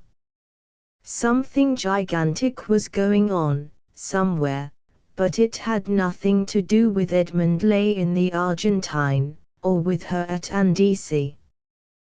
Paris in danger? Perhaps, but how to take it on their word? Belgium flowing with blood. Just what did it mean? An aeroplane over Cézanne at dawn. It must often have happened, Alice. The air was never free, nowadays. The Germans in France. They had been seeing Germans behind every bush for 40 years. So she talked with old Marie, scarcely sure whether she or old Marie were the fool. Since the household no longer drove the fat donkey to Cézanne, none of them knew even what the War Office said, unless what old Seraphine from the next farm reported that her granddaughter had heard in Champaubat from a woman whose married daughter had been to Cézanne 2 days before, could be called a War Office report. And never, from the first, on the plain of Andecy, had anyone understood why. According to the plain, all things were to be believed of the German emperor, who was usually drunk, but, on the other hand, who could trust an atheist government? The soil of the 100 Days had never recovered from Bonapartist tendencies, Miss Stanley had often noted, and even old Marie would sometimes mix up 15 and 70. The white paper, which Miss Stanley had never heard of, would have been wasted on Champaubat and Montmirail. Wonder stirred at last even in old Marie's fatalistic mind at the lack of panic in this shy young foreigner, who could not chaffer, who could not bully, who could not endure even the mimic urbanity of Cézanne. Strange that she should be willing to stay quietly pacing up and down the cobbled courtyard of Andecy for soul exercise. Past mid-August, Marie put a vague question. When I hear from him, I shall go, Marie. Miss Stanley answered. But I leave everything here to you and Theophile. The British fleet holds the sea, they say, and I shall be better off in England. I shall surely come back when the war is over, and perhaps I shall bring my husband with me. Some dim muscular effort deepened the wrinkles in the old woman's face. It was as if a knife had cut them in the living flesh. I hope so, if Theophile and I are here. To be sure, you must go where it is your duty. We will keep such of the provisions as can be kept, keep nothing. It is all for you who have been so kind to me, you and yours. Not a child, not a creature, for a dozen miles about that I would not wish to share with, as you know. But, listen, Marie. Miss Stanley blushed faintly as she bent her head nearer Marie's good ear. It is my duty. My first duty, that is, must be to my future husband. When he returns from America, she had long ago learned the futility of distinguishing, for Marie, between l'Amérique du Nord and l'Amérique du Sud, and was patient with her belief that New York was a suburb of Cayenne. He will wish me there. He was to have sailed last month. A letter, a telegram, must have gone astray in the confusion. When I hear, he will doubtless be in England. And when he reached England, I was to go to my friends and be married to him. My heart bleeds for France, but I am not French, and my duty is not here. I am American, you see, dear Marie, and my fiancé is English. Ah. Marie shook her head. My old head is turned with all they tell me, and the buzzing in my bad ear is like cannon. But I had thought that the English, for some reason I do not understand, were fighting with us. They have been telling us for 10 years that we do not hate the English, that we love them. And Theophile thought that an English army was against the Germans. But perhaps I am wrong. Monsieur votre fiancé will not have to fight, then. I congratulate you, mademoiselle. The English are fighting with the French, Marie. But all Englishmen are not soldiers. Monsieur Lay is not a soldier. He is an engineer. He is perhaps past the age. There is no conscription in England, Marie. No man is a soldier unless he chooses. No service to make. None. C'est beau, ca. All Frenchmen must fight. So England may go to war, and still have men to till the fields. But where do their armies come from? Any man who wishes may go. But none are compelled, except the soldiers by profession. There will be enough, never fear. England will not desert France. The old woman nodded. I am not afraid of that. And you are not afraid that Monsieur le fiancé will fight. I do not understand these things. As Theophile says, what I comprehend I do not hear, and what I hear I do not comprehend. I go to fetch Mademoiselle's soup. They are lucky, all the same, to get the crops in time of war. She clattered from the room. Miss Stanley felt her heart grow heavy, she did not know precisely why.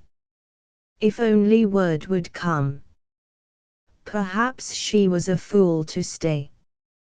There must be trains through to Paris now. Anything to get nearer Edmund, away from this historic, war-bound plain. She crouched by the window to eat her soup, auxiliary chows and stale bread. If only some boy would come riding into the courtyard with a letter for her. She had bribed half the urchins who loitered by the Mary in Cezanne to rush to her hot foot with anything that came. The lightning that had struck once at Champorbert and Montmirail was to strike again before she heard from Edmund Lay. Suddenly, with no warning, the heavens opened with that reiterant flash. Frightened stragglers over the plain, refugees from the north pushing on from beyond Cezanne in a blind stumbling dash to the southward. Rumors that sprang up out of the ground so that she had but to stand still to hear the world move, indescribable distant noises, commotions less seen than sensed, on the far horizon, a casual smudge of aeroplanes on the great blue round of heaven, an earth, for no visible reason, tumultuously vibrating beneath her, and then, at last, one hot noon, a frightened boy falling exhausted at her feet. She gave him the piece of gold which for many days had been waiting for him in her pocket, and bade him rest where he lay until he was ready for food. Marie and Theophile crouched beside him, listening to his winded babbling. Armies, armies, fighting, men riding on horses, guns and wounded, like 15, like 70, like hell. People like themselves leaving their cottages and farms, making, with such portable treasures as they had, food, relics, poultry, babes in arms, for the shelter of a town. No town could avail them, for in the towns sat the officers, and the marketplace offered only a bigger, a more organized destruction. But the hope of shelter would take them far afield. Anything was better than to see sabers splintering your walls, and a greasy flame replacing all that had been ancestral and intimate. Better to die in the open with friends, not smoked out of your own cellar to fall on a bayonet. They knew the secular ways of war. The dwellers on the plain were the foredoomed type of the refugee, the world over. Once in so often men fought, and poor people were homeless. And now none of the vieux de la ville were there to guard. These were the visions that assembled in Miss Stanley's brain while Marie, her lean fists clenched, reported the boys' wild talk. The lumps of fat hardened on her congealing soup, and still her mind went painfully, shuttle-wise, back and forth from her telegram, infinitely delayed, but clearly authentic, to the apocalyptic events surrounding her. Like most Americans perpetually defended by two oceans, Miss Stanley had no conception of invasion as a reality. The insult of an enemy on your own ground was one which she had never steeled herself to meet.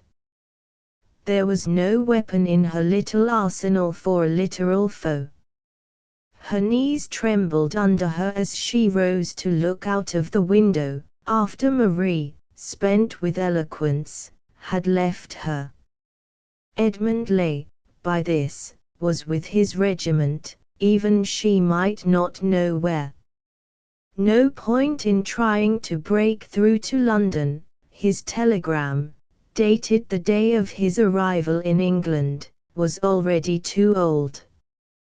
The letter he promised her would go the way of all the letters he must have written, that she had never had. And she herself was caught. She had waited too long on that predestined plain. The noises she heard seemed rumblings of the earth and cracklings of the inflamed sky. Andecy Manor had not yet seen one soldier, unless you reckoned the pilots of those soaring monoplanes. But their hours were numbered. Soon, any moment, now, all that hidden rumor would break forth into visible fruit of fighting men, men with rifles, men with lances, men with mitrailleuses or howitzers. She was trapped. To try, even with no luggage, to make the miles to Cezanne, would be not so much to take her life in her hands as to kick it from her. Caught, and her nervous nostrils feigned for her a subtle odor of smoke. She turned from the window and went to the quiet room that had once been the chapel. Out of those windows she could not look, thank heaven. The life of the Virgin, in villainous stained glass, barred her vision. She was absolutely alone. Old Marie and Theophile were not people, they were strangers, creatures, animals, what not. She scarcely knew. Allies meant nothing to her at the moment but marching men. Even Edmund, who would be killed unless they hid in caves and let their beauty rot in the dark. Fool that she had been not to go to England while there was time. Fool that she had been to forget that Edmund Leigh, landing in England, would be first of all a territorial, one of the thousands of slim reeds on which Kitchener was so heavily leaning. She had been obsessed with peace, sure that war could not touch her or what was privately, supremely, hers. She was a creature of peace, a little doctrinaire who supposed that, in the inverted moral world in which she walked, right made might. There was a deal of most logical self-pity in her tez. How did any of it concern her, that she should be cooped in a country manor to await horrors from unknown people? Why should Edmund Leigh, who had chosen an antipodal career, be dragged back to present himself as a mark for some Prussian shell? The senselessness of it angered her. Nations meant little to her, the cosmos nothing. Alone in the chapel, she treated herself to a vivid personal rage. And still the strange tumult, that was more than half made of vibrations too slow for sound waves, beat upon her nerves like an injury to the internal ear. By twilight, the physical need of action came to her. She felt, in the subtler fibers of her mind, that if she stayed longer there half prone in her worm-eaten armchair, grovelling mentally in this welter of concrete alarms, she should sink into a pit whence reason could not rescue her.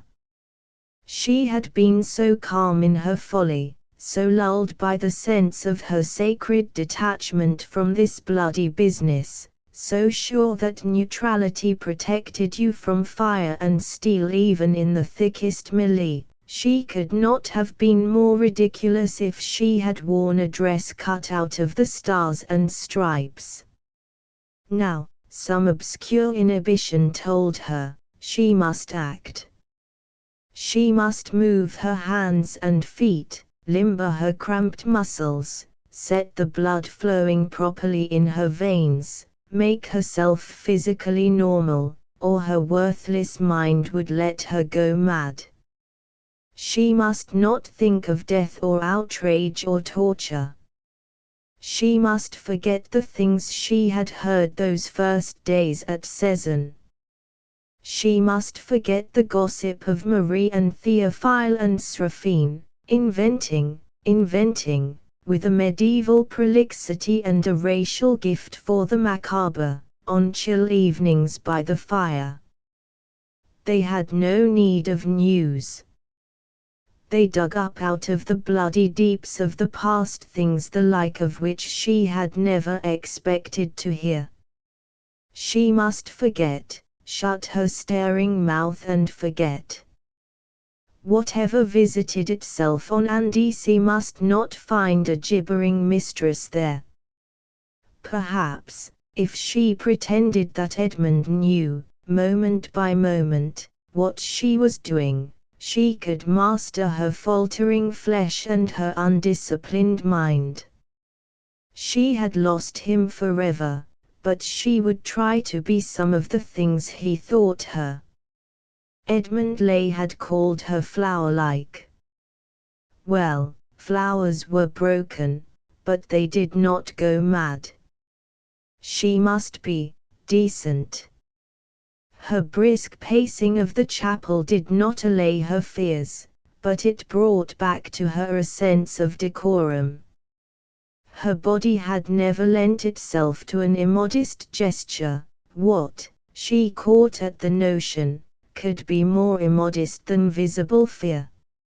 So gradually, by artificial means, she brought herself back into some dignity, scolding and shaking herself into a trooper's demeanor. She could not trust her mind, but perhaps she could get her instincts into fighting form. Cautiously she tried them, as you try a crazy foothold to see if it will bear your weight. Her muscles seemed to respond, suppleness, strength, coordination, were reported satisfactory. She thought she could promise not to fall a shivering again. The noise in her ears faded, the vibration ceased to rock her nerves. Miss Stanley flung open the chapel door, and walked firmly, ignoring echoes, down the brick-paved corridor to the kitchen. Marie, Theophile, and little Jeanie watched, in a kind of apathy, the pot on the fire. In the dim corners of the big kitchen, Miss Stanley thought she saw strange figures. Inspection revealed a few frightened women and children from farms that had once been dependencies of Andici. Here was something to do, more blessed exercise for hands and feet. You, Françoise. And the little ones. And you, Mathilde. And the girl. Good. It is time the children had food and went to bed. We must economize candles, so we will all eat here. The dining room, in half an hour, will be a dormitory. Jeanie shall sleep in my room. Milk and grill for the little ones, Marie, and soup auxiliary chows for the rest of us. Milk we will use while we have it. Eggs also. We cannot expect to keep the livestock forever. Bread we have not, until I bake it in my own fashion. It may come to that. Jeanie, you will eat with us older ones. Come and help me make beds for the children. Luckily, there are cots for a whole community.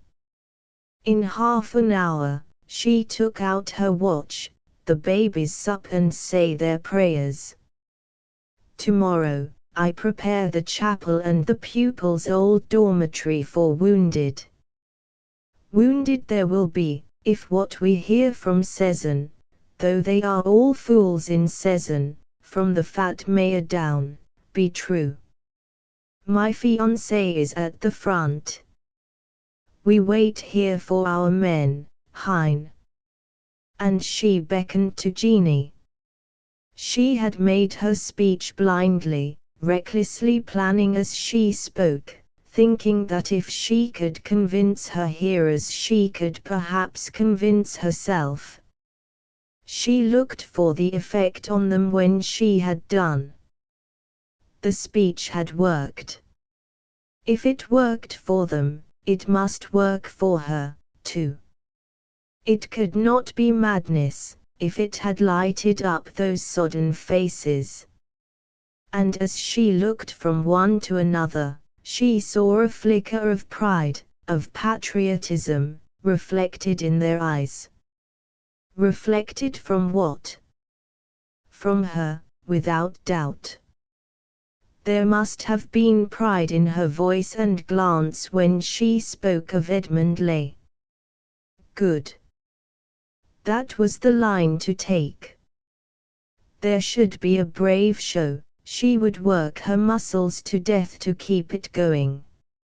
Every due emotion should be cultivated in each limb and feature, every surface inch of skin should play its part.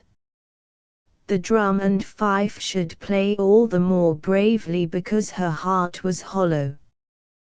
Perhaps, if she got a fair start, a fine physical impetus toward courage, she could keep it up to the end.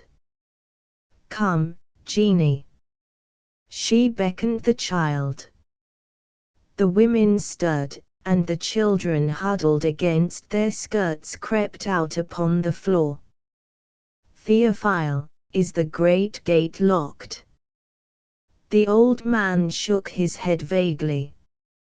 He had gone near to losing his few wits with the rumors from Cezanne which his ears had drunk up so greedily. His shaken mind was wandering windily about in reminiscences of 70 and legends of 15. It had best be locked at once. The lantern, Jeanie. Come. The child looked at her piteously. Oh, very well. Miss Stanley pushed her gently aside. I shall not need it.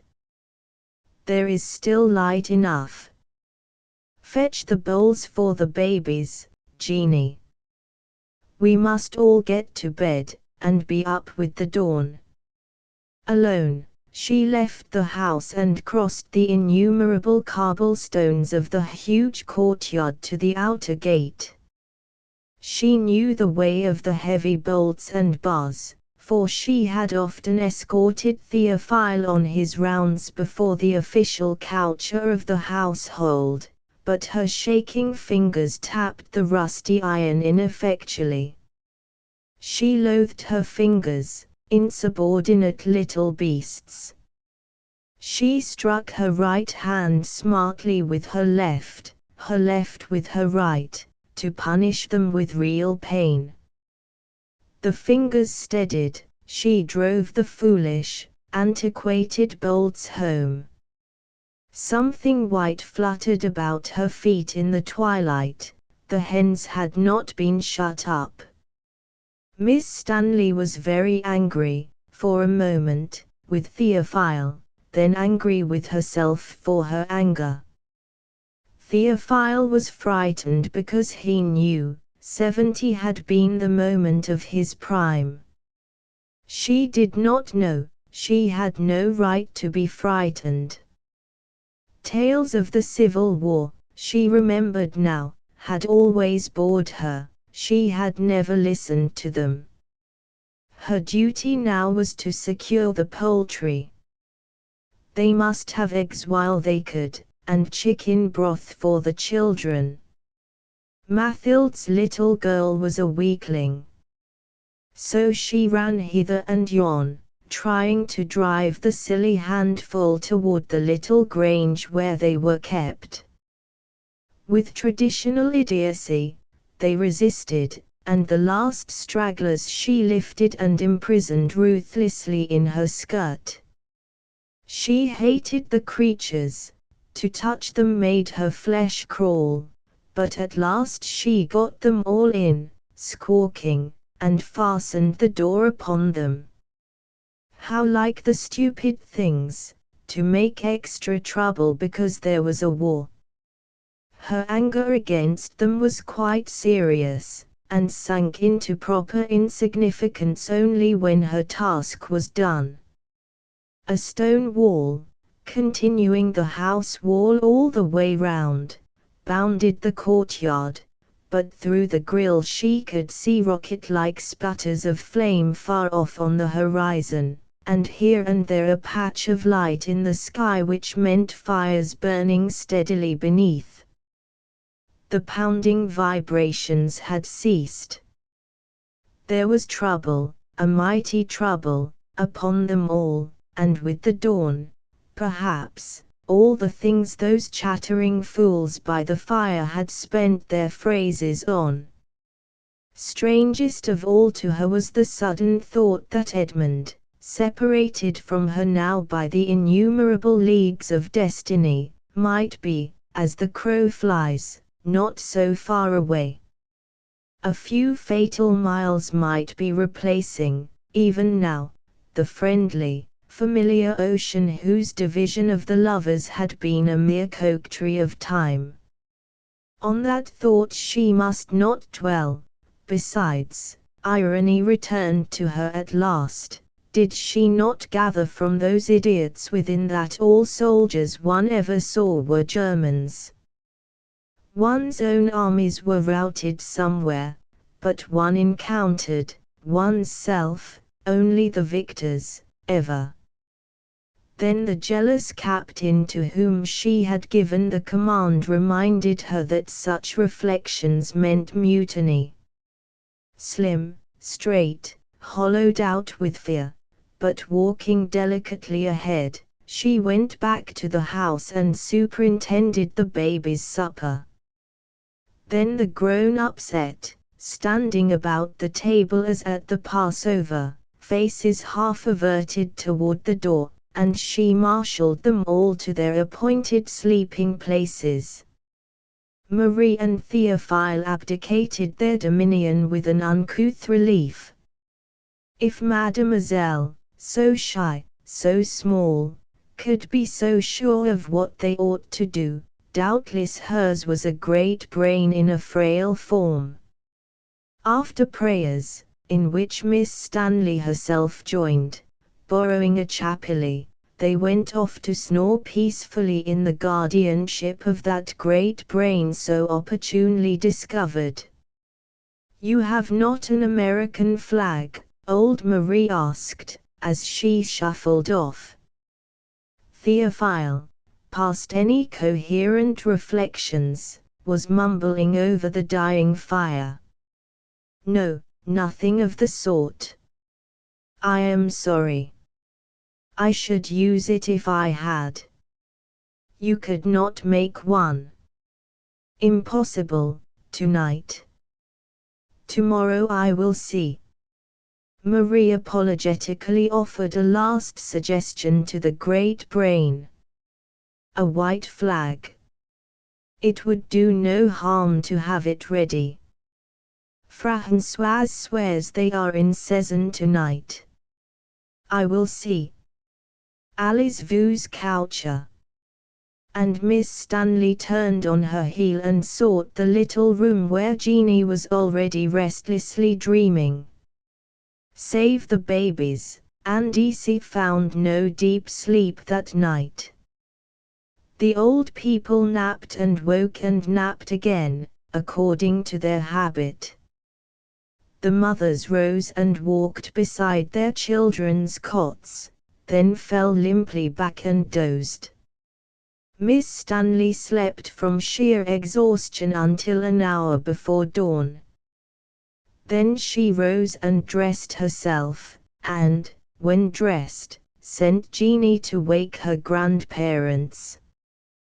Whatever the day might bring, it should not find them either asleep or fasting. They would eat, if it was to be their last meal. Alone in her room, by candlelight, Miss Stanley made a white flag out of a linen skirt. She sewed hastily but firmly, that it might be no flimsier than she could help.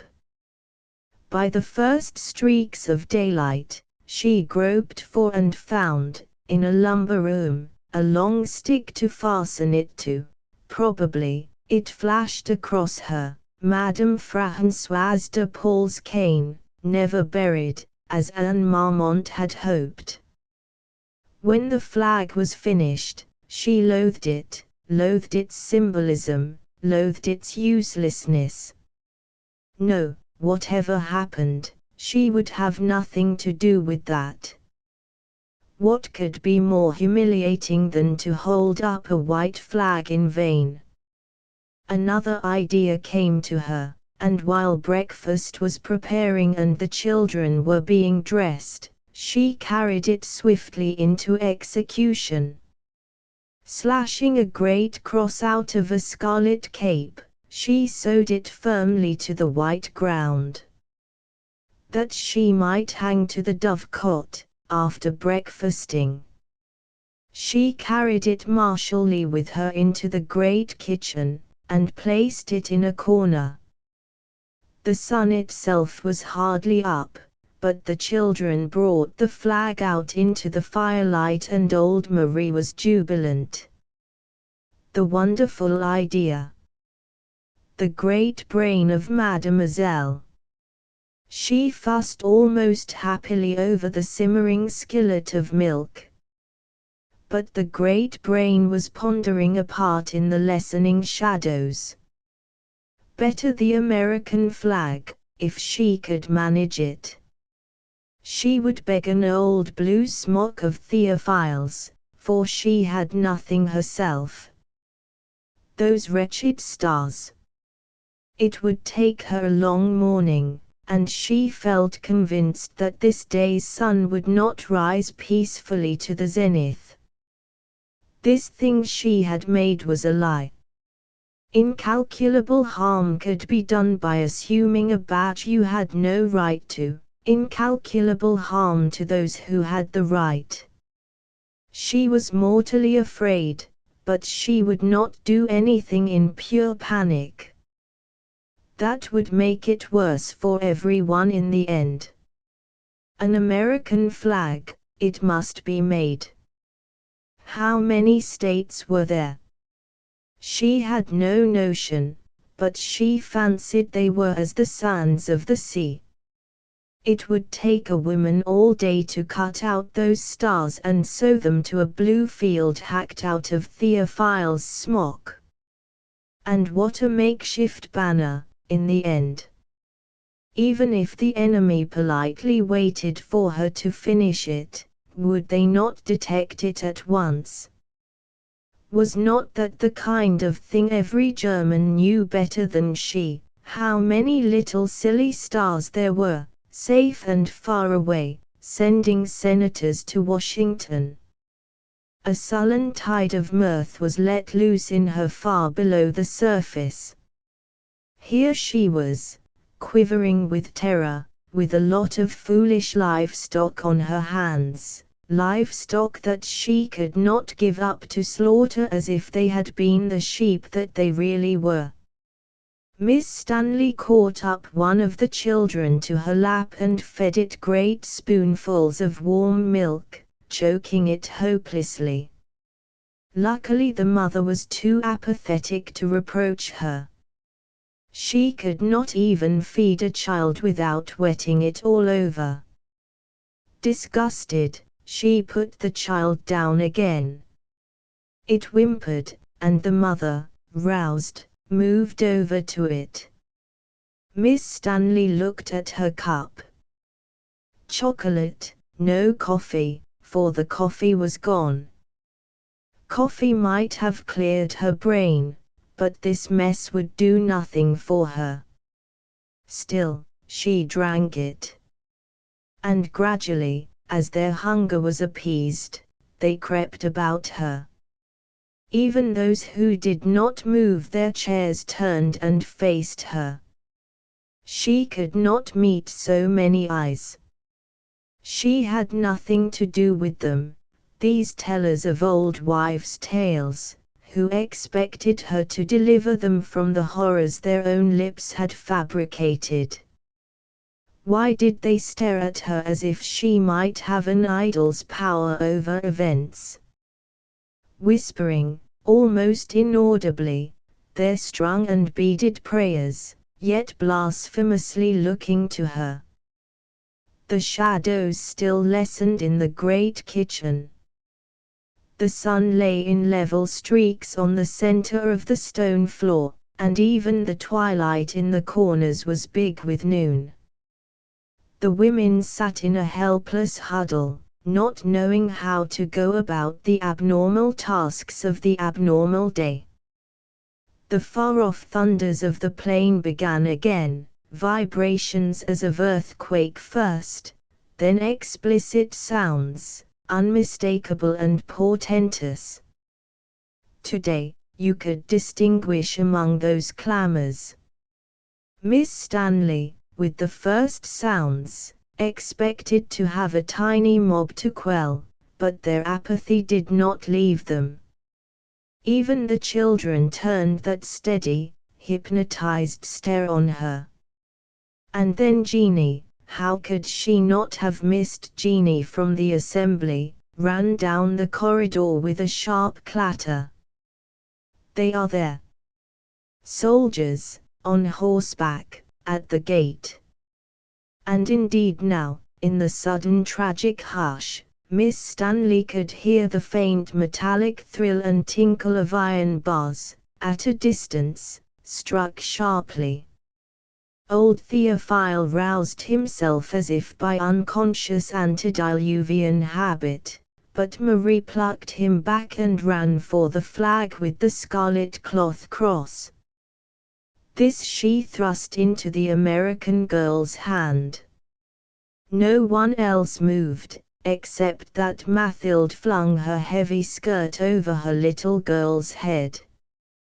For one moment, Miss Stanley stood irresolute. She had never dreamed of such a tyranny of irrelevant fact. She must, for life or death, for honor, at all events, respond to a situation for which nothing, since her birth, had prepared her. Peace had been to her as air and sunlight, the natural condition of life. This was like being flung into a vacuum, it was death to her whole organism. Yet, somehow, she was still alive. Irony took her by the throat, and then the thought of Edmund Leigh, linked, himself, with events like these, riding or marching beneath just such skies, on just such a planet, under just such a law. Never had there been, really, immunity like that which she had fancied to be the very condition of human existence. It was all human, with a wild inclusiveness that took her breath. And, whatever happened, paralysis like that which even now crept slowly up her limbs, was of the devil. Against that last ignominy she braced herself. Her muscles responded miraculously to her call for help, and she felt her feet moving across the floor. If feet could move, hands could. She rolled up the little banner and threw it in the very center of the fire. It occurred to her as a last insult that she did not know enough German even to proclaim her nationality, but she did not falter again. Some residuum of human courage out of the past kept her body loyal, some archaic fashion of the flesh that dominated the newness of the mind. Past generations squared her shoulders for her, and gave her lips a phrase to practice. As she passed down the corridor, she flung each door wide open. She paused, a mere fraction of an instant, in the big front door of the house, but from there she could see only a confusion of helmets, and horses nosing at the grill. Almost immediately she passed through the door and walked, hatless, her arms hanging stiffly at her sides, across the innumerable cobblestones, to the gate. In No Strange Land by Catherine Butler he was in the heart of the crowd, in it, and of it, the crowd of late afternoon whose simultaneous movement is the expression of a common wish to cease to be a crowd. His was one of the 1,000 faces that are almost tragical with weariness, tragical without thought. At 5 o'clock the sparkle of the morning is forgotten. There is no seeking of hidden treasure in the face opposite, for the face opposite, whosoever it may be, has become too hatefully intrusive with its own burden to yield any light of recognition. He was running down the elevated stairs at the appointed minute, when his foot slipped and he fell. It seemed hardly a second before he was up again, angered by the sudden congestion about him. One white-cheeked woman put her hand to her mouth and gave a cry. "Let me by," he exclaimed, straining to break through the fast-pressing barrier. The very throng of which he had been an undistinguishable member had suddenly closed round him, focusing its argus glance upon him, nearer and nearer, and it was only by extreme struggle that he was able to push away and be free. He sat down in the train, breathless from his final sprint. He felt as if the incident had roused him from some deep lethargy of which he had hitherto been unaware. With his quickened pulse, his thoughts ran more quickly, more crystally onward. He felt as if a wonderful but unknown piece of luck had befallen him. An ecstatic sense of fortune made him wonder at himself. What am I so damned happy about, all of a sudden, he thought. He made an indifferent survey of his fellow passengers, and as he noted the familiar heads and shoulders, he had a most curious sensation of utter bliss, and thanked heaven that his lot was not theirs. Am I dreaming? He asked himself. Am I about to discover a gold mine, or what? As the train moved out, he sank comfortably back into his seat, and with his chin on his hand he took up his accustomed nightly gaze on the outer landscape. His thoughts ran back to the morning. He saw the room where he had gone to wake his children. It was a large, square room, with colored nursery pictures on the walls and a collection of battered toys in the corner. The place was fresh and cool with the sparkling air of early May, and through the open windows he had seen the lawn thick spread with cobwebs. And in each of the 3 small beds a pretty child of his lay stretched in a childish attitude of sleep. Very tender they looked, very lovable, in their naive curlings up, a young, shapely arm flung out in the restlessness of approaching day, lips and nostrils just stirred by the tiny motion of their breathing, and an unbelievable, blossomy hand spread in fairy gesture across a pillow. As he walked through the room, he heard the boy John murmur in his waking dreams. Alicia sat up suddenly, as thin and straight as a new reed in her prim nightgown. Her eyelashes were black and her eyes were heather purple. "Father," she had cried, "I know what day it is." And in a moment 3 small whirlwinds stood up on the floor, dropped their nightgowns, and began to fling their arms and legs into their morning apparel, and there was a great deal of loud conversation full of the presage of festivity. Their father had forgotten that he had a birthday until his wife and children had recovered it from obscurity and made it a day of days. As he left the house he had looked at Maggie, his fragile, high-hearted wife, and urged her not to get tired with the nonsense. She had looked back at him with mock haughtiness and warned him not to be late to supper, or make light of feast days. He did not notice her words, he was curiously unable to grow accustomed to her face. The more he saw it, the more unbelievably beautiful, the more eloquent in delicate and gentle meanings, it became to him. She looked into his eyes quickly, with a question for his sudden absent-mindedness. "Because your face is so heavenly," he answered reverently. As the train moved on, he saw that a fresh, green haze had begun to veil and adorn the landscape which through the cold months had been so gaunt and ugly to his daily observation.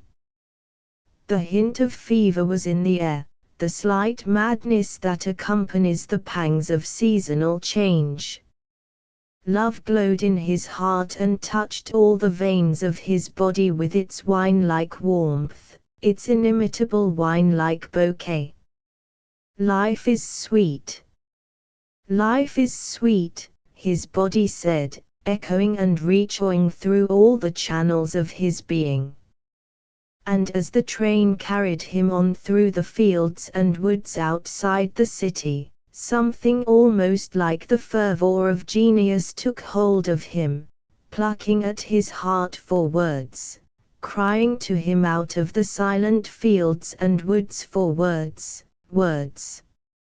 A slight rain was in the air, darkening the twilight, when he stepped down from the train.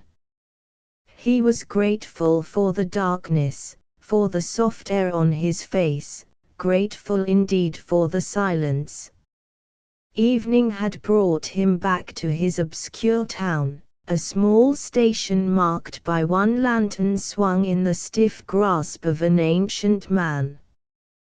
The usual handful of 3 or 4 passengers alighted, and exchanging remarks up and down the village street, quickly disappeared within the generous portals of their hereditary houses. The sound of a door opening and shutting, the pleasant light of lamps, the brief glimpse of a shining supper table, the departing whistle of the train as it shot away through field and thicket, and the remote town was undisturbed again. He was grateful indeed for the nightly renascence of his spirit in the clear air and gracious heaven of the place. On this May night of mist and darkness he took up again the thread of his real existence. Only tonight it seemed more golden, more palpitating with hope and mystery, a still moment wherein one could only half distinguish between the future and the past. He was 30 years old today, he told himself, and he had a wife and 3 children. A short swift time it had been. Had he them then, or was it a dream? Where were his footsteps taking him down the empty street? To Babylon, or some lost coast of gods and visions? He turned a familiar corner. A fresh breeze struck his face with a sudden shower of drops, and he saw in the dim light the heads of crocuses shaking in the grass beside the walk. He flung open the door and heard Maggie's voice in the dining room and the laughter of Alicia. "Hello," he called, and getting no answer, he walked into the dining room. There was a circle of candles on the table, unlighted as yet, and a bowl of flowers. Maggie was sitting by the fire, cracking nuts, and telling a story to the children who sat about her in white frocks, the firelight on their faces. The boy John was staring into the flame with the look that made his mother believe that she had given habitation to a poet's soul, and that inspired her to tell the most extravagant tales of wonder that her brain could conjure. Vibrant mystery rang in the low monotony of her voice. Their father checked himself at the doorway, thinking that he had done violence to the etiquette of birthdays by allowing himself to view the preparation. He laughed and stepped out again. "Oh, I see you don't want me. I really didn't look at a thing." And he called back from the stair, "How soon may I come?" He heard nothing but the cracking of nuts, Maggie's enchanting tone, and the short laughter of Alicia. "Oh Maggie, dear," he called again. No reply, only the soft continuance of the magic tale in the inner room. "By the way," he stepped down a stair. "By the way, Maggie, may I see you a second?" The story had ceased, but Maggie neither answered nor came. He stepped to the dining room door with a curious sense of apprehension. There was a touch of surprise in his tone. "Maggie." She looked round and on her face was the quick and strange reflection of his bewilderment. Yet she looked beyond him, through him, as if he had not been there. The boy John was still staring into the fire, folded deep in the robe of enthrallment his mother had made. As if from the hushed heart of it, he said, "What did you hear, Mother?" She gave him a startled glance, and then she smiled upon him, tenderly, warmly. "Only the wind outside, dear child. It is a rainy and windy night." She looked again toward the door of the room. Maggie. Such was the sudden torture and fear in his breast, he could scarcely lift his voice. He put one hand to his head and stepped nearer his wife. As if to find tranquility in a moment of nervousness, she rested her soft glance on Alicia, the child of delicate hands and delicate thoughts. Robbie, the importunate youngest, leaned against his mother with heavy and troubled eyes. "I thought I heard something, Mother," he said. She bent over him, visibly trembling. "What did you think it was, darling?" she asked. "I thought it was the rain hitting the window and trying to get in." She laughed and rose uneasily from her chair, and taking the child in her arms, she walked up and down before the friendly fire. For a long time there was no sound in the room except the vague sound of wind, of flame, and of Maggie's footsteps. Suddenly Robbie gave a little cry from her shoulder. "Why doesn't Father come?" The man rushed toward his wife to clasp her and the child in his arms, crying, "Oh Maggie!"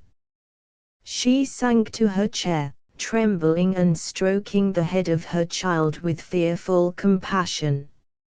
"Oh heavy mystery! Is this life," he cried, "or death?" He stretched out his arms in vain. The impassable gulf lay between them. Then, as he turned away from her, the walls of the house grew heavy upon him, the fire sent forth a smothering heat, and incomprehensible, unendurable became the spectacle of human grief. He went toward the door. Hesitating, he looked back again. Robbie's face was buried in her breast. Her eyes were deep and dark with the half-guessed truth. There came a sound at the door, that caused Maggie to start piteously. He forgot his desire to be free in his desire to clasp her again and console her. She left the children and went unhesitating and pale to answer the summons, he hovering beside her. What a flower she looked, and how fragilely shaken, like the rain-beaten crocuses in the grass. As the door opened, he saw two men standing in the dark and wet. For a moment neither spoke. One looked at the other, and broke out, "You tell her, for God's sake." This came to him dimly as if he were 1,000 miles away. He heard no more. He had gone out into the wind and rain. It struck his breast again with its incomparable sweetness. He saw dark hills lying before him. Gateways long barred within him rushed open with a sound of singing and triumph. He felt no more sorrow, no more pity, only incredible freedom and joy. The stone had been rolled away. "Death is sweet. Death is sweet," echoed and re-echoed through all the passages of his being. He smelled the icy breath of mountains, and he knew the vast solitude of the plains of the sea. The veins of his body were the great rivers of the earth, sparkling in even splendor. His head was among the stars, he saw the sun and the moon together, and the 4 seasons were marshaled about him. The clouds of the sky parted and fell away, and across the blue sward of heaven he saw the procession of glowing, gracious figures whose broken shadow is cast with such vague majesty across the face of the earth. Little Brother by Madeleine Z. Doty. It was a warm summer's day in late August. No men were visible in the Belgian hamlet. The women reaped in the fields, the insects hummed in the dry warm air, the house doors stood open. On a bed in a room in one of the cottages lay a woman. Beside her sat a small boy. He was still, but alert. His eyes followed the buzzing flies. With a bit of paper he drove the intruders from the bed. His mother slept. It was evident from the pale, drawn face that she was ill. Suddenly the dreaming, silent summer day was broken by the sound of clattering hoofs. Someone was riding hurriedly through the town. The woman moved uneasily. Her eyes opened. She smiled at the little boy. "What is it, dear?" The boy went to the window. Women were gathering in the street. He told his mother and hurried from the room. Her eyes grew troubled. In a few minutes the child was back, breathless and excited. "Oh, mother, mother, the Germans are coming." The woman braced herself against the shock. At first she hardly grasped the news. Then her face whitened, her body quivered and became convulsed. Pain sprang to her eyes, driving out fear. Beads of perspiration stood on her forehead, a little animal cry of pain broke from her lips. The boy gazed at her paralyzed, horrified, then he flung himself down beside the bed and seized his mother's hand. "What is it, mother, what is it?" The paroxysm of pain passed, the woman's body relaxed, her hand reached for the boy's head and stroked it. "It's all right, my son." Then as the pain began again, "Quick, Sonny, bring Auntie." The boy darted from the room. Auntie was the woman doctor of B. He found her in the square. The townspeople were wildly excited. The Germans were coming. But the boy thought only of his mother. He tugged at Auntie's sleeve. His frenzied efforts at last caught her attention. She saw he was in need and went with him. Agonizing little moans issued from the house as they entered. In an instant the midwife understood. She wanted to send the boy away, but she must have help. Who was there to fetch and carry? The neighbors, terrified at their danger, were making plans for departure. She let the boy stay. Through the succeeding hour a white-faced little boy worked manfully. His mother's cries wrung his childish heart. Why did babies come this way? He could not understand. Would she die? Had his birth given such pain? If only she would speak. And once, as if realizing his necessity, his mother did speak. "It's all right, my son, it will soon be over." That message brought comfort, but his heart failed when the end came. He rushed to the window and put his little hands tight over his ears. It was only for a moment. He was needed. His mother's moans had ceased and a baby's cry broke the stillness. The drama of birth passed, the midwife grew restless. She became conscious of the outer world. There were high excited voices, wagons clattered over stones, moving day had descended on the town. She turned to the window. Neighbors with wheelbarrows and carts piled high with household possessions hurried by. They beckoned to her. For a moment the woman hesitated.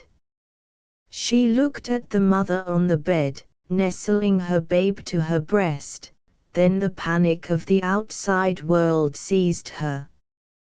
Quickly she left the room.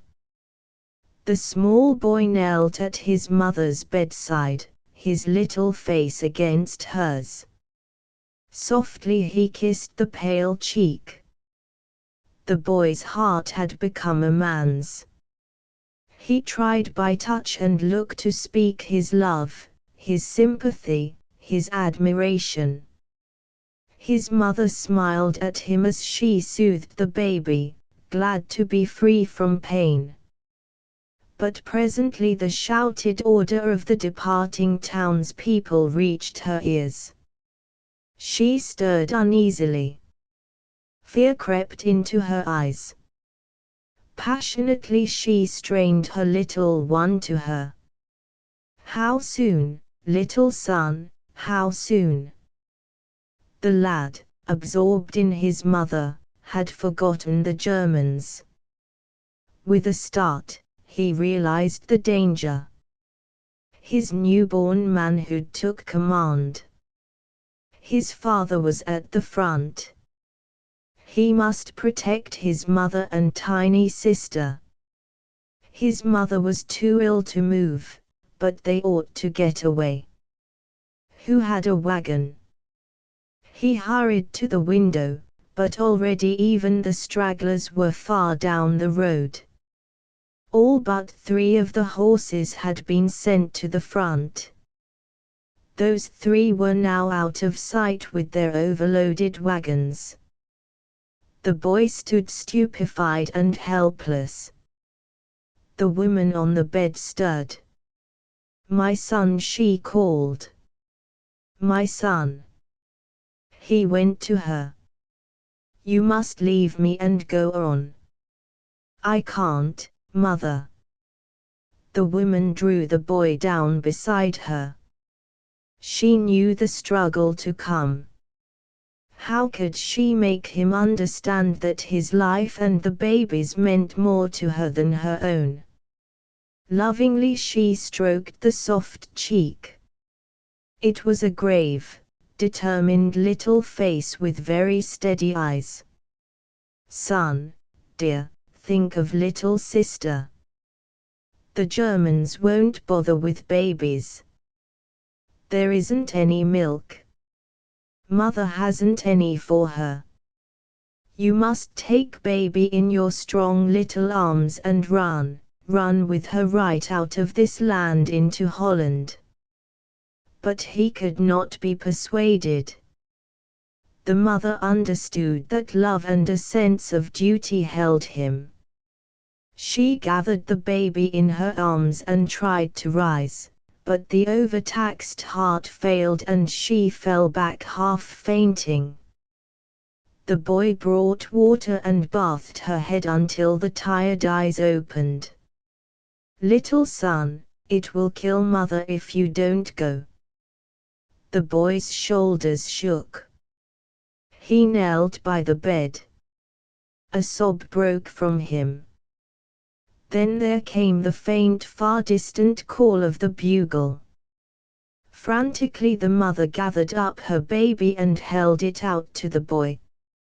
"For mother's sake, son, for mother." In a flash, the boy understood. His mother had risked her life for the tiny sister. She wanted the baby saved more than anything in the world. He dashed the tears from his eyes. He wound his arms about his mother in a long passionate embrace. "I'll take her, mother, I'll get her there safely." The bugle grew louder. Through the open window on the far distant road could be seen a cloud of dust. There was not a moment to lose. Stooping, the boy caught up the red squirming baby. Very tenderly he placed the little body against his breast and buttoned his coat over his burden. The sound of marching feet could now be heard.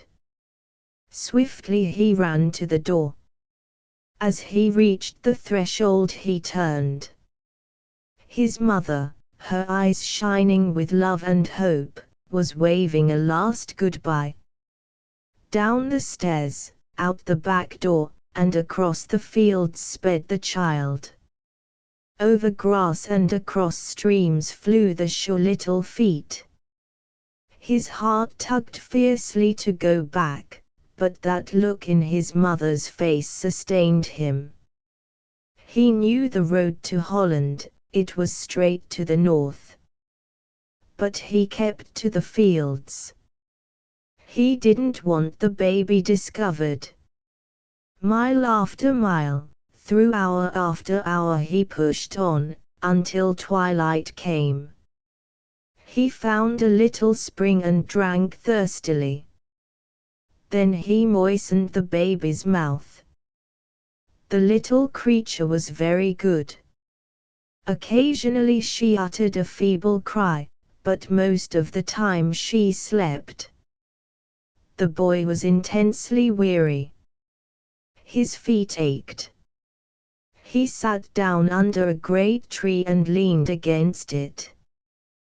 Was it right to keep a baby out all night? Ought he to go to some farmhouse? If he did, would the people take baby away? His mother had said, "Run straight to Holland." But Holland was 20 miles away. He opened his coat and looked at the tiny creature. She slept peacefully. The night was very warm. He decided to remain where he was. It had grown dark. The trees and bushes loomed big. His heart beat quickly. He was glad of the warm, soft, live little creature in his arms. He had come on this journey for his mother, but suddenly his boy's heart opened to the tiny clinging thing at his breast. His little hand stroked the baby tenderly. Then he stooped, and softly his lips touched the red wrinkled face. Presently his little body relaxed and he slept. He had walked 8 miles. Through the long night the deep sleep of exhaustion held him. He lay quite motionless, head and shoulders resting against the tree trunk, and the newborn babe enveloped in the warmth of his body and arms slept also. The feeble cry of the child woke him. The sun was coming over the horizon and the air was alive with the twitter of birds. At first he thought he was at home and had awakened to a long happy summer's day. Then the fretful little cries brought back memory with a rush. His newborn love flooded him. Tenderly he laid the little sister down. Stretching his stiff and aching body, he hurried for water. Very carefully he put a few drops in the little mouth and wet the baby's lips with his little brown finger. This proved soothing and the cries ceased. The tug of the baby's lips on his finger clutched his heart. The helpless little thing was hungry, and he too was desperately hungry. What should he do? His mother had spoken of milk. He must get milk. Again he gathered up his burden and buttoned his coat. From the rising ground on which he stood he could see a farmhouse with smoke issuing from its chimney. He hurried down to the friendly open door. A kindly woman gave him food. She recognized him as a little refugee bound for Holland. He had some difficulty in concealing the baby, but fortunately she did not cry. The woman saw that he carried something, but when he asked for milk, she concluded he had a pet kitten. He accepted this explanation. Eagerly he took the coveted milk and started on. But day-old babies do not know how to drink. When he dropped milk into the baby's mouth, she choked and sputtered. He had to be content with moistening her mouth and giving her a milk-soaked finger. Refreshed by sleep and food, the boy set off briskly. Holland did not now seem so far off. If only his mother were safe. Had the Germans been good to her? These thoughts pursued and tormented him. As before, he kept off the beaten track, making his way through open meadows and patches of trees. But as the day advanced, the heat grew intense. His feet ached, his arms ached, and, worst of all, the baby cried fretfully. At noon he came to a little brook sheltered by trees. He sat down on the bank and dangled his swollen feet in the cool, fresh stream. But his tiny sister still cried. Suddenly a thought came to him. Placing the baby on his knees, he undid the towel that enveloped her. There had been no time for clothes. Then he dipped a dirty pocket handkerchief in the brook and gently sponged the hot, restless little body. Very tenderly he washed the little arms and legs. That successfully accomplished, he turned the tiny creature and bathed the small back. Evidently this was the proper treatment, for the baby grew quiet. His heart swelled with pride. Reverently he wrapped the towel around the naked little one, and administering a few drops of milk, again went on. All through that long hot afternoon he toiled. His footsteps grew slower and slower, he covered diminishing distances. Frequently he stopped to rest, and now the baby had begun again to cry fitfully. At one time his strength failed. Then he placed the baby under a tree and rising on his knees uttered a prayer. "Oh God, she's such a little thing, help me to get her there." Like a benediction came the cool breeze of the sunset hour, bringing renewed strength. In the afternoon of the following day, a wagon stopped before a Belgian refugee camp in Holland. Slowly and stiffly a small boy slid to the ground. He had been picked up just over the border by a friendly farmer and driven to camp. He was dirty, bedraggled, and footsore. Very kindly the ladies' committee received him. He was placed at a table and a bowl of hot soup was set before him. He ate awkwardly with his left hand. His right hand held something beneath his coat, which he never for a moment forgot. The women tried to get his story, but he remained strangely silent. His eyes wandered over the room and back to their faces. He seemed to be testing them. Not for an hour, not until there was a faint stirring in his coat, did he disclose his burden. Then, going to her whom he had chosen as most to be trusted, he opened his jacket. In a dirty towel lay a naked, miserably thin, 3 days-old baby. Mutely holding out the forlorn object, the boy begged help. Bit by bit they got his story. Hurriedly a Belgian refugee mother was sent for. She was told what had happened, and she took the baby to her breast. Jealously the boy stood guard while his tiny sister had her first real meal. But the spark of life was very low. For 2 days the camp concentrated its attention on the tiny creature. The boy never left his sister's side. But her ordeal had been too great. It was only a feeble flicker of life at best, and during the 3rd night the little flame went out. The boy was utterly crushed. He had now but one thought, to reach his mother. It was impossible to keep the news from him longer. He would have gone in search. Gently he was told of the skirmish that had destroyed the Belgian hamlet. There were no houses or people in the town that had once been his home. That is his story, ended the friendly little Dutch woman. And his father? I inquired. Killed at the front, was the reply.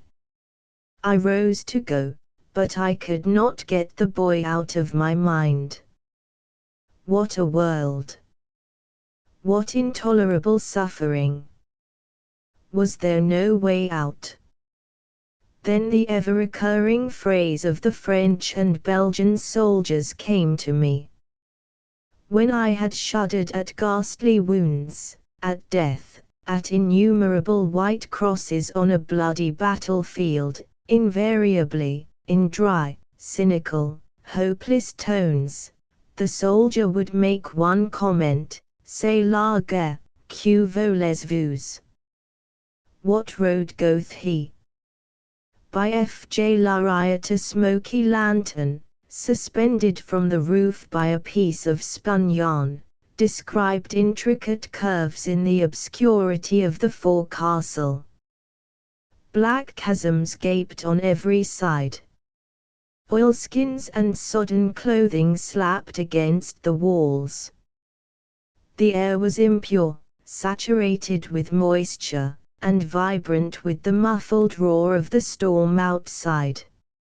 A thin sheet of water washed over the floor as the ship rolled. A sea chest broke from its lashings, and carried away to leeward. The deck rose, and the chest slipped aft. Amid a raffle of wet boots and sou'westers, it sank, and the heavy chest shot forward across the slippery floor, to fetch up sharply against one of the bunks. Again the ship rolled, and the chest glided to leeward. Mutterings came from the chasms, and pale faces, distorted with yawns, appeared above the bunk boards. The owner of the chest awoke and crept stiffly from his bunk. The ship rolled, the water splashed about his feet, and the chest swooped toward him. He made it fast and climbed into his bunk again without drying his feet. The faces had disappeared. The ship rose and fell, the lanterns swung. The hanging clothes bulged and flattened and bulged again, gloomy shadows wavered and seemed ever threatening to advance from the walls. The sound of the storm outside was dull and persistent. Boom! A solemn stroke of the bell on the forecastle head woke one of the sleepers. He sat up, expectant, for a moment, and then sank back. As he did so the door slid open, the storm bellowed as a man stepped through, and was deadened again as he forced the door to behind him. He vanished into the starboard forecastle, and reappeared with a short pipe that gurgled as he smoked. He seated himself on a chest, and the man who had awakened looked down on him. "What time is it?" he asked. The smoker looked up. "That you, Bill?" "It's gone 6 bells." The other grumbled. "I heard 1 bell from the facet's head. She rolled bad just now. Tolled the bell herself." "Humph," said the man in the bunk thoughtfully. "Shut up," called a voice. "I want to sleep." Bill lowered his voice. "How's the weather?" he inquired, looking down anxiously at the smoker's glistening oilskins. "Heavy." The old man hain't he left the deck for a minute. After that the man in the bunk could not sleep again. He heard the other leave the forecastle, and swear as the flying spray struck his face. He heard a great body of water come over the bows and wash aft. He heard the heavy breathing about him. He lay in his clothing. It was wet and his blankets were wet, warm wet, anyhow he thought, and shivered at the sound of the water washing about in the darkness below him, and at the thought of the weather outside. He counted the minutes grudgingly, and lay dreading the sound of the opening door. Wide-eyed, he watched the lantern swinging in the gloom, the pendulous clothing on the wall, the starting shadows, until someone beat frantically on the door, and, staggering into the forecastle, turned up the light and called the watch. All hands. 8 bells there. Do you hear the news, you port watch? 8 bells there. Men stirred and yawned. Tired men kicked off blankets and sat up, swearing. Cramped men eased themselves from their bunks, and pulled on sodden boots. They stumbled about the heaving deck, cursing their cold oilskins, cursing the ship, cursing the sea. "Come, shake a leg, bullies," continued the inexorable voice. "Weather bad and going to be worse. Get a move on you, or the mate'll be for'ard with a belaying pin." "Anything up?" inquired one. "Heard the old man tell the mate to take in the forlower topsail." Thereupon they fell anew to cursing the captain, his seamanship, and, above all, his want of knowledge of the weather. The watch went out into the tumult of the night, out into a chaos of smashing seas and howling wind, out into a furious abyss of darkness and uproar. They collided blindly with other men, they called out angrily. Great seas crashed over the bulwarks and smothered them, invisible torrents poured off the forecastle head and washed aft, beating them down, stunning them. From somewhere out of the darkness came the voice of the mate, bawling orders. They felt for the clewlines, making the most of the intervals between the boarding seas. High above them they knew a man was making his way aloft in the darkness to ease up the chain sheets. They hauled and swore, arching their backs against the seas that tore at their gripping fingers and washed their feet from under them. And always the mate's voice sounded, cheerful, threatening, dauntless. Then up into the black night, ratline by ratline, panting, clutching, and climbing, out upon the invisible yard, along invisible foot ropes, grasping invisible jackstays, swaying in the darkness, spat upon by the storm, beating the stiff canvas with bleeding hands, unheeding the tumult of the sea, the pounding wind, the lurching yard, with no thought save for the mate's voice below, and the lashing canvas under their hands. From the foretop, as they descended, they looked far down on the narrow hull, rolling, pitching, and shivering, beneath them. Out from the darkness pale seas rushed, roaring, toward the ship, and, roaring, passed to leeward. Seething masses of water rose over the bows, smashed down on the deck, and surged aft, forward, and over the side. Hissing foam creamed about the lee chains, vicious rain squalls drove across the flooded decks, the cold was penetrating. In the empty forecastle the lanterns swung, the shadows rose and crouched, the voice of the storm sounded deep and steady. Ends of blankets dangled from the deserted bunks and flicked at the murmuring water on the floor. The deck soared and swooped, minute after minute, hour after hour, and still the lanterns swung, and the shadows moved and waited. The door slid back, the storm bellowed, and 3 men staggered into the forecastle, bearing another. They laid him awkwardly in one of the lower bunks, and stood for a moment looking down at him. The ship rolled, and the shadows on the wall started as if they, too, would gather around that gloomy berth. Again the deck dropped, the shadows retreated, and the 3 men turned and left the forecastle. The man in the bunk lay inert, as they had left him. His body sagged lumpishly to the roll of the ship. A dark stain appeared and spread slowly on the thin pillow. A little later another man entered.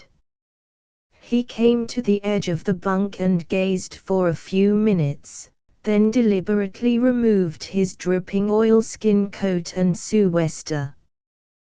The man in the bunk began to moan, and the other leaned over him. The moans continued, and the watcher sat down on a chest beside the bunk.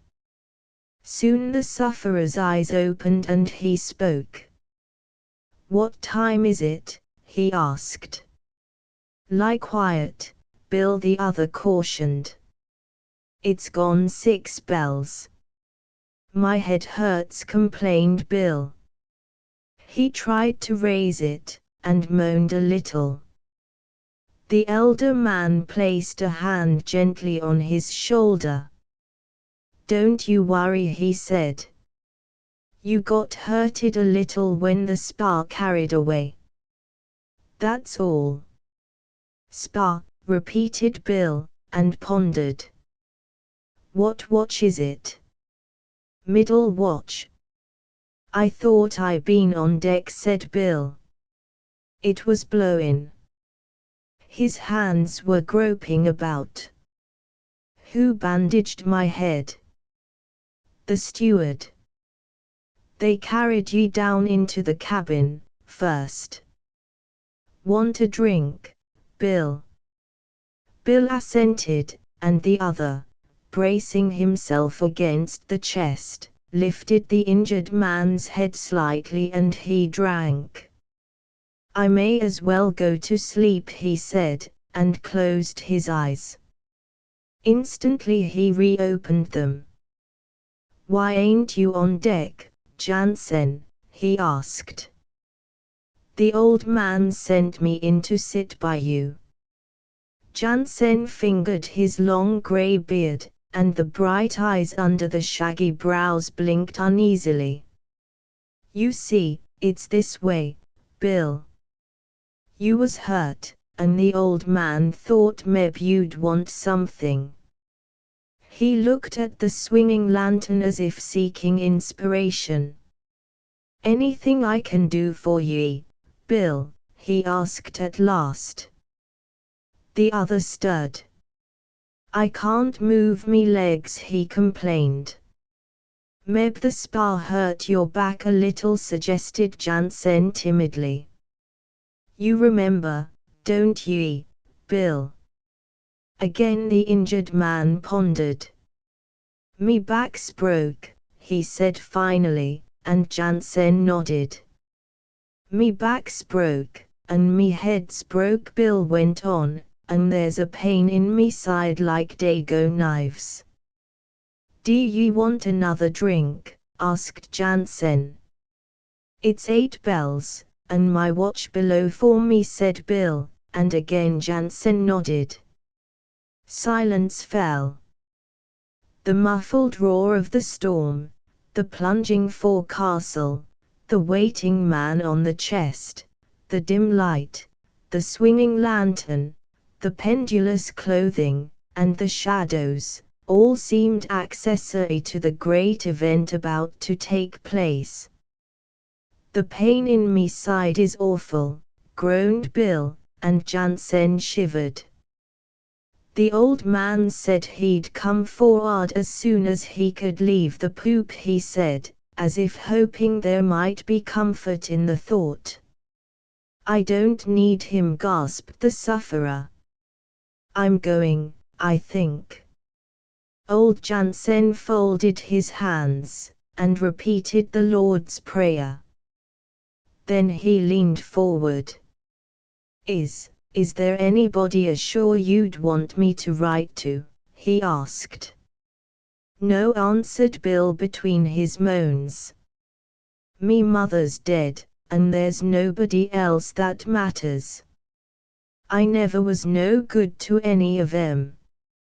After a time the moans ceased. A great sea boomed on the deck outside, and washed aft. The lantern swung violently, and the ship's bell tolled. Jansen looked into the bunk. Bill's eyes were fixed on him. I want to ask you, Jansen, he said in a low voice. Do you think there is any chance for me? The other hesitated. I'm afraid not, he stammered. I don't mean a chance to live, explained Bill. I mean, do you think I've got to go to hell? Jansen's tone grew positive. No, he said, I don't. I wished there was a parson here, muttered the man in the bunk. There used to be a old chap that come regular to the sailors' home, grey whiskers, he had, and a long coat. I wished he was here. He'd tell me. The man on the chest listened, his elbows on his knees, his head on his hands. I shook hands with him many a time, continued Bill. He'd tell me. Jansen started, and looked up. His bright, deep-set eyes had taken on a look intent, glowing. Shall I read to ye a bit? He asked. I've got a book, it might strike ye, now. All right, said Bill indifferently. The old man crossed the forecastle, opened his chest, and, delving deep into its contents, brought forth a small, thin book. It had seen much usage, the binding was broken, the leaves were stained and torn. The old man handled it tenderly. He held it high before him that the light from the swinging lantern might fall upon the text, and read stumblingly, pausing when the light swung too far from him, and making grotesque blunders over some of the long words. What is that book? Asked Bill after a time. It ain't the Bible. No, said Jansen. It ain't the Bible. Then who is it says them things? Demanded Bill. He talks like he was everything.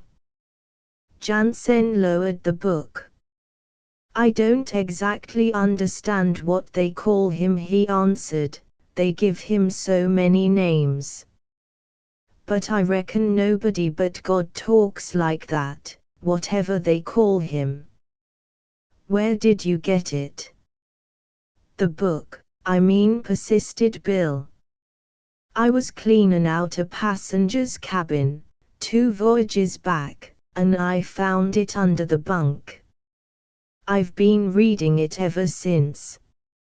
It's all full o' strange, foreign names, worse'n the ones in the Bible.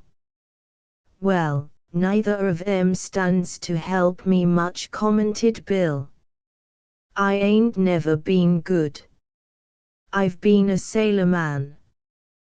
That book, he broke off to groan as the ship rolled heavily, but resumed, that book says same as the Bible, that a man's got to be pious and do good and have faith, and all that, else he don't have no show at all. Listen, said Jansen. He turned the pages, and read a few lines as impressively as he could. That sounds easy, said Bill. But I ought to ha' knowed about that before. It's no good desiring anything now. It's too late. He'd know I was doing it just to save my own skin, my soul, I mean. Bill, said Jansen. I'm going to ask you something. He closed the little book over one finger, and leaned toward the bunk. Do you remember how you come to be hurted this way? The spare spar that was lashed to starboard fetched loose, and I tried to stop it, answered Bill readily. I see it coming. Why did you try to stop it?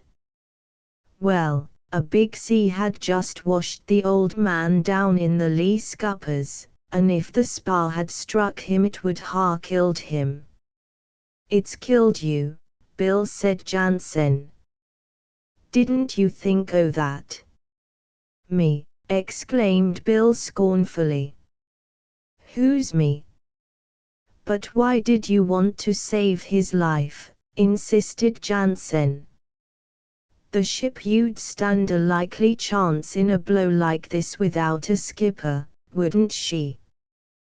Then you thought nothing. There was no time to think. I see the spar coming and I says, blazes. That'll kill the skipper, and I tried to stop it. You ain't sorry you did it? Sorry nothing. What's done's done. See here, Bill, said old Jansen earnestly. I'll tell you what you did. You did your duty. And you laid down your life for another. You saved the captain's life, and meb the ship, and all our lives through him. And you did it without thought o' reward. Don't you suppose you'll get a little credit for that? I'm thinking, said Bill. He lay silent for a minute. Read that again, he requested. Old Jansen did so, and after a pause he added, now, if I was you I wouldn't worry no more about hell. Just make your mind as easy as you can. That's a better way to go. I've got that, said Bill. It's all right. Go on, read to me some more. Jansen lifted the book and resumed his reading. He turned the pages frequently, choosing passages with which he was familiar. The other moaned at intervals. With every roll of the ship, water plashed faintly underneath the bunks. The lantern swung unwearied, and sodden clothing slapped against the walls.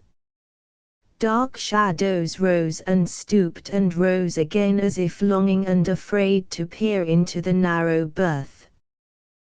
The sound of the storm outside was grave and insistent. The reader came to the end of a passage, and laid the book on his knee. Suddenly he realized that the moans had ceased. He leaned over and looked at the man in the bunk. He was dead. Old Jansen sat motionless, deep in thought. At length he reopened the little book, and read once more the lines which he had already repeated at the dying man's request: "He is not lost, thou son of Pritha. No.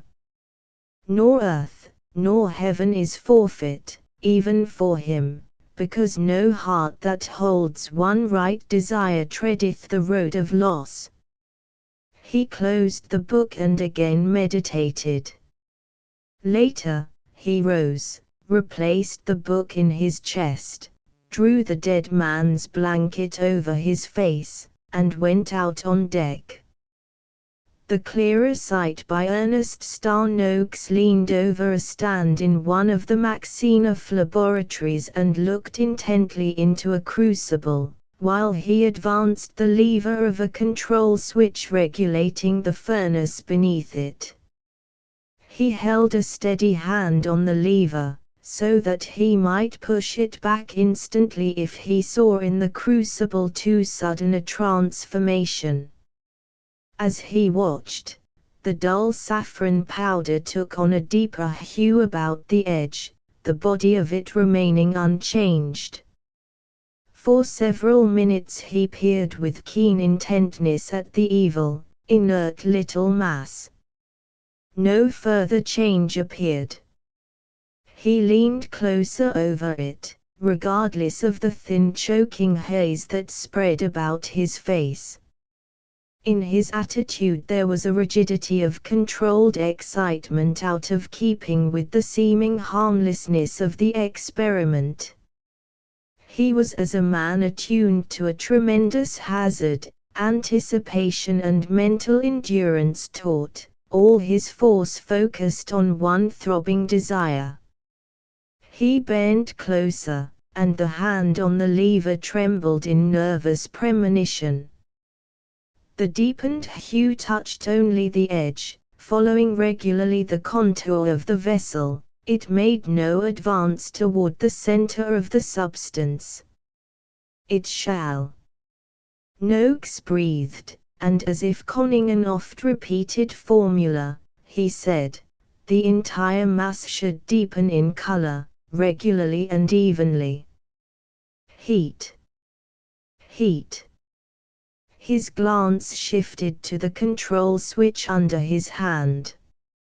Its metal knobs, marking the degrees of intensity of the current it controlled, caught the light and blinked like so many small, baleful eyes.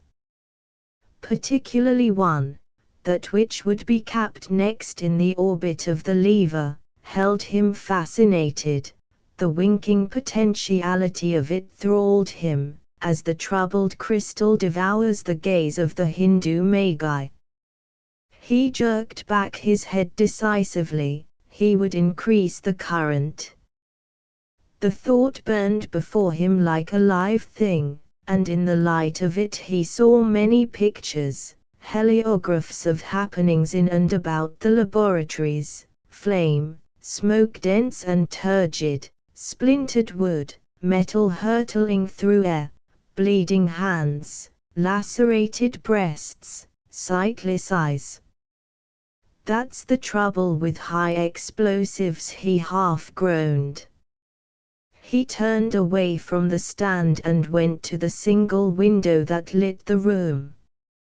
Through it he saw shops, storehouses, and small buildings similar to his own, all a part of the plant of Maxineff.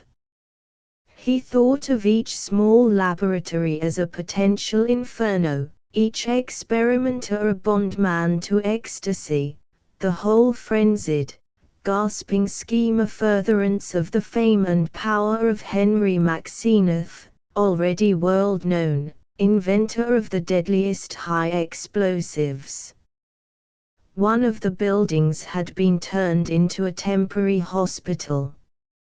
He thought of the pitiful occupant, his face scarred, one socket eyeless, and shivered. "It isn't that I want to hedge," he said. "I shall take the chance, but having risked everything, I will go to her able and whole, offering it all without an apology." His gaze was drawn back to the crucible. In the thin haze above it a face seemed to shine. Avidly he gave himself to the spell his tight-strung imagination had conjured, a face oval and delicately tinted, lips joyously curved, grey eyes not large, but brimming with enthusiasm, fearlessness, and truth, a white brow beneath simply arranged light hair. "Let me bring with an avowal all that you have now, more, for in your life there can't be anything bigger than my love. And it's that which makes the deal right. Don't judge me yet. Wait until I've finished, and grant me that it's worthwhile." He whispered to the face, and his breath made little swirls and eddies in the haze about it. The filmy curves wafted toward him, bringing it close to his lips. The lids fluttered. Then an acrid odor filled his throat and nostrils. The face vanished. He started back, distraught. A rushing recollection of Maxeneff's tragedies came to him, more vivid even than the face. Halsey, who jarred the nitro, had been annihilated. Ewell was mad from the violent termination of an experiment similar to that now in development. A year ago. Noakes said, and still Ewell lives and raves. How like the cases were. The difference lay in the crucible. If the mixture there were properly prepared, added heat would metamorphose it calmly from its present harmlessness into something new, wonderful, deadly. It would become imbued with marvelous possibility, a thing for which royal military bureaus, imperial navies, would pay a great price. A twist of the lever would do it. Yet how like, and Ewell was mad, injured gruesomely, living dead. Again the blinking switch caught him, but he shrugged away its evil suggestiveness. He sought to flee the strain of the moment, to make it seem natural and like the smaller risks of his daily occupation. He assumed a tottering bravado, and as he put his hand to the lever, he smiled crookedly. A light, quick tread sounded on the walk outside, on the double step. As the knob turned, a voice said, "May I come, Mr. Alchemist?" His hand left the lever as if it pricked him. "You? Am I a wraith?" Noakes looked at her silently. In the moment's abstraction her presence seemed a manifestation of some psychic conduction which he tried lamely to understand. Here, now, in a moment of danger of which she unknowingly was the moving force. "Then exorcise me quickly, but don't sprinkle me with acid, it would be fatal to my clothes." Noakes warmed to the aura of light and cheer about her. "There isn't an alkali in the shop, I won't endanger you," he replied easily. She moved into the room and paused a moment near the stand. "Mrs. Max says you are confining yourself too closely. I've been with her all morning." While she spoke, she took off her hat and smoothed her hair. I'm blown to pieces.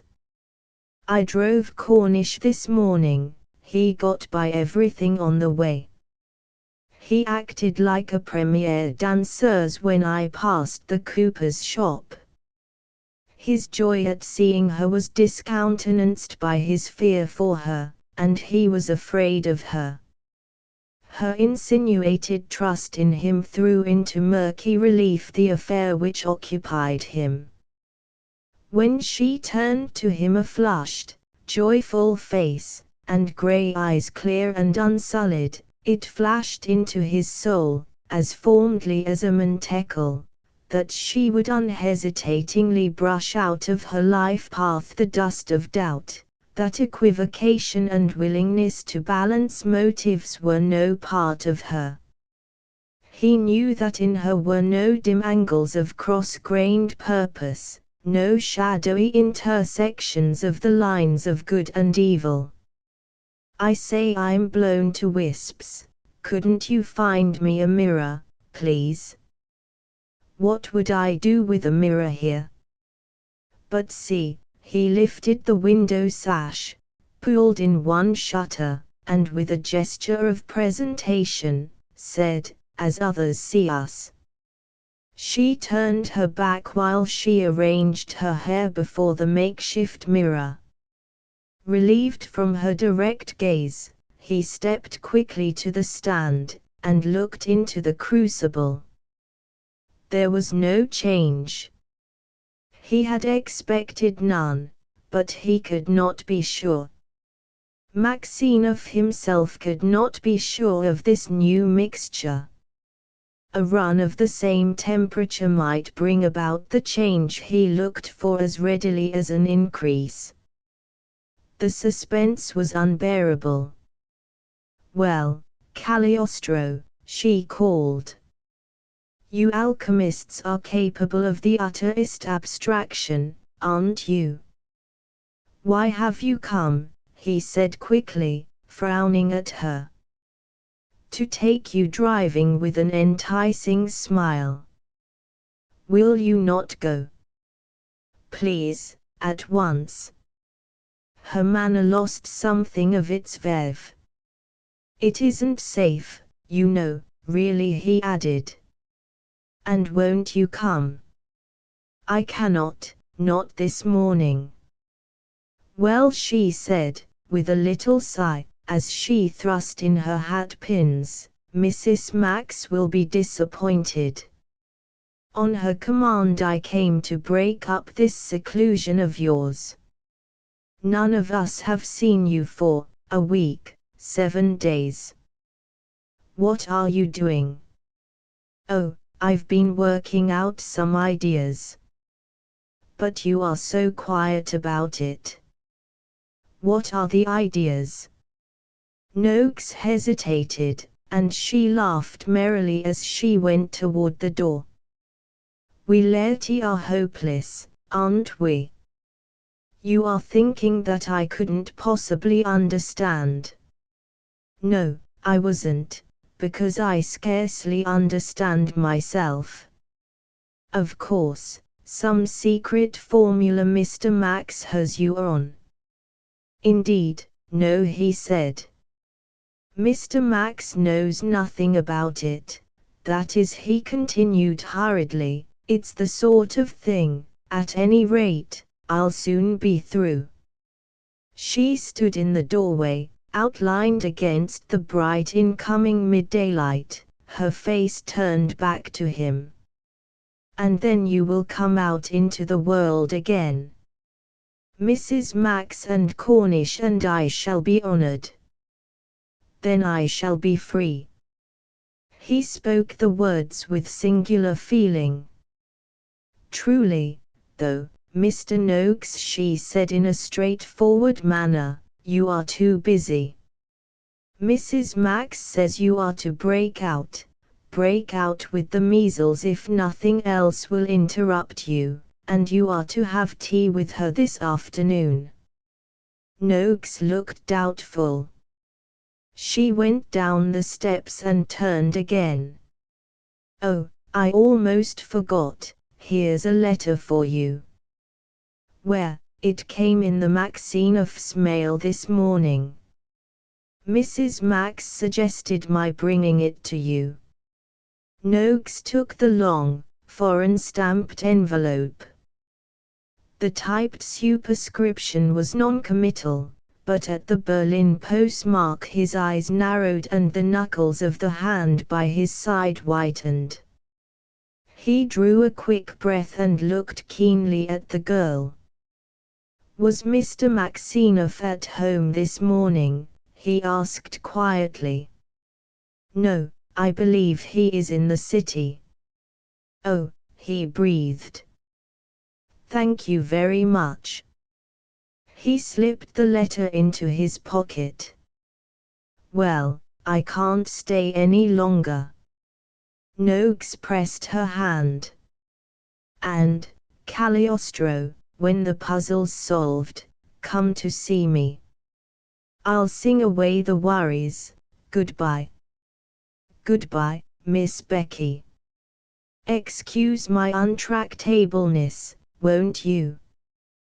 With a pat to her hat and a smile to Noakes, she was gone. He watched her a moment, then strode rapidly to the stand. Looking through the faint haze, he saw her pass down the straight path which led to the great gate of the Maxinoff workyard. When she was close to it he grasped the switch lever with cramped fingers. His face was colorless. He moved the lever forward with a jerk, and lifting his eyes, saw her pass out of the gate. Beyond reach of time he waited. Evenly, insistently, a dull brown suffused the mass. Still he waited, fearfully wondering at the stability of this new thing. It kept its even coloring. He pushed back the lever, watched again, and waited. He was afire with joy. He had succeeded, he had created a thing new to the world, an explosive which would be more powerful than the deadliest in existence. He had perfected the work of a week's exquisite danger, he had won. I am glad, he said faintly. As he straightened up he found himself suddenly weak. The strain had been galling, and the madness of gratification consumed his strength. He moved toward the door, stepping very gently, for he knew not how slight a vibration might shatter the delicate affinity in his discovery.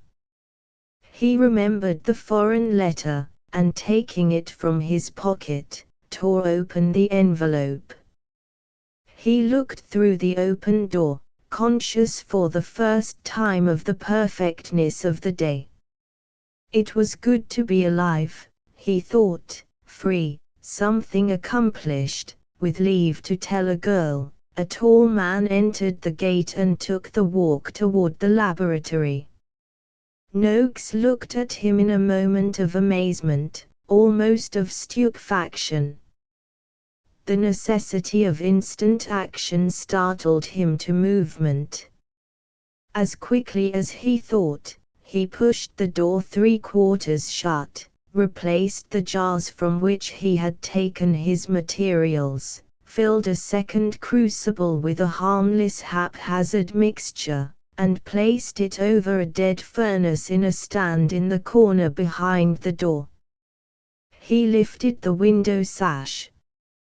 With all his strength he hurled his priceless crucible. By a marvel of speed he had the sash lowered, and was behind the door, when the building was shaken by an explosion. "What is that, Mr. Noakes?" came in deep, calm tones from the door. "Good morning, Mr. Maxinoff," said Noakes, turning slowly. "The racket. Some half-baked fulminate I put in the ditch out there an hour ago." So long since, said the older man, advancing toward the window. Yes, sir.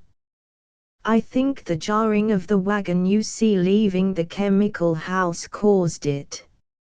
A hole several feet in diameter marked the spot where the crucible fell. The stuff had delayed not an instant in working its havoc. Noakes was glad there was too little of it to cause a suspicious deal of damage. Maxinoff looked reflectively about the yard, while Noakes nervously eyed his chief's expressive profile. His eyes wandered to the fine grey head of this tall, straight man. He could not fail to be impressed afresh by the forceful exterior, significant of the inner attitude which had won for Henry Maxinoff a name honored among nations. "What of your work?" he said. Noakes was glad those seeing eyes were not on him. "I'm beat," he said. "I've gone at it every way I know, and I have been consistently and finally unsuccessful." In the ensuing pause Noakes realized that this was the first admission of failure he had ever made to his chief. The surprise it called forth was grateful to him. "What's the trouble?" "But I think the trouble with you is that you have overreached yourself, Noakes." "Oh, no, the idea is a fine, tremendous one. Sheer stupidity is my trouble, I think."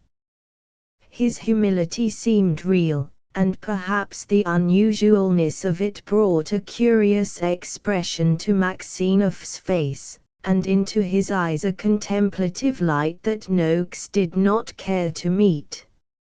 "I met Miss Hallam as I entered," Maxinoff said carelessly. The remark may have meant much, or it may have had merely an intentional indication of the intimacy accorded Noakes above the other assistants in the laboratories. "Yes. She came to tell me that Mrs. Max will permit me to have tea with her this afternoon. You are coming, I hope?" "Indeed, yes. I confess I am tired out. I gave up the experiment early this morning. I understood the fulminate was running low, and spent my morning blundering over making some. I couldn't do that even, familiar as I am with the process." "Well, leave it all and come with me over the yard.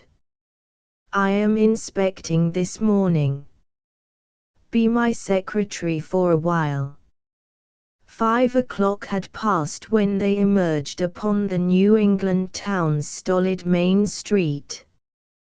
They walked beneath the venerable flanking trees toward the Maxinoff villa, which surmounted a wooded continuation of the street. In a high grey and white room they found Mrs. Maxinoff. She touched a bell as she said in an odd manner of inflecting, "But you are late." Moving to one end of the spindle-legged sofa, she made place at her side for Maxinoff, and motioned Noakes to a chair near them. "Ah, I see it, you will be a second Max, all science, all absence, and a woman waiting at home. Immolation, you call it," she continued, her hands moving quickly among the appurtenances of the tea table. "That is what you prefer, my young Mr. Noakes." "I am under orders, you know, Mrs. Max," said Noakes, with a deferential inclination of the head toward Maxinoff. A servant brought in buttered rusks, and served the men with tea. "Orders? For orders do you permit circles about your eyes as dark as they themselves are? Then you are easily immolate." Over his cup Maxinoff smiled encouragement to his wife. You are practical, my friend. Confess now, there is a reason for your application. Noakes's attitude was uncompromising. He placed his cup on the table before he spoke. The reason you are thinking of, Mrs. Max, is not for a poor man. Mrs. Maxinoff lifted her shoulders and displayed her palms in a manner that marked her nationality. So, science has made your dark skin white, love for this business of killing men has kept you hid weak. Of saving men, Maxinoff corrected, while his wife smiled as at the recurrence of a customary witticism. And you gave the orders, Max. You are to be blamed for this display of energy. Don't scold, dear. It will be a wonderful thing. A new explosive, she interrupted. Do you remember the day we motored from Stoneham? I first thought of it then. I have been too busy to work on it, so I turned the idea over to Noakes. And I have made application to a home for the feeble-minded, Mrs. Max Noakes said. Mr. Max will never commission me again. I'll be with you tomorrow, and we shall see wherein is the difficulty. But, Max, another. Now I see your scheme of universal peace quite puffed away. This will bring it nearer. Maxinoff said enthusiastically. Mrs. Maxinoff shrugged her shoulders as she walked toward the long windows. Stay to dinner, will you? She said to Noakes. Thanks, but I couldn't with propriety.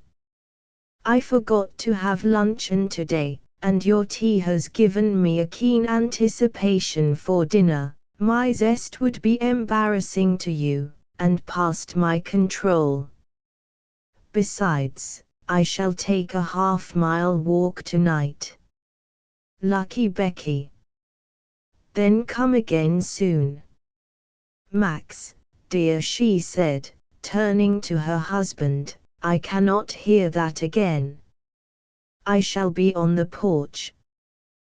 When she passed through the window, Noakes seated himself to listen to a new exposition of the subject which chiefly aroused Maxinoff's interest and loosed his speech. Frequently he bent his head in acquiescence, and occasionally interjected a pertinent question under the guidance of his secondary mind, but his thoughts moved in a circle of smaller radius. What to him was a policy of world peace? He cared not a jot what scheme of universal pacification men dreamed over. Maxinoff's argument was not new to him. When he gave it serious attention he doubted its practicability. The older man's voice seemed far away, as it said, each new explosive deals a blow at war. Noakes had heard the same thing when his chief concluded with the government an agreement which secured to it the exclusive use of his latest product. This new thing will make war too dreadful a course for the least humanitarian nation to pursue.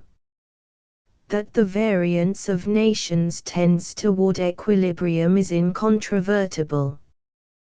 Granted then, Noakes was practical. He placed before himself a definite goal. He exerted every power to attain it, and used the means at his disposal. If he encompassed it, he put it to the use for which it was intended. He gave no thought to the extraneous influence it exerted on other phases upon which his life touched. He had made a great discovery, not a fortunate accident like that of the man who discovered nitro. With great danger to himself, he had followed a line of reasoning to its proximate end. The resulting discovery he would use to his individual advantage. He did not accord to himself the godlike privilege of casting discord among the nations, and he did not care what peaceful zoo the lion, the bear, and the various species of eagle found as common refuge. On the other hand, if to each is given coextensive power, the voice slipped away, as Noakes humorously wondered why Maxineff had never been a delegate to a peace conference. The great man's argument was advanced step by step. The light faded. Secure in the dusk, Noakes no longer maintained a semblance of attention.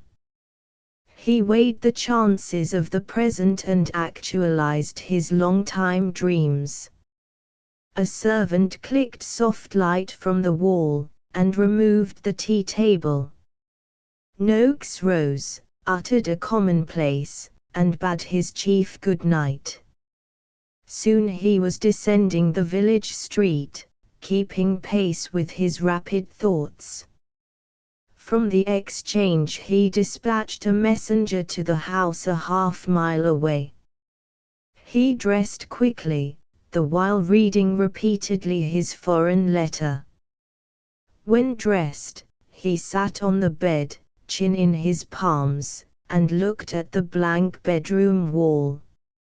A frown hung between his brows. Later he sat before the shelves in his study, absently scanning the backs of the books. When, he said aloud. In the morning Maxineff would come to search for that which he had found. He might be there for weeks, from morning till night. In that case the work must be delayed and misguided. The proportions were finely calculated. The method could not be bettered. He could duplicate it in an hour. If only he could repeat the experiment before tonight, he said, and left the room with a firm step. He dined well, though with few words for the kindly lady in whose home he lived.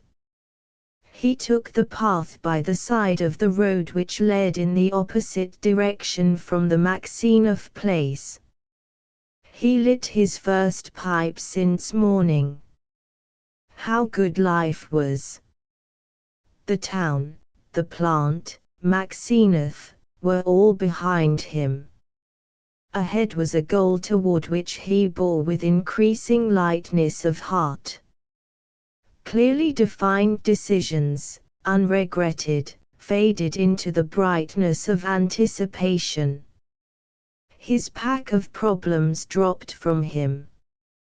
One day more and he could speak, one evening of companionable friendship.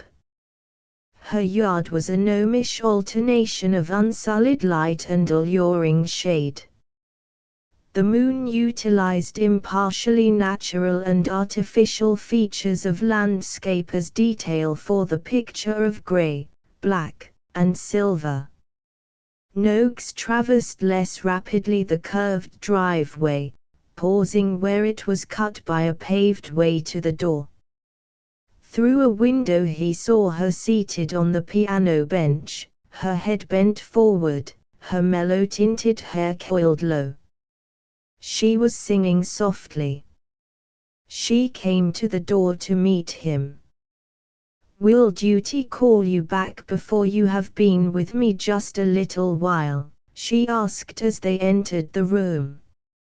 "No, duty has lost her voice at present." She dropped into a big armchair. He turned his back to the light, and sat facing her. "What have you been doing this week?" "Singing mostly." "Sing now, please." No, let's talk first. Well, how did Cornish behave on your way back? Quite as well as if you had been with us, Noakes. He leaned forward quickly. Do you know, that's the first time you've called me Noakes. It slipped. Mrs. Max says it, you know, I am weak about taking on colloquialisms. And you are sorry you have been so easily influenced? Noakes asked in ponderous aggrievement. You do not seem to be overjoyed. I am, he said gently. Don't be hilarious over it. I wish, well, certainly, Noakes it shall be. Thanks, Miss Beck. Haven't you done anything but work these days? I have thought more or less. Strange, what about? You, of course. Steady. Spring has passed. And tonight I heard a queer thing about you. What? She asked in an engaging manner of invitation to confidence. That you are to be married. I have it on the word of my landlady. So it is rumored in the village. I am glad my family is not so anxious to thrust me off as my friends are. And you are unwilling to be thrust off, as you put it. Married. No, not unwilling, unprepared. It is so very final, you know. A woman gives up everything. Not necessarily. Oh, yes she does, freedom, family, associations. And in return, from the right man she gets a sort of compensation. Not a high valuation. A true one. She knows she cares more than he does. No. Noakes spoke from a full heart. She does, and knowing it, she need not expect equal return, only part compensation. But how good he ought to be. Good? He asked doubtfully. Yes, everything she thinks he is. No man loved of woman is that. Noakes, you are disillusioning, and incorrect, and moreover traitorous to your kind. Not a bit of it, you overpraise my kind. But, let's be definite, you know he may be all, and may not always have been, in which connection he may not be expected to enlighten the dreaming lady, may he? I think he may. But he may possess a certain masculine trait, a kind of secretiveness. Secretive, she mused. Then he is a bit of a coward, I think. He would be a cad, Noakes said quickly, to tell her things that would pain her. Understanding will come sooner or later, she said oracularly. It is better to become accustomed to a thing than have it come as a revelation. I see, Noakes said, like taking a tonic in midwinter to fend off spring fever. You forget, he continued in a different tone, looking at her speculatively, that understanding may never come. Then he has put her on a lower intellectual plane, he has withheld from her, as he might from a child. No, he has loved her too well to hurt her. Loved her so ill that he has deceived her from the beginning. To my mind there is something active in deception. This would be rather an omission. An omission that is an insult to her. Not at all. Noakes spoke somewhat vehemently. Don't think I mean, she said, that there should be a detailed interchange of trivial confidence. That would be tiresome. If, however, there were one big thing in his life that might influence her feeling toward him, he should tell it, and let her judge. Not smooth over a disagreeable occurrence. Never. It would be cruel. Noakes sat very still. If I were the girl, she began, and checked the speech with a faint laugh. But we will not be dramatic, nor personal. Noakes told himself he had always known that this was her thought. She was too clear-hearted to feel anything else. The understanding of which she had half-seriously spoken must never come, and the only means of avoiding it was tonight's silence, the silence of all the days to follow. He foresaw the revelation which might come, and realized that any abnegation was worthless except the sacrifice of his love. Alive, aware of its possible fulfillment, he could not condemn himself to the sacrifice. She had not asked it of him, and he would not face that which she might ask if he obeyed the weak voice which counseled a surrender to her judgment. To the last intoxicating drop he would drink, in reverent loving thankfulness for the draught vouchsafed him. He would care, not in fearful accumulation of credit against a day of reckoning, but in surrender to the brimming abundance of their store. He would secure to her freedom from that possible pain by following the inevitable trend. His regard was a compelling force with which he had lived and grown since he had known Becky. He had not spoken of it to her, silenced by the piteous bane of insufficient income, but now almost he was free. When he spoke, the breadth and depth of the thing it was would induce her assent. Of this he was so sure that he did not consider the possibility of refusal. His failure to anticipate such a chance was by no means due to an underestimation of her powers of will, determination, or selection, rather to the feeling which, with the beat of his heart, knocked for freedom to go out, about the world, and with its sweeping lines converged again, to enter and permeate a heart attuned to reception and response. He sat beside her on the piano bench, and placed before her the songs he liked best. Her voice was a pure soprano, of an expressive sweetness which affected Noakes as nothing else he had known. It seemed to him that her clarity of soul found expression in her exquisitely pure singing tones.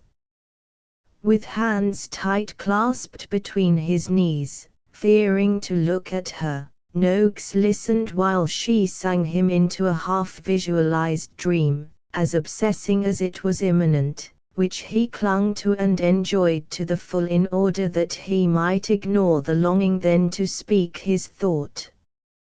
His dream keyed him to a responsiveness which made his throat throb in sympathy with the vibration of her tones. Presently he went away. Alone in the silver-splotched yard, the spell yet held him, but when the white road pointed away back to what he had left behind, a fog of uncertainty encircled him, dissipating the glow of his dream, checking his anticipation, crushing his problem close to him in the narrow circle of his vision, so close that, although a thing solved and set aside, it loomed ominous and insistent. He followed the road back to what he had left behind. In the laboratory Noakes bent over a crucible. The room was still. Not even the night sounds penetrated the shut door and closed window. The light from a single bulb played upon the set lines of his jaw, and upon the still hand which lay on the switch lever. He drew a deep breath that quivered through the room with startling distinctness. He bent closer to the tiny quantity of powder in the bottom of the vessel. Suddenly he stood erect and looked about him. His glance slowly circled the room, and fell to the hand on the switch lever. Then he advanced the lever.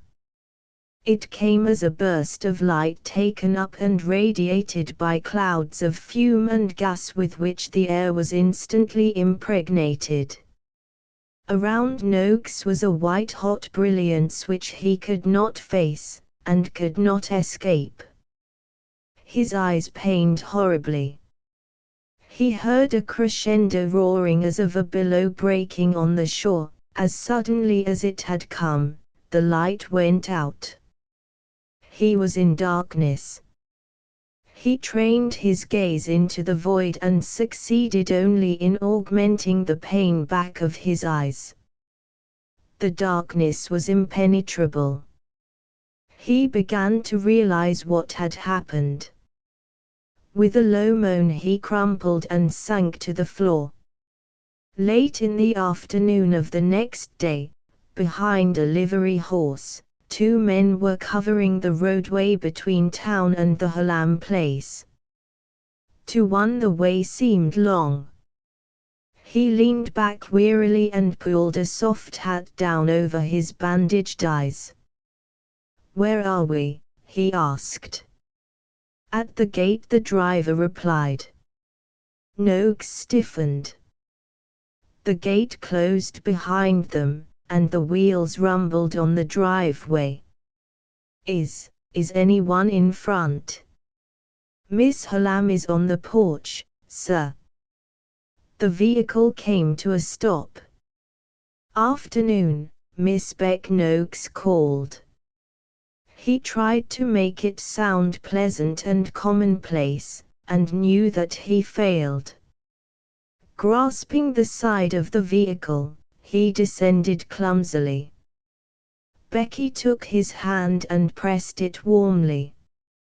She turned and took a step toward the house, still holding his hand. He withdrew it. "Don't, please, I know the way." With the shuffling tread of the blind he ascended the walk, stopping uncertainly at the foot of the steps. He heard Becky, at his side, draw a quick breath, as if about to speak. He half turned to her, and hearing nothing more, mounted the steps heavily. "Do you know," he said, as he paused at the top, "I've never counted these steps before. I didn't know there were so many. Let's sit inside, if you don't mind." He went a little way, and Becky put her hand on his arm. "It's this way, Noakes," she said gently, as she guided him into the room in which they were the night before. "Thank you." "It's a bit hard to be led," Noakes said huskily. They sat on a deep couch.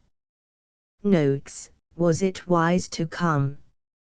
"I am glad you are here, but won't it hurt you, retard your recovery?" Becky asked anxiously. "I had to come. Mr. Max told me, both he and the doctor telephoned me early this morning, that in spite of all they said to you, you insisted on coming. I am fit, sound except for my eyes, that's the shame of it," he said bitterly. "They couldn't persuade me that I should rest now, rest to recover from a shock that will last a lifetime. I was afraid you might add fresh danger by coming out so soon. I tell you I had to come," he said with level forcefulness. As for my eyes, the harm is done. Is it irremediable? I am blind. But soon, someday, surely, no. The doctor gives me banalities for answers. I suppose he thinks I would go to pieces if he told me the truth. Yes, perhaps he thinks you could not bear the truth. Becky assented very gently. Her low, feeling tones brought a lump to Noakes's throat. He felt the sympathy which quivered in her voice, and it nearly unmanned him, but he misunderstood her meaning. He thought that she felt with him the sting of being deprived of full knowledge of his condition, the hurt of their doubting his strength.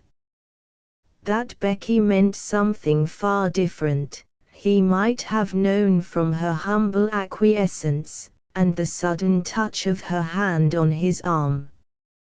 I've been trying to think it out, Noakes said, his voice low at first, roughening and increasing in volume as he spoke, but here I am, unweakened in mind and body, and put aside, not to see, never to see for myself the beautiful things about me, shut out from everything, with power to do, and ability to appreciate, yet put out in darkness, never to, oh Becky, I can't ever see you again. Don't. You mustn't, please. I didn't intend to speak so to you. I haven't the right. You must pardon me. He was silent a moment. I came to say something else. He turned his head about impatiently, calling upon his bandaged eyes to perform their function. Is it dark yet? He asked. We are in the gloaming, Becky answered softly. Noakes shut his lips, taking counsel of his powers of control before he spoke. Becky, he began, and gave a tired little sigh. Let me call you Becky today. Yes, she acquiesced quietly. Becky, he continued, lingering over the word, thinking of the privilege of its use as an accolade conferred by her. You need not speak when I have finished, I'll go away then. What is it? Becky asked. Tell me. Noakes leaned forward, pressing his temples, then sat erect and turned his face toward her. I love you, he said. I think it has been through more lifetimes than this, I know I shall always love you. I could no more grow away from it than I could add a cubit to my stature by taking thought. I kept silent because I was poor. Don't think of this as a bit of sordidness creeping in. My love would not ask of you any sacrifice. I could not give you the things you are accustomed to, so I said nothing. I planned and worked for a time when I would be privileged to speak. He heard an inarticulate sound at his side, and quickly continued, Last night I thought the time was close at hand. I thought in a few days I could come to you, and ask you for your love. Success of a certain kind was about to crown an effort of a despicable kind. Of that I must tell you. Tonight I am confessing a wrong I have done you. That's what it is. Oh, Becky, the explosion last night took away my sight, made me a useless blind man, but it opened my eyes too. It is as if a scroll were outspread before me, on which is a record of all my tendencies and crucial acts. I can see my failures at the crises of my life, and I can trace them back to causes, can see wherein a lightly taken determination has later borne bitter fruit. Last night I thought I had reached the pinnacle of attainment, in reality I had fallen lower than ever before. The success which was to be the beginning of all good things was stolen. I robbed Maxinov of it. He gave me an idea to work out. I followed his instructions to a point where I knew a different treatment might bring about a fine result. I saw great possibilities in the experiment and determined to keep for myself the benefits of it. From that point I followed my own ideas, and called the thing mine.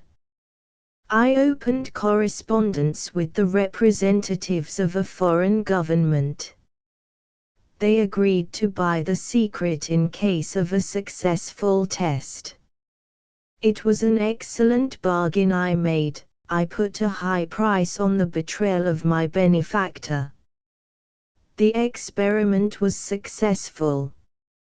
I was forced to destroy the result, why it is needless to say. Last night, when I left you, I went back to repeat the experiment, intending to make a small quantity to be used in the test which would have taken place tomorrow. Something went wrong with the unstable stuff, and you know the rest. In relief from the tension of his confession, his voice dropped lower as he said, "Now you know me." He shifted his position, stretching out his hands toward her. He touched her face, started, and drew back. "And Becky, do you realize that it was after I left you last night that I went back? After what you told me? Oh Becky, I am glad I cannot see you now." His voice quivered off to a whisper. "It is poor consolation that I know myself for what you judge me. I know bitterly well, I see much now. I could not come to the weakest agreement with the self I want to be, until I had told you of the wrong I have done you. And let me think my love is not distasteful to you. I know I am past your caring for, and I'll never ask it of you, but let me keep on loving you. Won't you, Becky?" He paused and listened. He heard Becky's uneven breathing. "I don't offer any excuse, there is none to offer. I want only the comparative peace of the assurance that those I have wronged understand now. I have talked with Mr. Maxinov. He was with me afterwards, when the pain, he hushed me far too gently, but he will not forget. You will not forget either, Becky, and you will not excuse. If, though, you should ask me why, I would say again, I love you. It is the only reason. I was thinking of you while I was making myself unfit for you to think of me." "Do you care so much?" Becky asked softly. "Yes. May I keep on caring?" "To what good?" "For the sake of the little good in me, which love of you will keep alive and growing." "You ask nothing of me. What will you find in caring for me?" "There will be a constant joy in knowing that you permit me to care." Becky was silent. "If you won't let me, I am afraid it will make no difference, because I cannot help it, you know." "I don't want to help it, you don't mind my saying so." For a moment neither of them spoke. Noakes rose. Becky, I thank you for hearing me out." He went a step away from her. I'm going. She did not rise. I am glad you have not spoken of my mistake, and somehow I am sorry.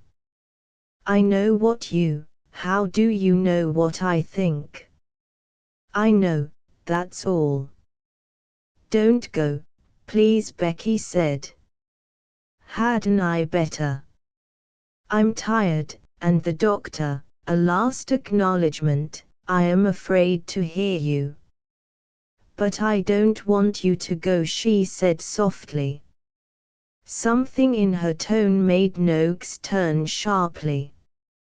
Becky. Yes, Noakes. You don't, yes. You love me, and blind. You are brave. Her hands were in his when he sat by her side. I talked with the doctor this morning, she said. As I did. No. He gave me a message for you. A message from the doctor. It was Mr. Max's notion that I should tell you. What is it? Noakes asked quickly. Your eyes, they will be well in time, if you are very careful. As Noakes breathed deep in relief and gratitude, one of his hands engaged two of Becky's, and he found a different use for the other. Noakes, Becky said, I'll take care of the eyes. The Garden of Memories by C. Mercer. The garden looked dreary and desolate in spite of the afternoon sunshine. The lilac and lavender bushes were past their prime, their wealth of sweetness had been squandered by riotous offshoots. The wind played among the branches, and cast changing sun-flecked shadows on the grass-grown paths, narrowed by the encroachment of the box borders that had once lined the way with the stiff precision of troops before royal progress. The flowers had the air of being overburdened with the monotony of their existence. They could never have had that aspect if they had been only wild flowers and had never experienced human care and companionship. That made the difference. The gate hung on rusty hinges, it answered with a long drawn-out creaking, as it was pushed open by a man who had been a stranger to the place for nearly 20 years. Yes, the garden was certainly smaller than it had been pictured by his memory. There had been a time when it had appeared as a domain of extensive proportions, and the wood beyond of marvelous depth and density. He was conscious of a sense of disappointment. The property would scarcely realize as high a price in the market as he had hoped, and it was incumbent upon him to part with it, if he would be released from the narrow circumstances that hemmed him in.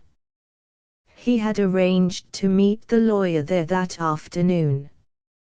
One of the latter's clients had already made a bid for the estate. The timber, at all events, would add to the value. The house faced southward upon the garden. It was here the man had been brought up by an old great-aunt. He guessed later that she had grudged him any of the endearments that death had denied her bestowing upon her own children. Her affections had all been buried before he was born. Besides, he took after the wrong branch of the family. She must have possessed a strong personality. It was difficult to bring to mind that it was no longer an existent force. Every one, from the parson to the servants, had stood a little in awe of her. He remembered the unmoved manner in which she had received the news of the death of a near relative. It had overwhelmed him with a sudden chill, that so she would have received tidings of his own. It had taken all the sunshine in the garden to make him warm again. In the mood that was growing upon him, it would not have much surprised him to find her sitting bolt upright in her carved high-back chair, as she had sat in the time of his earliest recollections, the thin, yellow hands, on which the rings stood out, folded in her lap. On one occasion she had washed his small hands between hers. The hard luster of the stones acquired a painful association with the ordeal. The blinds would be partially drawn in the musk-scented parlor, to save the carpet from further fading, for there had been a tradition of thrift in the family from the time of its settlement, a tradition that had not been maintained by its latest representative. Like the atmosphere of a dream, the years grew dim and misty between now and the time when summer days were longer and sunnier, and it had been counted to him for righteousness if he had amused himself quietly and not given trouble. A stream that he had once dignified with the name of river formed a boundary between the garden and the wood. Although it had shrunk into shallow insignificance, with much beside, a faint halo of the romance with which he had endued this early scene of his adventures still clung to the spot. As he came to the stream, he saw the reflection of a face in the water, not his own, but that of one much younger.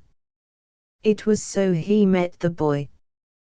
The child had been placing stepping stones to bridge the stream, and now came across, balancing himself on the slippery surfaces to test his work. It was odd that he had remained unobserved until this moment, but that was due to the fact of the water rushes on the brink being as tall as he. The boy's eyes met those of the man with a frank, unclouded gaze. He did not appear astonished. That is the way when one is young enough to be continually viewing fresh wonders, one takes everything for granted. He saw at a glance that this other was not alien to him. His instinct remained almost as true as those of the wild nature around. For his own part, he had an unmistakable air of possession about him. He appeared to belong to the place as much as the hollyhocks and honeysuckle, and yet, how could that be? Probably a child of the caretaker, the man told himself. He had authorized the agent to do what was best about keeping the house in order. He had not noticed what signs it had to show of habitation. Now he saw from the distance that it had not the unoccupied appearance he had expected of it, nor the windows, the dark vacant stare of those that no life behind illumines. "Do you live here?" he asked of the boy. "Yes." The boy turned proudly toward the modest grey pile in the manner of introducing it, forgetting himself in his subject. "It's a very old house. There's a picture over the bureau in the parlor of the man who built it, and planted the trees in the wood. Hannah says, Hannah." It was a foolish repetition of the name. Of course there were other Hannahs in the world. The old servant of that name, who had told the man stories in his boyhood, had been dead more years than the child could number. "Yes, don't you know Hannah? She'll come and call me in presently, and then you'll see her. Hannah says the trees, have grown up with the family." He assumed a queer importance, evidently in unconscious mimicry of the one who had repeated the tradition to him, and that with them the house will stand or fall. Do you think the roots really reach so far? There was an underlying uneasiness in the tone, which it was impossible altogether to disguise. As the other expressed his inability to volunteer an opinion on this point, the boy went on, seeing that his confidences were treated with due respect. I dug up one myself once. I wished I hadn't afterwards, to make myself a Christmas tree like I'd read about. I just had to hang some old things I had on it. It was only a tiny fir, small enough to go in a flower pot, but that night the house shook, and the windows rattled as if all the trees in the forest were trying to get in.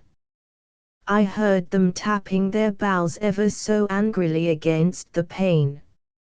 As soon as it was light, I went out and planted the Christmas tree again. I hadn't meant to keep it out of the ground long, they might have known that. Have you no playfellows here? The boy gave a comprehensive glance around. There are the trees, they are good fellows. I wouldn't part with one of them. It's fine to hear them all clap their hands when we are all jolly together. There are nests in them, too, and squirrels. We see a lot of one another. This statement was not difficult to believe. The Holland overalls bore evident traces of fellowship with mossy trunks. The boy did most of the talking. He had more to tell of the founder of the family whose portrait hung in the parlor, and of how, when he, the child, grew up, he rather thought of writing books, as that same ancestor had done, and making the name great and famous again. He had not decided what kind of books he should write yet. Was it very hard to find words to rhyme, if one tried poetry? He was at no pains to hide such fancies and ambitions, of which his kind are generally too sensitive or too ashamed to speak to their elders, and which are as a rule forgotten as soon as outgrown. "Shall we go in the wood now?" said the boy. "It's easy enough to cross over the stepping stones." "Yes, let us go." The man was beginning to see everything through the boy's eyes. The garden was again much as he had remembered it, enclosed in a world of beautiful mystery. Nothing was really altered. What alteration he had imagined had been merely a transitory one in himself. The child had put a warm, eager hand into his. Together they went into the wood, as happy as a pair of truant schoolboys. They might have been friends of long standing. "So this is your enchanted forest," said the man. "Not really enchanted," replied the boy seriously. "I once read of one, but of course it was only in a fairy tale. That one vanished as soon as one spoke the right word. It would be a very wrong word that could make this vanish." He had a way of speaking of the wood as if it were some sacred grove. His companion suddenly felt guilty, not quite knowing why. Of course someone might cut them down. The boy lowered his voice. It seemed shameful to mention the perpetration of such a deed aloud. It would be terrible to hear them groan when the axe struck them. The young ones mightn't mind so much, but it would be bad for the grandfather trees who've been here from the beginning. Hannah says one would still hear them wailing on stormy nights, even if they had been felled and carted away. Yes, even then, though, to be sure, there would be no one to hear the wailing if it's true that the house must fall, too, at the same time. But we needn't trouble about that, none of it is likely to happen. You see, if it did, where should I be? He laughed merrily. This last argument appeared to him to be quite conclusive. Such an important consideration placed the awful contingency quite out of the question, and transformed it into nothing more than a joke. The child's laughter died away as they both stood still to listen. Each thought he had heard his own name called.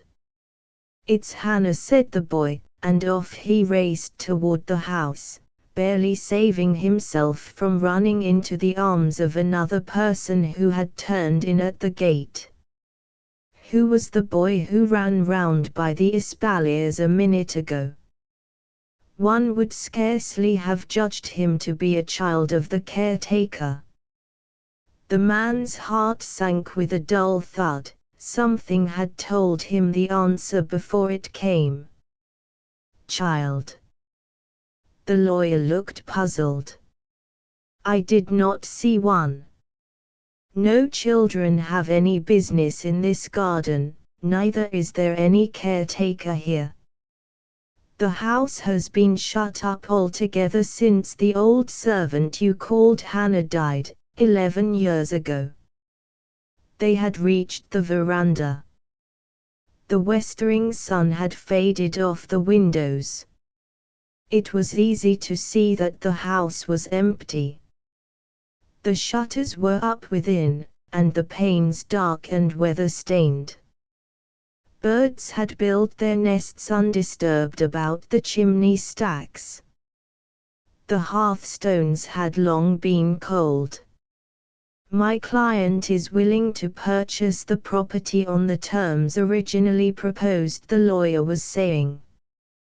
He contemplates investing in it as a building site. Of course the timber would have to be felled. A breeze passed through the treetops like a shudder. The younger man interposed, I am sorry you should have had the trouble of coming here, but I have decided to keep the old place after all, stick and stone. It is not right it should go out of the family. I must pull my affairs together as well as I can without that. The little phantom of his dead boyhood was to suffer no eviction. The clearest voice by Margaret Sherwood, the little business frown which John Wareham usually wore only at his office, and put off as he put on his hat in starting for home, lingered that evening, persisting through the long streetcar ride, the walk past rows of suburban houses, and even to the brook at the foot of the hill below his home. Here it vanished, for the brook marked the spot where the world stopped, and Alice began. He watched with a meditative happy smile the rough stone fence which bordered this bit of meadow land, with the trailing woodbine and clematis that made it a thing of beauty, and, as he climbed the hill, the deepening color in the sunset clouds, and the notes of a wood thrush from the forest edge not far away, became part of a deep sense of harmony, breaking a mood of anxiety and fear. Then came the comforting glimpse of the red brick house through the encompassing green, with its white daintiness of porch, fan window, and window facings. It all looked like her. In its serene and simple distinction it seemed to embody her. Her creative touch was everywhere. The bay window, about which they had disagreed when the house was planned, had, surprisingly, turned out to the liking of both. As he fumbled at the latch of the gate, and pinched his finger as he always did, a vexed sense of triumph came to him, for it surely would have worked better if he had insisted on having his own way. Everywhere were traces of little worries and little triumphs, the latter predominating. It was the very soul of home, from the threshold to the branches of the tall elm which touched the roof protectingly. It was wholly desirable, and it might have to go. As he followed the brick walk, in bitterness he closed his eyes that he might not see, and so ran into a porch pillar, the one on which Alice's red roses were blossoming. The queer little groan that he gave in some strange way took on the sound of railroads, and again railroads, as he beat his head against the pillar once or twice purposely, and his voice had a note of contempt. He had not felt that way about railroads when he had invested his savings, partly in the stock of a new railroad in the West, partly in the stock of an old railroad in the East that was doing wild things in the way of improvements. Then there had been nothing too good for him to say about the earning power of railroads, the wise management of railroads, the net profits of railroads. Now, both railroads were in trouble, dividends were cut, and the stock which he had hoped to sell at a profit had dropped almost to zero. The mortgage loan on his house was due in a month, and he, a man earning only a moderate salary in a real estate office, had nothing in the world wherewith to meet the emergency. Even the savings bank deposit had gone into railroad stock, in order that the mortgage might be paid off more quickly. But his face lighted up with a smile both sad and bright which made quite a different face of it as he crossed the threshold, that threshold on which Alice had stopped to kiss him the day he had married her and brought her home. There was something here that shut out all the trouble in the universe. About the doorway his wife's laughter seemed to be always floating, that laughter, merry, touched with tenderness, made up of mirth and sorrow, as all wise laughter is. Just then came little Jack to meet him, speeding madly down the baluster, and John, as he picked up his boy, kissed him, and reproved him for coming downstairs that way, had nothing to answer, when his son averred that it was lots better than a railroad, save that might well be. "There's ice cream for dinner," the boy exploded, and the father, roughly smoothing Jack's tousled hair, started as he caught a sound of chatter from the living room, and stood still in dismay. That today of all days should be the time of the family gathering which brought 2 uncles, 2 aunts, and 3 cousins to the house. How completely he had forgotten. He hung up his hat and grasped little Jack's hand. He would tell them nothing about his troubles, nothing. He would be the ideal host, concealing his personal vexations under a cordial smile. But hardly had he opened the door, with his office bag still held absent-mindedly in his hand, when they were upon him. The cordial smile did not deceive them for a minute. Aunt Janet, who was sitting by the fireplace, looked the most troubled of all, though she said nothing. It was "Why, John, what's the matter?" from Aunt Mary, and "Well, John, how goes it?" from Uncle Philip, who looked as if he knew that it went very badly indeed. "And what makes you look so worried?" With a home like this, no man ought to look worried, from his cousin Austin, who had recently become engaged and was thinking about homes. He nodded approvingly at the room, which was simply furnished, soft in coloring, with English chintzes, a few pictures of trees and of water, all out-of-door things, and a fireplace that showed signs of constant use. John's face brightened as he caught this look of admiration. Not all the confusion of greeting and inquiries in regard to health, not all the business worries in the world could check the sense of peace that always came to him in entering this room, which, more perfectly than any other spot, expressed the personality of Alice. He managed to make his way through the little crowd of sympathetic wrinkled faces, and wondering smooth faces. There were, it was discovered, comfortable chairs enough for all, and John found himself, as host, the center of a little group bent on probing his affairs, in friendly fashion, to the bottom. It was his sister Emily who finally started the flood of questioning that led to the betrayal of the secret he had meant to keep for the present.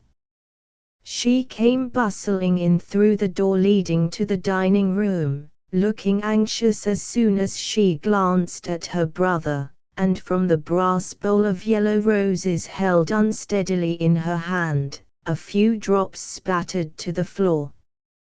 "Are you ill, John?" she asked, "or have you lost?" Among all the many voices of inquiry, comment, question whereby she was interrupted, the voice of Alice was the clearest, making the others, no matter how near the speakers stood, seem to come from far away. Little Jack came and climbed upon his father's knee, a curious reproduction of the family look of worry appearing on his chubby face. John the elder leaned his head back in the chintz-covered chair, shutting his eyes for a minute with a sense of warmth and satisfaction, and the nearness of the cuddling body of his son. "Everything's the matter," he said wearily, "everything," and he had a momentary twinge of conscience, realizing that he was not being the ideal host. They all watched him anxiously, sympathetically, in silence, and Aunt Mary, near the window, went on drawing her needle in and out with exquisite precision, her grey head bent over a centerpiece which she intended to present to the house. "Oh no, I'm not ill," said John Wareham, suddenly sitting upright, "but the Long Gorge Railroad has gone into a receiver's hands, and 3 days ago the New York and Nineveh cut its dividend. I'm done for." Emily gave a little gasp, and said nothing. "You will pull through all right," asserted Uncle Philip, stirring up the fire in order to hide his face. And Cousin Austin slapped John's shoulder, saying facetiously, "Take courage, Jeremiah. The worst is yet to come." John laughed in spite of himself, and struck his fist upon the knee not occupied by Jack. "Every dollar I had in the world I had drawn out and put into those 2 cursed things. Now I've nothing. No capital, no credit. The place has got to go." "No, no," cried the womenfolk. "The place has got to go," repeated John Wareham, his face in little Jack's hair. "And I feel as if I could rob a bank or a jewelry store to prevent that." Jack burst into a delighted giggle, through which John heard, "You wouldn't do any such thing, and you mustn't talk that way before Jack." It was Alice who spoke, with a little catch in her voice that sometimes came, halfway between a laugh and a sob, and it was echoed by the 2 aunts. "Railroads," growled John, with supreme contempt. It would have been a great deal better if railroads had never been invented. Jack, we shall have to get a prairie schooner, and trek to the west. Jack's eyes shone like stars, but he got no chance to say anything, for, with that outburst, the springs of speech were loosened. There was the clamor, the chorus clamor, of relatives, indignant, inquisitive, sympathetic relatives, all eager to help, and all uneasily conscious that their own small measure of prosperity would hardly stand the strain. He shook his head sadly in answer to the inquiry as to whether he could not borrow. He had no security. Aunt Mary did not fail to remind him that she had warned him at the time. Aunt Janet, in a thin but affectionate voice, admitted that she had suffered in the same way heavily. And then the clock ticked through a brief silence. "Why don't you read your letters?" asked Emily suddenly.